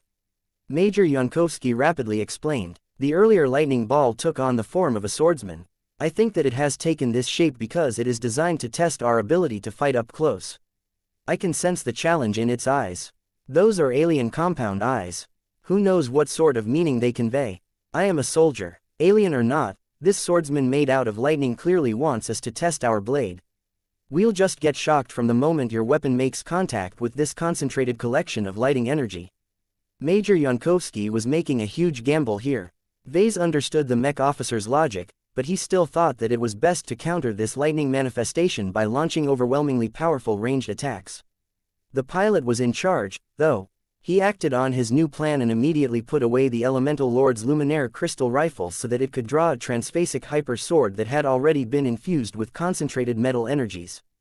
The Fae had become an afterthought at this time. The situation in the field changed so quickly that they were unable to keep up with all of the developments. Fortunately, the Earth Fae and the Fire Fae kept up their ranged attacks, though they only inflicted light damage onto the lightning manifestation. As soon as the elemental lord closed the distance, Vase braced himself in case a direct contact caused the entire mech frame to be shocked. Clang! What? Much to Vessa's surprise, the lightning sword did not behave according to his expectations. When the lightning alien aborted its previous move so that it could use its crackling weapon to block the elemental lord's attack, its sword actually functioned like a physical weapon. Though the drone mech incurred light shocks at the moment the two swords collided against each other, they were still a lot weaker than Vase initially anticipated. He realized that Major Yankovsky may be right.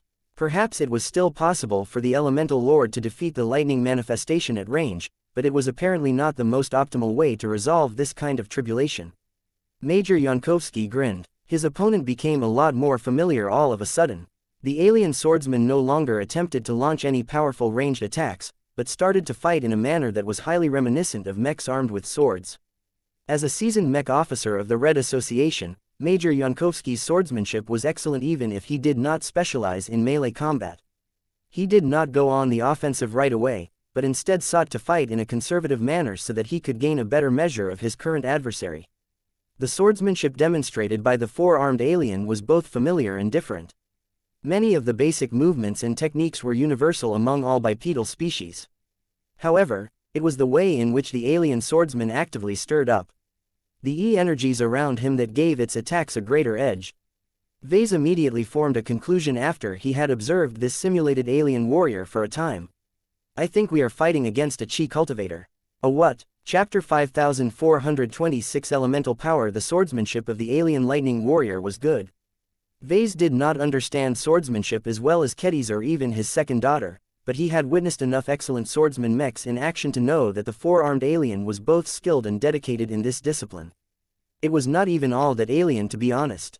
There were only so many ways that a humanoid arm could swing a sharp and fairly long-bladed weapon. Despite the weird set of eyes and the inhuman pair of digitigrade legs, the four-armed swordsman made out of tribulation lightning fought in a surprisingly familiar fashion if Vase focused on its swordsmanship alone. If that was the extent of the lightning warrior's combat capabilities, then Major Yankovsky should readily be able to defeat his opponent. After all, outside of high-ranking mech pilots such as Venerable Dice and General Ark Larkinson, the first-class mech pilots of the Red Association received the best overall training and enjoyed the most high-tech augmentations and facilities. Though Major Yankovsky's fighting routine was disturbingly standard and devoid of the extremes that characterized traditional swordsmanship styles, he did not fight in an overly rigid or mechanical way. He adjusted his sword techniques based on the properties of his current mech frame as well as his personal preferences. Right now, Major Yankovsky fought like an instructor that sought to suppress his more inexperienced sparring partner rather than for the killing blow right away. It was rather clever of him to hold back as soon as he recognized that the lightning warrior was not as difficult or dangerous to deal with when confronted at close range. The most important priority at the moment was to delay the next wave of attacks and to learn as much information as possible. If they finished off this relatively weak lightning warrior right away, the elemental lord would not have enough intelligence or buffer time to put up a good fight against a more powerful lightning manifestation. Right now, Vase and Major Yankovsky became most fascinated by the physical properties of their current adversary. While the sword-wielding mech did not do its best to land any deadly blows against its opponents, the transphasic hyper sword struck the body of the lightning warrior on occasion. Despite the lightning manifestation's appearance, whenever it got struck by a sword attack, it did not respond with a violent or overwhelming discharge of tribulation lightning. Instead, it only produced a moderate shock that the main body of the elemental lord could reluctantly tolerate. Vase even grabbed hold of his improvised lightning rods so that he could resume the strengthening of his body. This alien lightning swordsman behaved somewhat similar to a physical body. Major Yankovsky noted, every hit with a sword is met with physical feedback. It is not quite the same as hitting metal armor or organic flesh, but the resistance is close enough that it doesn't matter. Vase made another important observation. The shock feedback is growing over time. Compared to the initial shock when your sword first struck the lightning warrior, your last hit incurred a response that is 30% more powerful. Although the lightning warrior is losing its charge at a faster rate, the more you stall this duel, the more threat it poses over time. This was bad news for them because they would only have a limited amount of time to figure out the rules and prepare for the following waves. I do not feel that my current opponent is a thinking or living alien being, but it is simulating an intelligent being close enough to adapt to my fighting style. Yankovsky spoke. It is becoming harder and harder to pull off the same feints. However, the skill level of this alien swordsman is too low to gain the upper hand. That sounded a bit odd, but not completely out of expectation.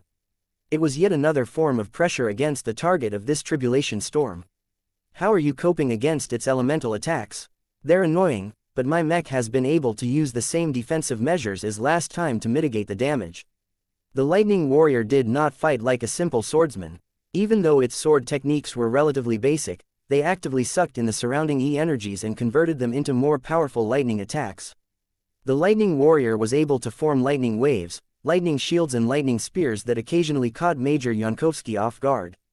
If not for the fact that the elemental lord was able to mitigate these strange elemental moves by boosting its defenses with metal and earthy energies, the mech frame would have sustained much more severe damage. Both Vase and Major Xianxia grew more concerned about the lightning warriors that would show up in subsequent waves. Whether the lightning tribulation would produce another four-armed swordsman or a completely different alien warrior, the ones that emerged in the later waves were bound to be a lot more challenging to defend against. Ah, meow. The regular contact between the elemental lord and the lightning swordsman provided the former with a regular and relatively controlled infusion of tribulation lightning, but that would not last long. The gradual increase in shock feedback was already starting to approach dangerous levels. This was even after the first brother and the third brother worked together to promote the defenses of the mech frame. With the power of metal and earth turning the main body into a surprisingly resilient combat platform, it had been able to bear shock after shock without anything important getting fried. Unless the elemental lord can strengthen its defenses further, we need to wrap up this duel. Vase spoke. Try and see if you can cripple the lightning warrior's limbs and organs. The sword-wielding drone mech no longer held back as much and began to convey a lot more aggression. Major Xianxia began to exert much more of his skill as a first-class mech pilot. The machine under his control expertly sidestepped the lightning warrior's slash and utilized its metal and earth-infused sword to amputate one of the four arms. It works. The lightning warrior simulated a pain response and reeled away as it lost its other greater arm. The crippling injury continued to debilitate the lightning warrior, making it easier for Major Xianxia to dominate the fight and cut off other body parts. Cutting off the legs does not do anything aside from giving it more pain. Xianxia frowned. The lightning manifestation does not need to support itself on the ground, so its legs are completely redundant. By the time the lightning warrior had lost all 6 of its alien limbs, it had lost a lot of charge, causing it to exude a lot less pressure than at the beginning. An alarm suddenly sounded in the cockpit. The emissions of the lightning warrior are soaring. It is going to blow. Major Xianxia had already pulled back his elemental lord as soon as he sensed a dangerous reaction from his much-reduced opponent. Crackle. The drone mech and all of the Fae had managed to retreat quickly enough to avoid much of the power of the electrical explosion. The 28th wave had been solved. 8 more waves to go. Vase remarked with a frown. I am not sure how the next ones will be stronger, but I think it is likely that the skill and the energy manipulation of the subsequent lightning manifestations will become progressively stronger. You cannot rely on your swordsmanship alone. You need to make the most out of the advantages of the elemental lord. Its name is not a decoration. The raw mech officer nodded in understanding. Crackle, crackle, crackle. After a short delay, the 29th wave had finally begun. Vase let out a breath in relief when he saw that the storm clouds had produced another 4-armored lightning warrior. This particular manifestation looked almost identical from the last one, though it was slightly larger and possessed a distinctly more battle-tested aura. I do not think we are dealing with an inexperienced swordsman anymore. As the new lightning warrior descended from the skies, Major Xianxia did not want to take the risk and allow his new adversary to release a devastating ranged attack. The elemental lord fearlessly charged forward. Its earlier victory enhanced its momentum. Its confident demeanor also became a bit more prominent as the 5 brothers had made good use of the previous delay to sort out new and better ways to combine their elemental powers. The defenses of the elemental lord grew substantially more powerful than before as the first brother, the third brother and the fourth brother teamed up to combine 3 elements at once. For whatever reason, fire promoted earth, though Vase had little understanding of the logic behind such a relationship. Nonetheless, it provided a crucial link that allowed the Earth Fae to feed substantially more earthy energy into the main body, thereby strengthening its metallic defenses to a higher level. Though Vase was vaguely aware that metal was supposed to be weak against the lightning element, there was no time to figure out a more sophisticated way to strengthen the main body's ability to resist damage. Any reinforcement was better than nothing. When the Elemental Lord was about to launch a sweeping sword strike designed to cripple one of the four-armed alien's limbs right away, the new lightning warrior did not stupidly stand around. Instead, the alien bent down and leapt forward by making use of invisible footing. As the three-eyed alien thrust out with the tip of its sword, two different elements sparked from the extending blade, producing a crackling and fiery mix of energies that mixed so explosively with each other that it conveyed an acute threat towards the Elemental Lord. Evade, crackle, boom. A spear of thunderfire extended straight from the length of the blade and extended forward by more than 150 meters. Though the continuous discharge of fiery electrical explosions ultimately did nothing but hit empty air, the Elemental Lord had come close to getting struck by an attack that might have been strong enough to overwhelm its reinforced defenses. Damn it, this second lightning warrior is much more threatening than the first one. If this second lightning warrior was similar to the first one, then the Elemental Lord could not give its adversary enough room to perform any big moves. Major Yankovsky developed a lot more fear and respect towards his current opponent, but that did not stop him from urging the Elemental Lord to move close and lock blades with the Thunderfire swordsman. MEOOOW. AHHHL, that's hot. When the Elemental Lord's sword made contact with the opposing weapon, a combination of tribulation lighting as well as tribulation fire somehow channeled into the mech. Vase was surprised that the tribulation no longer stuck to a single element this time. This did not bode well for the subsequent waves, as the lightning tribulation could pressure the Elemental Lord in much more diverse ways. One of the negative consequences to getting exposed to different elements was that they introduced brand new ways to damage his new mech. Vase quickly studied the condition of the main body and noticed that it had not only incurred minor heat damage, but also came a little closer to reaching its maximum heat capacity. If the Elemental Lord was unable to counteract this heat buildup, then its internals would get cooked sooner or later. The second brother has to figure out a way to counteract the tribulation fire and reduce the heat level of the mech frame. Vase advised. He is already working on it, but these fire energies are too strong, especially if they are mixed up with powerful lightning energies. We can either find a way to simultaneously deal with both, or you should take down this opponent as soon as possible. It was better in the long run if the five brothers were able to combine their elements in a way that reduced the threat of thunderfire, but the hostile manifestation was not as easy to contain as before. I hate to say it, sir, but this thunderfire warrior is much more skilled with his blade. I have yet to land a single damaging blow onto his body.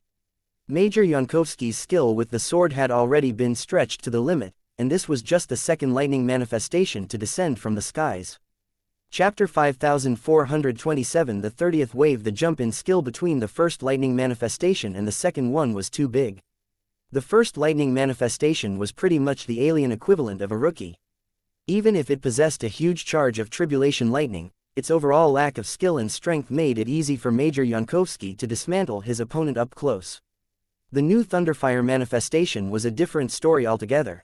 The swordsmanship and more importantly the elemental fighting techniques were on a much higher level, making it so that Major Yankovsky and his living mech had to fight much more seriously from the onset.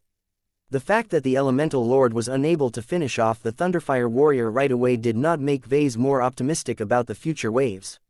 Fortunately, there was still hope of beating this opponent. The Elemental Lord was not a swordsman mech. Much of its combat power rested in its living Fae, which were contributing to the fight in many ways. The Fire Fae and the Earth Fae were constantly hammering the Thunderfire manifestation with ranged attacks. Different from before, their output no longer aimed at the center mass but focused on targeting the limbs of the Tribulation manifestation instead. The fast and skilled movements of the Thunderfire swordsman caused a lot of these attempts to miss, but the few hits were able to produce greater results than before.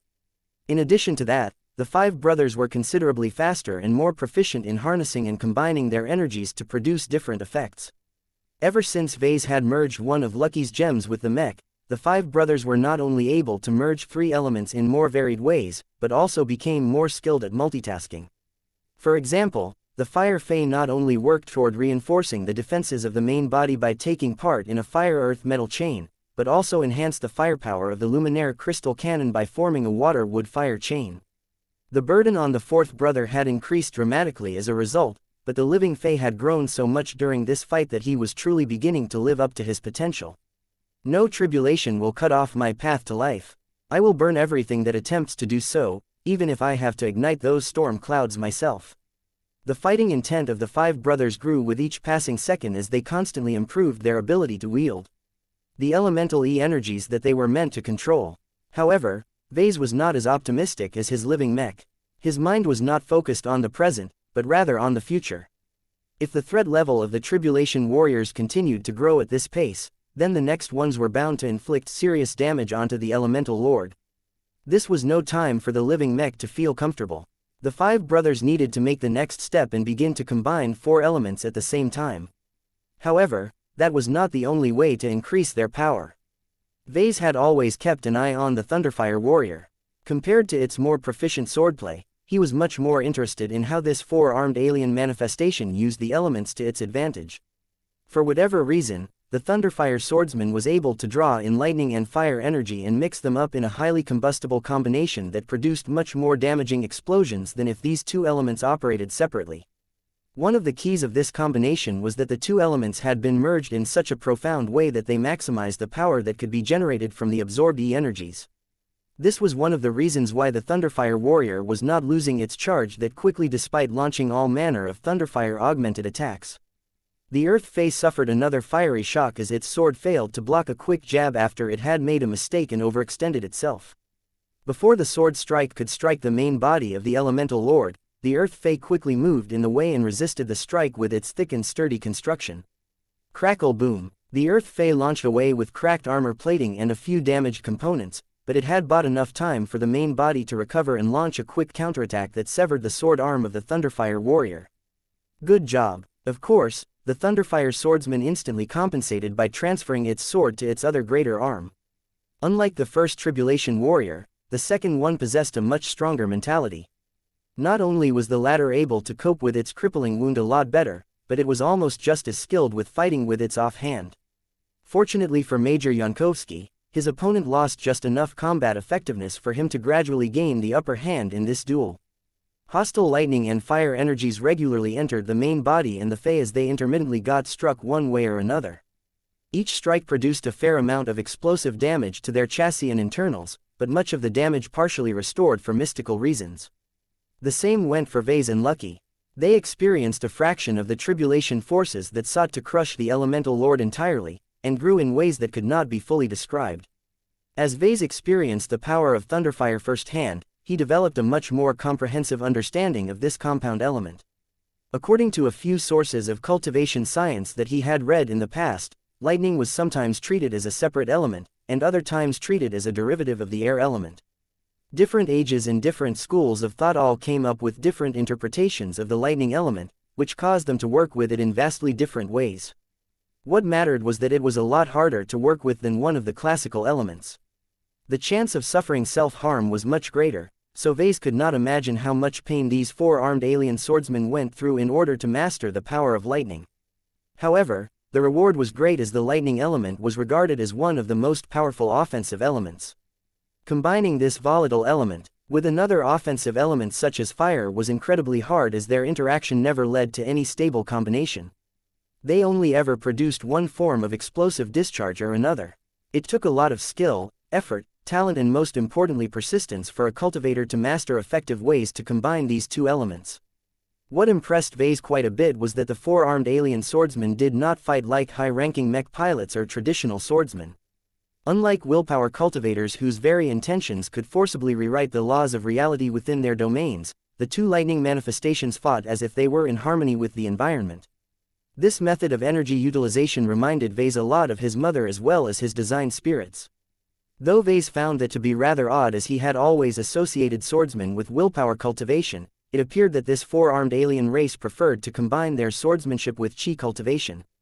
It makes sense. These presumed natives of Messier 87 operated in a high-energy environment. The concentration of E-energy radiation was so stupendously high that it would be stupid not to take advantage of all of the free and readily available resources.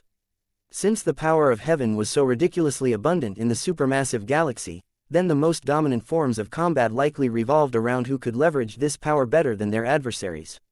Vase boldly speculated that willpower cultivation likely failed to gain any traction because it was too damn slow and difficult to progress. The demands were harsh and many of the advantages that made it so effective in the Milky Way weren't as relevant in a radically different environment. If this lightning tribulation continued to generate different manifestations based on the native aliens or beasts of Messier 87, then they were bound to utilize different elements in profound and impressive ways. Crackle boom. The elemental lord quickly retreated after it had finally managed to land a fatal blow on the Thunderfire warrior. The second manifestation promptly blew up now that it had been deemed too injured to put up an effective fight. Neither Vase nor Major Yankovsky were particularly pleased by this outcome. Have the five brothers managed to learn how to combine four elements? Vase asked in a tone that conveyed a lot of doubt. The mech officer shook his head. They have already tried to do this numerous times.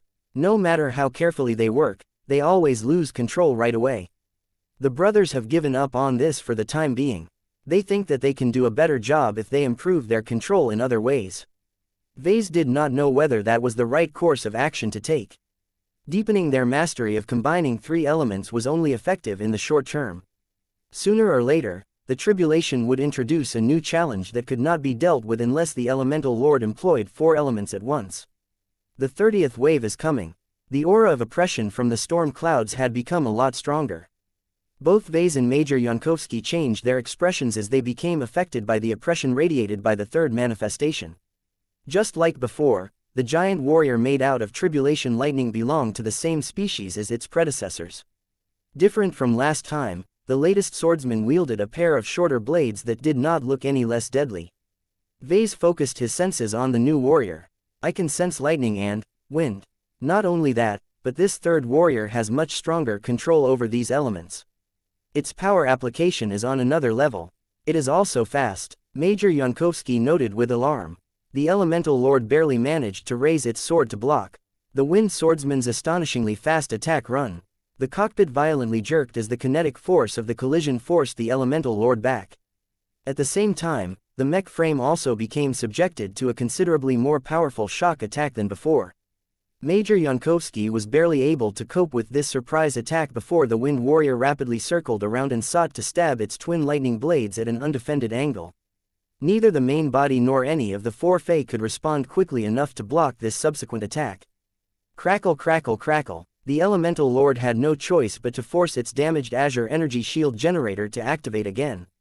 The water-reinforced energy shield barely managed to come online before the powerful twin stabs and lightning discharges sundered it apart yet again. This time, the Azure shield generator suffered more severe damage, making it highly unlikely that the elemental lord could depend upon it for a third time. Fortunately, Azure energy shield delayed the wind warrior just enough for the elemental lord to turn around and block the next flurry of sword strikes. Major Yankovsky happened to possess a bit of proficiency in dual wielding. Under his direction, the main body pulled out a backup knife and used it to block the wind warrior's second sword. Vase could clearly tell that the first-class mech pilot did not possess a lot of depth in this combat approach. The wind warrior was so much faster and more skilled that Major Yankovsky had no room to breathe. He could do little aside from focusing on defense. Not even the Fae could offer any support this time. The attacks launched by the Fire Fae and the Earth Fae largely missed their mark. The Wind Warrior also happened to excel at evasion. The ridiculously fast and skilled wind and lightning manifestation briefly pressured the elemental lord with a continuous sword flurry, but suddenly pulled back before adopting a weird attack stance. The power of wind surged behind the tribulation warrior. The energy levels were spiking at a rapid rate. Evade. Meow. The cockpit violently jerked as the elemental lord uncontrollably spun to the side. A significant chunk of armor plating as well as other components sprayed into the air as the explosively fast attack run of the Wind Warrior had torn out a part of the Elemental Lord's side. Lightning coursed through the frame and compounded the physical damage. The mech had sustained heavy damage that undeniably compromised its performance. The 30th wave was too strong. Major Yankovsky and the Elemental Lord were already starting to falter against this monstrously fast and powerful tribulation manifestation. Chapter 5428 The Weakest Link Crackle. The cockpit of the Elemental Lord violently jerked yet again. The drone mech was reeling from the latest blow inflicted by the Tribulation Warrior that mastered the power of wind. Major Yankovsky's highly augmented brain was working at its very limit to keep up with the Wind Swordsman's blazingly fast moves, but the pressure exerted by this alien adversary was too great. A lot of distant observers grew shocked by how quickly the difficulty of the lightning tribulation had escalated. The relatively smooth progress in the previous waves had given them the illusion that the subsequent ones would not ramp up so quickly, but the reality turned out to be different. Only the ones with greater vision and knowledge knew that a lightning tribulation of this magnitude was much crueler in nature. It showed no mercy towards any subject that failed to meet its exceedingly high standards. A comprehensive multimodal lightning tribulation did not leave any room for weaknesses. Any shortcoming that negatively affected the performance of the subject would inevitably become exposed and lead to its downfall. As Vase winced from the latest shock, he desperately tried to think of a way to overcome this predicament. The fact that he hurriedly moved back to his unending regalia in order to take shelter in its protection was a clear sign that he had lost a lot of confidence in his work. It couldn't be helped. As a mech designer who had lived through plenty of battles, his ability to read the battlefield was not trivial. His ability to process data was already great, and it had improved even further after his continuous exposure to tribulation lightning substantially upgraded all of his capabilities. He actually felt a lot more bloated than before. If not for the automatic space folding effect generated by his rapidly improved phase lord cultivation, he was afraid that his true body size would have surpassed the internal volume of this cockpit. Crackle, meow, ah, the elemental lord suffered another damaging impact. It turned out that when the elemental lord successfully managed to block both sword strikes from the wind warrior, the latter actually lashed out with a powerful wind-infused kick. Normally, a kick like this shouldn't have done more than to shove the elemental lord back, but the concentrated gathering of windy energy sped it up to the point where it struck the mech's midsection with the force of a battering ram. The armor plating covering the abdomen of the elemental lord had fractured. This was despite its extensive physical and metaphysical reinforcement.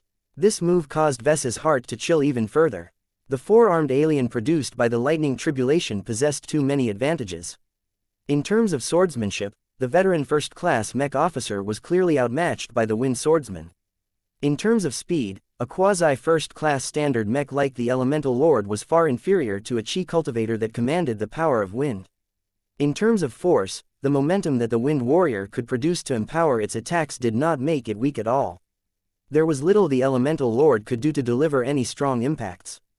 The five brothers did not want to admit defeat, though. Their very lives were on the line, and they tried harder than ever to exert their growing abilities in effective ways.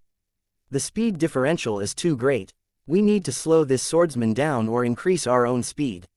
Fifth brother, are you making any progress in generating an energy field that can suppress or constrict the wind? The Wood Fae had been under a lot of pressure to find a way to constrain the movements of this powerful tribulation warrior. I can't. The wind swordsman's power and control over the forces of wind are too deep. The metal water wood chain doesn't seem to make a difference. How can that be? You are harnessing the power of three elements at the same time, while this tribulation warrior only truly leverages the wind element. Isn't it obvious? This wind swordsman's cultivation is much stronger and more focused. Just because it only specializes in one element doesn't necessarily mean it is weaker than our combinations. The difference in accumulation was too great. The lightning tribulation clearly simulated the performance of a highly trained and experienced alien swordsman who was probably in his prime. The Elemental Lord was technically a newborn in comparison. This matchup was not fair at all in that regard. As the prospect of losing loomed over the mech, the atmosphere in the cockpit had grown more depressed. If not for the fact that Major Yankovsky was still doing his utmost to coordinate with the five brothers to keep up with the horrifying pace of the wind swordsman, he would have put a lot more thought into pulling the emergency ejection lever. As Vase quickly managed to restore his armor, he went back to using his administrator access to tweak the settings of the mech and facilitate its damage control activities. However, this was clearly not enough to turn the tide of this frantic duel and give his mech an opportunity to defeat its opponent. Even stalling did not work. The Fire Fae and the Earth Fae had not ceased to fire their empowered hyper weapons at the Wind Warrior, but their target remained too elusive to hit. Even if the two offensive Fae managed to land a lucky blow, a wind shield swirled into existence that sapped much of the elements that reinforced the attack. The defenses of the wind swordsman turned out to be formidable as well. As a chi cultivator who excelled in close-quarter combat, this dual-wielding alien had developed a remarkably deep mastery in the application of windy energy. As Vase continued to analyze the data, he found it increasingly harder to optimize and improve the performance of the Elemental Lord. It did not help that the mech incurred substantial damage every few seconds or so. The more the Elemental Lord suffered an attack, the more prone it became to getting hit again due to a reduction in performance. There was nothing Vase could do to reverse this increasingly more dominant trend. Vase briefly glanced in the direction of the cockpit. Much of the reason why the Elemental Lord was losing out against this Wind Warrior was because his latest work suffered a glaring weakness. The mech pilot was no longer able to keep up anymore. First-class mech pilot or not, Simon Yankovsky was ultimately just a mortal human soldier. How could he possibly keep up with a transcendent alien swordsman who managed to prosper in a high-energy environment? Major Yankovsky had become the weakest link of the Elemental Lord. Vase deeply regretted the fact that he had only completed the fabrication of Altered Fate project long after he had sent Saintess Ulrika Vraken away. If she was in the cockpit, then she would have been able to outfight the Wind Warrior and win this bout by this time. It did not even matter if the Elemental Lord was not an ace mech. An ace pilot had broken the human limit and could reach much greater heights. Even if the Hexer ace pilot was not available, Vase could have asked a favor from the Devas ancient clan. The Terrans would probably not object to lending out one of their own resident ace pilots. Instead, Vase had been taken by surprise and had little choice but to borrow the best mech pilot of the Blue Jay fleet. There was no use in crying over spilled milk. The harsh reality of the situation was that Vase had no choice but to work with the assets he had on hand. Though Major Yankovsky was far from able to match the extraordinary alien warriors of Messier 8. In his current state, Vase knew of at least one method to correct this shortcoming. He briefly weighed the risks of employing this method. It did not take long for him to make up his mind. Vase had already invested one of Lucky's precious gems to upgrade the performance of the Elemental Lord. There was no way he wanted to lose his investment. Lufa, lend me your power. The angelic design spirit readily descended upon his progenitor. Of course, Lufa did not bestow his glow to Vase in his guise as the Angel of Tranquility. Instead, Lufa altered his presence with the power of revelation, thereby causing his aura to change into a variation that was better known as the Transcendence Glow. Ves's demeanor had changed substantially after he had willingly become the conduit of aspect of transcendence. Major Yankovsky sensed the changes in the cockpit, but the mech officer was so focused on the fight that he did not consciously think about what was happening. Nonetheless, the Transcendence Glow was already having an effect on his mind and spirit. By promoting the obsessions, ambitions and focus of the subject to the extreme, this amazing glow was able to elevate the mood of any active mech pilot to the peak and beyond. In order to produce the strongest possible effect, Vase not only embraced Lufa's descent, but also tried to merge himself with the design spirit, thereby causing the lines between the two to blur. Simon Yankovsky. Vase spoke with a voice that had gained an ethereal reverberation. You are 56 years old, yet you have made no notable accomplishments in your career. While you have managed to make accomplishments as a mech officer and reach the rank of major, is this where your true ambitions lie? The mech officer's eyes twitched, which signified that at least one part of him was paying attention to Ves's oddly hypnotic and compelling voice. Vase added more heat in his words. You are a failure of a mech pilot. Others may look up to you and think you are impressive for becoming a mech major in one of the strongest human organizations, but as far as we are concerned, you are still a mortal who is bound by the constraints of reality. Your willpower is too weak and you have not managed to earn enough glory to make people remember your name after your passing. You are an insignificant existence. An air of judgment exuded from Vase as the Transcendence Glow fully exerted its influence on Major Yankovsky. Many of your peers have managed to undergo their apotheosis in their 20s and 30s, thereby allowing them to step foot on the path to godhood. What about you? What you have managed to accomplish can be replicated by millions if not billions of other mech pilots in the Red Ocean and the Milky Way galaxy. Nothing. You have earned no glory to speak. Please like and follow the Cultivation Audiobooks channel of. Your prestige is entirely borrowed from the Red Association. Where is your pride? Where is your ambition? Are you truly content to live and die as a mortal?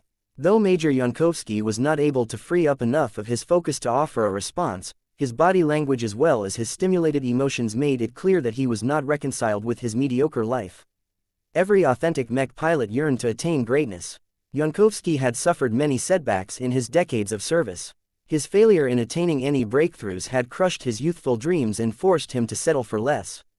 Now that he had come under the effect of the Transcendence Glow, he revisited these regrets and suddenly felt a lot less willing to bow down to reality. Why should he allow others to become the hero when he was willing to work much harder to attain greater strength? Why should he admit defeat when he still had many decades of time to develop his strength as a mech pilot?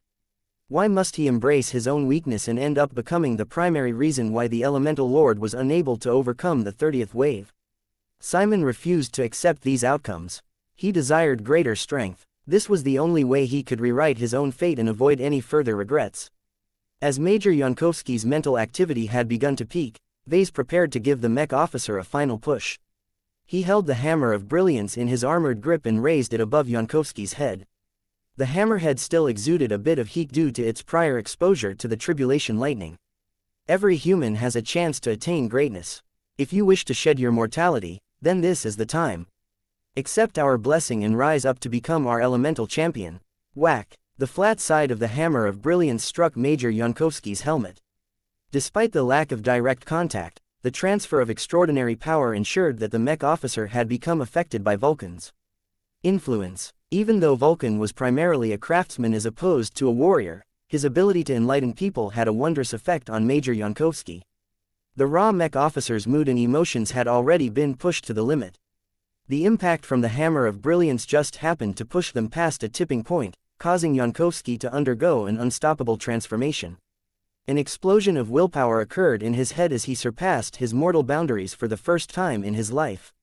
Chapter 5429 Explosion of Strength. Vase could not guarantee that he possessed the ability to induce a breakthrough on demand. He had taken a major gamble by employing his transcendence glow on Major Yankovsky. Though the mech officer was in a better condition to accomplish a breakthrough due to the fact that he was fully invested in a battle against a superior opponent, his talent and mentality were not that great. Simon Yankovsky had much better chances of breaking through when he was decades younger and still retained a lot of confidence and optimism in himself. This was the prime age bracket for any breakthroughs. Any mech pilot that failed to break past their mortal limits in their 20s and 30s usually had no chance of defying their fates in the remainder of their careers. The proportion of mech pilots breaking through when they were in their 50s, 60s and older was depressingly minuscule. To be honest, there was no reason anymore for Major Yankovsky to expect any drastic increases in strength anymore. His excellent education made it abundantly clear that his chances of becoming an expert pilot had dropped so much that his confidence in this area had dropped to the bottom. That changed today. Somehow, Major Yankovsky had dug up many of the ambitions and regrets that he had buried in his mind. He thought back on the high-spirited dreams of his youth and reflected on the failures that scarred his confidence. Why was this future denied to him? How was it possible for his other colleagues to progress by leaps and bounds while Simon himself remained stuck at the ordinary limit? It was not fair. Perhaps many other mech pilots would already remain content with becoming a part of the most powerful mech organization in human civilization, but Yankovsky had always set his sights on becoming one of the many god pilots that protected the human race. Now, those dreams that he had buried a long time ago suddenly came up in his mind again. Unlike the darkest moments of his past, Yankovsky no longer thought that his ambitions were unattainable anymore. Anything was possible as long as he worked hard enough to attain greater power. Under the high pressure of the current battle and the comprehensive influence of the transcendence glow, Major Yankovsky suddenly received a powerful impulse that merged his various thoughts and emotions together. A critical mass had formed in his mind that exploded into a power that activated his spiritual potential and transformed his willpower. At the same time as Major Yankovsky broke through to the rank of expert candidate, a massive surge of power exploded from his depths. It was as if all of those decades of quiet accumulation suddenly came loose, causing his rapidly expanding willpower to abruptly resonate with the mech that he was currently piloting. The Elemental Lord gained a massive and violent infusion of strength that transformed its effective performance and elevated its performance in the most direct ways possible. Though there was a massive lack of control and finesse to this temporary empowerment, it was more than enough to give the struggling drone mech the strength it needed to close the gap. The exterior of the mech glowed with the power of forced resonance. Not only that, but the accompanying Fae that had been utilizing their own structures as physical shields to block some of the Wind Swordsman's attacks began to glow as well. The power of forced resonance was magical and mysterious. It followed the purest intention of the mech pilot and not only simulated the power of true resonance, but also injected a lot of power into the machine, thereby causing it to perform way above its normal limits. At this instance, the Elemental Lord's effective performance had temporarily reached the level of a low-tier expert pilot. This made an immediate difference in battle.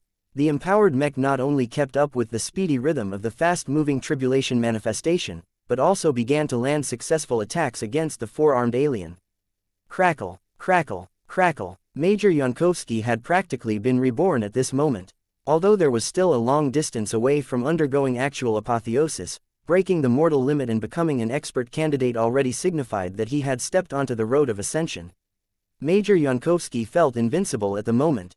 He wanted to shout out all of the frustrations that had been welling up in his heart all of this time. Today, he had completely turned his life around and finally managed to unlock his hidden potential. As a veteran mech officer of the Red Association, Simon Yankovsky understood much better what his breakthrough signified. It wasn't just the mech pilot that received a substantial boost. As his forced resonance flooded throughout the entire mech frame in the Fae, the five brothers received a massive amount of feedback that rapidly enabled them to explode in strength. The E-energy vortex surrounding the Elemental Lord became a lot stronger as the five brothers were able to exert much stronger control over their respective elements. Although they were still unable to combine four elements at once, they were able to leverage their current advantages a lot more extensively. This had many different consequences to the current fight. Just as the Wind Warrior sought to evade one of the Elemental Lord's sword strikes, the Wood Fae worked hard to utilize his elements to constrict the movements of the Lightning Tribulation. Unlike before, the energy field produced by the metal water wood chain caused the entire surroundings to glow in green. The strong artistic conception created by the fifth brother even started to take on a more physical shape due to the blessing of forced resonance, giving observers the illusion that a vague forest had formed around the Elemental Lord. The Wind Warrior visibly slowed down even as its wind shield flared. Illusionary tree branches started to surround and envelop the Tribulation manifestation. Even if they failed to immobilize the Wind Warrior entirely, the wood energies still managed to wear down the wind energies and counteract the speed boost. Now that the speed differential between the two had shrunk, the empowered Elemental Lord was able to confront the Wind Warrior a lot more directly. The resonance-empowered Fire Fae unleashed blasts of purple fire that penetrated the fragile wind shield and burned a surprisingly large chunk of the Wind Warrior. The Earth Fae on the other hand managed to fire an extraordinary heavy slug that penetrated through every barrier and obstacle and severed one of the major limbs of the Wind Warrior, causing it to lose control over one of its swords. The Wind Warrior visibly winced from these twin blows, but it quickly used one of its lesser arms to pick up the sword that was just about to drop to the ground. Major Yankovsky was not willing to waste the precious time while he was performing at his peak. Under his growing willpower, the Elemental Lord blasted forward with an explosion of fire energy and charged straight towards the Wind Warrior.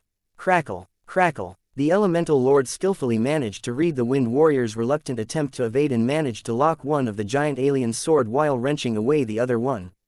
Compared to a greater arm, the lesser arm of this alien species was obviously less suited to exert any significant force. After the injured lightning manifestation lost a sword, the Elemental Lord took full advantage of the opening and unleashed a rapid series of slashes that tore into the Wind Warrior's torso and head. Shortly after Major Yankovsky had vented his anger at this astounding opponent, he commanded his Elemental Lord to pull back. Crackle boom, an explosion of Tribulation lightning and Tribulation wind engulfed the position of the defeated Tribulation warrior. The uncontrolled release of energies was so violent this time that the Elemental Lord had to rely on its forced resonance shield to prevent its mech frame from incurring significant damage. We won. Meow. Vase let out a huge breath in relief. Not only did they manage to overcome the 30th wave, but the Elemental Lord also experienced a surge in growth. The five brothers took full advantage of Yankovsky's breakthrough and absorbed a lot of spiritual feedback. However, their jubilation was short-lived when the 31st wave commenced a short moment later. The oppression generated by angry storm clouds had grown a lot stronger. It was as if Major Yankovsky's abrupt breakthrough broke their calculations. The fourth Tribulation warrior that descended from the clouds was yet another simulated copy of a four-armed alien swordsman. This one wielded a radically different weapon. It held a thick and long slab of metal that looked even more exaggerated than the style of great swords favored by the sword maidens. The new alien swordsman clearly excelled in powerful strikes. Not only did the Tribulation manifestation exude a deep sense of control over the element of earth, but its aura also radiated an air of force. Combined with the Tribulation lightning that made up its form, this supremely powerful Tribulation manifestation could probably crush the Elemental Lord in a single blow as long as it managed to land a direct blow. Major Yankovsky and the five brothers did not need any guidance from Vase to figure out how to deal with such an opponent. They were fully prepared to play hard to get and rely on their mobility advantage to avoid the heavy blade of the Earth Warrior. In the meantime, the Fire Fae and the Earth Fae began to unleash much more powerful attacks than before. Their abrupt growth had given them a greater ability to shape and control the energies at their disposal. The Fire Fae, for example, began to compress its fire beam attacks into a pulse that compressed all of the destructive fire energies in a much shorter time interval. Boom, boom, boom. Violent purple explosions rocked the exterior of the Earth Warrior. Each of them possessed enough power to shatter the frame of a quasi-first-class mech.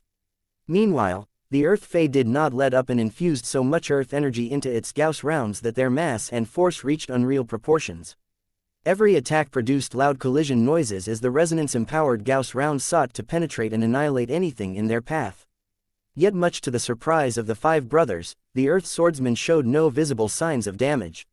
With its much stronger and deeper mastery over the Earth element, the new Tribulation manifestation formed a defense that was as impenetrable as an ultradense rock. No matter whether it was the explosive energy attacks of the Fire Fae or the heavy kinetic impacts of the Earth Fae, neither of the two empowered spurs managed to inflict any damage. The only consolation was that the Earth Swordsman was nowhere near as fast as its predecessor. The Elemental Lord was able to maintain its distance from the powerful Tribulation manifestation and its exaggeratingly heavy greatsword. Yet just as Major Yankovsky and the five brothers struggled to form an effective strategy, the Earth Warrior suddenly exerted a strong energy field that constricted the surrounding space and caused every movement to be met with much greater resistance. Vase grew alarmed when this occurred. This is a domain. Although it was not as strong and dense as a Saint Kingdom, the Earth Swordsman's comprehension and control over the Earth element was so extensive that its influence had reached a surprisingly long range. The Elemental Lord especially became locked by the Earth Warrior, making it seem as if the mech was unable to escape. Major Yankovsky's ability to generate forced resonance had just passed its high tide. His ability to empower the Elemental Lord could not become any stronger, which meant that he had no ability to break this weird new condition. My mech is hardly able to move. The Earth Fae has lost control over the surrounding Earth-y energy. The third brother is unable to stop the Tribulation Warrior from usurping his control. Vase widened his eyes in alarm. That was bad. The Elemental Lord only performed at its best when it was able to harness all five elements. If the drone mech no longer had access to the Earth element, then many important chains became inaccessible. Vase could already feel the consequences around the cockpit. The mech frame lost a lot of reinforcement due to the breakdown of the Fire-Earth metal chain. The Water Fae was no longer able to empower its own intact Azure energy shield with the Earth metal water chain. The loss of a single element was enough to cripple the Elemental Lord, and that was when Major Jankoxi was still in his breakthrough state. The Earth Swordsman did not waste this opportunity. As soon as the drone mech had become immobilized by the power of Earth, the Tribulation manifestation slowly charged forward while holding aloft its gigantic greatsword. Even if the Earth Swordsman was relatively slow to build its charge, it gradually built up an indomitable momentum that became more and more frightening. The oppression exuded by this Tribulation manifestation was at least an order of magnitude greater than that of the defeated Wind Swordsman. Chapter 5430 Elemental Supremacy. It was as if the recently appeared Earth Swordsman turned the surrounding area into an Earth arena. There was no room for maneuver in front of the four-armed alien that wielded a gigantic greatsword. The alien Chi cultivator obviously knew that speed was not its forte, so it had worked hard to refine his control over the Earth element to the point where he could generate a powerful force field that constrained the mobility of all of its adversaries. Although this dense and heavy force field was not invincible, Major Yankovsky and the Elemental Lord did not possess a strong enough grasp of their powers to break this constriction. It's coming. As the distance between the two steadily began to shrink, the constriction generated by the Earth element became stronger and stronger. The Elemental Lord was previously able to move slowly in different directions, but as the Earth Swordsman continued to crash towards its target, the mech had lost the ability to move. A combination of panic and unwillingness welled up in Vess's mind. This was the 31th wave. He had hoped that his latest creation would be able to continue its growth and quickly master the ability to combine 4 as well as 5 elements at once. All of that started to look increasingly less likely as the heartless and unfeeling Earth Warrior descended upon the Elemental Lord with a greatsword that was likely to sunder the mech in a single blow. Vase closed his eyes as he tried to figure out how his mech could overcome this latest predicament. Was there no other way to progress any further? A lot of thoughts swirled in his mind. Meanwhile, Major Yankovsky and the 5 brothers did not think about defeat at all. Even when their situation had grown bleak, they still attempted to fight with the determination to see this through the end. Yet as the unstoppable Earth juggernaut loomed ever closer to the elemental lord, Major Xianxia could not help but sense an acute sense of death. This sword was unstoppable, the elemental lord could not evade this strike. If he did not summon any further bursts of strength, he would likely go down with his mech. The unprecedented pressure exerted by the attacking Earth warrior caused Major Xianxia and the five brothers to exceed their previous highs. They had begun to tap into their greater potential, causing each of them to increase their control over their elements. The Earth Fae even started to show signs of retaking control over the surrounding Earth-y energies that had been denied by the tribulation manifestation. Yet as the Earth swordsman loomed closer and closer, the elemental lord was still unable to break loose from the force field. Major Xianxia gritted his teeth as he tried to squeeze his newly grown willpower beyond its limit. He wanted to strengthen and prolong the state of forced resonance that was empowering the elemental lord, yet no matter how much he wanted to produce another miracle, the painful truth was that he had already exploded his potential once. It was impossible for a mech pilot to attain a double breakthrough. It had never been done throughout the history of mechs, and for good reason. It took a lot of accumulation for a mech pilot to become qualified to advance to the rank of expert candidate and expert pilot. Masterwork mech or not, the elemental lord was only able to play a facilitating role to the progression of a mech pilot. Just as the Earth warrior was about to crush the trapped mech in half with its gigantic greatsword, Vase could no longer deny the reality around him anymore. Dismay welled up in his mind. He had so many expectations for his Altered Fate project. He at least hoped that it would have been able to fight its way through the latter half of this exaggeratingly powerful lightning tribulation. However, the lack of preparation was too fatal for his chances for his latest work to ascend to an entirely new height. Vase felt incredibly sorry about the elemental lord for his inability to strengthen his creation any further. For the first time in his career, Vase strongly felt that he had failed as a mech designer. Due to his many mistakes and shortcomings, he was unable to provide his latest and possibly his greatest work with a viable path to survival. Before Vase allowed this painful admission to depress his mood any further, he first needed to address a more acute issue. "We lost. We need to go right now." His voice seemed to shake Major Xianxia out of his trance. The new expert candidate had been trying to squeeze his potential even if there was nothing left anymore. Though an RA mech officer like Simon should know better than to deny this reality, his recent breakthrough had given him an inflated sense of confidence. He still believed that he and the five brothers could turn this situation around. Seeing that Major Xianxia was still too deeply immersed in this impossible challenge, Vase decided to take matters into his own hands. "We need to go right now, so forgive me for doing this."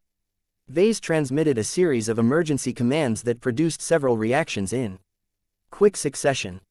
First, the neural interface physically disengaged from the rest of the mech, causing the man-machine connection to collapse in the most abrupt fashion possible. Major Xianxia immediately suffered trauma from the forced disconnection. He had lost all of his wits due to this damaged approach. Next, the rear of the elemental lord blasted open, leaving an open avenue for the cockpit to eject from the mech frame. However, the cockpit jerked and screamed without managing to make any progress. The cockpit was stuck in place. It appeared that the force field generated by the looming Earth swordsman had grown so strong that not even the ejection process could escape the strengthening net. Vase already expected this to happen. Fortunately, much of the focus of the Earth swordsman was locked onto the main body and its Fae. "Lucky, you can make your own escape." Meow. Just as Lucky hurriedly phased through the cockpit of the elemental lord, Ves's armored form bent down and pulled Major Xianxia out of the cockpit seat. Although it was a little awkward, Vase managed to embrace the taller and more muscular mech officer in a bear hug. He then proceeded to focus all of his concentration onto the expanded phase water in his blood. The recent lightning tribulation had not only caused his phase water concentration to soar by an unknown extent, but also inflated his true body to many times his former size.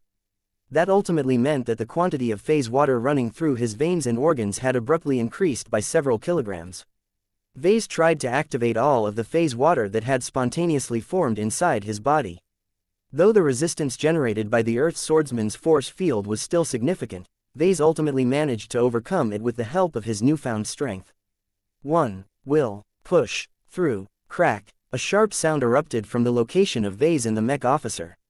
Both of them had disappeared from the cockpit. Immediately afterwards, a pair of armored figures dropped onto a grassy hill and rolled a bit before they lost their momentum. Vase groaned as he suffered a strong ache throughout his body. Trying to displace himself several hundred meters away with an additional passenger had stretched his new capabilities to the limit. The problem was that he had originally aimed to move at least a kilometer away from his former location. The fact that his journey got cut short due to the strong resistance produced by the Earth Swordsman's force field was bad news. Brace yourself. Vase possessed enough awareness to manually activate his personal shield generator, causing it to produce a small but strong barrier that was enough to resist most attacks launched by mechs for a short amount of time. Just a split second later, the Earth Swordsman chopped its enormous greatsword from top to bottom, completely bisecting the immobilized and forcibly deactivated Elemental Lord into two messy lightning-scarred pieces. Crackle. Boom boom boom. Secondary explosions quickly engulfed the mech frame before the ruined power reactor failed to contain all of its power and produced a violent explosion that hardly managed to phase the solid Earth Swordsman. After enduring 30 continuous challenges, the Elemental Lord ultimately failed to overcome the might of the 31st wave. As if the lightning tribulation wanted to rub this failure into Ves's face, the Earth Swordsman lost cohesion and exploded in place, releasing all of the tribulation lightning that made up for its body at once. Crackle crackle crackle. A concentrated storm of lightning exploded in every direction, instantly engulfing the remains of the bisected mech frame as well as the damaged but relatively intact living Fae. The remnants of the Elemental Lord did not stand a chance against this punishment. The 5 elements mech had failed to pass the test issued by the lightning tribulation, so it had lost its right to exist. The 5 brothers that developed a lot of hopes and dreams about their future as an amazing living mech all became ruthlessly crushed by the lightning tribulation that originated from another galaxy. As the explosion of golden currents mercilessly disintegrated each and every aspect that Vase had painstakingly put into the Elemental Lord, the surrounding terrain got blasted by all of the collateral damage. Crackle. The energy shield surrounding Ves's form got struck by one of the escaping lightning bolts. The protective barrier had reached its limit and exploded in a violent fashion.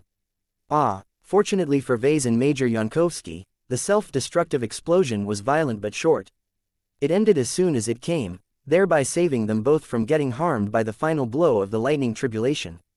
The dark clouds that cast a strong shadow over the landscape had already begun to fade. The tribulation had done its job, so there was no more reason to waste any time on this trivial planet. The oppressive air quickly made way for a desolate wind that did not bring any relief.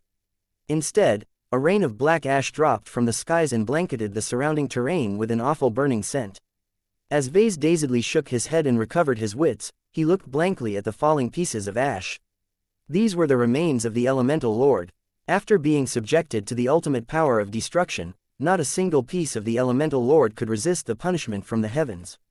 Neither the physical nor spiritual aspects had managed to escape this fate. Vase felt depressed in a way he had never felt before. The pain in his heart was strong. The Elemental Lord was practically his baby from his perspective. Vase had worked harder than ever to bring a beautiful and promising child to life, only to attract an unreasonably heavy punishment due to the fact that he had violated a taboo. His living mech had died too soon. The 5 brothers had not even lived for a single day. They had spent much of the short time of their lives fighting for their own right to exist. Struggle characterized the entire extent of their brief existence in this reality. It's not fair. Vase felt a lot of regrets about his lost mech. Not only did he lose the most brilliant masterwork mech that he had created up to this date, but he had also suffered a personal defeat that completely sapped his confidence in his own work. Meow. A damaged-looking gem cat slowly descended onto Vase and Yankovsky's position. Lucky looked a bit burned and frazzled, but his strengthened archimetal body somehow managed to withstand the lightning explosion. Vase felt so discouraged about his failure to save his own work that he did not even pay attention to Lucky's appearance.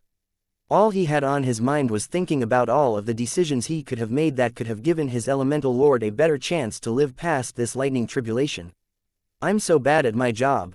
I still have a long way to go before my work is good enough. Chapter 5431. Stuck in darkness. The lightning tribulation disappeared now that it had accomplished its objective. The powerful force originating from Messier 87 had deemed the Elemental Lord to be a forbidden existence. Ever since Vase had brought this miraculous elemental drone mech to life, he had violated a forbidden rule and attracted the ire of this distant but all-encompassing force. The severity of the punishment had to fit the crime. Given how quickly and dramatically the lightning tribulation as it progressed, it became clear that Vase had committed a massive crime from the perspective of this alien authority, Ves's mind became filled with regrets and doubts after the shocking event had come to an end. His eyes grew dull as they continued to track the ash particles that continued to fall from above. These were the remains of what could have been one of his greatest mechs to date. As humble as it might appear on the surface, the Elemental Lord had the potential to match the performance of an expert mech shortly after its completion. This was a mech that could have transcended its roots and could have evolved into a mechanical god-like entity. If Vase had been able to buy more time for his nascent masterpiece, it might have been possible for the Elemental Lord to grow quickly enough to keep up with the escalating lightning tribulation. However, he had ultimately failed. He had resorted to several measures to give his potent living mech a fighting chance. From using up one of his precious gems to pushing Major Simon Yankowski into breaking through, he had gone all out in order to give the five brothers the strength they needed to continue their struggle for survival. Vase found it difficult to accept that all of his efforts had gone to naught. Every single physical and spiritual trace of the Elemental Lord had disintegrated into ash and scattered energy. There was nothing to salvage from the remains. The tribulation lightning possessed a capacity of destruction that was unsurpassed.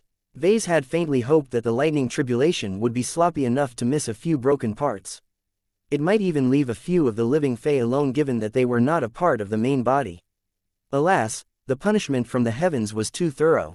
The self-destruction of the Earth Warrior not only wiped out all of the living Fae, but also burned their spiritual foundations until there was nothing left to salvage. A part of Vase wanted to gather up as much of the ash particles that were dropping onto the lighting scorched ground, but he recognized that there was little point in doing so. The ashes contained nothing that held any practical value to a mech designer. Vase had been able to bring back certain entities from the dead. He had hoped that he could reproduce this particular miracle again, but the lightning tribulation clearly did not leave anything to chance. Even if I brought the Elemental Lord back from the dead, that damned lightning tribulation would just come back so that it could finish the job. He cynically guessed. The oppressive storm clouds may have cleared from the skies, but Vase saw no discernible light. His vision still remained clouded in darkness. It did not take more than a minute before the forces of the Blue Jay fleet arrived to secure the site. The Terrans did not gain any chance to get involved from beginning to end. The Devos ancient clan was not pleased about the Mechers shutting everyone else out. The fact that the culprit who triggered the anomalous thunderstorm was not a citizen of the Terran Alliance made it easier for the Red Association to monopolize whatever gains could be derived from this explosive event. The news could not be blocked, however. The eccentric young Tier 3 galactic citizen had become galactic news once again for conducting a mysterious experiment that apparently generated an accidental weather phenomenon. The vast majority of the public were completely unaware of the truth behind this incident. The common folk hardly paid attention to the implications and merely assumed that the young mech designer had been too reckless in an attempt to sustain his explosive success. They were not necessarily wrong, but only the highest and most knowledgeable leaders understood the true meaning behind the act of triggering a lightning tribulation. A lot of parties that paid attention to Vase had quietly increased their evaluation of this controversial mech designer once again. Even if his attempt had crashed and burned, he had demonstrated enough ingenuity and courage for making it this far. So long as he was able to develop his potential further, he could accomplish much greater feats in the future. It was conceivable that a lot of different parties developed a greater desire to cooperate with him. His shallow foundation and his volatile personality no longer became as significant as before. His potential outshone many of his negative qualities, making it so that a lot more people were willing to take a gamble and invest in this supernova of a mech designer. All of that were concerns for the future. The Larkinson clan had more important issues to worry about. The premier branch had unwittingly attracted a huge amount of attention. It had too little manpower to handle all of the inquiries and deal with all of the powerful Terrans that insisted on obtaining answers. In the absence of Vase, Gavin Newman quickly became overwhelmed by all of the demands. It was not wise to ignore or offer a perfunctory denial to any of these requests. The Terrans could be quite touchy about etiquette and propriety. Gavin began to sweat as he tried to figure out the best way to word a rejection to a rather invasive proposal from one of the ancient clans. "Let me help you handle these matters." A female voice spoke. "One know these clans the best. As a former member of an ancient clan, these Terran dignitaries will still consider me as one of their own. That should make it much less challenging to keep them at bay." Alexa entered Gavin's office within D&D base and calmly took over dozens of the most difficult and sensitive cases. With Alexa helping the Premier branch handle a portion of the aftermath of the anomalous weather event, the culprit who triggered it in the first place was resting in an entirely different place. Ever since the Blue Jay fleet teleported Vase away from the surface of the planet, he had removed his unending regalia and gone through an extensive health inspection. The state-of-the-art medical facilities and scanners most certainly became confronted by a lot of shocking discoveries as they analyzed the properties of Ves's radically altered physique. From finding out that his phase water concentration had skyrocketed to realizing that his actual body mass had grown far more than was apparent on the surface, the doctors and biotech experts serving on the Tarask grew excited at the prospect of gathering invaluable research data on an actual human phase lord. It was hard for Vase to share in the joy and excitement of all of those raw doctors and researchers. Their smiles and laughs completely slid away from the gloom that surrounded him like a force field. If these crazed biotech Reese's archers had their way, they would have kept Vase in their labs for weeks. The more they studied Vase's one radically altered body, the more they gained insight into how a human version of a phase lord truly operated. However, it was impossible for all of these brilliant scientists to have their way. Their studies may be of incredible value to the Red Association, but it was more important to preserve the rights and dignity of a Tier 3 galactic citizen. As such, it only took a few hours for the health inspections to come to a regrettably early end. Vase did not even register the looks of dismay of all of those doctors who deeply wished that he could serve as their test subject for at least a few more days. He ended up in a cozy and familiar lounge in another section of the flagship of the Blue Jay fleet. A bot had delivered a cup of warm and soothing hot chocolate, but Vase had not touched the floating container once since it arrived. The cup still made sure to keep the beverage warm at the most optimal temperature, so the hot liquid continued to steam in front of the paralyzed mech designer. Here, the sudden interruption forced Vase out of his fugue. He blinked his eyes and focused on the high-tech gadget that Jovi held out with his arm. Vase slowly raised one of his tired arms and picked up the object. He could sense the water element becoming more active around this brand new device. The lightning tribulation has completely drained the reserves of your old shield generators. The liaison from the Survivalist Association explained. While it is technically possible for us to restore them to as good as new, they are too weak and outdated for a galactic citizen of your stature. I have taken the liberty to retrieve this from our stores and present it to you as a gift. It is one of our latest personal Azure Shield generators. It is powerful enough to withstand at least one or several attacks from a first-class multipurpose mech, though one do not advise you to test this claim. It is particularly effective if it is given time to reinforce itself with water-attributed E-energy. The cost of a first-class personal shield generator of the Hyper generation was insane, but it was nothing to one of the most powerful organizations of Red humanity. Though Vase did not want to deal with anything aside from his own thoughts, he was too much of a cheapskate to reject this freebie. Thanks, he answered in a gruff and exhausted voice. He did not treat this expensive life-saving gadget like a treasure. He cared so much about the Elemental Lord that nothing else could rouse his interest. Vase simply placed the new personal shield generator underneath his Patriarch uniform and allowed it to settle onto his body. A minute of silence ensued as Jovi sat on the couch opposite to Vase and silently ordered a drink for himself. Jovi's knowing eyes seemingly pierced straight through Ves's facade. Do you understand what you have done? 2. Greater than, you surprised everyone when you managed to trigger such a spectacle. It is not impossible for a senior mech designer to provoke such a response, but it is so unlikely that no one expected you to make it happen. I admire you, Vase. I truly do. It takes a special sort of mech designer to devise and produce a mech so powerful that it has pushed past a limit. 1-1, do you know why this event is so rare to the point where it is unheard of among most seniors and masters? It is because this is a phenomenon that often precedes the creation of a grand work. Not every lightning tribulation leads to the formation of a grand work, but even if your amazing Elemental Lord fell short of that impossible standard, it would have excelled in a different way. The mention that the Elemental Lord had the potential to become a grand work was so shocking to Vase that he finally pulled himself out of his daze. Are you kidding me, Jovi? Are you actually claiming that the Elemental Lord had skipped straight past the second rung and reached the third rung of Senfoven's ladder of craftsmanship? Jovi responded with a smile. You do not have to take my word at it. You might not have noticed it, but several star designers paid close attention to how the lightning tribulation unfolded. They have personal experience with these sorts of events, as their greatest creations are always subjected to the same treatment. The xenotechnician Leas personally conveyed to me that your Elemental Lord had the makings of a grand work, though the polymath is not as confident in this conclusion. Regardless of their differences, both of them have become highly impressed with your attempt to break the boundaries of what mechs are capable of. This is what mech designers should truly be working towards. Vase felt mixed about the fact that his modest mech had managed to attract the attention of at least 2-star designers. His failure weighed so heavily in his mind that he could not even feel proud for this accomplishment. Chapter 5432 Consolation Prizes, a Grand Work.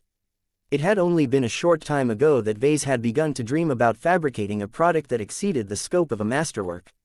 That did not mean that Vase actually thought he had a chance of making anything close to a grand work this soon. It was incredibly unrealistic to think that a relatively young and inexperienced senior mech designer like himself could match the works that could only be attained by the most brilliant master mech designers and star designers. Yet today, he had somehow defied conventional wisdom again. He should have felt proud for breaking such an astonishing record. It should not matter too much that his attempt to create a grand work had crashed and burned in a spectacular manner. Just the fact that he managed to come into contact with the third rung of the craftsmanship ladder was enough to surpass almost every mech designer at his age. Perhaps not even the polymath had managed to touch the threshold of a grand work when she was as old as his current self. The implications were enormous, both to Vase and the Red Association. Yet why couldn't Vase summon any joy or pride at this near-legendary feat? It was because the bitter taste of defeat overshadowed everything else. How could Vase possibly be in the mood to take joy in the death of one of his most promising creations? He had developed a close emotional attachment to the Elemental Lord since he initially came up with the idea to create a 5-elements mech. He poured so much of his heart into this amazing living mech that its complete and utter annihilation wounded him on an emotional level. Every masterwork carried a piece of himself. It was conceivable that a grand work likely carried a greater piece of his soul. Perhaps this may be the reason why Vase felt so hollow. His entire reality grew bleak as he could not bring himself to feel any joy about his other accomplishments. The only outcome that mattered to him was that his Elemental Lord lost its struggle for survival and suffered a complete death as a consequence. Vase experienced this trauma similar to a parent who had lost a child shortly after birth. This was one of the most painful and devastating suffering a father or a mother could go through. Before today, Vase could never imagine what it would be like for Aurelia, Andraste or Marvane to die in his arms. He would probably go crazy with grief. Though Vase would always prioritize his own children over a grand work, that did not lessen the impact of one of his greatest failures as a mech designer. Jovi did not rush to resume the conversation. He calmly sipped his drink while constantly observing his friend's depressed state. Lightning tribulations are strange phenomena. The mecher eventually continued. I cannot explain much about them. I am not authorized to come in touch with secrets of this nature. I can only supply you with the small amount of details that the xenotechnician and the polymath have seen fit to share. Though Vase could hardly muster any interest to pay attention to anything else aside from his incredibly painful loss, he harbored a special kind of resentment towards the lightning tribulation that denied his magnificent work a chance to live. Every time his thoughts strayed towards the lightning tribulation, Vase grew pissed at how it showed so much malice towards the Elemental Lord's existence. It was as if its existence personally offended the powerful authority from Messier 87. The Elemental Lord was a completely innocent existence as far as Vase was concerned. It did not deserve to die because of factors outside of its control. If anyone deserved to get punished for violating a taboo, it should be Vase who should account for his crime. Even though it was absolutely crazy for him to think about it, Vase actually wished he could have been the subject of the lightning tribulation instead of his precious creation. In his current mood, Vase irrationally preferred to die if that was what it took to bring the Elemental Lord to life. Only the most passionate and obsessive mech designers could understand his current sentiment. Perhaps that was why Vase and Jovi were not in complete alignment at the moment. A sense of alienation existed between the two as Jovi could not fully understand why Vase took this loss so badly. The raw mech designer sighed. Objectively, you never had a chance of success. Your intention was too ambitious. Your mech possessed too much promise, far more than you can bear at your current ability. You sought to produce a battleship when you are only truly qualified to make a frigate. You tried to fly when you should still be learning how to walk. If you toned down the scope of your highly inventive work, you might not have been able to produce an astonishing result, but the resulting mech would have provoked a much weaker reaction from Messier 87. His explanation made sense. That was one of the reasons why Vase became so filled with regret. It became clear that he had crossed the line far too much. Perhaps star designers such as the polymath had many ways to cope with an exceedingly powerful lightning tribulation, but Vase was far less capable of handling such a situation. The outcome that happened today made that abundantly clear to him. His failure taught him a brutal lesson about the dangers of unbridled hubris. Is it unusual to attract a multimodal lightning tribulation that strikes as much as 81 times? It is one of the most severe responses that a mech designer can provoke. Jovi straightforwardly answered, for whatever reason, the number 9 has great meaning to the source of these tribulations. It is usual for highly notable accomplishments that far exceed the scope of an ordinary masterwork mech to trigger at least some variation of a lightning tribulation. Depending on how extensively the work defies the rules, the tribulation will strike in multiples of 9. For example, if you had attempted to create a mech that was much less ambitious, then it would have been able to survive this test if it only lasted for 27 strikes at most. That was a sobering realization to Vase. He had acted completely without any awareness of the forces he had been toying with. If he possessed this information from the start, he would have definitely reined himself in and given his elemental lord a much greater chance to live past this day. Vase lowered his head in regret. He hated the fact that the Red Association denied this crucial information to him, but he did not really blame the Mechers for withholding it in the first place. No one could have imagined that Vase actually needed it at his current stage. People often learned the most profound lessons when they suffered a massive failure. Vase was in the same position now as the death of the Elemental Lord scarred him to the point where he would never want to make the same mistake again. If he ever entered a position where he could trigger a lightning tribulation once again, he was determined to hold back until he was able to guarantee the survival of his most promising works. There was no doubt in his mind that Vase would be confronted by lightning tribulations yet again. He had already triggered it 3 times over the course of his career. There was no way he would allow this setback to deter him from challenging this powerful force yet again. Tell me more about these lightning tribulations. Vase spoke with greater steel in his voice.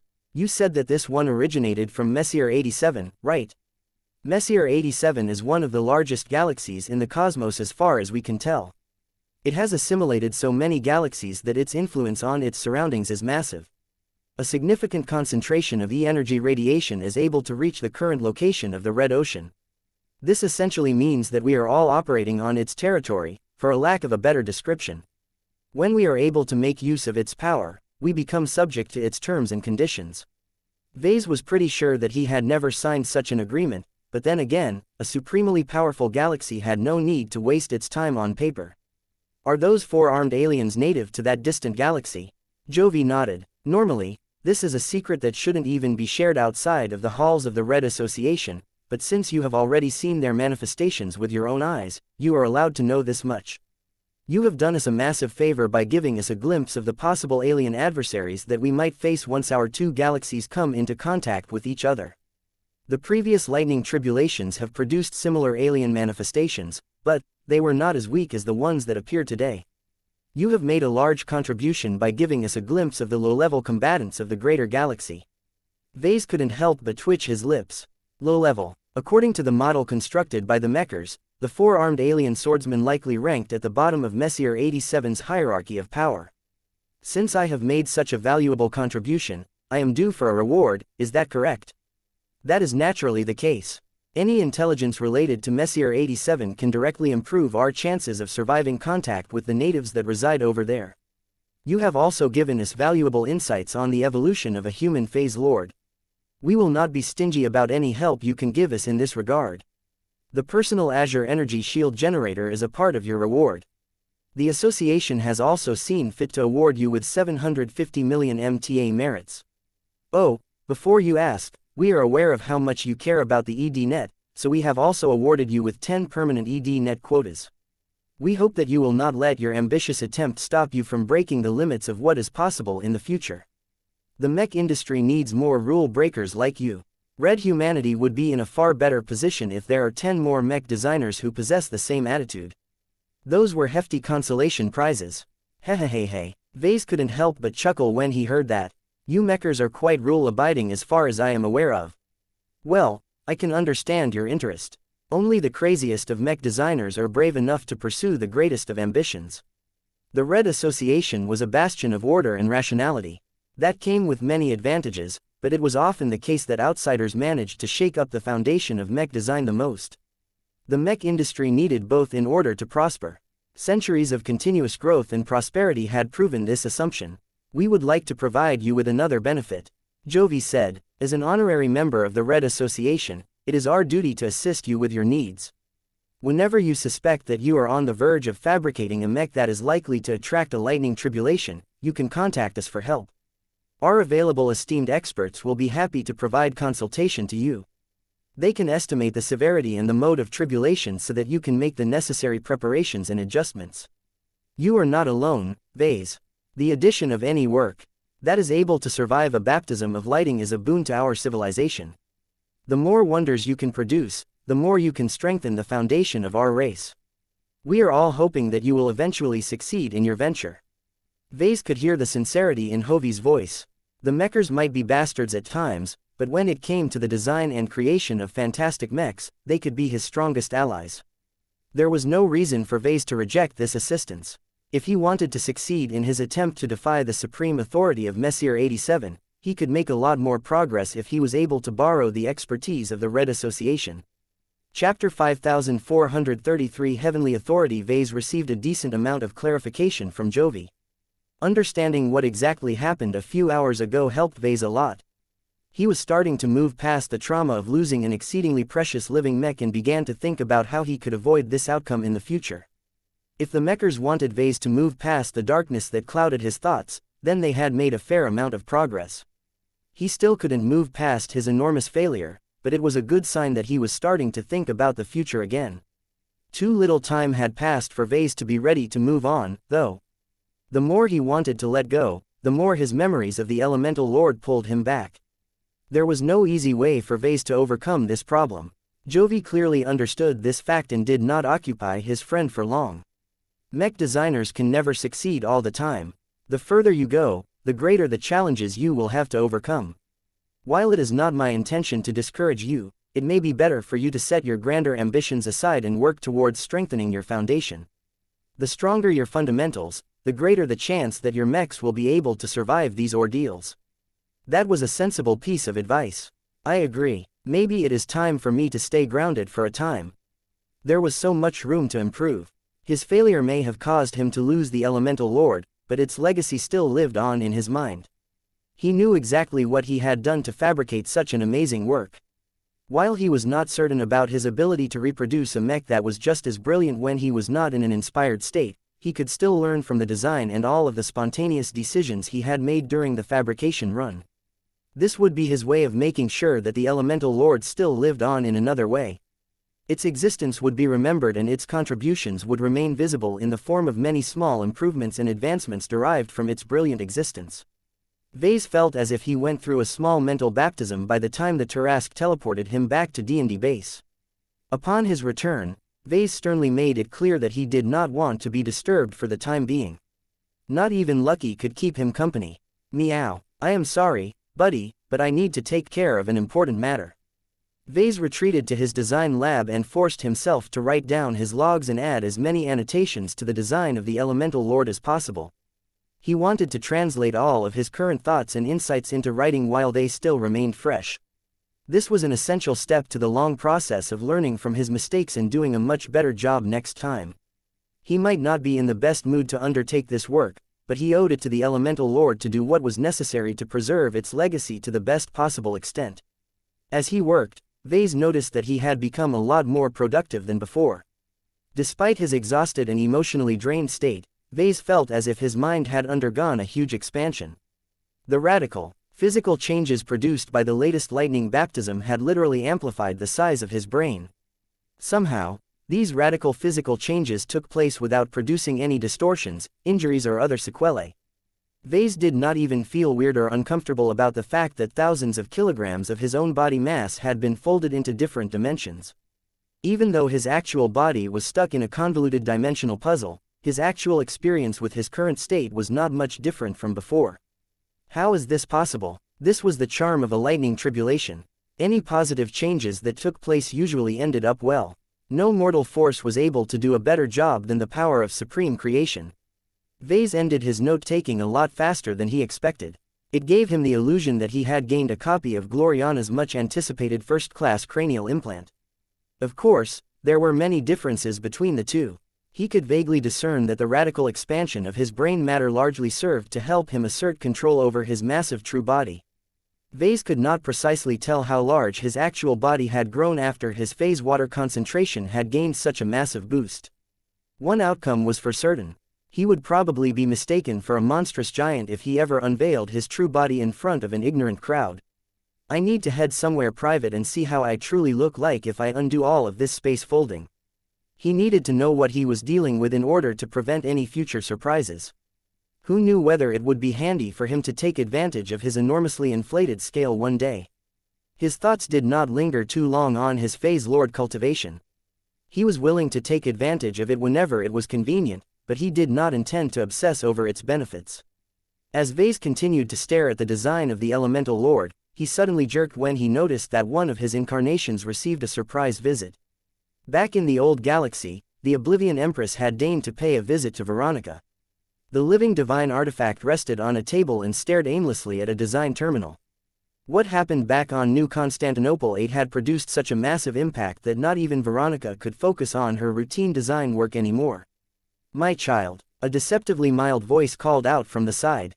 No matter how gentle her voice may be, there was no way that Veronica could possibly disregard her own mother. "Mother," the mechanical feline responded, "I suppose you have come to talk about how my main self arrogantly sought to challenge the heavens, only for his work to get struck down as punishment." The robed true god maintained a non-judgmental expression as he sat in front of Veronica. "I came to dispel your ignorance. Now that you have touched upon a layer of reality that was previously beyond your reach, it is better if you develop a better understanding of the forces that you have challenged and insulted with your work." Veronica frowned. Jovi had offered a lot of clarification, but he never offered an exact explanation why the elemental lord provoked such a violent response. "Can you tell me the taboo that I have violated in the process of creating my latest work?" Cynthia settled in a more comfortable stance. "To do that, I need to explain the purpose of heavenly punishment. You should have an understanding that galaxies are controlled by enormous and unfathomable existences, correct? They were called the heavens or the heavenly Tao in ancient times. It is beyond the scope of this conversation to explain their full nature, but it is enough for me to say that they are the collective representatives of the galaxies that have spawned them. The stronger the energies in a given area, the stronger and more encompassing they become. It should be obvious to you that Messier 87 hosts one of the most powerful and domineering heavenly authorities in the cosmos." The female cat nodded. "One can understand that logic. What does that have to do with lightning tribulations?" "I am getting there, my child. Now, a heavenly authority is spawned from a galaxy and is generally, but not always, concerned with the health and survival of that very same cosmic environment. Since the heavenly authority is largely derived from the power of heaven, it is highly concerned with the use and abuse of these energies. What you call E-energy radiation may seem like a free and endlessly renewable resource to you and your fellow red humans, but this is not actually the case. Nothing is truly free, and the E-energy that is released by Messier 87 all have an existing owner."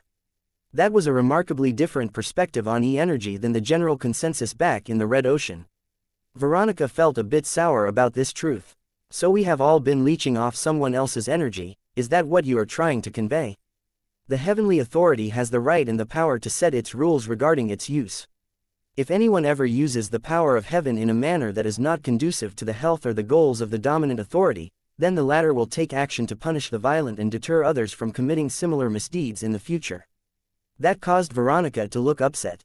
"I can understand this punishment mechanism, but why does it turn into a reward mechanism so long as a violation is strong enough to make it past a tribulation?" Cynthia chuckled. "That has to do with one of the fundamental rules of reality. Never forget that might make right. Not even the heavens can circumvent this truth.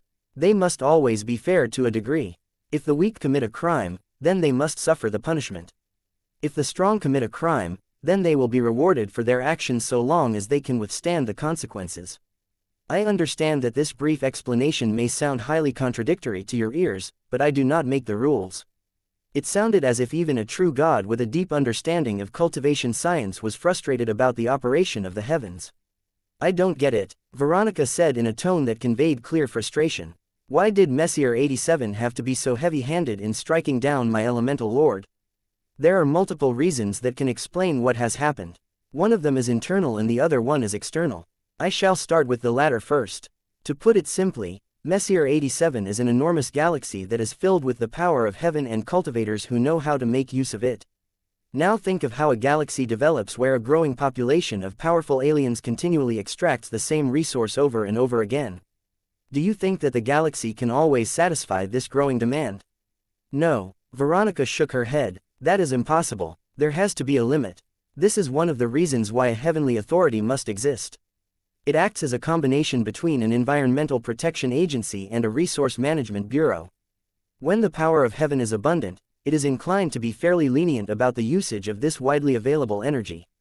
However, Messier 87 is not old, but occupied with an unimaginable amount of aliens, many of whom are cultivators. I cannot discern too much information about them, but the severity of the lightning tribulation indicates that this powerful galaxy is operating close to its maximum capacity. In other words, it was like a highly congested sports stadium that was already filled to the limit. It was incredibly different to keep all of the occupants happy and in line. It was logical for the security forces to act harshly against those that wished to enter the stadium by force or ruin the enjoyment of legitimate customers. Veronica was grateful to her mother for finally giving her a clear explanation. I do not really understand the logic behind the harsh response. The cyborg cat said, all of that E-energy radiation that is spilling outside of the confines of the galaxy is going to waste anyway. Why does this heavenly authority care about the fact that I intended to recycle it for my own use? There are so many other humans in the Red Ocean that are doing the same. Why am I being singled out all of a sudden? Her mother's expression took on a graver expression. A heavy aura formed around her that generated an air of solemnity. It is because your violation was too severe, my child. When you attempted to create a mech that immediately possessed the potential to combine the 5 elements, you did not just attempt to create a living mech that was the equivalent to a true god if it fully realized its potential. You challenged the heavens themselves by usurping a part of its authority. This is the internal reason why your work could never be tolerated.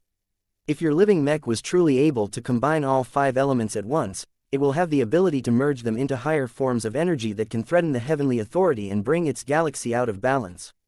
Do you understand now? I don't think so. Well, you are less ignorant than you were an hour ago. If not for the fact that a lightning tribulation must follow the rules, it would have crushed your elemental mech with all of the power of 81 strikes at once. Do not doubt my words. In fact, do not even think about repeating your stunt. You can design any mech you like, but your strength has to match your ambitions. If you dare to create another machine that inherently wields the 5 elements before you are ready, then the lightning tribulation may not be so merciful next time. Chapter 5434 The Great Struggle for Dominance. I still do not understand. Veronica had trouble understanding the rules and logic of these so-called heavenly authorities. From her perspective, a big galaxy like Messier 87 generated so much E-energy that it could not possibly contain it all. A vast quantity of E-energy radiation constantly escaped from the confines of the galaxy and spilled out into the depths of space.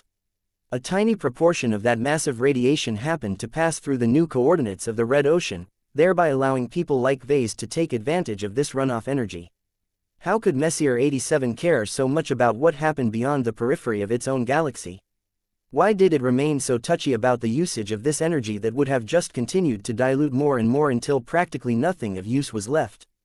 Her mother definitely possessed a much more comprehensive understanding of the true situation, but she had an annoying habit of withholding crucial information due to believing that her child was not ready to face the greater truths. Veronica was tired of being treated like an immature kid. Her main self was already a senior mech designer, which in most places was regarded as a mature and accomplished professional. While there was still a large gap in status between a senior and a master, the fact that she had already come in touch with the 3rd rung of Senfoven's ladder of craftsmanship ought to be an indication that she should be able to learn about the relevant truths in advance. Mother, the cute cat said as she floated over and landed her metallic body onto Cynthia's lap, one need to know more. The rules that you have described don't really make sense to me. I lack the context to understand why the heavenly authority hates what I am doing. I won't stop, you know. I will continue to design and fabricate mechs that are stronger than the ones I have made before. Even if I rein in my ambitions and work at a more measured pace, I will bump into a lightning tribulation sooner rather than later. If I am forced to have a rematch, I would like it to happen on my terms. The Lady of the Night calmly listened to her child's arguments. Information is power, but it is also a curse. The true God spoke in a weighty tone. From the moment you become aware of certain truths, your perception of life, reality and fate will change forever. Ignorance is usually regarded as a negative trait, but I do not agree with that sentiment. There is virtue in ignorance. Those who live without having to bear the curse of knowledge can embrace their futures with greater optimism. Her argument did have merit, but Veronica had moved way past that point. She had become embroiled in numerous galactic and intergalactic affairs, a few of which directly influenced the development of entire civilizations and the balance of power in the Red Ocean. I do not think your argument applies to me anymore, Veronica plainly told her mother. Now that I have become a Tier 3 galactic citizen in human society, I have reached a position of prominence and leadership where continuing to remain ignorant is regarded as a sin, not a virtue.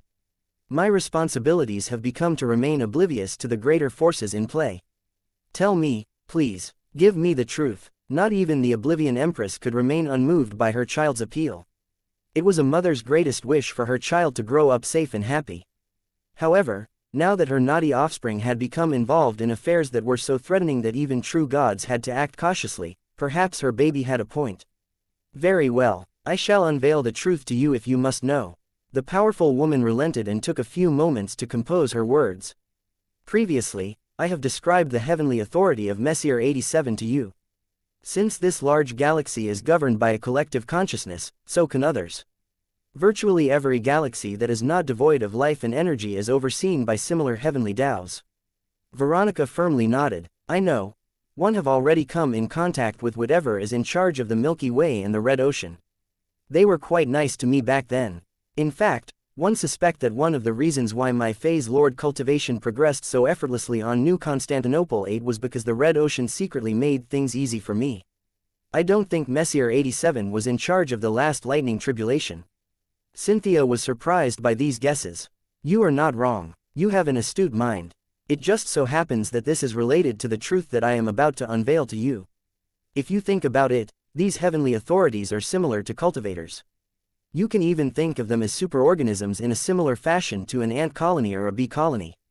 They are not singular existences that you can easily distinguish, but they come forth through the intense cooperation between many specialized organisms that are operating within a conductive environment. Yet no matter how special a superorganism may be, it is still subject to the same pressures and desires as any other organism. This explanation entered into familiar territory to Veronica. She possessed keen insights into life and also possessed a decent understanding of biotechnology. You're saying that heavenly authorities can become hungry and greedy. They yearn to compete for a limited amount of resources that they really need, so they inevitably enter into a competition against similar existences. Are the galaxies competing against each other? Cynthia responded with a cold smile. They are. It may seem perplexing to you. The cosmos is vast. There are as many galaxies as there are pebbles of rock on a typical planet, yet they cannot possibly fill up the vast stretches of space.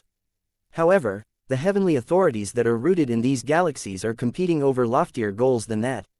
One of them is to become nothing less than the overarching authority of our entire universe.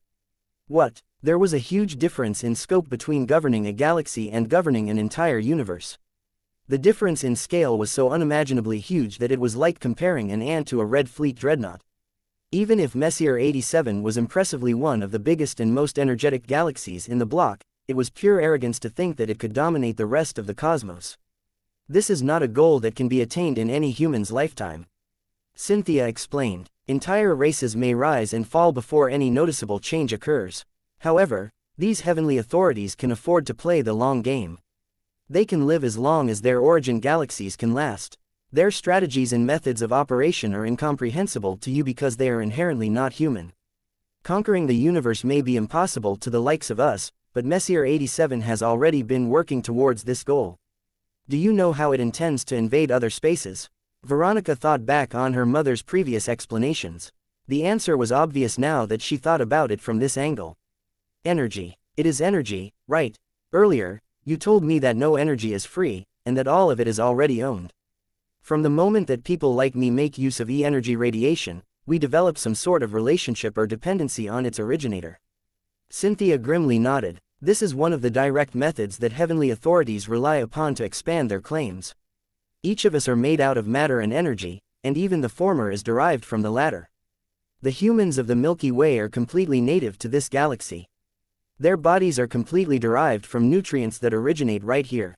The energies that sustain their existences are also generated by the stars and other resources of their native galaxy. This means that they are full subjects of the local heavenly authority from beginning to end. It was rather weird for Veronica to look at life from such a colonial perspective, but she was able to understand the logic behind this thought process. What about red humanity? The cyborg cat asked. What about my main self? Do they still belong to the Milky Way, or are they being assimilated by other authorities? There are no straightforward answers to your questions, my child. There are two dominant factors that roughly determine your allegiance, for a lack of a better word. The first factor is to look at the energy and matter that has made you who you are today. In your case, you were born in the Milky Way, emigrated to the Red Ocean and recently began to make heavy use of Messier 87's E-energy radiation. From a materialistic standpoint, your allegiances have become split between all three galaxies. That sounded incredibly messy to Vase. It explained that he had been confronted by the heavenly authorities of both the Milky Way and the Red Ocean during his first sublimation. Back then, he had already obtained dual citizenship of sorts. I don't think that most red humans are keen to allow Messier 87 to take over us in this way. Veronica retorted, I certainly have no love for this supermassive galaxy, even if I am eager to exploit its E-energy radiation. I am also sure that a lot of red humans still harbor a lot of attachment to the Milky Way. They are still natives to the old galaxy in their opinion. They merely regard their territories in the Red Ocean as colonial extensions of the galaxy of their birth. Cynthia smirked. That is why the origin of matter and energy is not the only factor that determines your allegiance. Do not get me wrong. You cannot afford to disregard this factor.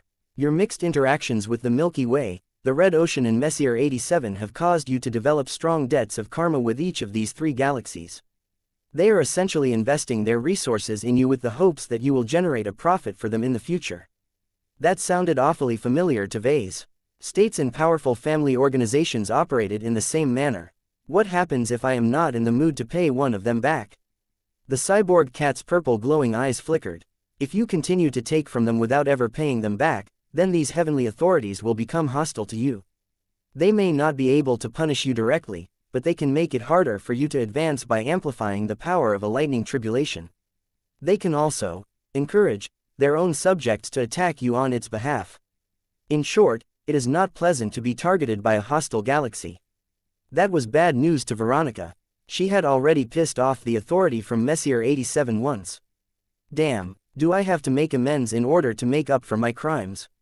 Veronica asked with concern. Not necessarily. Cynthia shook her head. You cannot maintain friendly relations with everyone. This is what the second factor is about. The bonds of karma formed by making use of energy and matter from a specific origin can only make you indebted to that heavenly authority. What truly matters is where your heart lies. Many red humans still think of themselves as full natives of the Milky Way. That means that they do not harbor any allegiance towards the Red Ocean and Messier 87.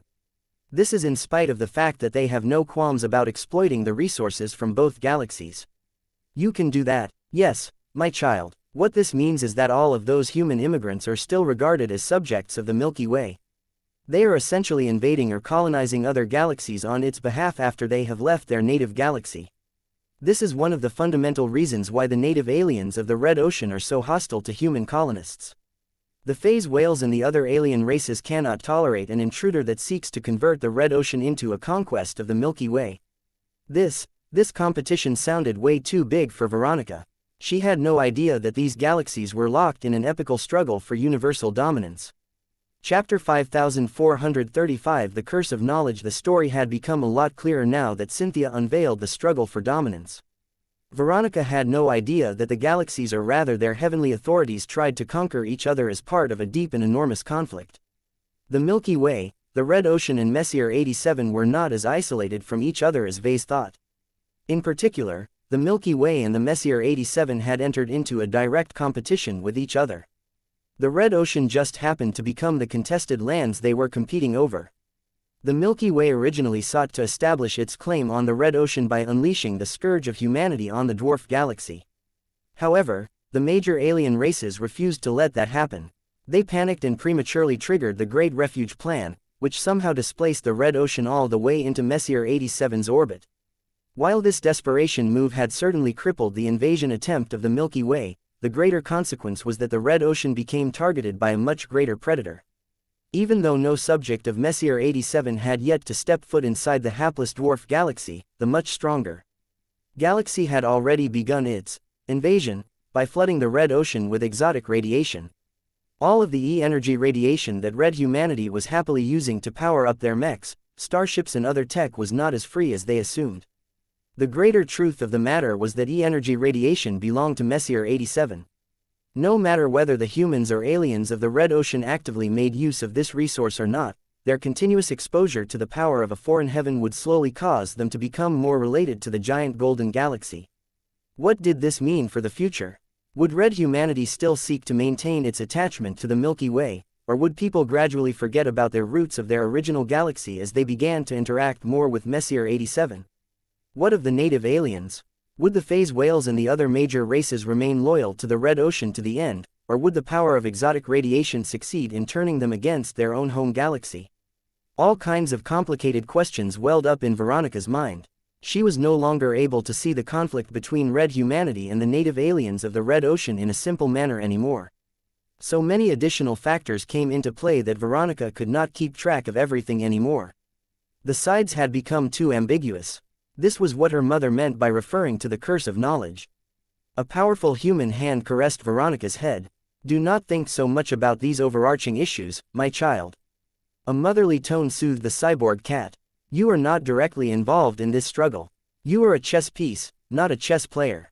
You need to focus on your own immediate interests first. The greater struggle between heavenly authorities is most definitely relevant to you, but its scope is far too great for you to agonize over. For now, it is already enough for you to become aware of the allegiances and intentions of the people around you.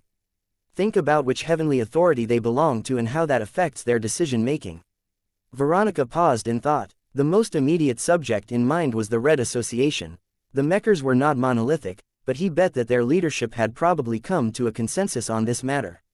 The leaders of the Red Association were probably aware of this universal struggle for dominance. They had to be, as they largely consisted of true gods just like her mother. Given that the Mechers of the Red Ocean purposefully severed ties with the Mech Trade Association, one think that the former has no intentions of maintaining ties with the Milky Way anymore. She guessed. "You once told me that names have power. The decision to embrace the name of Red Association means that it is likely meant to encourage red humanity to develop its own separate identity that is separate from original humanity. The same goes for the Red Fleet. It is more than that," Cynthia said. "The Red Two have not only adopted a strategy that seeks to diminish the ties between red humanity and the Milky Way, but they have also taken action to embed the humans into the Red Ocean. What is curious is that the Milky Way may still be able to retain a weak claim to red humanity, but it will undoubtedly become much weaker over the coming years." Veronica couldn't help but scratch her head with her paw. "That sounds risky. Doesn't that mean that red humans will essentially become native to the Red Ocean in a few generations?" The Red Ocean dwarf galaxy was clearly too weak in the face of the two larger galaxies. It sounded a bit stupid to side with the smallest and weakest player in contention. "The strategy of the Red Two is much more profound than you think, my child. The Mechers and the Fleeters are purposefully using their control over red humanity to shift its allegiances. Try and guess what they seek to accomplish with the information that you have obtained. Do you think it is pleasant for people like you to become the unwitting foot soldiers of these powerful authorities?" "No." Veronica immediately shook her feline head. "This is especially the case when we were never given any choice in the first place. If there was one pet peeve that annoyed her the most, that was answering to a higher authority. Think about all of the god pilots and star designers who owe enormous debts of karma to the Milky Way but have become stranded in a red ocean that has moved far beyond the reach of the former.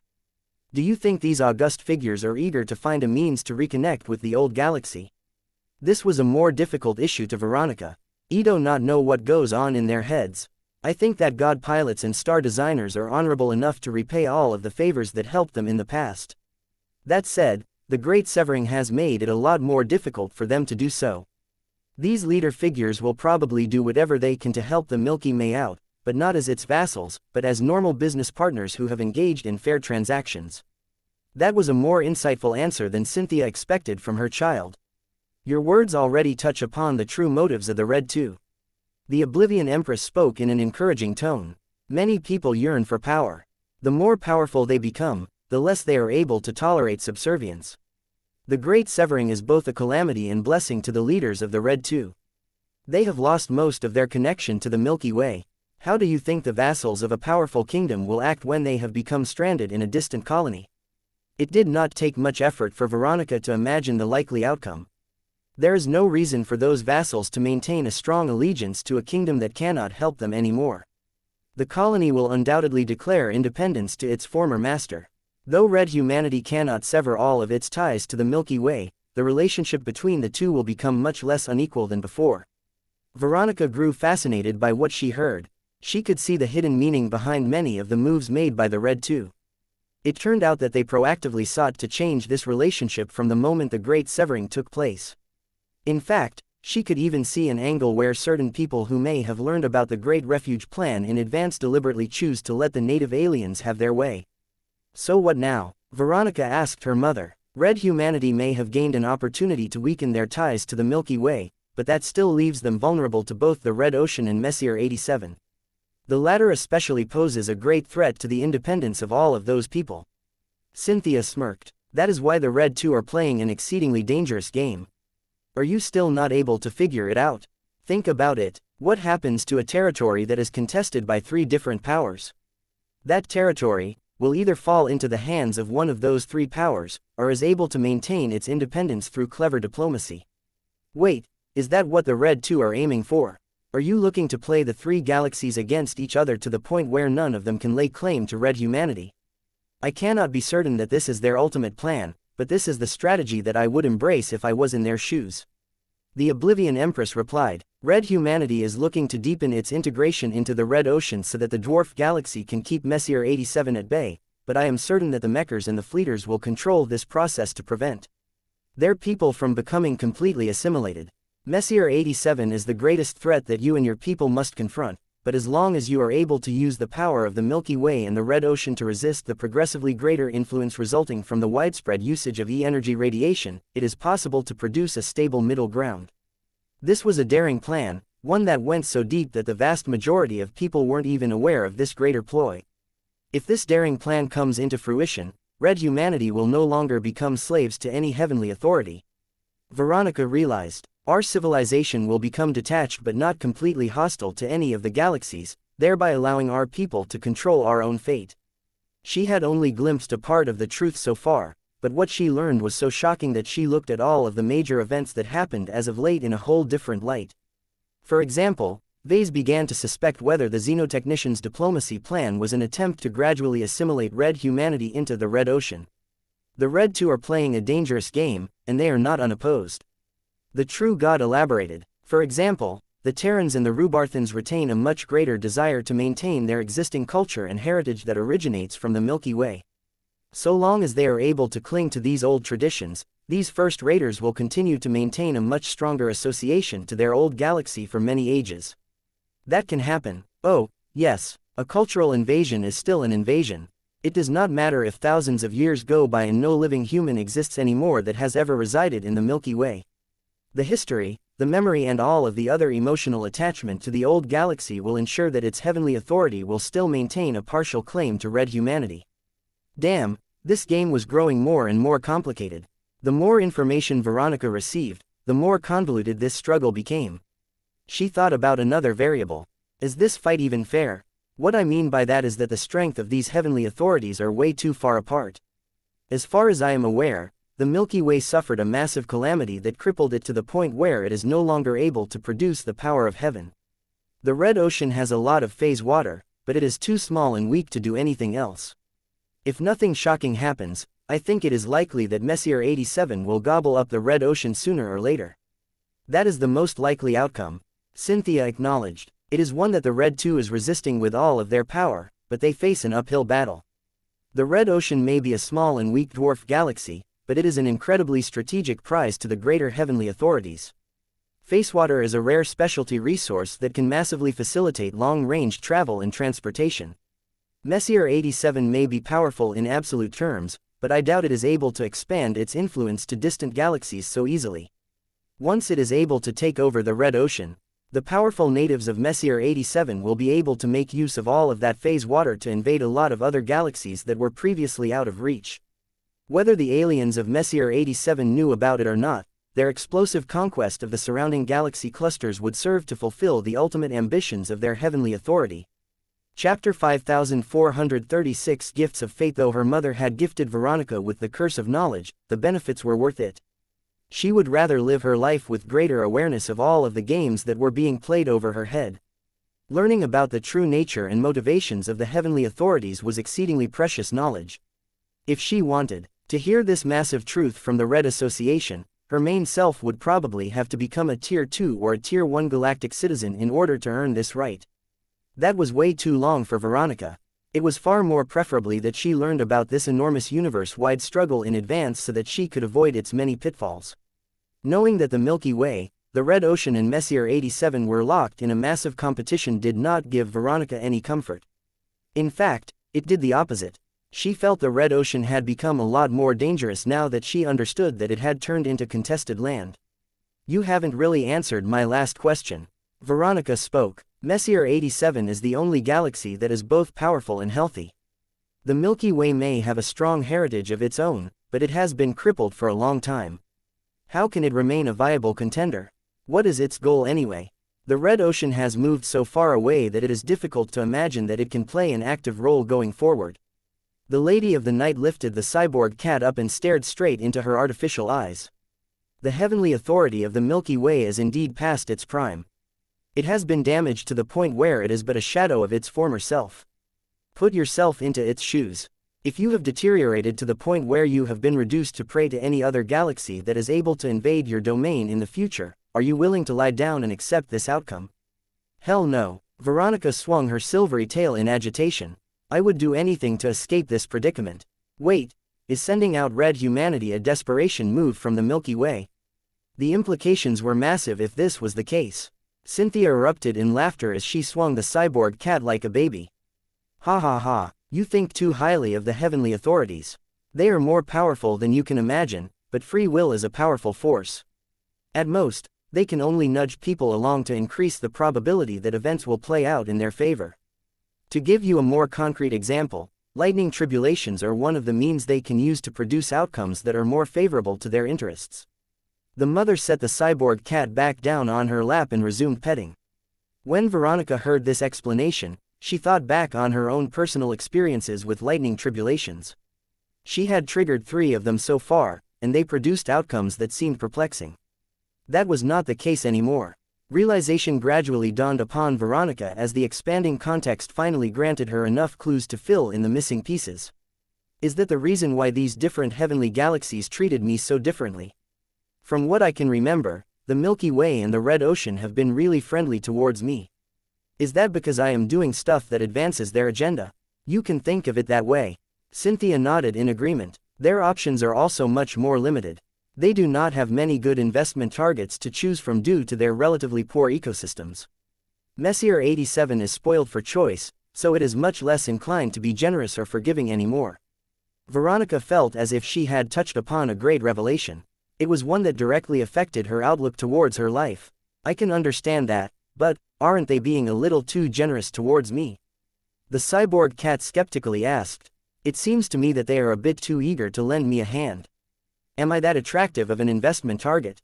You are, Cynthia plainly answered and poked her finger against the cyborg cat's chest. Have you forgotten who you are? The gifts of fate always come with a price. It took a few seconds for Veronica to guess what her mother was getting at. What kind of gift of fate was she referring to? And why did she refer to it with such an ominous tone? Oh, are you talking about the Mech designer system? Cynthia smiled. Like it or not, from the moment you have initiated the fragment of the metal scroll, you have become a holy son. More than that, where do you think the metal scroll comes from? Where do you think the sacred scrolls originated from? Each of them are artifacts that have been infused with massive amounts of energy and matter. All of that has to come from somewhere. Do you understand now, my child? Damn, Veronica had yet to make this obvious connection. Now that her mother pointed it out, Veronica abruptly realized that carrying and making use of the Mech designer system caused her to accumulate greater and greater debts of karma to the Milky Way galaxy. Her ties to the old galaxy had grown so strong over the years because she had never ceased to take advantage of the system. Veronica had learned a thing or two about the nature of karma.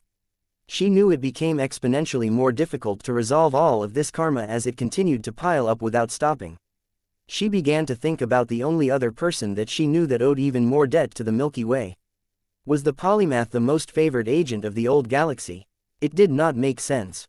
On the day of her attempted coup, the star designer took the initiative to disconnect red humanity from the old galaxy. Her unity plan also sought to wipe out all of the old traditions of every colonial state and replace it with a completely new and uniform identity that belonged to red humanity alone. All of that suggested that the polymath tried to do the polar opposite and rebel against the Milky Way. Even though her radical scheme had crashed and burned, the polymath did not really lose as badly as everyone thought. Perhaps her true goal was to default on her astronomical debt to the Milky Way and start over with a clean break. If that was the case, then Vase had vastly underestimated the polymath's scheming. It made a lot of sense for her to ditch the iron-resonant crucifix crown and her fragment of the metal scroll. She may have benefited enormously from their power back when she was younger and weaker, but now that she had become an incredibly smart and capable star designer, their usefulness had started to come to an end. It was far more preferable for the polymath to get rid of these shackles of the past and move forward as a free and unburdened true god. A part of Vase began to envy the polymath for successfully taking advantage of these powerful relics, only for her to dash before she had to pay her massive bill. This is one of the hidden meanings behind the term, Holy Sun. You are the symbolic child one of the Milky Way, and enjoy its blessing for that reason. Any lightning tribulations that you trigger will cause it to manipulate the circumstances in a manner that will benefit you the most. After all, the more the Milky Way facilitates your growth, the more you can feed back to your mother galaxy. It explained that the first tribulation successfully birthed the superior mother despite the enormously shabby and suboptimal conditions at the time. It also explained why all of the negative karma resulting from all of the mistakenly attributed deaths that were allegedly caused by his actions produced such a light and tolerable series of lightning strikes. The heavenly authority of the Milky Way had been playing favorites all this time. Veronica was not amused to say the least. No one liked to be burdened by a massive pile of debt. She was fine when she remained ignorant of these strong bonds of karma. Now that she had become aware of them, she truly felt that she could not go on with her life without making a serious effort to repay the Milky Way for all of its help. This was not an absolute imperative, but it was more of a nagging feeling that just wouldn't go away unless she resolved it. The more she tried to weasel her way out of this debt, the more it would disturb her on an esoteric level, making it harder for her to advance without getting bogged down by lingering regrets. Veronica made another belated realization. Wait, is that why I have accidentally become a phase lord? Is this also why it had become so absurdly easy for me to advance my body cultivation during the last tribulation? Cynthia replied with a smirk. Why do you ask questions when you already know the answers? As I have said before, the gifts of fate always come with a price.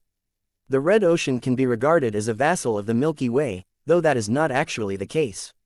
It is complicated. What are you talking about, Mother? The true God sighed. It is not easy for me to explain the complex dynamics of the heavens from a human perspective. What is relevant is that the Red Ocean has noticed that you are one of the favored sons of the Milky Way, and decided to act like a copycat and make a bet on you. Its own situation is quite precarious, as you know. At worst, the Red Ocean will lose its investment, but so long as you are able to use its blessing to successfully resist the invasion of Messier 87, you will be doing it a massive favor. Does that mean that other humans won't be able to advance their phase lord cultivation so easily by exposing themselves to lightning tribulations? I cannot say. Cynthia crossed her arms. The Red Ocean has a strong incentive to boost the strength of red humanity, as its native aliens are far too primitive and undeveloped to resist the forces of one of the greatest galaxies in the cosmos. However, the Red 2 clearly will not appreciate all of the gifts that it is able to bestow. You are much more suitable to become its agent because you are principled enough to repay your debts and already enjoy the support of the distant Milky Way. That sounded like a very human power play to Veronica. All of this stuff was becoming more and more complicated.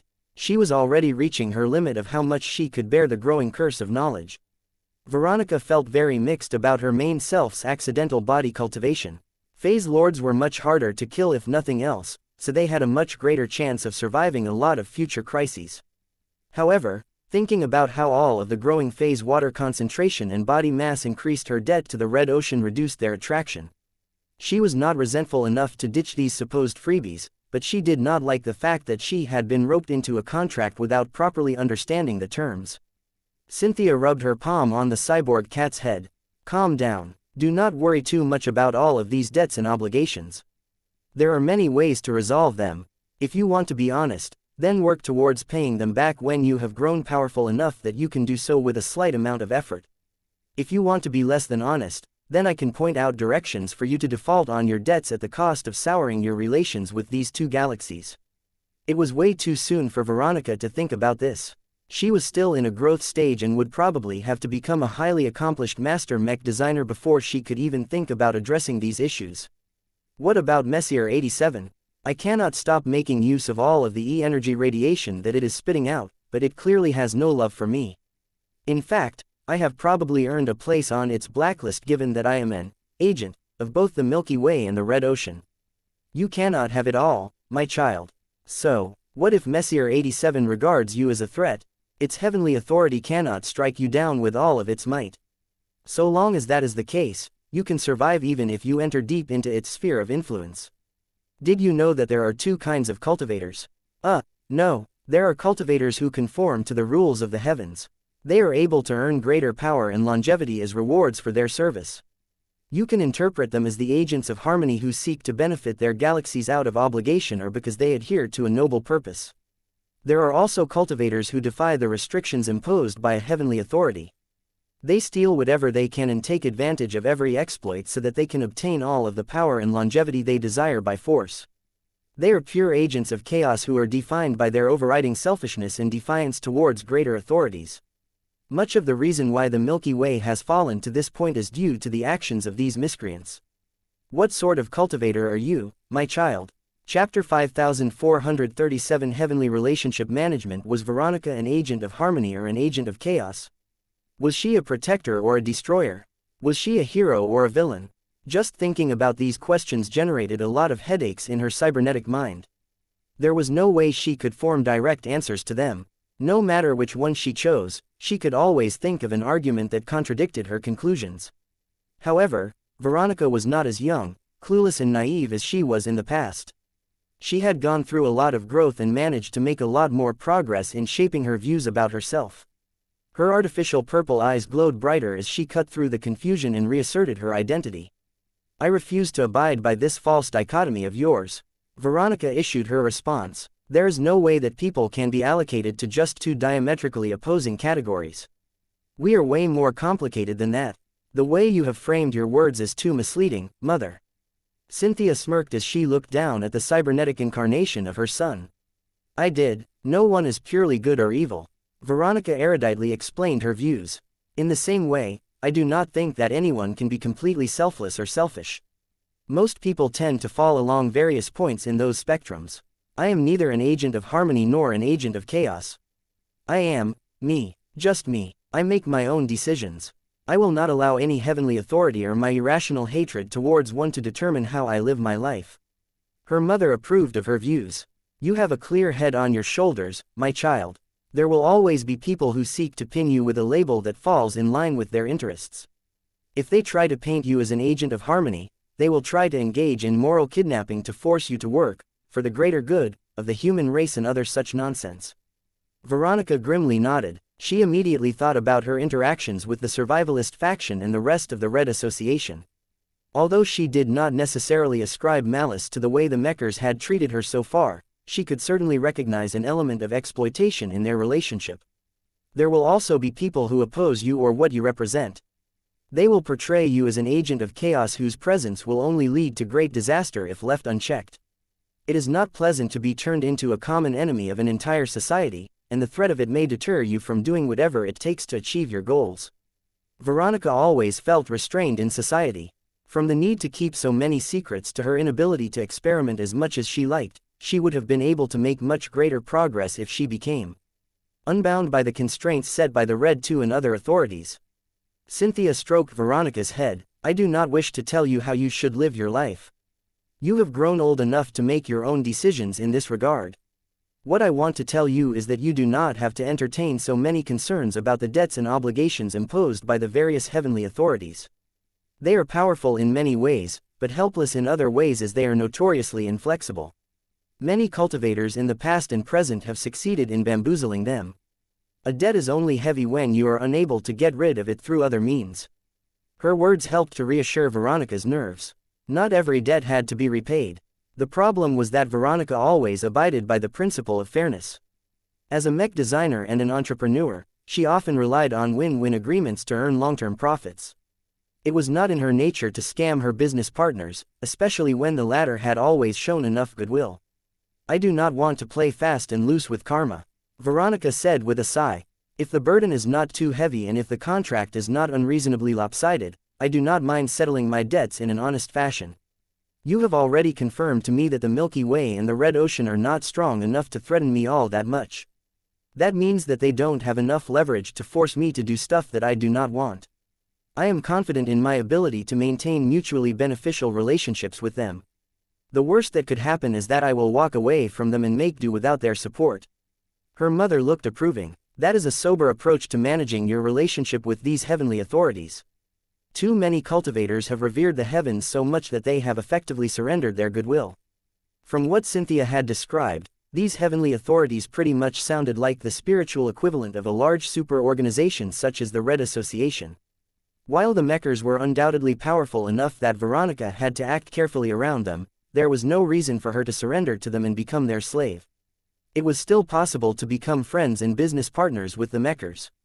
Veronica just had to apply this approach to the huge and overarching heavenly authorities that she became involved with. She was willing to work together with them if it was profitable enough.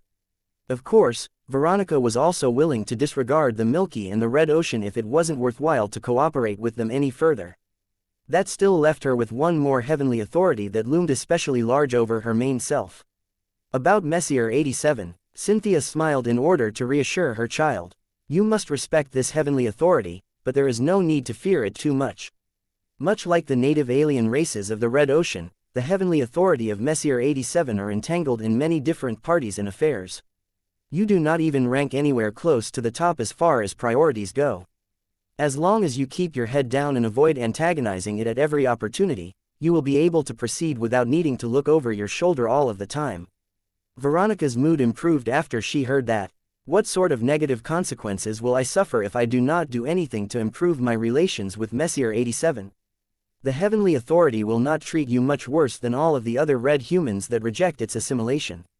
This will not produce too many consequences beyond the accumulation of bad karma so long as you remain in the Red Ocean. Even though Messier 87 is attempting to claim the dwarf galaxy as its own, so long as the civilizations who occupy it cling to their own identities.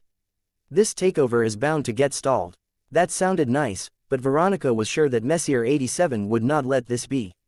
The Red Ocean's strategic value was too great. All of the phase water produced in this modest dwarf galaxy could further the aggressive ambitions of any heavenly authority. What if the native aliens of Messier 87 invade the Red Ocean one day? Veronica asked with a bit of apprehension in her voice. The Red too have reasons to fear that this confrontation will happen in a few decades or so. Now that I know about the struggle for dominance, I can see why they are so concerned. Those invading aliens will likely act as the agents of Messier 87 and seek to establish its heavenly authority in our dwarf galaxy. How can we resist the power of this much larger galaxy? Cynthia let out a sigh. That is a problem that can only be solved by you and the rest of red humanity. Messier 87 may be unprecedentedly huge and powerful, but I can easily deduce that it is occupied by many scattered races and organizations.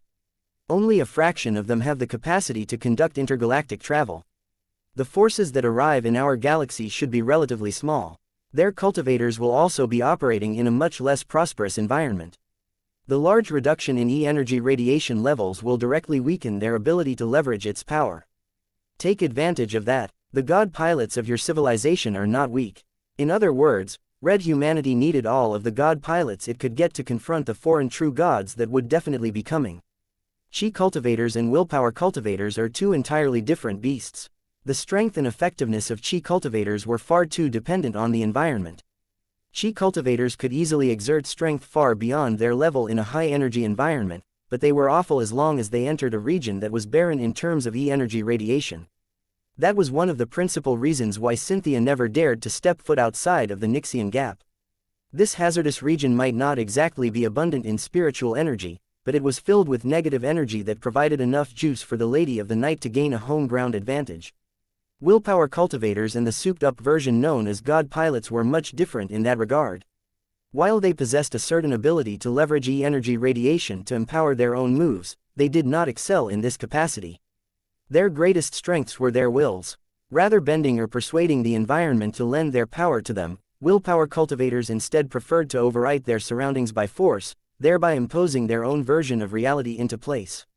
Operation Night Jazz had given Veronica a good glimpse of how God pilots operated in a medium-energy environment. She saw that the God mechs had already been upgraded with hyper-technology, enabling them to increase their performance even more. Yet no matter how much E-energy they leveraged from the environment, the foundation of their strength always centered around the willpower of the God pilots and the technical capabilities of their God mechs. E-energy radiation was just icing on the cake as far as they were concerned. I understand. Veronica seriously nodded. I will do what I can to promote the emergence of as many God pilots as possible. I am already involved in several lines of research that should help Red humanity produce a lot more high-ranking mech pilots. Now that she had obtained a lot of information that the Red 2 kept for themselves, she couldn't help but agree with the strategies adopted by the mechers and the fleeters. The conversation between mother and child had finally begun to reach its end. Veronica had received way too many revelations in a short amount of time. She needed a lot of time to process her own thoughts and formulate new strategies based on the information that she had received. There was one more matter that she wanted to bring up with her mother. Even though my elemental lord failed to earn its right to exist, I don't want to give up on the concept. The cyborg cat spoke. Do you have any advice for me about making sure that my work stands a much better chance of surviving against a punishing lightning tribulation? I was waiting for you to ask such a question. Cynthia responded. Your original approach was too arrogant and dangerous. You overreached by an enormous extent. How can you build a mech that harnesses the power of the 5 elements when you have not even mastered any of them yourself? You tried to fly when you still haven't even learned how to walk. The proper approach is to do this step by step. She had mentioned this before. It sounded as if it was very important to start from the beginning. Before you think about merging multiple elements to produce powerful synergies, you should master the fundamentals by thoroughly exploring every classical element in isolation. I can tell that your depth and comprehension of 4 of them is far too shallow. This is your greatest weakness and shortcoming. As long as you familiarize yourself with the properties and applications of all of these elements, you will naturally be able to fuse them together to produce more dramatic results. Chapter 5438 Multi-Elemental Cultivation. Back when the Elemental Lord struggled to survive against the progressively stronger tribulation waves, the powerful living mech had been forced to learn on the fly and hastily figure out how to chain several different elements together. The 5 brothers who had just been born did not enjoy the time to explore their own elements, let alone figure out how to fuse them together. They were like babies who had been forced by circumstances to fight like adult soldiers. There was no way for them to succeed in such awful circumstances. It would be like asking Andraste to fight against the Singularity Lord. The disparity in strength was simply too great for this venture to succeed. As a powerful chi cultivator, Cynthia Larkinson definitely knew what she was talking about when she gave her advice on mastering the 5 elements. Veronica listened carefully and took her mother's lessons to heart. There is nothing wrong with specializing in a single element. The true God said, any element can be exploited to produce results that are far greater than what is possible in nature. By lessening their focus on other elements, chi cultivators can dedicate enough time, resources and other factors to transform the expression of a single element in many powerful forms. A mono-elemental chi cultivator is not necessarily inferior to a duo-elemental cultivator. What is important to note is that the difficulty in making progress as the latter is at least several times higher. A duo-elemental cultivator has greater potential than a mono-elemental cultivator, right? Veronica asked. That is only true in certain cases. A duo-elemental cultivator has more options at his disposal. If his cultivation is at the same stage as a mono-elemental rival, he can exert greater power through the synergies between the 2 elements. However, the time and effort it takes to master twice as many elements makes it so that the duo-elemental cultivator has often failed in their deeper meanings and possibilities. This was essentially a contrast between breadth and depth. It reminded Veronica of the possible development directions of his design philosophy. She was able to choose between growing a broad but relatively short tree, or growing a narrow but also taller tree. Veronica had eventually opted to go with the former because that aligned better with her own nature. She was way too curious about different stuff to stick to a single subject. It appeared that the same dynamic also applied to chi cultivation. The differences will become even more exaggerated when more elements come into the mix, right? Cynthia smiled in a way that made it seem as if she was reminiscing about the past. Oh, that is most certainly the case. The difficulty and progression speed of triple elemental, 4 elemental and the most exceptional 5 elemental cultivators become exponentially worse. Virtually no grassroots cultivator can ever succeed in them. It takes a strong background, many resources and most importantly talent in all of the relevant elements in order for a cultivator to make real progress in any of them. If any of these conditions are absent, it is always better to focus on a smaller quantity of elements. That made a lot of sense. It sounded as if mono-elemental cultivators were all poor fellows who had to make do with less, but as long as they worked hard enough, it was still possible for them to defeat multi-elemental cultivators. Veronica looked up at her mother again. You are a mono-elemental cultivator who specializes in wood, am I right? You have never displayed any strong abilities that make me think of the other 4 classical elements. The cyborg cat received a small smack on her head as a response. It is not polite to point out someone else's cultivation. Cynthia admonished the cat before smiling. I can tell you that you are not wrong. My power is largely derived from wood.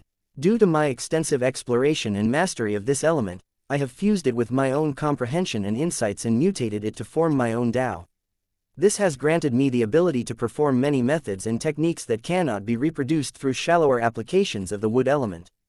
Veronica recalled the times where her mother demonstrated her power as a chi cultivator. Cynthia was frightening in how she was able to expand her nature-based domain to absorb any kind of energy and convert it into her own power. Is that the sort of strength and understanding that I must reach in order to sufficiently master a single element? That caused her mother to chuckle. Oh no, my dear. That is far too much to you, I believe. Your circumstances are different from mine. You do not have the time or the need to explore one of the elements to such an extent.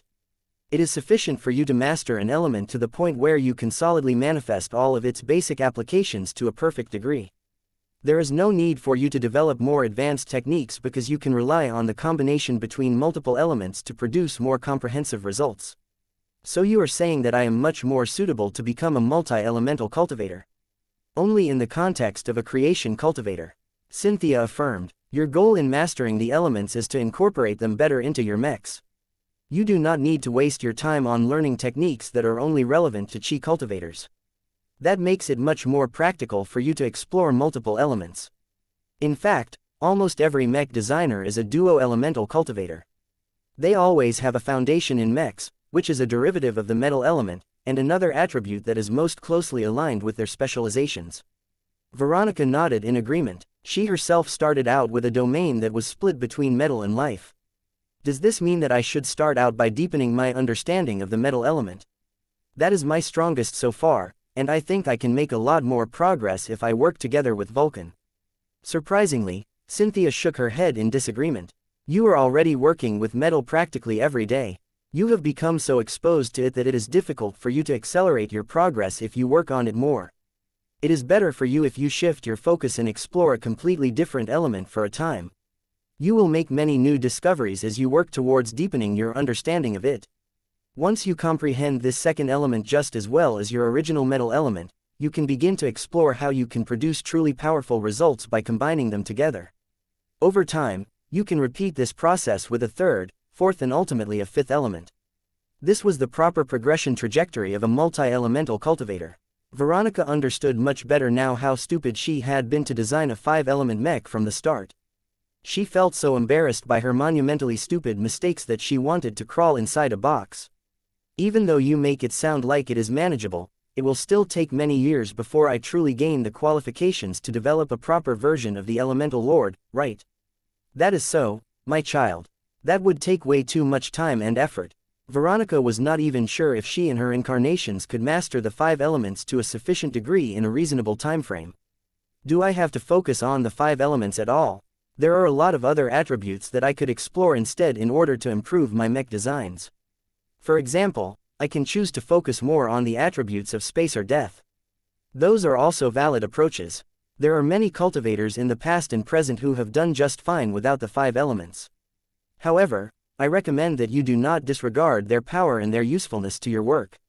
The reason why they are so important is because they encompass virtually every phenomena in our reality. You will not have any blind spots as long as you are able to master all 5 elements. Even if you fall short of that, mastering several elements will already equip you with the tools needed to address many different issues that you may encounter in the future. Her mother made a good point. Veronica already had a firm foundation in the metal element, so she might as well get started in the other 4 ones in order to round out her elemental design applications. Of course, she had to be careful about biting more than she could chew. I need to pick an element to begin my foray into mastering the 5 elements. Veronica said, I am thinking about increasing my comprehension of the water element. What do you think, Mother? Why water? There are 3 reasons for that. The first is that it is much easier for me to progress in it than the other options. The latest freebie given by the Red Ocean has substantially increased my phase lord cultivation. My main self's body carries a lot more phase water in his body than before, and that has likely boosted my affinity to the water element. That means that I can make a lot more progress if I delve into water as opposed to the other choices. Cynthia responded with an approving nod. That is a good observation. Cultivators must always make use of their advantages. You are not an innate 5 elemental cultivator, so you certainly cannot take this lightly. What else? I have already learned a lot of insights and applications related to the power of blood. Veronica continued, just as mechs are a derivative of metal, blood is a subcategory of water. I can use my existing understanding of blood to quickly deepen my understanding of the water element. That is also a good approach. It is not uncommon for cultivators to start with a narrow expression of an element and slowly work towards broadening and generalizing their understanding. Veronica was pleased to hear that her suspicions about this were correct. The final reason is that this element synergizes well with phase water and phase water technology, which are highly relevant to mechs. Both hyper-technology and phase water technology offer many uses to applications based on the water element. Whether it is developing stronger Azure energy shield generators or increasing the effective utilization of phase water in a mech, a greater understanding of this element will boost all of these useful applications. The only problem that bothered Veronica was that the direct offensive applications of the water element were rather limited. She could still think of a few ways for the water element to enhance the attack power of her mech designs, but it was a lot easier to leverage the fire element instead. This was the nature of working with the 5 elements. Each of them possessed natural advantages and disadvantages. By choosing to focus on the power of water, Veronica would find it a lot easier to improve the defensive properties of her mech designs in the near future. She did not particularly mind this. Defense was of great importance as it was vital to preserving the lives of precious living mechs as well as their mech pilots. It was only when his living mechs and his mech pilots were able to live long enough that they could grow into powerful legends. It appears that you have formulated a solid plan, Cynthia said with a hint of pride. Know that the journey to mastering the 5 elements is destined to take a lifetime. The vast majority of cultivators never come close to it, and even the most talented ones often die before reaching their ultimate goals. The journey is much more important than the destination. Do not think about controlling all 5 elements in this century. Start by exploring what you can do with the power of metal and water before you branch out further. I suspect that it may take several decades before you are qualified to start the next phase. Her mother really hit home how monumental it was to tackle the 5 elements. Veronica fully kept these words in mind. Thank you, Mother. I will try my best not to skip over this process again.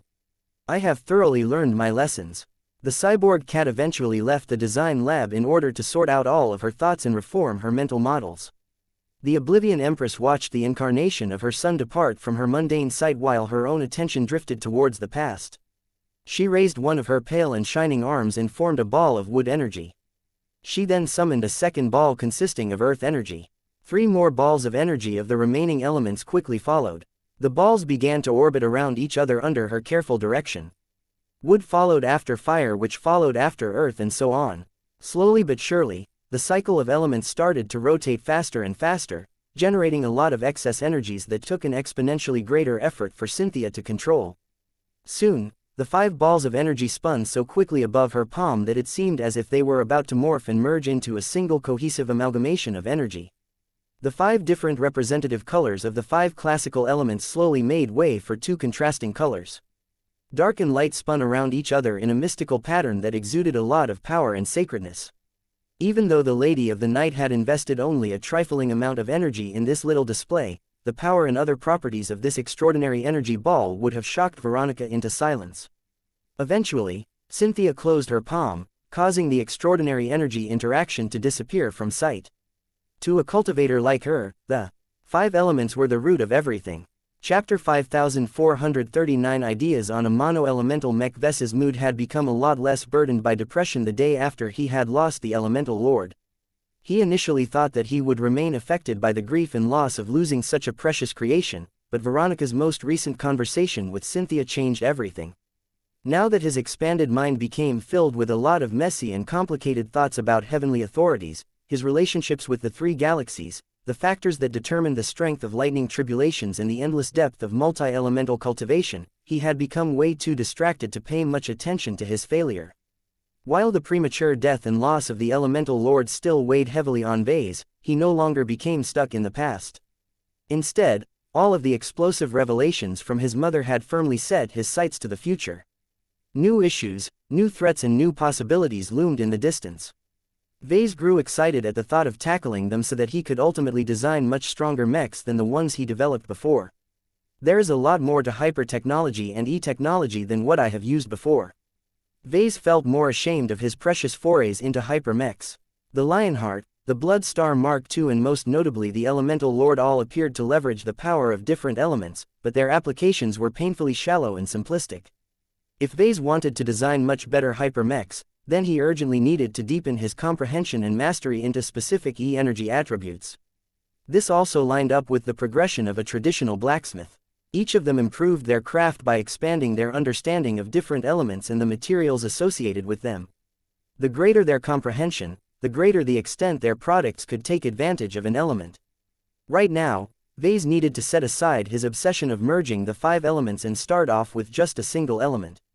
While it was impossible for Vase to design a true mono-elemental mech given that they were all intrinsically related to metal and other elements, he wanted to improve the application of the water element in his next designs. Several new mech ideas came to mind. However, Vase quickly fell back to his Fey project.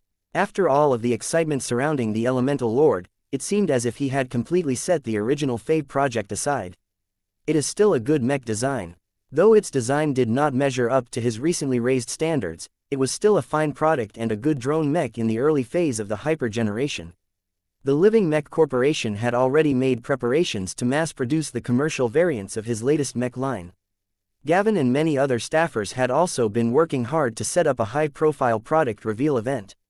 If Vase insisted on going back to the drawing board and finding a way to develop a version of the Fey project that made much more extensive use of the water element, then that would completely upend the current schedule. It would probably take at least several months for Vase to design a satisfactory hyper mech that utilized the power of water in more profound ways. Vase might as well design a variant of the Fey project, or better yet, a completely new mech design. Perhaps he could even do both at the same time while also making sure he kept up on his intensive studies. My productivity has increased once more. Vase had already noticed the improvements ever since he returned from the field. The latest lightning baptism not only amplified the size of his physical body to the point where he had a lot more brain mass than before, it had also furthered the evolution of his mind and spirituality. The care of the Red Ocean ensured that the recent lightning tribulation strengthened his overall foundation in a holistic manner without producing any sequelae. Although Vase did not like to pile up a lot of debt, he sincerely felt grateful to the local heavenly authority for increasing his cognitive capabilities. He was able to design his mechs a lot faster than before.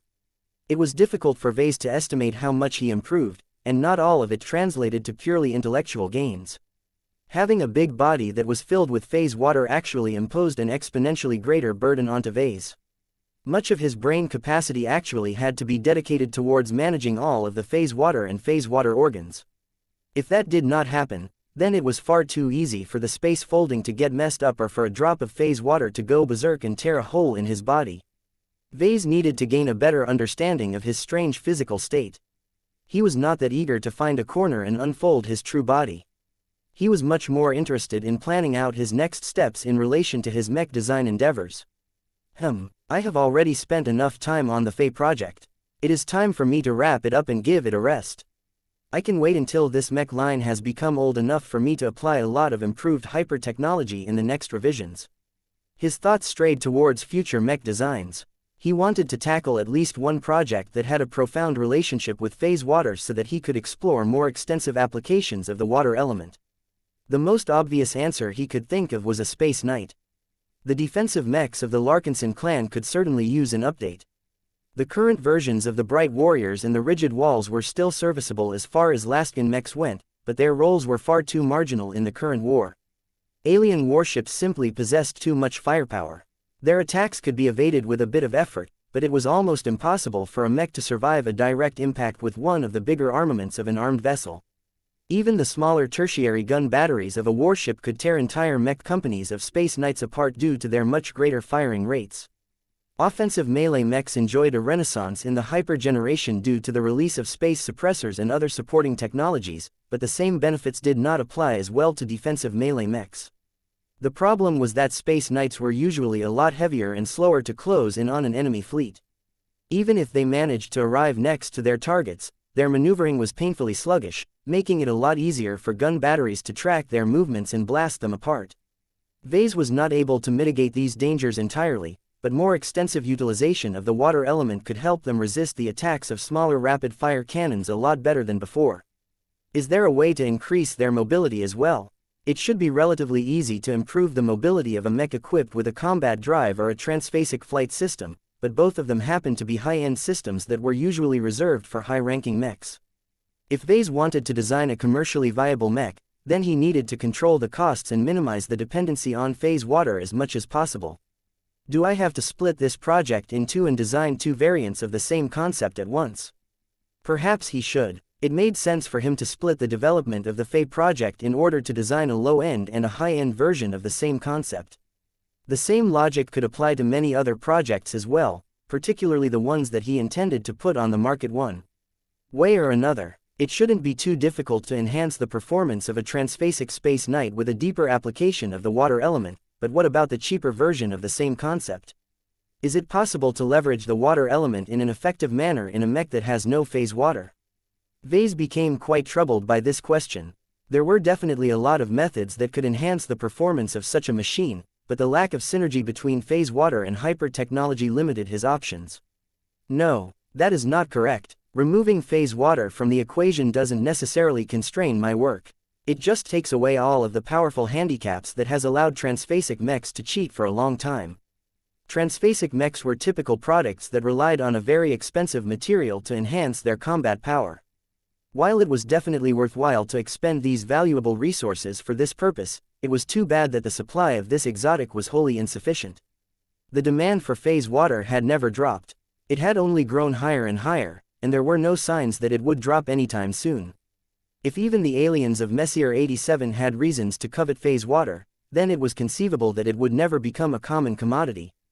This meant that Vase would never be able to capture a large market share by designing transphasic mechs. Even though his clan could afford it, a lot of other organizations did not have this luxury. The top market segments could get their hands on phase water easily enough, but the bulk of the forces fighting for red humanity would probably field non-transphasic mechs for the most part. Vase could make a much stronger contribution to the survival of red humanity if he was able to design a highly effective hyper mech that did not rely on an expensive crutch such as phase water. The more he thought about it, the more he wanted to tackle this challenge. The main reason why he became excited about this potential new project was because he wanted to see how he could leverage the water element in a defensive capacity. Is it possible to imitate the defensive properties of transphasic armor systems and transphasic energy shields without employing phase water? He initially thought that it was impossible for him to accomplish this by making use of relatively cheaper and more abundant hyper materials. However, he began to doubt this conclusion when he thought about how he could approach such a matter. What is phase water, exactly? Is it a fusion between space energy and water energy that has taken on a material form, or is it something else entirely? Even though Vase had put a lot of effort into studying phase water theory, he still wasn't able to come up with an answer to this question. This was an indicator that phase water still had a lot of mysteries left for Vase to explore. Even though Vase felt that it was far too simplistic to equate phase water as a special fusion between space energy and water energy, what if he applied this simple combination into a mech design? This might actually produce a useful result. However, doing so would violate his intention of designing a mono-elemental mech. Trying to combine the water element with any other attribute meant that Vase would be focused on researching exciting new synergies and combinations. While that was undoubtedly helpful for his mech design project, Vase would be unable to advance his comprehension of the water element as much as he wanted. No, I need to restrict my work to just using the water element. Vase frowned. At most, I will only use the metal element to reinforce the mech frame, but everything else should be carried by the power of water. That made it a lot harder for Vase to come up with viable ideas. For example, phase water synergized extremely well with energy shields, which was why all of the native alien races relied upon transphasic energy shields as their main form of defense. Could Vase utilize the water element in a similar but also different fashion that would lead to stronger energy shields? Water is often associated with motion. What if I can use the water element to make an energy shield more dynamic? Perhaps I can create whirlpools or something that can make it trickier to break the energy shields. Chapter 5445 Phases of Superstition. Vase found that it was much harder to deepen the application of hyper-technology than he initially expected. Certainly, there were a lot of different ideas that he could apply to energy shield generators and armor systems, but it was not as simple for Vase to figure out anything worthwhile. His standards were high. The problem was not that his ideas were bad, but he was almost certain that other mech designers could do a better job than himself. I am not the only person who is working on deepening the application of hyper-technology. He frowned. Anyone who took a look at it would notice that the 5 classical elements occupied a very prominent position on the list. This was because everyone could see that they had the potential to form a cycle. Of course, trying to make it happen was way easier said than done.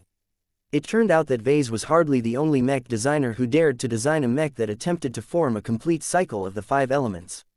Unlike the initially successful creation of the Elemental Lord, all of the other attempts to fabricate comparable machines had failed before they could even be completed. No matter whether they were conventionally fabricated or materialized into existence, they almost certainly broke down due to the violent and uncontrolled interactions between opposing elements. Vase couldn't help but smirk when he found this out. It is not so easy to build a 5-element mech that can stably control all of these forces. After a lot of mech designers had learned their lesson, they reined in their ambitions and fell back to designing mono-elemental or duo-elemental mechs. Only the more daring ones attempted to tackle triple-elemental mechs, but they usually relied on special advantages to moderate the inevitable conflict that could arise. When Vase read through the articles that highlighted the few triple-elemental mech designs revealed to the public, his expression shifted for a time. Reading between the lines, he could easily tell that these mech designers either learned a thing or two about cultivation science or had access to a consultant with the respective expertise.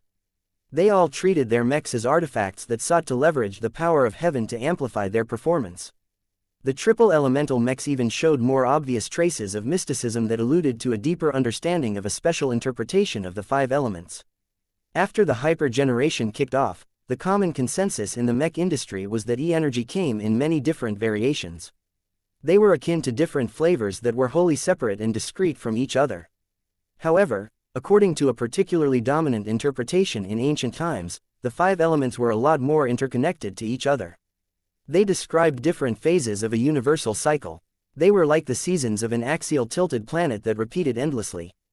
According to this mystical interpretation of the 5 elements, Qi or E-energy was naturally able to undergo transformations like the cycling between yin and yang. One interpretation of the transformation between the phases sounded a bit interesting to him because it was tied into the concept of life and growth. Water represented the formation of new plant life under the cover of winter snow. Wood stood for the growth of new shoots of plants at the onset of spring. Fire stood for the warming and feeding of solar radiation in the heat of summer. Earth represented the ripening of grains and other plants that took place next. Metal was associated with the harvesting of the ripened crops and the storage of seeds to prepare for the following cycles during autumn.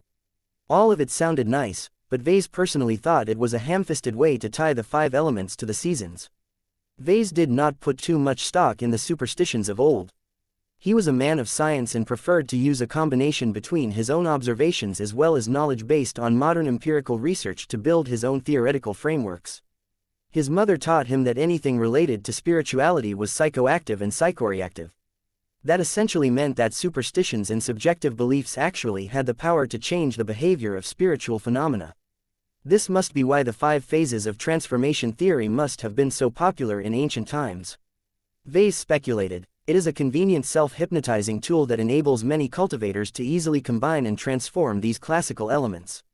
It explained why mech designers who did not get exposed to this theory found it a lot harder to design multi-elemental mechs that produced greater synergies. Their own mental models lacked sufficient explanations that could help them tame the E-energy attributes they sought to combine. Though the existence of this harmonious cycle suggested that the 5 phases of transformation described a fundamental and objective truth about this reality, Vase did not put as much stock to this interpretation. One of the objections he had was that the cultivators of ancient times dressed up the mysticism and used the 5 elements to make all kinds of nonsensical excuses and beliefs about stuff. For example, people associated the 5 elements with 5 different tastes, 5 different sounds and so on. Vase really couldn't take this seriously because he was a modern scientist and engineer who possessed critical thinking. In his mind, the 5 phases of transformation were not even that absolute. For example, wood could clearly turn into fire, but Vase believed he could also find a way to turn fire into wood if he worked hard enough. Sure, it was probably a lot harder to recreate this counterintuitive transformation, but Vase was convinced he could do it if he desired. However, it was a thankless and highly inefficient approach to utilizing E-energy. Vase might not like the mysticism surrounding the 5 elements, but he could not deny that it provided mech designers with an easy mental model to incorporate ready-made transformations in their work. As much as he wanted to design multi-elemental mechs like all of these adventurous mech designers, Vase forcibly had to hold himself back from following suit. Many of these mech designers are too impatient. He shook his head in disapproval. The vast majority of applications of hyper-technology so far were relatively shallow. At most, mech designers utilized their design philosophies to apply E-energy in slightly more inventive fashions. For example, Vase had already learned that there were plenty of mech designers who specialized in energy defenses had already applied the idea he thought about before. Energy shields that utilize the water elements to form whirlpools or currents that could better spread or divert incoming attacks had already emerged. The same went for other relatively simple applications. It is a waste of time for me to develop mech systems like these. Vase concluded, I'm not even a defensive specialist. If I want to design a more interesting space knight, then I should try and form a connection between hyper-technology and my specialty. He became stuck at this junction. There weren't any obvious ways for him to apply hyper-technology to a space knight in a way that tied into living mechs. Even though his head was full of ideas, none of them were relevant to the matter at hand. Oh well, he shrugged, I am not in a hurry to start another design project. I can take my time and wait for further inspiration. He was still determined to design a new defensive mech in the future, but it had to make enough sense. There was no point in starting up a new project when he hadn't even figured out a solid direction. Vase put this potential new mech design project aside and returned to handling all of the affairs that had come up since he concluded his most recent fabrication run. Many new groups of people want to cooperate with us, Gavin Newman reported when Vase had returned to his main office in D&D base. Many of them are first-raters such as Terrans. This has made it a lot more difficult to greet them and handle our communications with them. Our premier branch is too short-handed to manage these relationships, and our needs in the upper zones are not too great at the moment. That did not surprise Vase that much. You don't sound too worried. That is because your assistant Alexa has stepped in on our behalf. She was a lifesaver. She possesses the right training, background and status to respond to all of these powerful parties. She has even taken action that has drastically reduced the amount of unsolicited inquiries that we are receiving. Vase looked impressed. She is really too useful. I am really glad that I recruited her into my clan. Although it was not fair to make this comparison, he thought that Alexa was much more useful to him than Kedis at this point. It was the separation that was making it difficult for Vase to remain connected to Kedis. He knew that the ambitious swordmaster and journeyman had chosen to stick with the sword maidens in order to design more effective swordsman mechs that could pose a greater threat to alien warships. Vase thought back on all of the other mech legions of the clan and found it hard to relate to them after he started to spend time among the Terrans. He missed all of the familiar clansmen. Vase couldn't wait until the first batch of Larkinson Mech pilots graduated from EDNet training and joined the premier branch. A few more minutes passed before Gavin addressed the most important item on the agenda. By the way, we have already finalized the planning of the upcoming product reveal. Gavin said, if there are no unexpected delays or complications, we can hold the event a month from today. We have already rented a large enough venue in the Bortle system, and we can guarantee that a large amount of press and invited guests will come and listen to your presentation. A month is doable. Vase had no objections to this schedule. The Blue Jay fleet is so damn fast that the travel time should not be an issue. Will the Warborn or the Expeditionary Fleet be present? Probably not. Both forces are already on their way to the conflict regions. General Ark Larkinson and Master Benedict Cortez are adamant about looking for fights and gain more opportunities to earn war merits. It may take months for them to turn away from the front. I see. Well, it is not necessary for us to rely on their assistance. We can rely on the Blue Jay fleet for high-level protection and private sector forces for other services. The Fae project is partially commercial, so it should not be a problem to hire a bunch of excellent mercenaries to pilot them in our public exhibitions. Using them can better highlight how easy it is to get started. With the Fae project as opposed to other drone mechs, Gavin nodded in agreement. An abundance of security companies and mercenary organizations has descended onto Bortle. We will not be lacking in manpower. There are two issues that you need to address. First, given that your previous attempt to make a mech has ended up in disaster, are you in the mood to fabricate another mech? If you are able to present a masterwork mech during the product reveal, you can win over a lot more customers. Second, have you decided on a proper name for the Fae project? Chapter 5441 New Calendar. If Gavin asked whether Vase could fabricate a masterwork version of the Fae project immediately after the death of the Elemental Lord, then he would definitely receive a negative response. The loss of his previous Elemental Lord had left a deep scar in Ves's heart.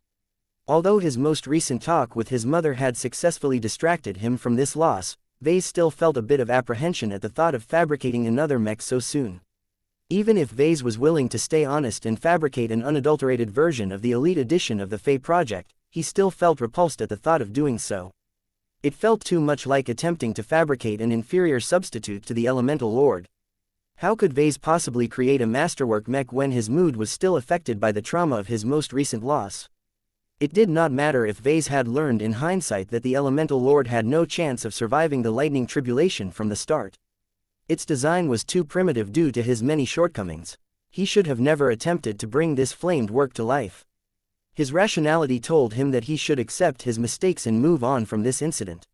His emotions still couldn't quite let go of the loss. Whether it was doomed from the beginning or not, in the brief time the Elemental Lord was alive, Vase genuinely developed a strong emotional attachment to his proudest and most remarkable living mech to date. This was most definitely a problem. Vase recognized that he had developed a mental block that prevented him from smoothly fabricating another copy of the Fae project. He let out a sigh.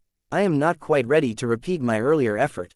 There is a high chance that I won't be able to produce anything special if I start another fabrication run.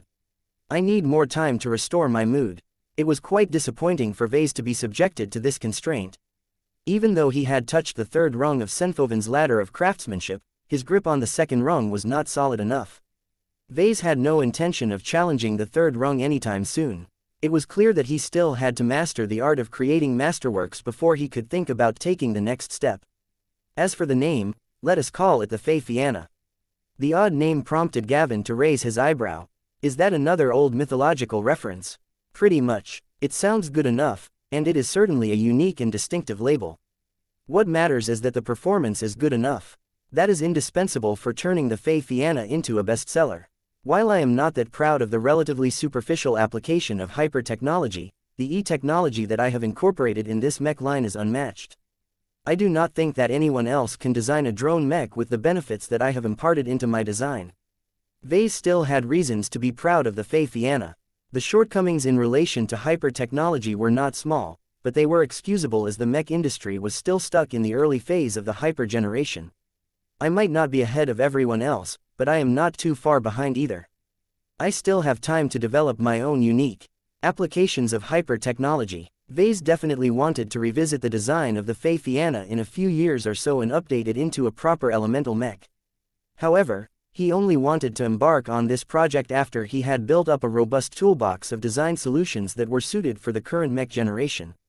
In order to do that, he needed to explore what he could do in other mech design projects.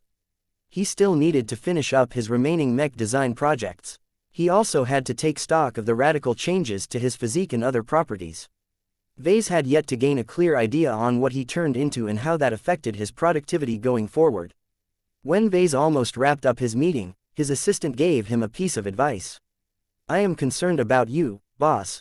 You have been working at a high intensity for over a month. You have skipped a lot of sleep when you started up 3 different fabrication runs in quick succession. I do not know how much you can tolerate, but if you are still anything close to a normal human, then it is time for you to take a break." "Take a break? You know what I am talking about." Gavin spoke in a surprisingly assertive tone. "I know you still have mech design projects on your plate, but are they truly urgent enough for you to get back to them right away? Your mental condition has obviously deteriorated. You need a proper rest, and there is no better way to do so than to pause your responsibilities and spend more time with your children. Let me ask you this. How much time has passed since you last enjoyed a proper vacation?" I took days off, you know. I took my children to the city and everything. Interrupting work for a single day every now and then does not constitute a proper vacation, Vase. Let's face it, you are too high-strung right now. You look and act like a mech designer that has been running on fumes. It might seem like a waste of time, but as long as you spend enough time on vacation to reset your mind state, I am sure that the problems related to your mood will go away. Though Vase initially rejected the notion of dropping all of his responsibilities so that he could go on vacation, he gradually started to get around to the idea. It had been a long time since his mood had dropped so much. Though Vase had been through worse, that did not mean that he was happy about his current state. Taking the time to recover his mentality would ultimately yield more benefits in the long run. Perhaps he might be able to recover his mood in time to fabricate a proper representation of the xianxia. "Okay," Vase relented. "You have convinced me. I guess it will be nice to take the kids out to an interesting new place for a week or so. It's too bad that my wife isn't here to accompany me, but oh well. Is there enough room in my schedule to squeeze in a vacation before the big event, or will I have to wait until it is over before I can take a lengthy break? Given how fast the Blue Jay fleet can travel, we should be able to free up a week's worth of time in your schedule. It just so happens that the Joan de Vos Elementary School will soon release its students for the upcoming holiday." Vase raised his eyebrow. "What holiday?" "The new holiday that commemorates the passing of the first year of the Age of Dawn, don't you recall? The Red 2 has instituted a new calendar that introduces several holidays that did not exist before. I think the Mechers and the Fleeters want to encourage us to move on from the age of mechs and stop pining about the good old days. There are many people who complain about putting our calendar out of sync with the standard one that has always been used in the old galaxy." That caused Vase to frown for a moment. Unlike his assistant, Vase had gained a lot more awareness of the plots taking place above everyone's heads. The new calendar deliberately broke from the calendar of the old galaxy in order to distance Red humanity from the Milky Way. It was one of the many cultural changes the Red 2 had made to shape Red humanity into a more independent civilization. Vase did not take these changes as lightly as others. The curse of knowledge had forced him to notice the deeper undercurrents behind this deliberate strategy to steer Red humanity's destiny towards a specific destination. That did not mean that he had to act on the information that he possessed. So what if Red humanity arbitrarily changed the calendar? All he cared about was that there were no problems in bringing his children along for the upcoming holiday. "Will I be able to bring the kids to Bortle?" "It is not advisable," Gavin seriously responded. "You can submit an application for an extended leave if you want to, but it will cause your children to fall behind in their studies. They can partially make up for it through virtual schooling and self-study, but I think it is best to just send them back to New Constantinople 8 after your vacation is over. There is no compelling reason to bring them to the Bortle system. It is also not exactly suitable to bring them to a militarized star system."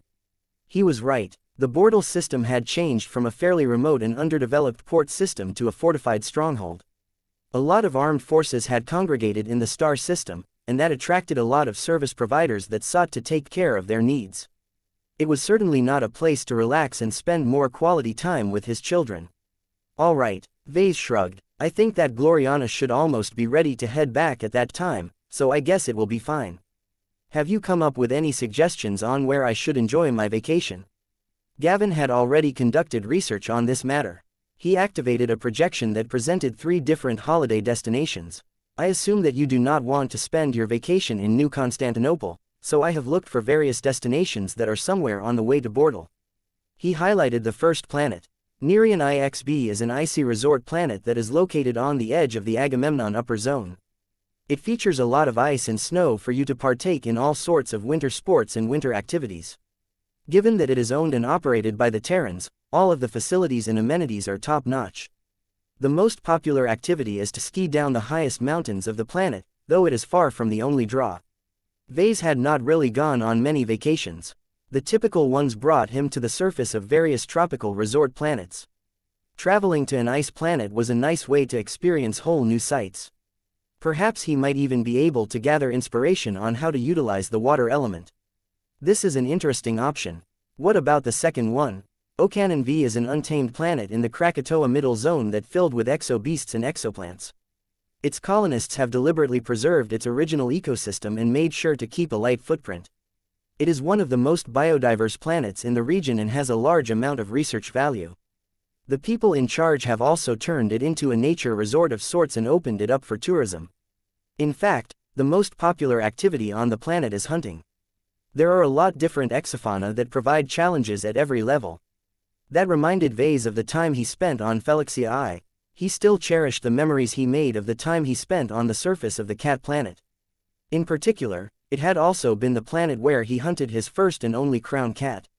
Zygra would have never become one of his design spirits and the spiritual fusion partner to his father if he never visited that unforgettable planet.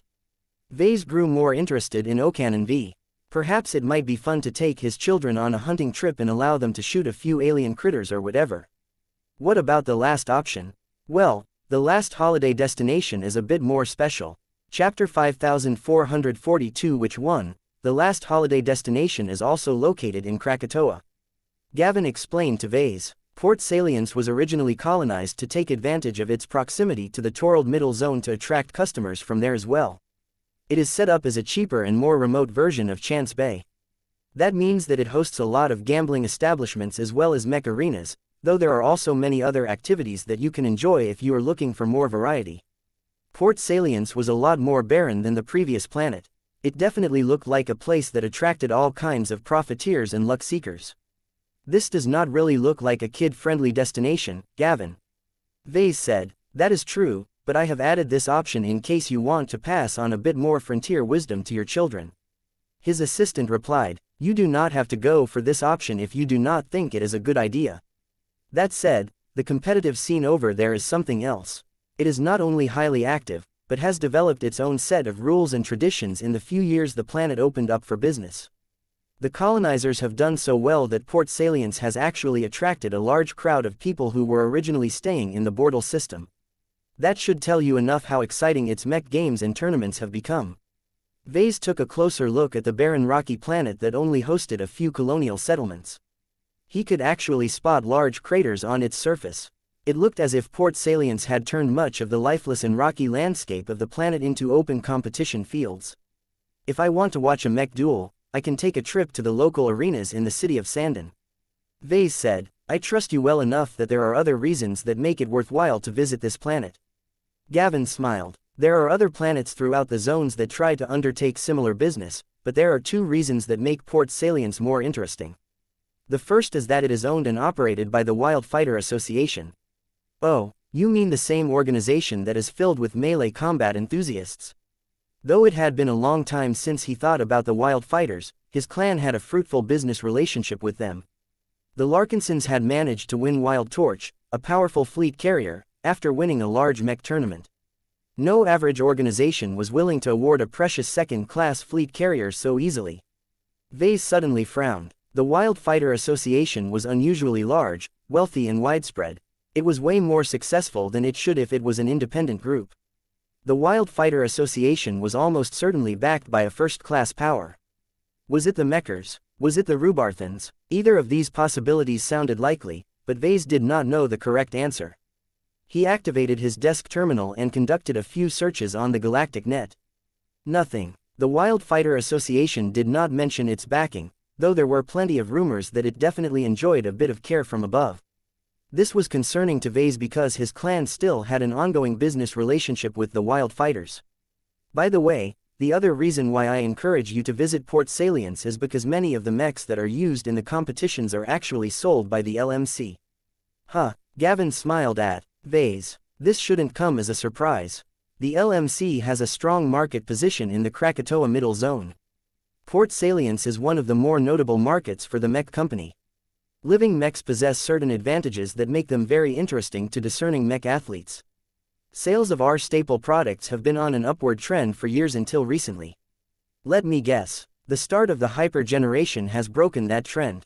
Sadly, yes, our mech company isn't moving as quickly to refresh its product catalog with hyper mechs as other competitors. The market has been reset, which means that a lot of customers are looking forward to buying the early models of hyper mechs that have been coming out as of late. You have to be aware that hyper technology adds a notable amount of combat power to a mech without excessively raising its production cost depending on the hyper material composition. Vase knew this a lot better than Gavin. It was always the case that Karentgen mechs were stronger than Laskin mechs on average. The hyper generation exacerbated the problem by introducing a brand new technological field that was just as powerful if not greater than phase water technology. This was of great importance to mech athletes who relied heavily on winning in order to earn a living. So long as they had the money to spare, they would definitely be willing to pay hefty premiums to acquire early generation hyper mechs. Even though the supply of high-grade hyper materials was still exceedingly constrained, the same was not the case for low-grade hyper materials. What is the opinion among our existing customers? Vase inquired. A lot of mech pilots have developed an attachment to their living mechs.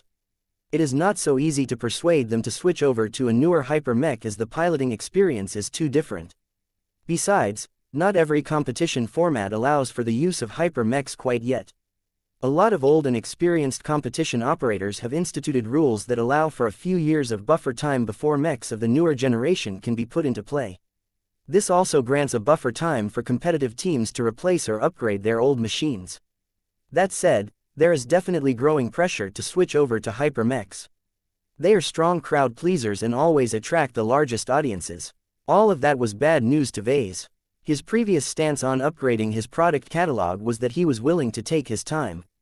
The longer he waited before he updated one of his old mech designs to the new generation, the more time he had to develop his hyper technology applications. While that undoubtedly remained true, the LMC may actually lose a lot of loyal customers if it didn't hurry up and refresh its entire mech catalog. The performance improvements were too great and the competitive pressure was too high. No matter whether it was on the front lines of the current war or the many mech arenas located in the safer parts of human space, there were far too many customers who demanded mechs that incorporated the latest tech. Vase frowned when he realized that he had grown far too out of touch with the sentiments of the customers he served. This was a dangerous development. The less he was able to understand his customer base, the greater the extent his mech designs would become less and less aligned with their needs. His expression grew stern as his gaze swept back and forth between the projections of Ocanon V and Port Salience. Emotionally, he felt a greater connection to Ocanon V. While Vase did not consider himself to be a serious hunter, he had fond memories of the few times he participated in hunts. A part of him deeply wanted to travel to Ocanon V and spend a week on different hunting activities. He particularly wanted to bring his children along and give them a taste of real action. In peacetime, it was not that important for Aurelia and Marvane to experience what it was like to take the lives of other organisms. However, the looming conflicts between Red humanity and the native aliens of both the Red Ocean and Messier Psi were bound to engulf the entire dwarf galaxy in the throes of war. Vase did not want his children to grow up soft and ill-disposed towards violence. Bringing them on a week-long trip across alien biomes sounded like a great way to prepare them for the darker times ahead. Another important benefit to visiting Ocanon V was that he could vent his own desires. He missed the rush of the battle that he enjoyed with disturbing regularity whenever he went on an expedition with his fleet. All of the months he spent in New Constantinople VIII had been fruitful in many ways, but it also prevented him from experiencing the excitement of entering into a life-and-death struggle against irreconcilable enemies. There was also his recently improved phase lord cultivation. Even though he had yet to explore the strength of his true body, Vase strongly believed that it should not be weak in combat, especially if he was able to master a few basic spatial abilities. It did not matter if Vase never had any combat training. Plenty of phase lords in the Red Ocean consisted of scientists, statesmen and other members of the ruling class. Few of them enjoyed military training, but they still became formidable in a fight once their bodies grew large and dense enough. Of course, the really effective combatants among them not only knew how to utilize their enormous bodies a lot better, but also dedicated a large amount of time on training and developing their spatial abilities. Vase was sorely lacking in both areas. He did not have the time to become a good combatant, and it was completely unnecessary for a Tier 3 galactic citizen to take charge of his own defense. Nonetheless, he was still curious to see how he would fare in an actual fight by himself. He had gone through far too many situations where many of his defensive arrangements failed and where he had to take action in person to resolve a crisis. The most recent debacle of this nature was the time where he and a lot of important figures of his clan got kidnapped by the remnants of the Pescan race that originally lived in Davut.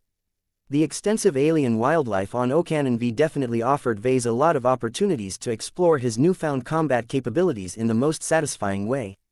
Yet, Port Salience had its merits as well. Vase felt obliged to visit the rowdy planet in order to take a first-hand look at how his living mechs were doing in the competitive scene. However, doing that felt too much like work to him.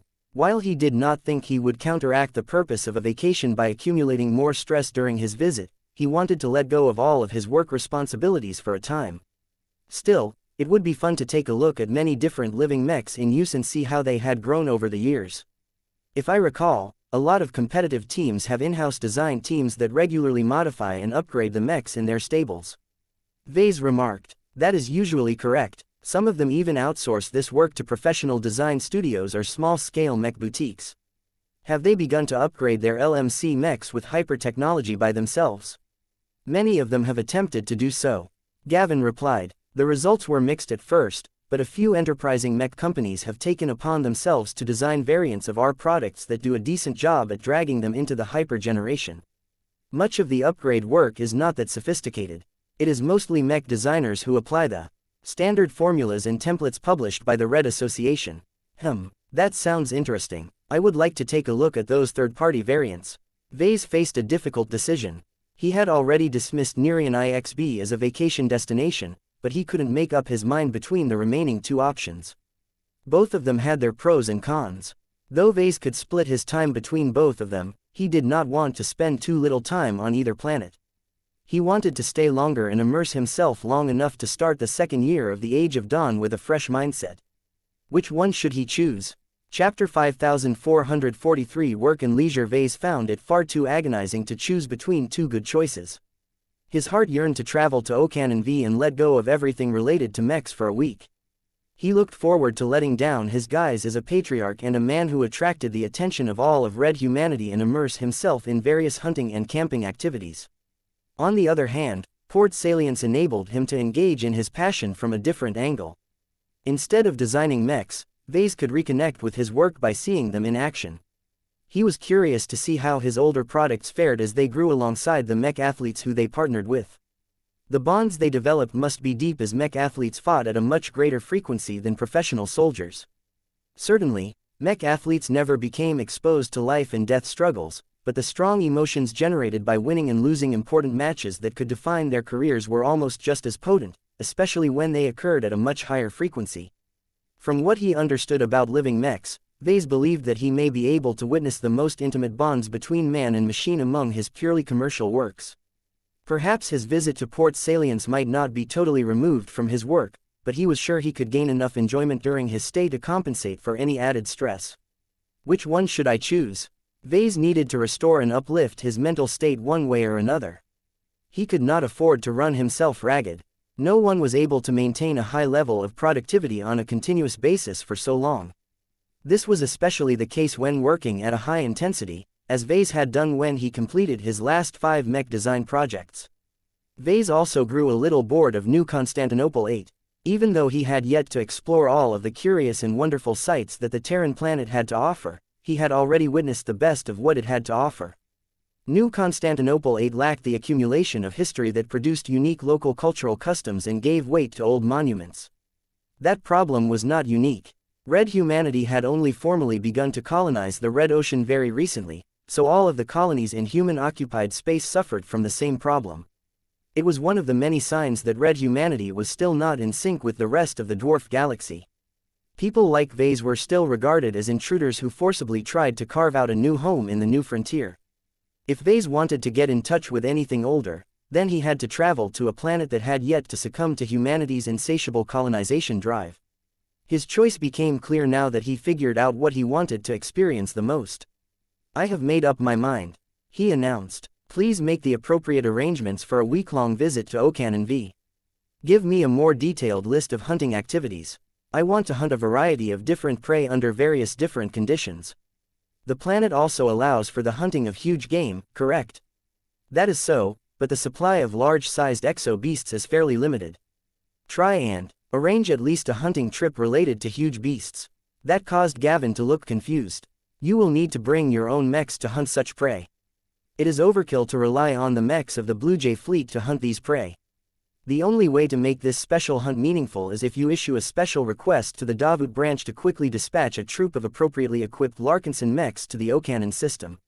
Vase dismissively waved his hand. "That won't be necessary. I intend to conduct a different sort of hunt. I will explain it to you later after I have conducted an investigation. For now, just reserve a quota for me. I am sure that the colony will be eager to accommodate a guest of my stature." Since Vase had become a big shot nowadays, he might as well make use of his privileges. They talked a bit more about what Vase sought to gain from this upcoming vacation. "So does that mean that we do not have to make any arrangements in Port Salience?" "Not so fast, Gavin.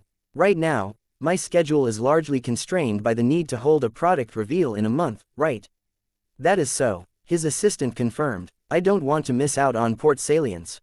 It is still necessary for me to reconnect with my old customers and my old works in these changing times. The mech scene on that planet is vibrant, so I am sure I can learn a lot about how my products are faring in the hyper-generation. How about we schedule a visit after I have finished my product reveal?" Gavin raised his eyebrows. "That can work. It will delay your return to New Constantinople 8. We will also have to postpone a few important meetings, but it shouldn't be too much of an issue. Are there any other particular reasons why you want to detour to Port Salience on the way home?" Vase steepled his fingers. "I want to take a look at how other mech designers are dealing with living mechs. Competitive mech teams often repair and modify their existing mechs at higher rates. I think that has led to the rise of mech designers who have developed unique insights and approaches on how to tweak the performance of my works. I think I may be able to meet with a handful of interesting second-class mech designers that we bring into our design department." His assistant immediately understood what Vase was aiming for. "Are you looking to fill up the void left behind by the mech designers who have chosen to undergo ED-net training?" "Yup, we need to replenish our ranks of second-class mech designers, but I don't trust others to hire the right sort of people. The design department is one of the most important institutions of our clan, and I do not want to fill it up with people who do not understand living mechs or have opposing ideas. We also need people who are willing to leave their old lives behind and embrace their new identities as Larkinsons. I do not think you will have much issue attracting volunteers these days." Gavin remarked. "An invitation from you holds almost the same amount of weight as an invitation from the Terrans or the Rubarthans. You have become the idol of many third-class and second-class mech designers who hope to follow your trajectory. Well, I won't complain if it makes it easier to convince talented mech designers to work for me, but I don't want to take on people that can only look up to me." Vase said, "I need mech designers with enough pride and ambition to push themselves to greater heights." He knew he was being way too picky about this. It was not necessary for the mech designers of the design department to design original mechs all of the time. There was also room for less inventive mech designers that were more suitable to work on maintaining existing product lines. Perhaps Vase should pay more attention to these sorts of people during his upcoming work visit to Port Salience. In any case, it did not take long for Vase and Gavin to add this extra trip to the planning. "I will make sure to inform the Wildfighter Association and arrange a meeting with the officials in charge of Port Salience. Would you like to mention the topics that you wish to talk about when you meet with them during your visit?" Vase definitely wanted to hold a deeper discussion with the Wildfighter Association. He believed that there was much more room for cooperation. He did not dare to underestimate the second-class organization despite the fact that he was in the process of transitioning into a first-rater. I do not have anything definitive in mind at the moment. Just tell the wild fighters that I may wish to discuss deeper cooperation with them. I would ideally like to meet with a representative who has a strong enough voice within their ranks to make decisions on behalf. We shall see what we can do. Port Salience is not their main base of operations, but there should be enough time for the wild fighters to prepare for your arrival. That settled the matter of vacations. With 2 different trips on the agenda, Vase was sure he could thoroughly restore his mood and return to a more optimal state. Together with the return of his wife, he and his wife were bound to become a much more effective pair than before. By the way, how much progress has been made in the preparations for your upcoming augmentation treatment?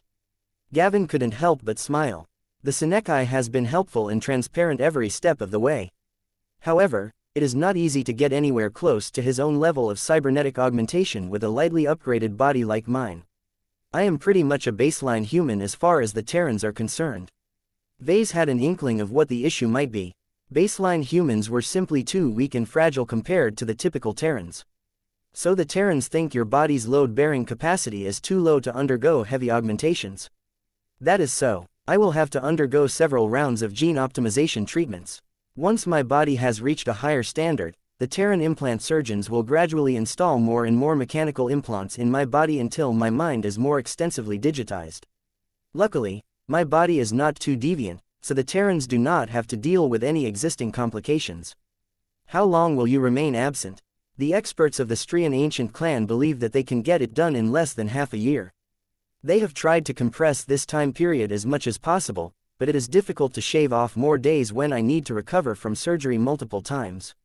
I understand. It would become a little more difficult for Vase to get by without Gavin taking care of all of his trivial chores. Others could fill in while his longtime assistant was absent, but Vase would miss the deep and tacit trust and mutual understanding that characterized his long relationship with a fellow local from Cloudy Curtain.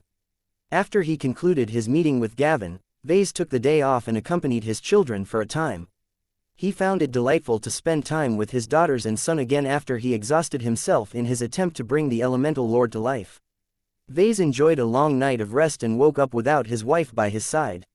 He missed her warmth and company, but knew that she would eventually return better than ever. Once he sent his children off to school again, Vase did not follow his old routine by heading over to his design lab. Instead, he decided to move to the empty testing grounds and entered an underground chamber. This place was normally reserved for testing mechs. It was spacious enough to accommodate dozens of mechs and possessed enough defenses to withstand decently strong attacks. Since Vase was not in a mood to dedicate all of his attention to designing or fabricating another mech, he might as well explore his expanded Phase Lord cultivation today. Vase, a familiar voice spoke up behind his back. "Ah, I expected you would come." Vase turned around and smiled at Jovi. "I take it that you and your fellow mechers want to observe and record more data about myself." Jovi nodded. "We still know too little about human Phase Lords. We have reasons to believe that your transformation into one is close to the ideal state of a Phase Lord at your stage. You can provide us with a large amount of reference data. We can also assist your attempts to familiarize yourself with your new capabilities by sharing what we know about how alien Phase Lords operate." That is fine with me. I don't exactly have a manual for this, so I can use a bit of guidance. Chapter 5444 New Facewater Organs. Though Vase never asked for it, he couldn't help but develop a growing interest in what it was like to wield the powers of a Phase Lord. The gift from the Red Ocean was rather strange in that he did not seem to undergo any radical changes in size or mentality. His actual brain had ballooned to a much greater size. He gained a lot more organic processing power as a result, but they did not lead to strange or inhuman thought patterns. This was one of the reasons why the mechers assumed that his transformation into a Phase Lord was close to the perfect ideal. Vase was still Vase. His personality had not become overly distorted due to the changes, and he did exhibit any obvious signs of alienation from human society. "Did you expect anything different?" Vase asked. "We have conducted enough studies on Phase Whales and Phase Lords to observe personality traits that are common among each of them. These changes transcend the properties of different species." Jovi replied. "Our scientists are not certain whether these shifts in personality are inherent to the development process or whether the inadequate psychologies of the native aliens are at fault."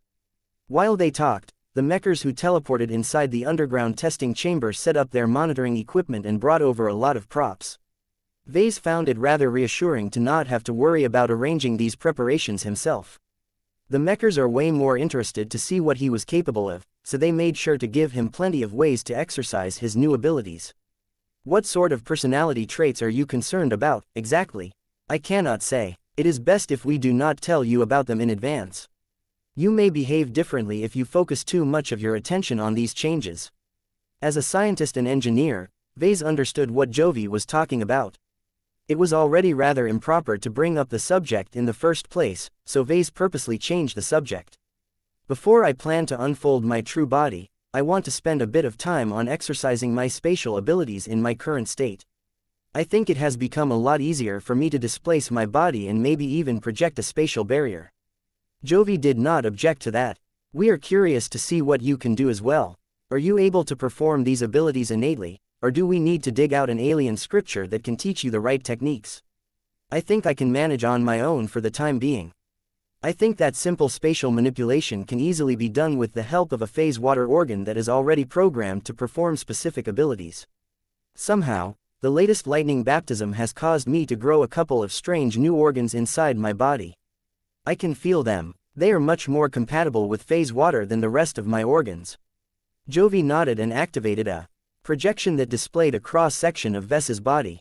It is not easy to reconstruct an accurate snapshot of a body that is compressed in folded space, but our high-powered scans have given us enough data to construct this composite image.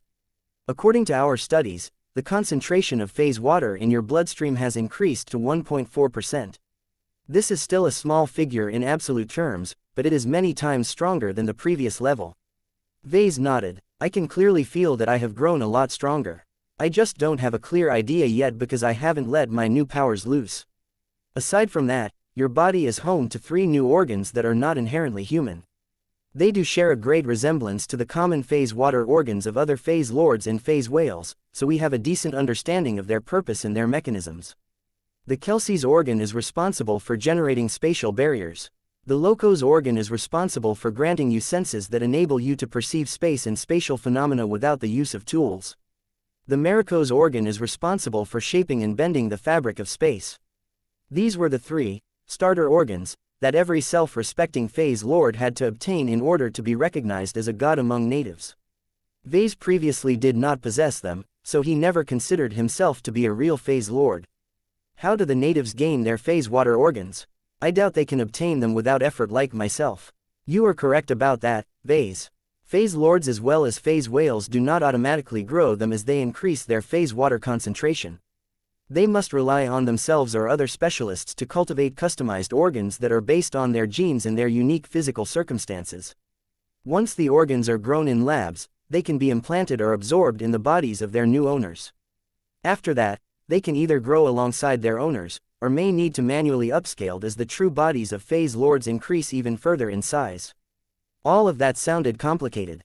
It showed that not even phase whales were inherently able to develop their phase water abilities by relying on their existing organic endowments. This was why all of them became masters of biotechnology. Is there anything special about the 3 organs that I should know? Vase asked. There is a lot of room for development for these organs. They are currently in their most basic states. Their stability and fault tolerance are therefore high, which is very suitable for beginners who have not yet improved their control. We have found that phase leaders tend to develop their phase water organs laterally as well as vertically. What we mean by that is that aside from upsizing them and increasing their phase water concentration, the organs can also be modified or mutated into more specialized variations. Vase looked more and more interested in this subject. What are the common changes made to the organs? It depends on the organs in question. The Kelsey's organ can be altered to increase the range of a spatial barrier, allowing you to shield your allies. The Loco's organ can be modified to help you discover hidden pocket spaces. The Marico's organ can be changed in a way that makes it easier for you to generate gravity wells. While the benefits are usually great, many changes also entail trade-offs where you have to sacrifice other traits. In short, the lateral modification of phase water organs plays an important role in the development of phase leaders. It was just like mechs in a way. The most basic ones started out simple, but they became progressively more powerful and sophisticated at higher price levels. Even then, there was limited room for customizations, so most mechs could only excel in a few areas. it should still be possible to perform phase water techniques without these organs, right? Vase asked. Yes, Jovi said, you can theoretically perform any spatial ability that is possible at your current phase water concentration so long as you are skilled enough. However, the threshold is much higher, and the efficiency is dreadfully poor. It is like using a single tool to fabricate an entire mech. It is much better to have multiple specialized tools at hand. Understood. I guess phase water organs are responsible for controlling, automating, regulating and amplifying the expression of any phase water ability. They can do more than that, but you have the gist of it. In any case, we do not advise you to modify your organs unless you are serious about developing your combat potential. If you decide to go down this path, then I advise you to let the transhumanist faction do the work of implanting new phase water organs in your body and altering your existing ones. I will take that into account. Vase was not that eager to cooperate with the transhumanists on this matter. He did not want to surrender control of his phase lord cultivation to an external party. This was just a disaster that was waiting to happen. He still recalled the lesson taught by his mother. By the way, there is one notable anomaly to your physique that you should know. Jovi continued and pointed out another organ inside Vess's body. Your so-called Jutland organ has undergone substantial changes. It has not only evolved to tolerate phase water, but it has also integrated into your phase lord physique in a more profound fashion. We believe you can utilize wuxia energy in a more active fashion as well, though I would like to caution you to be careful about that. This is a special form of energy that is highly destructive, as you should know. Noted. Vase asked a few more questions before he changed into a special nanosuit developed by the Mechers. Most native alien species including phase whales do not have a taboo against nakedness. Jovi explained with a smile. When they unfold their true bodies, they don't really care about tearing their clothes. However, the more well-equipped phase lords have usually prepared giant suits of armor that can artificially enhance their capabilities. I think you may be able to design one for yourself. However, it will be difficult for you to carry it around if you do not have access to a large enough pocket space. That indeed sounded like a problem. Vase might have the Vault of Eternity, but it cost a lot of AP to rent more storage space. He also did not want to flaunt his system abilities in public even though he was pretty sure the Red Association already figured out that he was a holy son. Is there a portable pocket space that I can exchange from the association? There is, but it will not be cheap. These sort of pocket spaces are almost exclusively reserved for ace pilots to ensure that they will never be too far away from their ace mechs. God pilots have access to even larger ones that are also extremely robust. If you are willing to expend all of the MTA merits that you have accumulated so far, we may be able to supply you with a spare device that is tied to a pocket space with enough capacity to fit a second-class light mech. That's too expensive. It is cheap if you know what it takes to create a stable pocket space that is accessible to its owner while on the move. It is also robust enough that other phase lords cannot easily break this pocket space apart from a distance. Jovi patiently explained. We are pretty much selling it to you at a loss with the MTA merits that you have on hand. I am only permitted to give you this exchange opportunity due to your continued cooperation in advancing our understanding of human phase lords. Though Vase did not really care that much about all of the MTA merits he had accumulated so far, he was deeply reluctant to spend it all at once for a pocket space that was not essential to his work. Chapter 5445 The Basic Abilities of a Phase Lord. As Vase tried out various basic abilities, he found that it was a lot easier to perform them as before. The phase water organs truly helped to make these abilities more accessible. They acted like formulas that took away much of the work and effort needed to manually figure out solutions. Accessing them was not obvious to Vase at first. He had no inherent knowledge or awareness of the phase water organs and their many functions. It was only when he actively concentrated on them and tried to flex them in different ways that he instinctively became aware of what they could do. It was a strange process to Vase as there was nothing human about these organs that he could relate to. He had to explore everything with caution in order to avoid any uncontrolled outbursts. Soon enough, he started to grow a little more accustomed with flexing the basic abilities of all three phase water organs. Hit me, Vase requested as he proudly stood in his new nanosuit. 4 different bots surrounded him at this moment. Upon his command, they began to fire harmless white balls that stopped short of hitting his body. A nearly invisible spatial barrier flared into visibility upon impact. They stably blocked the damage without experiencing any noticeable drain. Please escalate the kinetic power of the attacks. The bots started to launch harder and faster projectiles at Vase. The spatial barrier continued to hold for quite a bit of time, even when the attacks had begun to turn lethal to baseline humans. Nobody worried too much about the potential risks of accidents. Vase still carried his latest personal Azure Shield generator, and the nanosuit also possessed notable defensive properties. Bang, bang, bang, bang. The attacks grew stronger and stronger until the bots had to launch attacks that could pose an actual threat to third-class mechs. This was the point where Vase felt he needed to put more serious effort into maintaining his defenses. The 4 small bots made way for a single larger one that packed a serious punch.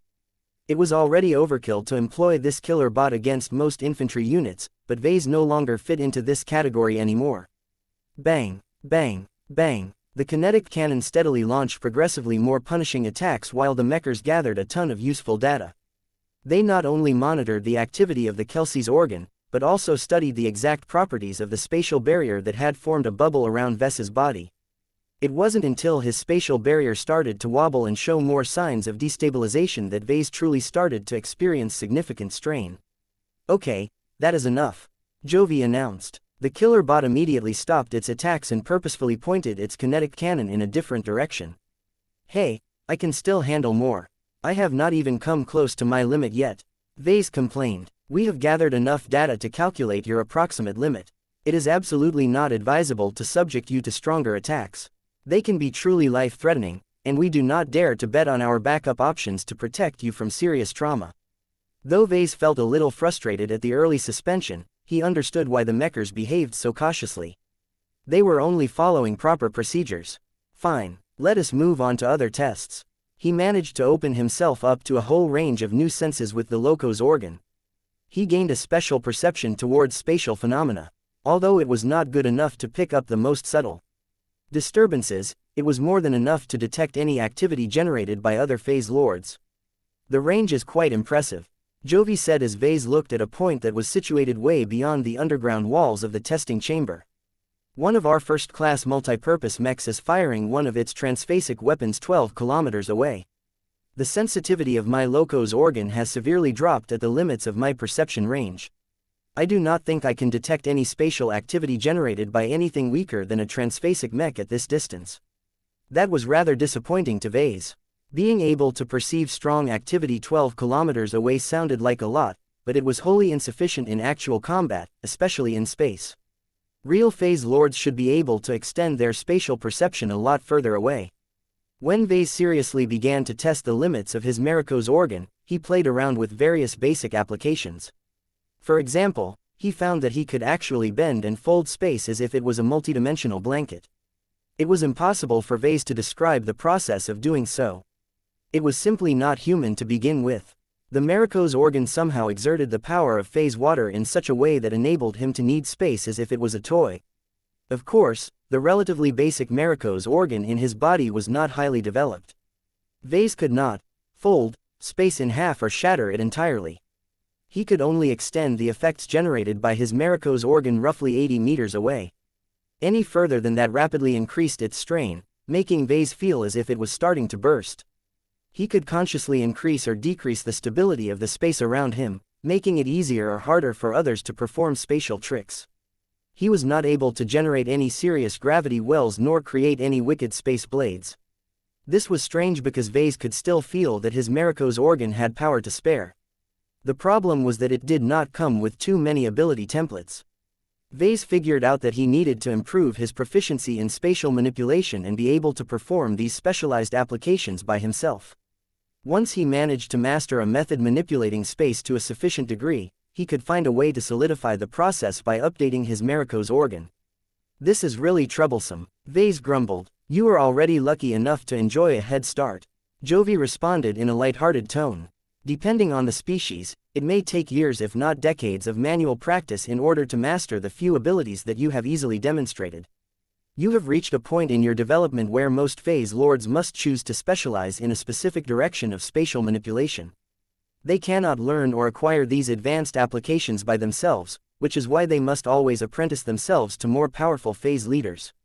That was understandable. The phase water organs were extremely complicated. It was easy to botch any attempt to modify them in any way. Only expert guidance from a more established phase lord or phase whale could ensure that this development process would go smoothly.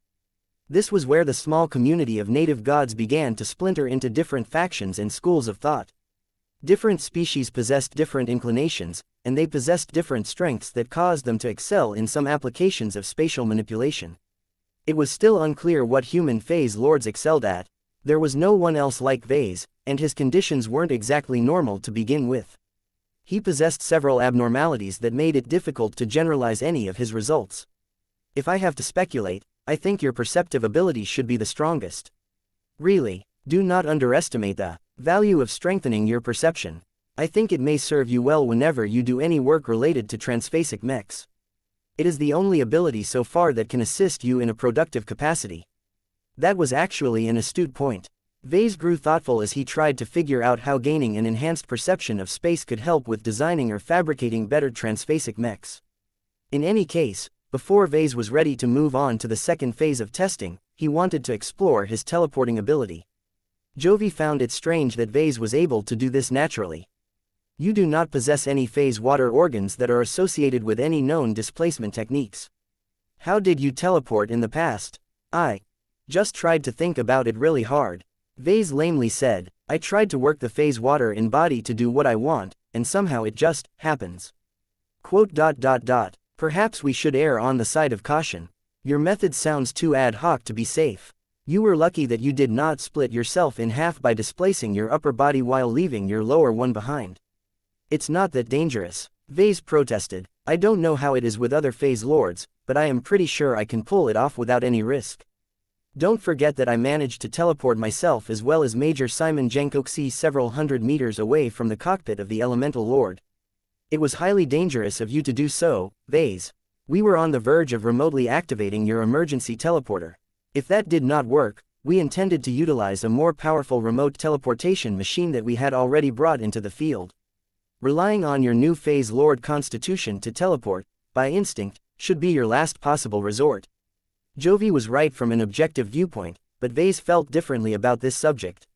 Whether it was unique to Vase or common to all phase lords, he felt that he possessed an innate ability to teleport his body across modest distances. The Red Association may have learned a lot about phase lords, but Vase did not think the Mechers had managed to steal every secret related to phase lords. I am trying it out at least once, Vase said in a determined tone. It is better that I experiment with it in a controlled environment than attempt to pull it off during another crisis situation. He repeated the process that worked in the past and tried really hard to will his body into a different position. Crack. The noise created by the displacement echoed throughout the chamber as Vase found himself roughly 33 meters away from his previous position. Your condition appears to be good. You have not sustained any injuries according to our sensors. See, I knew I could do it. Vase grinned as he relished at how he was able to pull it off so easily this time. I think I am starting to get accustomed to doing this. I don't feel that I am doing anything special. I just try to activate all of the phase water that is spread throughout my body at once. I don't think it is necessary for me to acquire a specific phase water organ for this unless I want to increase my range or improve my capacity to overcome space suppression. How good is your precision? Vase looked down at his feet. The floor of the testing chamber was marked by a temporary grid pattern, making it easier to determine distances. I ended up at the exact right location I was targeting. I cannot guarantee my accuracy will be as good if I try to teleport a few hundred meters away. Is there any sense of protection or limitation when it comes to displacing your body under the floor or beyond your line of sight? Now that you mention it, I instinctively feel that I do not have to worry about teleporting into walls, chairs or other solid matter. I don't exactly know why. I know I can teleport to locations beyond my sight, even if I have never been there before. I have a feeling that it is a lot more dangerous, though. Do you have any indication of your maximum displacement range? Vase looked off into the distance again. I can get a vague sense of it, but I won't know for sure until I try it out. I estimate that my maximum range should be no more than 2 to 3 kilometers. That is respectable. 1 am sure you can move much further if you improve your proficiency with this skill. Neither Vase nor Jovi were eager to test the range of this teleportation ability. The risks were simply too great. It was enough to know that Vase could displace himself several hundred meters away with relative ease. He could even bring along any objects he was touching. though the range drastically decreased as they grew larger. Once they concluded this round of testing, Vase was ready to move on to the most exciting portion of this session. "Are you sure this nanosuit will sufficiently cover me when I unfold my true body?" Vase worriedly asked as he picked on the fabric of his skinny suit. "It looks awfully thin to me, you know. I can hardly imagine that there are enough nanites to preserve my modesty." Jovi let out another sigh. "They work differently from what you think. The nanosuit is completely sufficient. Even if an accident occurs that leads you to exposing yourself, what does it matter? We have more than enough scans of your body to know what is underneath. In fact, the nanosuit is constantly broadcasting a precise and accurate capture of all of its shapes and contours at a frequency of 388,000 times a second. We won't be seeing anything new even if your body has grown much larger." Chapter 5446 Vase the human biomech. Before Vase conducted the big test, he first had to conduct a quick test of his current physical properties. The mechanics behind the spatial folding of his body was weird. In his current state, he only had partial and selective access to the properties of his true body. Vase had an abnormally strong body for a long time, but he never really made use of it since he was a mech designer. The last two lightning tribulations had improved this seemingly redundant advantage even further. Not only did his muscle mass become stronger, but they also became a lot more efficient, remedying many of the lingering flaws and imperfections produced by Dr. Jutland's extremely messy implantations. However, the greatest and most radical change by far was the introduction of phase water into his body. From the moment he gained a smidgen of phase water in his bloodstream, he had already separated himself from his humanity in a physical manner. His body had taken its first steps to physical transcendence and experienced a profound transformation that enabled it to exist in multiple dimensions where it should normally not exist. All of this sounded incredibly weird and dangerous. It was essential for a body under these conditions to become a lot tougher and stronger. From the intelligence collected by the Red 2, developing a strong body was essential to the progression of a phase lord. This was one of the reasons why Puelmer phase lords were practically unheard of. These weird ball-shaped aliens were not weak, but they were not known for their athleticism either. The native aliens that somehow managed to take their first step on the path of the phase lord immediately had to undergo their first test. If their bodies were strong enough to withstand the dangers introduced by the presence of phase water, they would be able to go on and live as phase lords without any immediate concern for their health. If their bodies were too frail or had weakened too much during the advancement process, then the phase water introduced in their bloodstream would definitely tear their flesh and bones apart. Far too many native aliens had perished at this junction. Edge cases also existed where a native alien managed to become a phase lord, but did not quite become strong enough to resist all of the phase water fluctuations.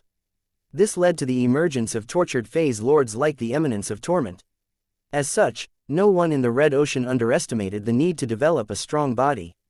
"We believe that a fit, strong and healthy body is essential to successfully advance into a phase lord." Jovi elaborated from the side as Vase punched a few dummies with his surprisingly crushing fist. Crunch, crunch, crunch. Though Vase had not reached the point where he could tear apart mechs with his bare hands, he found it quite enjoyable to crush these weaker metal bots as if he was a superhuman soldier. He had never tested his physical might in such a raw and primitive fashion.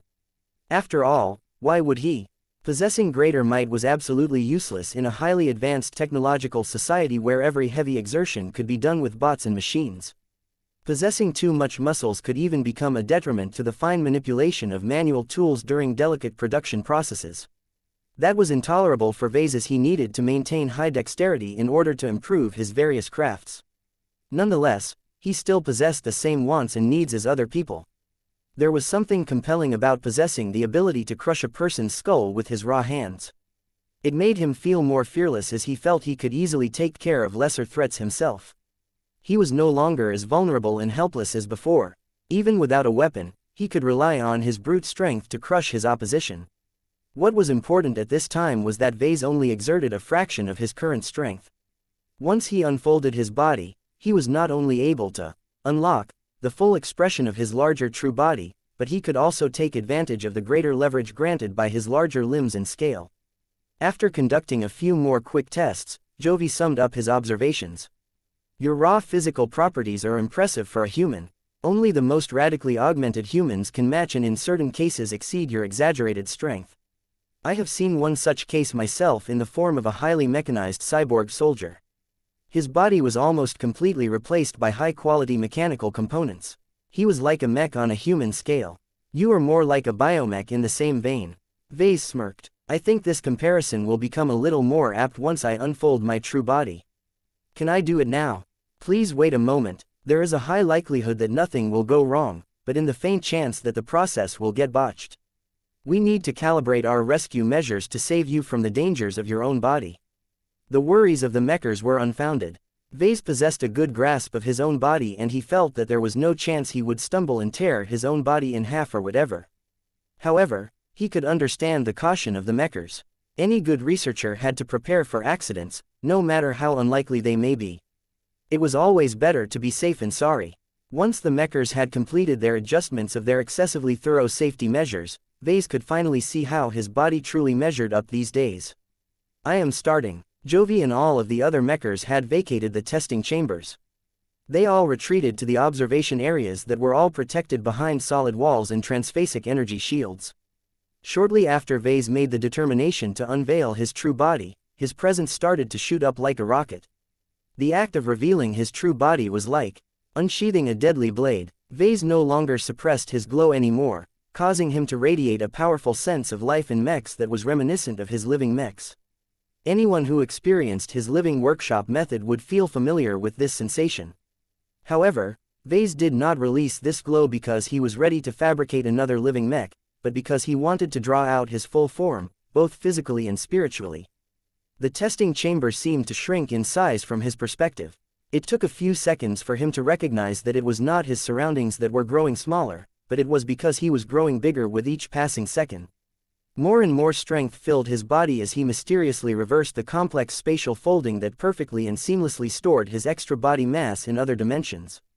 Normally, such a process should have produced a lot of stretching, damage and other unpleasant phenomena, but a phase lord somehow possessed the innate ability to dimensionally fold and unfold their true bodies without any danger. This was an exquisite design. Vase could not believe that phase lord cultivation was a natural phenomenon. It had to be designed and perfected by ancient body cultivators. Somehow, it had gotten baked into the red ocean to the point where its heavenly authority had embraced it as the common standard in the dwarf galaxy. Though Vase normally looked down on old and outdated methods, he had to admit that there were good reasons why the methods of a phase lord withstood the test of time. The shift in perspective started to slow as Vase felt as if his growth in size was nearing its limit. Fortunately, his body had not grown large enough for his head to hit the high ceiling of the testing chamber. Just as he expected, he had grown a bit taller than a typical second-class medium mech. In terms of proportions, his muscular but fairly lean body remained the same, which meant that his dimensions had slightly more in common with light mechs. However, Vase knew that much of the reason why medium mechs tended to be a bit bulkier was because they were always clad with relatively substantial armor plating. If Vase chose to don himself in a proportional suit of combat armor, he would probably be able to match the bulk of a medium mech that was on the heftier side. He could even imitate a humanoid heavy mech if his massive suit of armor was thick enough. However, it wasn't just his height, mass and perspective that had changed. From the moment he gained full access to all of the body mass and other organs that had previously been hidden away, Vase experienced a huge wave of euphoria that radically uplifted his mood and caused him to feel excited beyond all reason. I'm strong, he spoke in a deeper and much more superhuman tone. I feel as if I'm unstoppable. This was not an exaggeration. All sorts of hormones and other changes affected his brain chemistry, causing him to completely push aside his caution and reticence. For whatever reason, he not only felt strong enough to challenge a mech in a fistfight, but he also felt a lot more connected and in tune with the surrounding space. His phase water organs were all able to exert greater strength, and the phase water spread throughout his body were no longer locked away or burdened by the need to keep his body folded into different dimensions. All of this meant that his ability to manipulate space had become much stronger than before. His spatial perception had multiplied by several times. He felt as if he could actually bend space to the point where he could generate a weak gravity well. He could probably teleport a lot further than before. Though Vase had yet to test these drastic improvements, he instinctively felt as if he was not as weakened, restricted as before. After Vase became a little more acclimated to his new state, he immediately turned to the shielded windows of the nearest control room. Jovi and all of the other mechers had become surprisingly tiny to Vase. It would be so easy for Vase to crush their bodies in his palm. This realization profoundly altered his thinking and his perspective on many matters. Vase felt as if he had truly become the equivalent of a humanoid mech. Unlike other humans who needed to enter the cockpit of a larger machine in order to gain this kind of combat power, Vase could completely dispense with that and fight with his true body alone.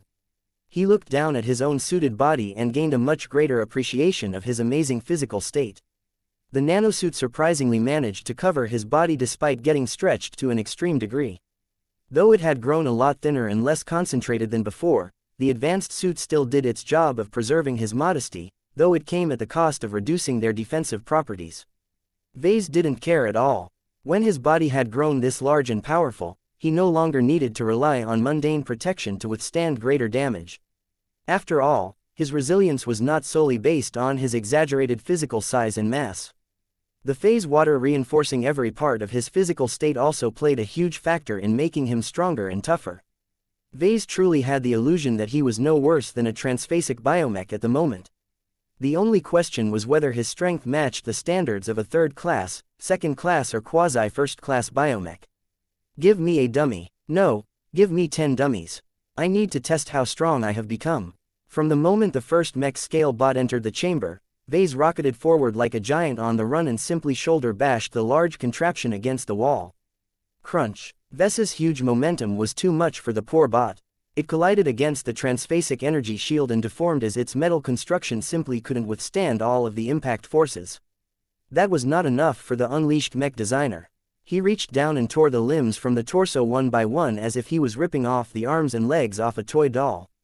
Ha ha ha ha. Too weak. More. I need more. Chapter 5447 Abusing Bots. Vase felt as if he had turned into a beast. Much of his calm and rationality as a mech designer had taken a backseat as the more primal part of his cognition had been brought to the fore. His extremely exaggerated physical condition made him feel as if he had become stronger than any human. Not just Vase, but any human that suddenly transcended the weakness of his own physique and started to match the size and physical strength of mechs would feel the same. Mechs played a huge role in human society. They were the mainstay fighting machines for several centuries, and they had developed a strong and extensive image of martial might in everyone's mind. For Vase to transition from a puny human to a genuine phase lord was such a significant transformation that he could not help but get lost in his newfound power. Crunch, crunch, crunch. Vase threw himself at the bots that entered the testing chamber on a continuous basis. He punched the metal exterior of the bots without fear of breaking his own knuckles. The relatively soft and thin metal layers easily deformed whenever he punched or kicked them with his limbs. Though the bots soon started to resist more actively and tried to attack him from multiple directions, his spatial barrier easily blocked the attacks. The forces exerted by the bots were not that strong at the moment, and their lack of transphasic properties made it very difficult to exhaust the spatial barrier. Ha ha ha ha ha. So this is what it is like to fight like a mech. Previously, he had only been able to feel what it was like to possess the combat power of a mech by going on a mastery experience. Even then, he was only able to hitchhike in the mind of a mech pilot, making it so that there was an extra layer of separation between himself and the powerful machines. This was no longer the case. Vase's entire body had turned into the equivalent of a transphasic biomech. Although there were still many differences between his current state and a real biomech, there was enough resemblance that he had the illusion that he could fight and win against an actual machine. Stronger. I need them to be stronger. The mechers obliged. They had already gathered enough data on Vase's current state to develop a much more accurate estimate of how much he could handle. Send in the second-class battle bots. Jovi commanded after he had studied the data. The weak bots all disappeared from the testing chamber. Soon, a dozen stronger and more well-equipped bots had entered the fray. Half of them were armed with rifles while the other half was armed with various melee weapons. Vase could immediately tell that these were serious battle bots that could pose an actual threat onto second-class mechs.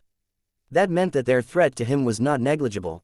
It appeared that the mechers were so interested in testing his current limits that they were willing to take a few risks.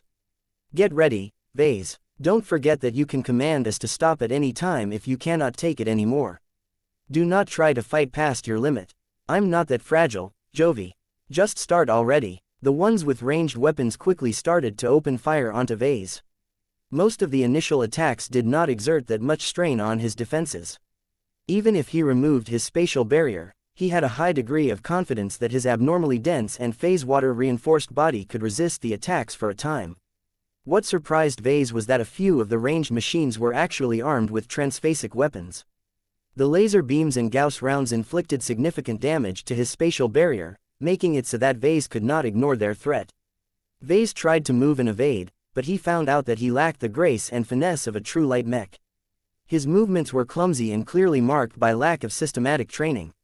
He was unable to dance around the battlefield like the light mechs he had designed in the past. Phase Lords were not meant to be swift and agile. Their body cultivation focused on promoting their size, mass and phase water concentration so that they could become absolutely titanic powerhouses that could crush everything by relying on brute force alone. Dodging was not their style. If they couldn't withstand powerful attacks, then they just needed to make their bodies big enough. What that meant was that Vase realized that he was not necessarily able to gain the upper hand when he fought against equally sized mechs and machines, at least when it came to physical performance. However, a Phase Lord possessed more advantages than a massive body. The appearance of a full squad of battle bots was a signal that Vase should no longer stick to simple methods.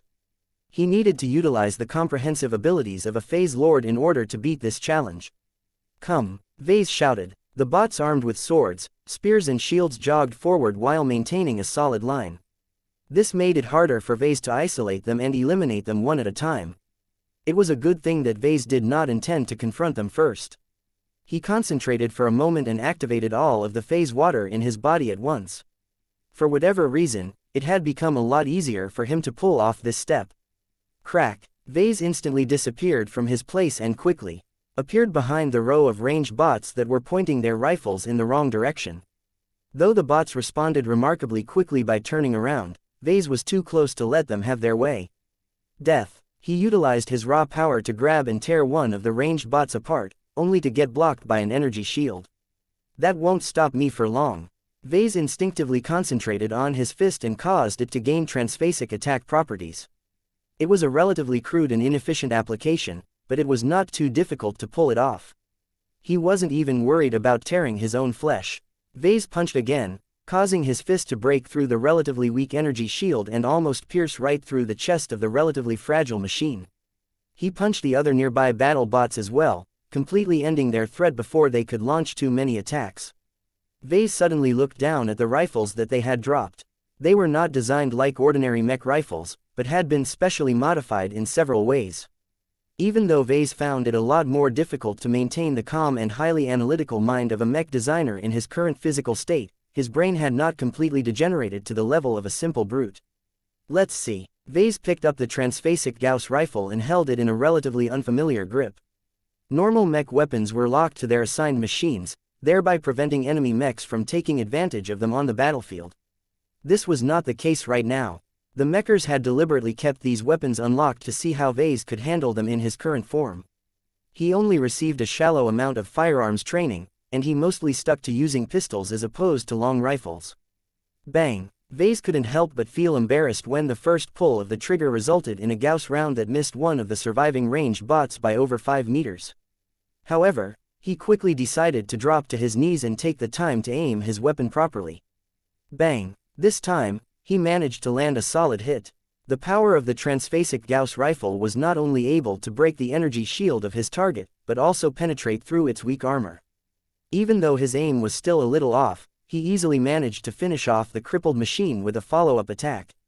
Vase fired the weapon several times until he managed to eliminate the other remaining ranged bots. That significantly reduced the pressure and made him feel a lot less restrained. At this time, the melee bots had come enough to make it a lot less convenient to keep firing Gauss rounds at the incoming machines. Instead, Vase imitated his second daughter and held his Gauss rifle like a club. Come! Vase clumsily tried to evade most of the incoming strikes while trying to break through the defenses of another mech. However, he found out that his rifle made for a poorer weapon than his fist. It did not have any transphasic properties when utilized in this manner.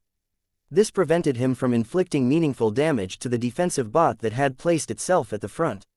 His spatial barrier clanged as the attacks of the other bots exerted a lot of damage to him. The transphasic sword especially stressed his defenses to the point where Vase had to exert his Kelsey's organ more extensively in order to compensate.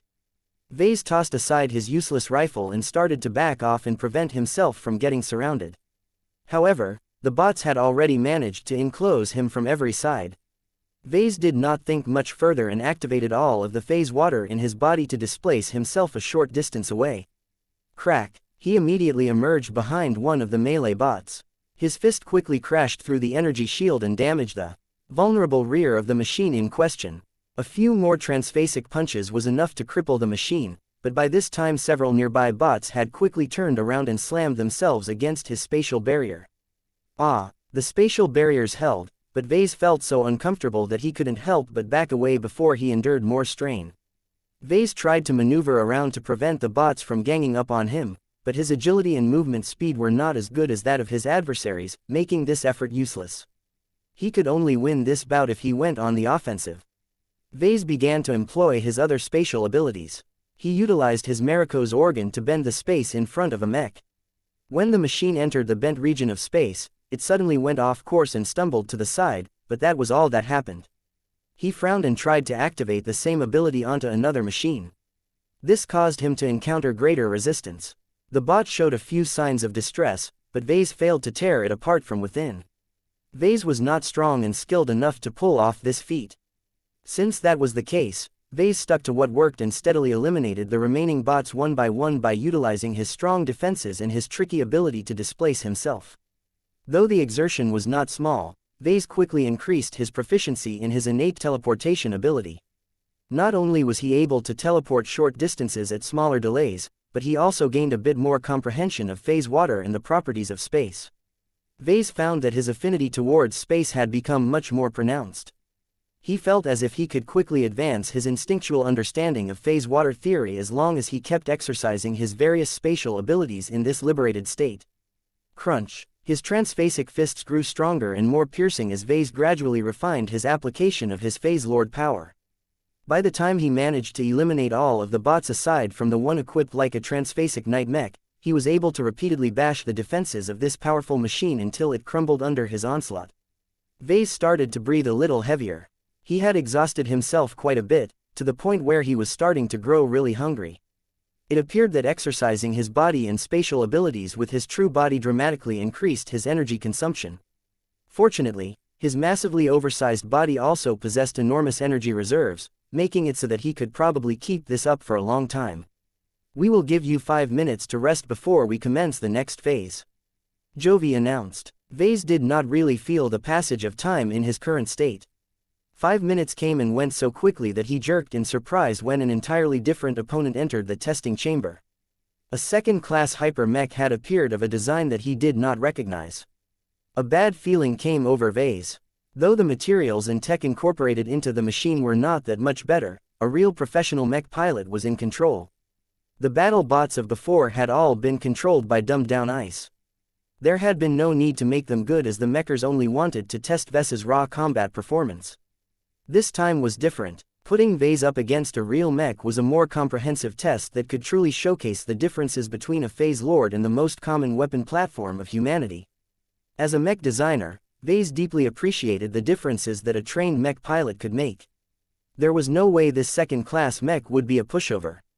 Chapter 5448 More than a phase lord. The second-class hyper-mech arrayed before Vase possessed a simple design. It was a landbound hero mech that was equipped with a simple laser rifle and a relatively short truncheon. Neither of these weapons seemed overly threatening. Even if they managed to overcome his spatial barrier and hit his naked body, they would not be able to pierce through his skin and damage his sensitive organs. That did not mean that Vase looked forward to getting hit by these armaments. It would definitely hurt if he got struck by a powerful whack or a burning laser beam. Vase had gained a better understanding of his fighting capabilities as a phase lord.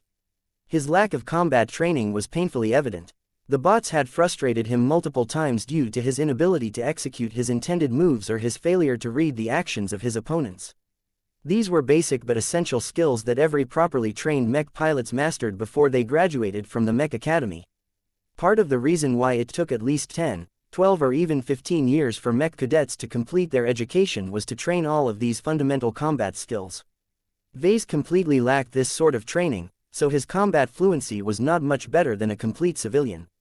Becoming a phase lord did not magically stuff his head with martial arts skills or whatever. He just gained an oversized body and the ability to perform a few spatial abilities. If Vase wanted to become proficient in combat up close and at a distance, then he needed to undergo focused training in these aspects. Be careful, Vase. Our mech is about to attack. Try and resist as seriously as you can. Do not hesitate to defeat it with all of your means. Don't worry about the mech pilot. The cockpit is built according to the standards of a first-class multi-purpose mech, so you won't be able to break it open that easily, especially when we have prepared other redundant protective measures. Though Vase could never really trust whether all of these measures could save the life of the mech pilot, he was unwilling to hold himself back. He needed to know how well he could fight against a real mech. This was why he was willing to cooperate with the mechers and trust that they had their act together. The opposing hero mech made the first move by running backwards while also raising its hyper-laser rifle straight towards Vase. The pilot was skilled enough to launch an accurate snapshot at Vase in a single smooth motion. Vase slightly blinked at the bright flash of light. A fiery hyper-laser beam had struck his spatial barrier. While the attack was not transphasic in nature, the hyper-tech incorporated in the weapon added a lot of fire energy to the attack. This caused the fiery laser beams to strike significantly harder than normal. Vase was no longer in his prime condition. His short rest only allowed him to catch his breath and improve his condition by a small extent. That was a bit troublesome. His body possessed enormous energy reserves, but once they had been depleted, it would take a lot of time as well as nutrients to replenish what he lost. His spatial barrier flared repeatedly as the opposing hero mech never let up on its attacks. Though Vase did not feel too threatened by these attacks, it was a bad idea to let his current adversary drain his defenses for free. Vase did not even bother to run towards the distancing machine. His running speed was not as good as the opposing machine. He simply activated all of the phase water throughout his body again and accurately teleported right next to the mech in question. Vase quickly launched a transphasic punch at the hero mech, only for the slippery mech to evade the attack in time. The hero mech not only managed to slide back like a slippery eel, but also launched a shot of its hyper-laser rifle, causing Vase's spatial barrier to flare with burns once again. The outburst of light and flames interfered with his sight, but did not block his other senses.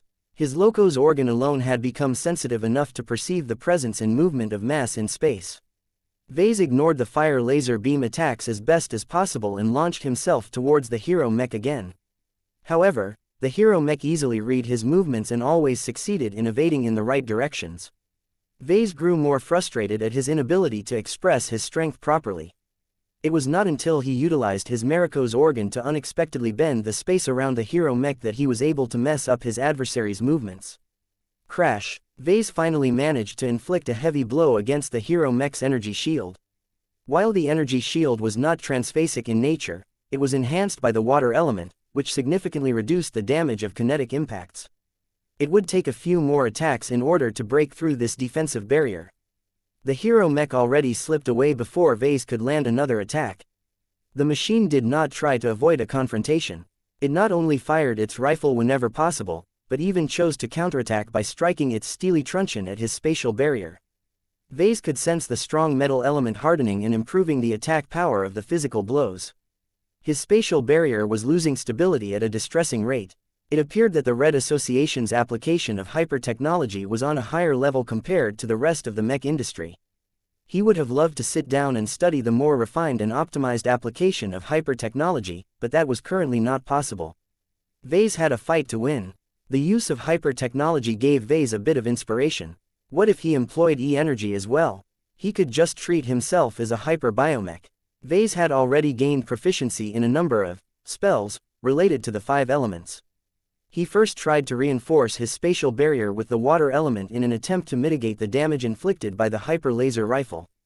However, Vase soon discovered that his ability to feel and manipulate spiritual energy had suddenly become worse. What? Vase tried to keep the hero mech occupied by occasionally teleporting to its side and launching a transphasic punch that could not be avoided. He quickly discovered that his sensitivity to E-energy had dropped. His body had grown a lot larger, and that kept his own spirituality a lot busier. However, The more important reason why he was unable to command the various elements he had grown familiar with was because the space element had become far too dominant. His true body was filled with phase water. His sensitivity to spatial phenomena had been raised by a drastic degree. It was as if a star that represented the space element shone so brightly that all of the other stars had dimmed in comparison. This was an annoying effect, and it prevented Vase from pulling off the tricks he planned before. Though he was pretty sure he could still force himself to command the various elements, it was much easier to stick to spatial manipulation, which benefited from the support of his entire body. Wait a second, this was a match where he was able to employ all of his means. He still possessed 2 trump cards that he had yet to employ. First, his Jutland organ had become integrated in his Phase Lord body. Vase gained access to a lot more wuxia energy than before, and now that he had unfolded his true body, he felt he could harness it a lot easier as well.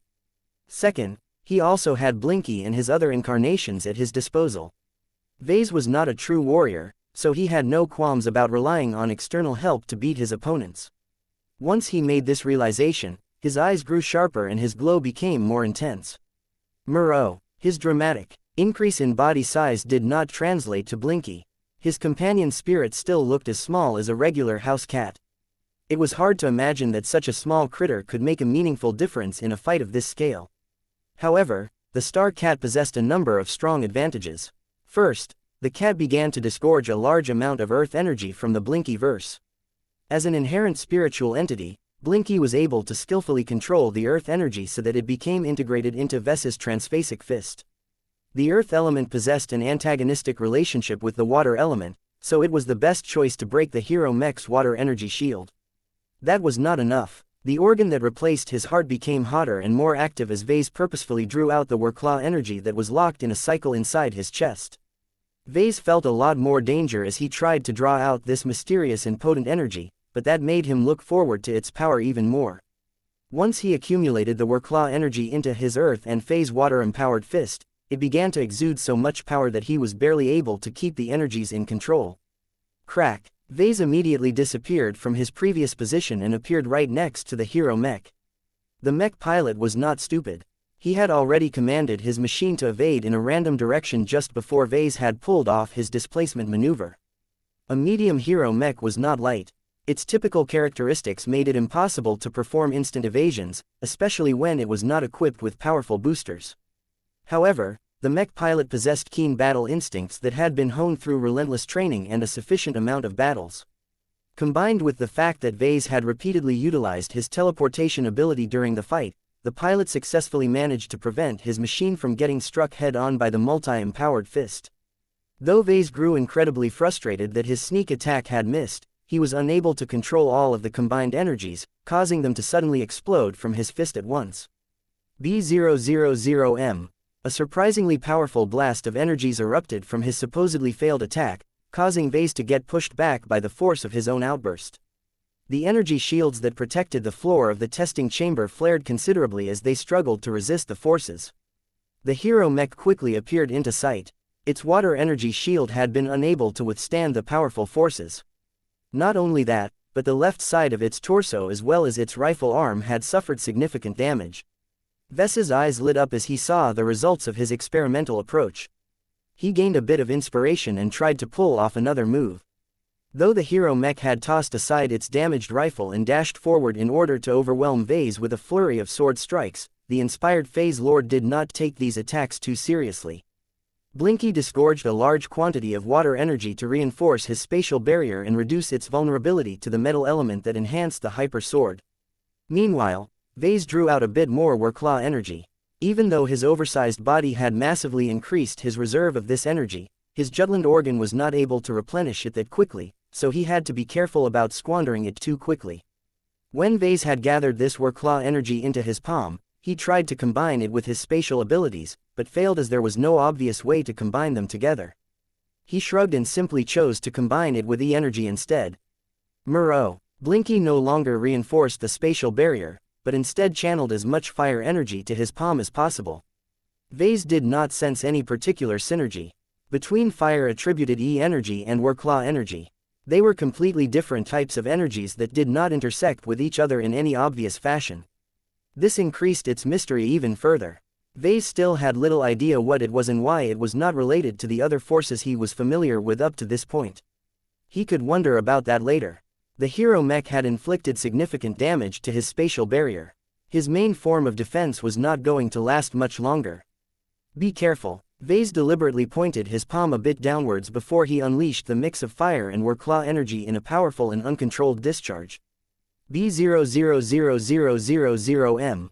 The much greater quantity of wuxia energy produced a much violent outburst that instantly crushed the legs of the hero mech before it was able to complete its evasion maneuver. The energy shields protecting the floor flared much brighter this time, but still managed to hold together. The fight had come to an end.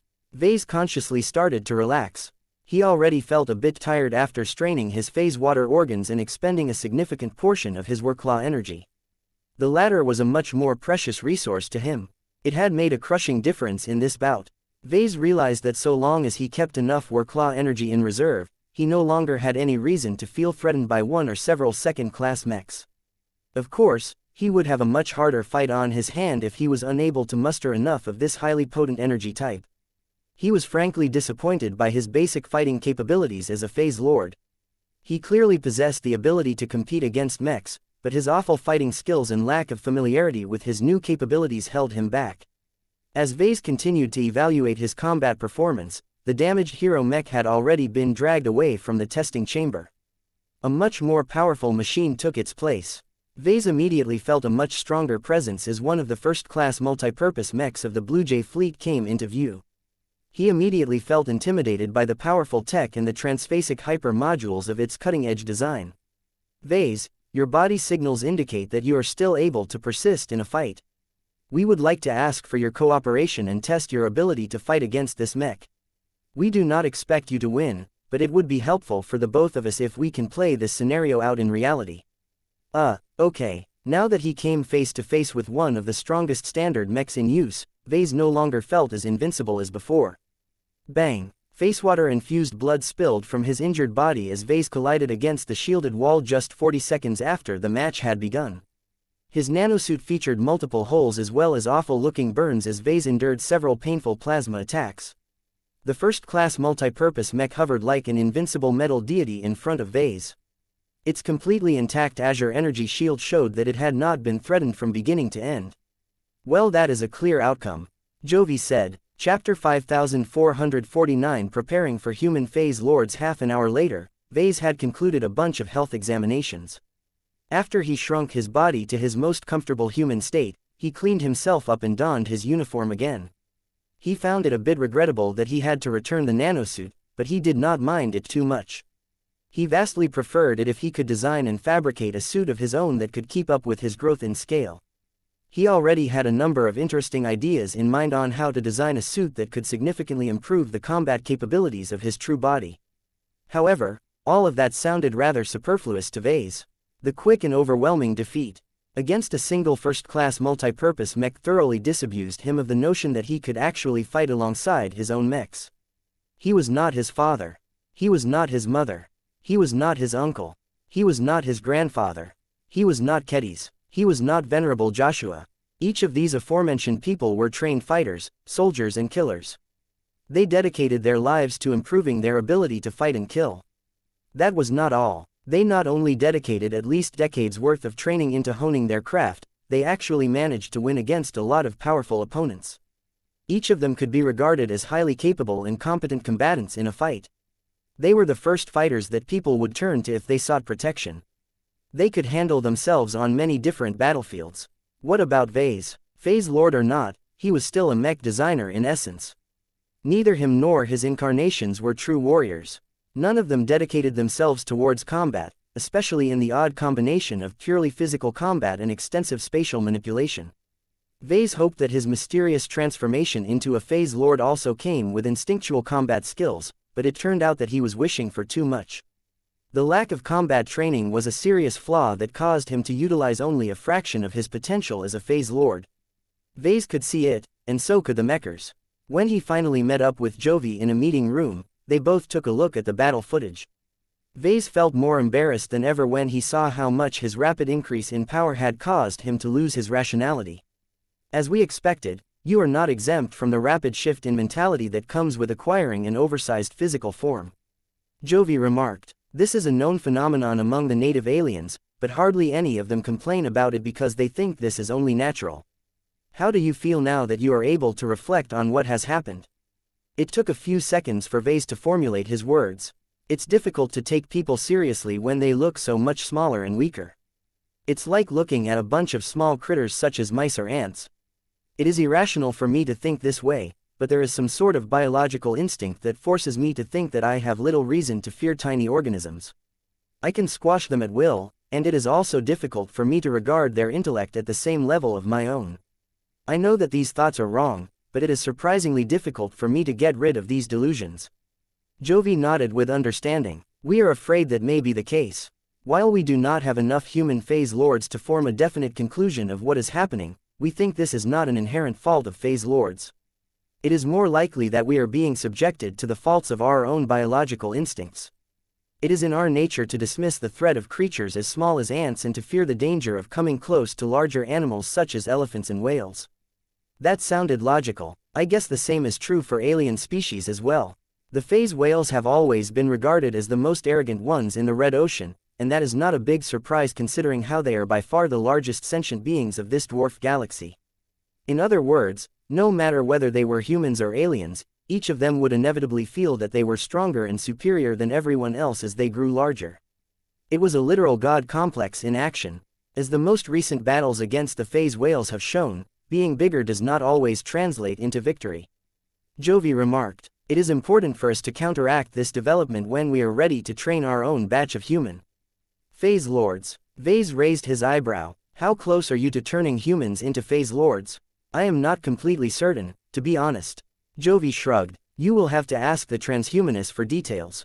However, my responsibilities as a liaison between you and the various institutions of the Red Association has put me in touch with their researchers. The direction of their requests and inquiries makes me think that they have made a large amount of advancements in recent months. Both Vase and Jovi exchanged meaningful glances with each other. Is it because they have received the guidance of the evolution witch? I cannot say anything in relation to the activities of one of our honored god pilots. That pretty much sounded like a confirmation to Vase. Many people had been wondering what the evolution witch was doing now that her Genoforger had successfully assimilated the body and presumably the brain of the Singularity Lord. Even if the powerful god Biomech was only able to salvage a fraction of the knowledge contained within that gigantic brain, it probably contained a wellspring of memories, much of which was undoubtedly related to the secrets of phase whale cultivation. Gaining any meaningful knowledge from one of the top phase leaders of the dwarf galaxy was a massive coup.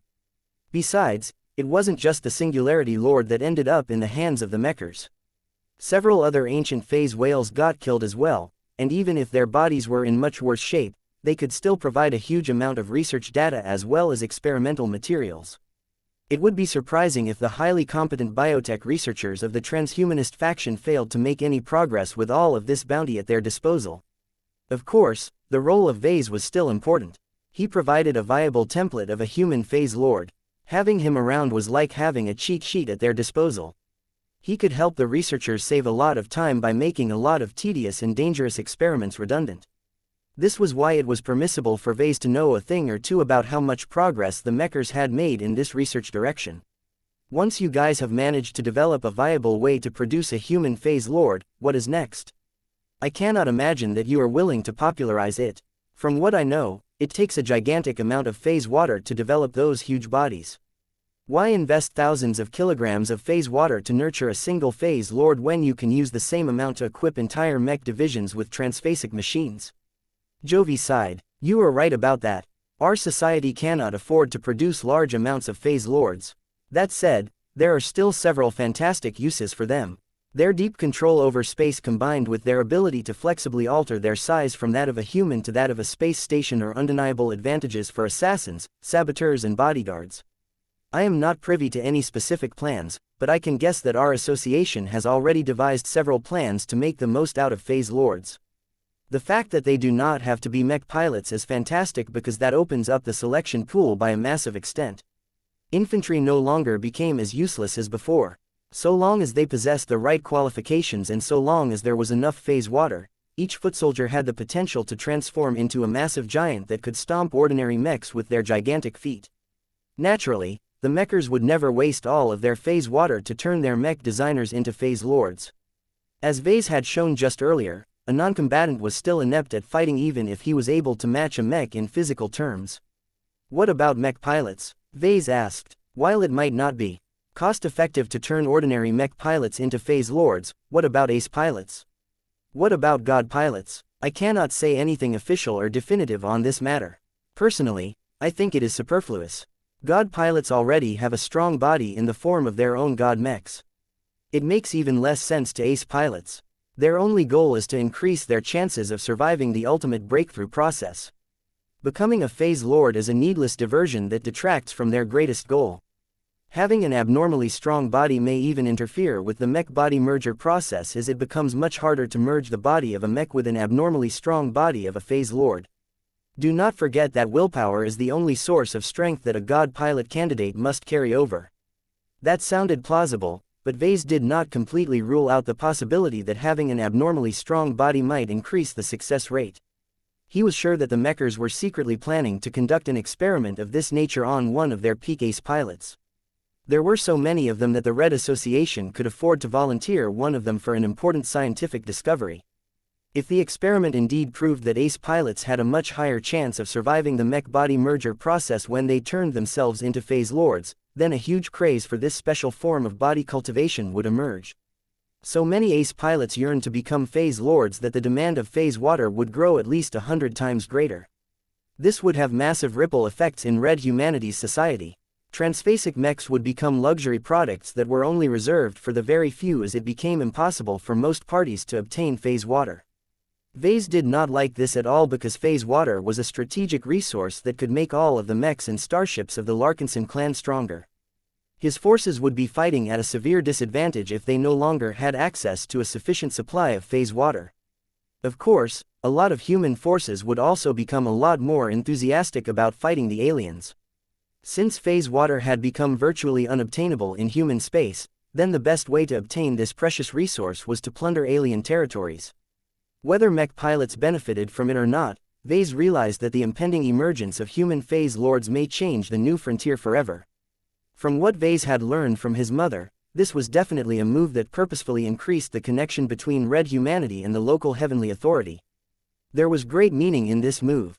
It showed that the mechers still wanted to develop a closer relationship with the Red Ocean, likely in an attempt to counteract the growing influence of Messier Psi. Regardless of the presence or absence of human phase lords, we do not intend to place all of our hopes on them. Jovi told Vase. We have always rested our hopes on mechs, and that has not changed now that we are on the verge of opening up another means of human transcendence. Mechs remain the most powerful, cost-effective and suitable means to combat the threat from within and without. One can assure you that our shared profession will always remain an essential part of our civilization. I hope you are right, Jovi. I really do. If our mechs are not strong enough, then we just have to work harder. Chapter 5450. The longevity of a phase lord. Vase had an undeniable connection to the possible rise of human phase lords. He gave an insightful lecture about it during the Survivalist Conference. He provided follow-up feedback to the transhumanist faction over the span of multiple months after he had revealed his unique expertise on phase lord cultivation. The transhumanists, oddly, became a lot less interested in listening to his feedback after the conclusion of Operation Night Jazz. This was understandable, as the Evolution Witch and the other forces participating in this bold operation had managed to capture a huge amount of data as well as enormous amounts of phase leader remains. By then, Vase had already provided most of the theories and insights that he could squeeze from his mind. His understanding of phase lords was ultimately limited to his shallow personal experiences. There was only so much information that he could provide to the transhumanists. His role by this time had been reduced to providing reference data. Jovi and the researchers assigned to the Blue Jay fleet could easily take care of this chore, so Vase had been unable to obtain any useful hints from any of the core researchers who were working on this massive project. Regardless, Vase still felt that he had contributed enough to this effort to feel responsible for the spread of human phase lords in human society. If they ended up causing damage to Red Humanity, then Vase would undoubtedly carry a lot of blame for their actions. To be honest, Vase did not know what the mechers were thinking by focusing so much on turning humans into phase lords. Was it truly because they wanted to increase their connection to the Red Ocean, or did they have another purpose in mind? The transhumanists had always focused on mechs as the ideal means to achieve transcendence. Focusing too much on phase lord cultivation was not only a distraction, but also a huge drain on resources. Perhaps the only compelling advantage was that all of these studies demystified the existence of phase whales and phase lords. They became a lot less inscrutable. Perhaps all of the gathered information may lead to the development of specific countermeasures that targeted the weaknesses of these powerful native gods. Let us get back to your personal performance, Jovi said as he summoned a projection that displayed a model of Vess's true body. We have gathered a large amount of interesting data on your physique. It is still recognizably human, but it is also so much more. The overall state of your body has improved far beyond what is possible. The only exception is your left leg. The projection zoomed in on Vess's left leg. It did not look different from the other leg at first, but Vase could see that the flesh was a little less dense and robust. The bones over there also looked wrong. Ah, that is due to my cybernetic leg. Vase spoke. Part of the process that turned me into a phase lord has forced me to sacrifice a part of my body. I previously thought that this sacrifice was permanent, but after my most recent lightning baptism, my true body grew explosively in size while correcting a lot of flaws. The lower left leg of my true body has regrown for the most part, but there is still a bit of weakness that I can't make up for. It's a weird interaction that I cannot fully explain. Jovi accepted this explanation. The ritual that you have used has metaphysical components that impose greater consequences on yourself. It is hardly perfect, and it is still too dangerous to be put to use. I can be sure that we will devise our own method of transforming humans into phase lords. Any soldier we choose to undergo this treatment cannot afford to possess these vulnerabilities. They can become a deadly weakness in battle. The Orvan ritual sacrifice altar was not that bad. Vase may have come away with a clear physical vulnerability, but he also gained Veronica in the process, which proved to be incredibly useful. If I have this weakness, then the Orvans most certainly have it as well. Vase surmised. That is unless they have switched to a different method. We shall investigate further. Anyway, we should talk about your future as a phase lord. I do not think I need to convince you that your combat effectiveness is terrible. You have so much power, but you have not developed it in the slightest. Any trained soldier or mech pilot who has gained your physical gifts can easily defeat at least 4 of you at the same time, and that is only a conservative estimate. Vess's expression turned ugly as he became reminded by his awful performance once again. I know I am bad at this. Are you suggesting that I should undergo combat training? Jovi nodded. Our trainers and mech instructors can assist you in training the basic combat skills of hand-to-hand combat. If it is possible for you to effectively wield transphasic weapons that are scaled to your true body, then that is even better. It may take 3 to 5 years of weekly training for you to turn into a somewhat competent fighter. As for your spatial abilities, we cannot assist you in this, but our biotech research teams can help you upgrade and develop your organic hardware further. You will probably be unable to defeat a typical alien phase lord in a duel after these improvements, but you can rest assured that you will no longer be a liability on the battlefield. The mechers truly weren't mincing their words here. Though Jovi's judgment sounded harsh, Vase knew it was fair.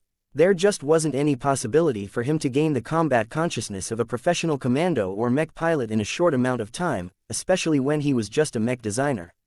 Vest tried to think whether it was worthwhile for him to devote a few hours every week on basic combat training. He quickly shook his head. There's little point in this.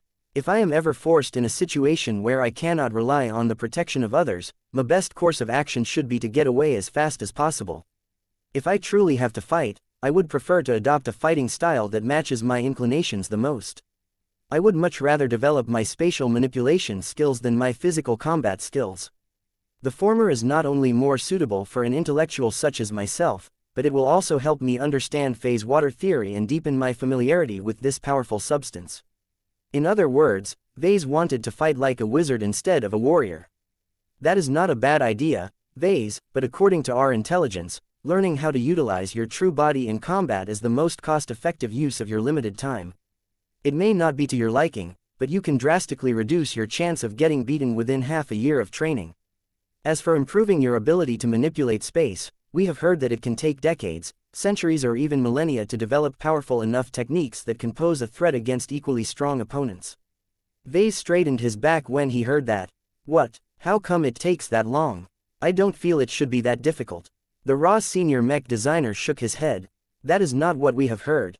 Every alien phase lord must slowly familiarize themselves with the power of phase water. They must also delve into the potential of their phase water organs and improve them step by step.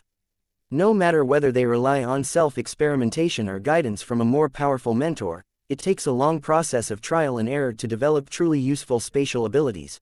That was way too much time for Vase. He could not dedicate so much of his valuable time on developing a few redundant spatial tricks. How can the native aliens tolerate such slow progress? They do not mind this slow pace because they have all of the time in the cosmos. Jovi replied with a sardonic smile.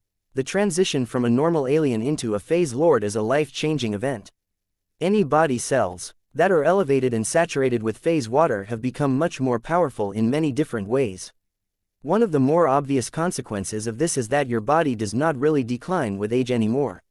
No matter whether the original lifespan of an alien phase lord is 100 years or 1000 years, it has become at least 2 orders of magnitude greater than before. It is even possible for phase lords to become biologically immortal as long as their phase water concentration has become high enough. What? Vase had never really thought about how becoming phase lord affected his lifespan. He was only a little over 40 years old, so he was far from reaching the age where he needed to worry about running out of days anytime soon. This was why his reaction to this benefit was less dramatic than normal. If a 500-year-old geezer learned that becoming a phase lord enabled them to live for many generations more, then they would probably go over the moon. Vase suddenly sharpened his gaze. Is this why you mechers are so interested in devising a successful method to turn humans into phase lords?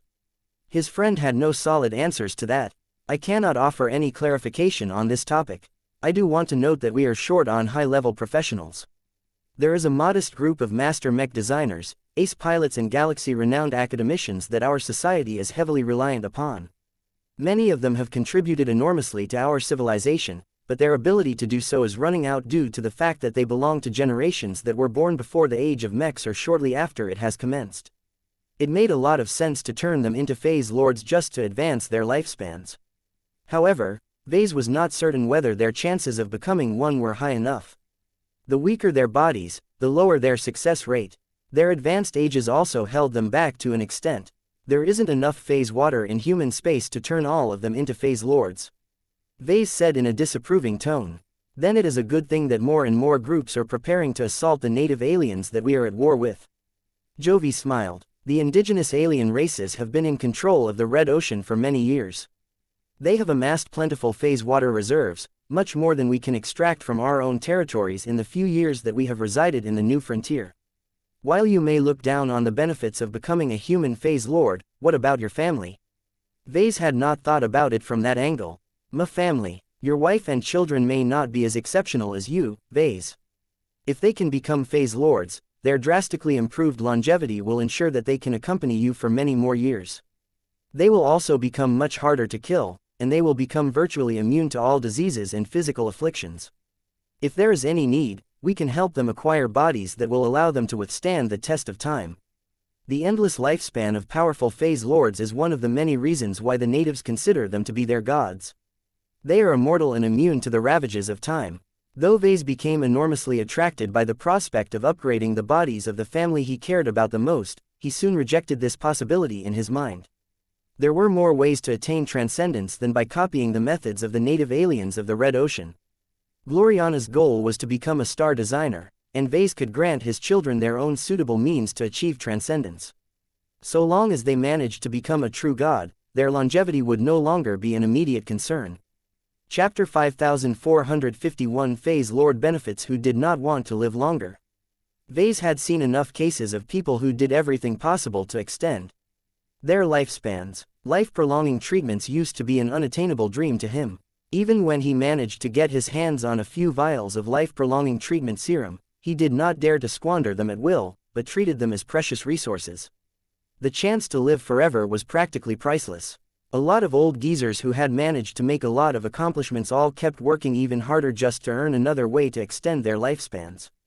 Vase knew that he was far too young to care too much about this pressing need, but he was probably the exception rather than the rule.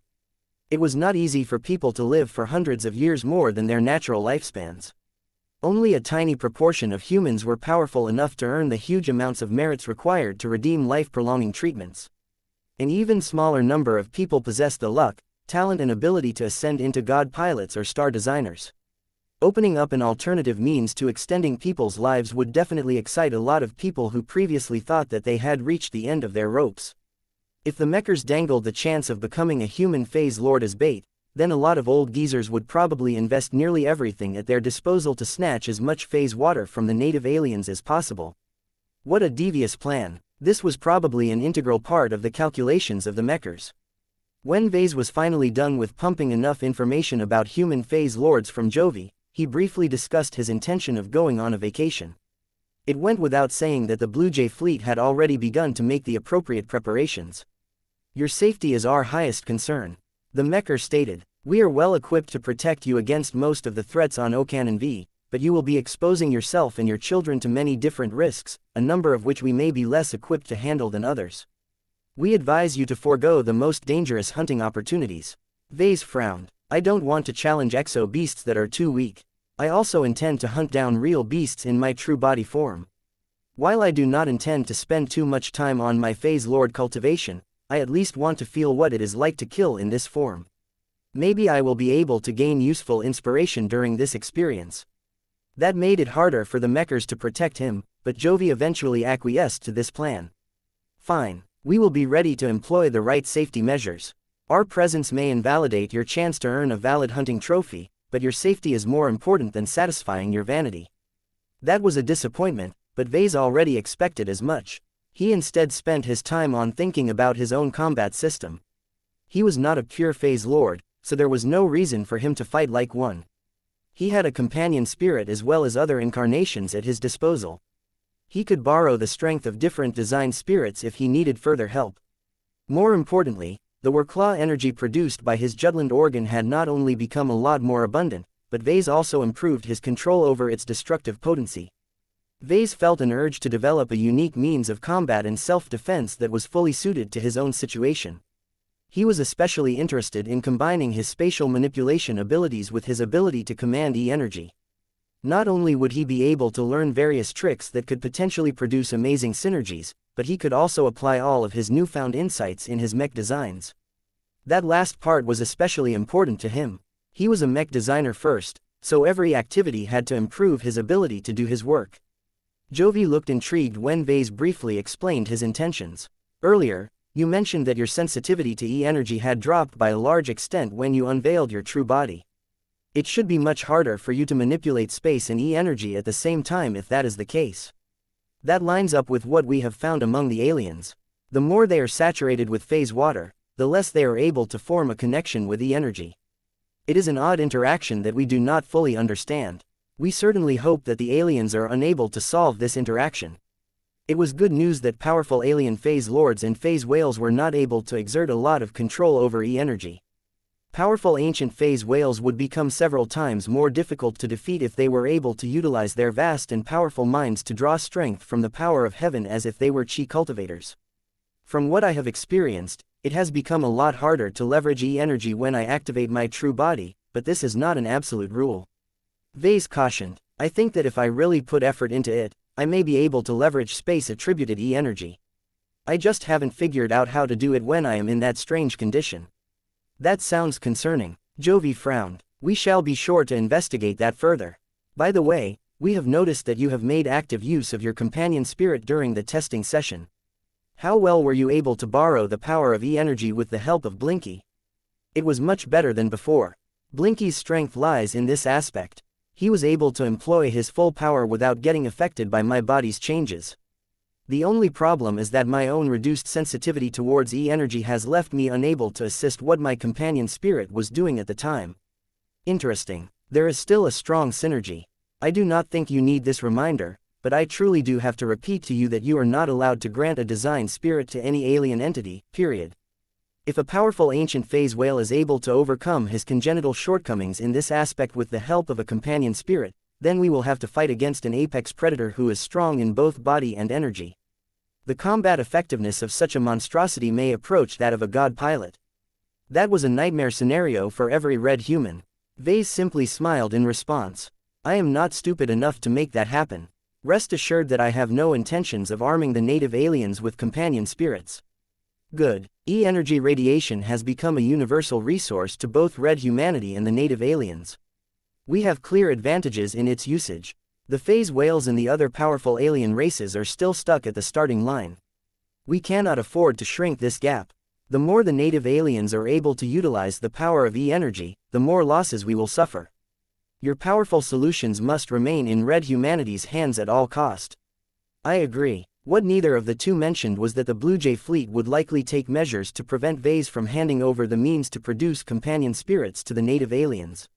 From the moment Vase had presented his companion spirits to the survivalists during their last conference, it may have already been inevitable for him to get shadowed by their forces. The soldiers of the Blue Jay fleet were both his protectors as well as his minders. They might even turn into his executioners if he displayed any intention to betray the interests of red humanity.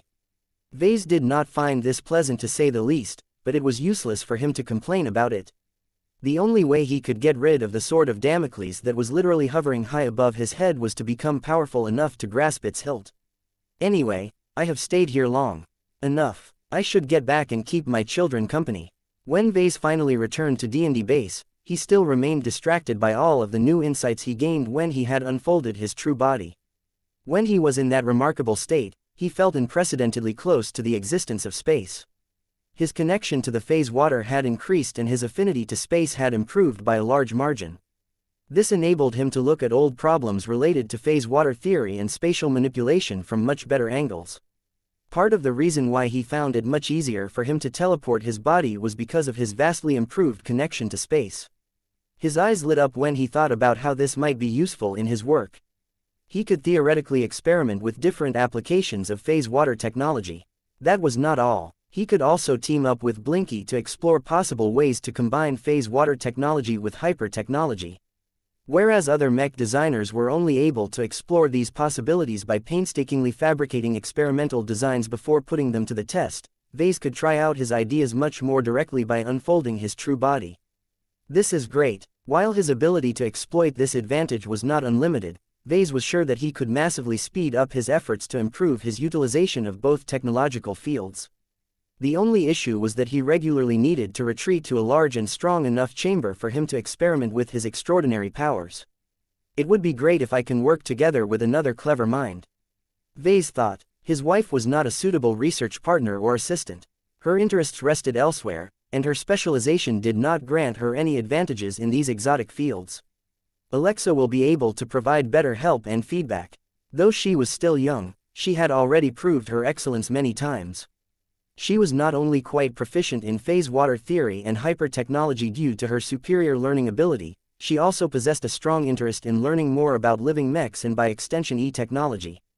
Vase could not think of a better candidate for him to bounce his ideas from than General Axelar Strian's granddaughter. Now that he had formed this idea, he decided to approach her at the soonest possible opportunity to learn what she had to say. Of course, it took quite a bit of time to explain the circumstances surrounding his phase lord cultivation to her. The young assistant was already accustomed to his many surprises, so she hardly looked fazed when he casually explained the full extent of his true body. So you are possibly the first real human phase lord. She spoke. I have many questions, but I shall refrain from answering them. I do not know whether I can be of service to you. It is true that I have been working on improving my grasp of phase water theory and hyper-technology, but how well does that translate to your power utilization? Conventional science simply does not work anymore in those cases. It is not as bad as you think. I work differently from high-ranking mech pilots. I think we should just hold a session and give you a glimpse of how I work. I am convinced that we can explore many new applications of phase water technology and hyper-technology by using my true body as an experimental platform. It would be as if Vase turned his own true body into a persistent prototype. The amount of research he could conduct by taking advantage of his unique condition was unfathomable. Vase even started to develop a greater interest in advancing his phase lord cultivation. He did not want to become a stronger phase lord because he wanted to pursue greater strength, but because it would help him discover more advanced technological applications. Wait, one just thought of a good idea.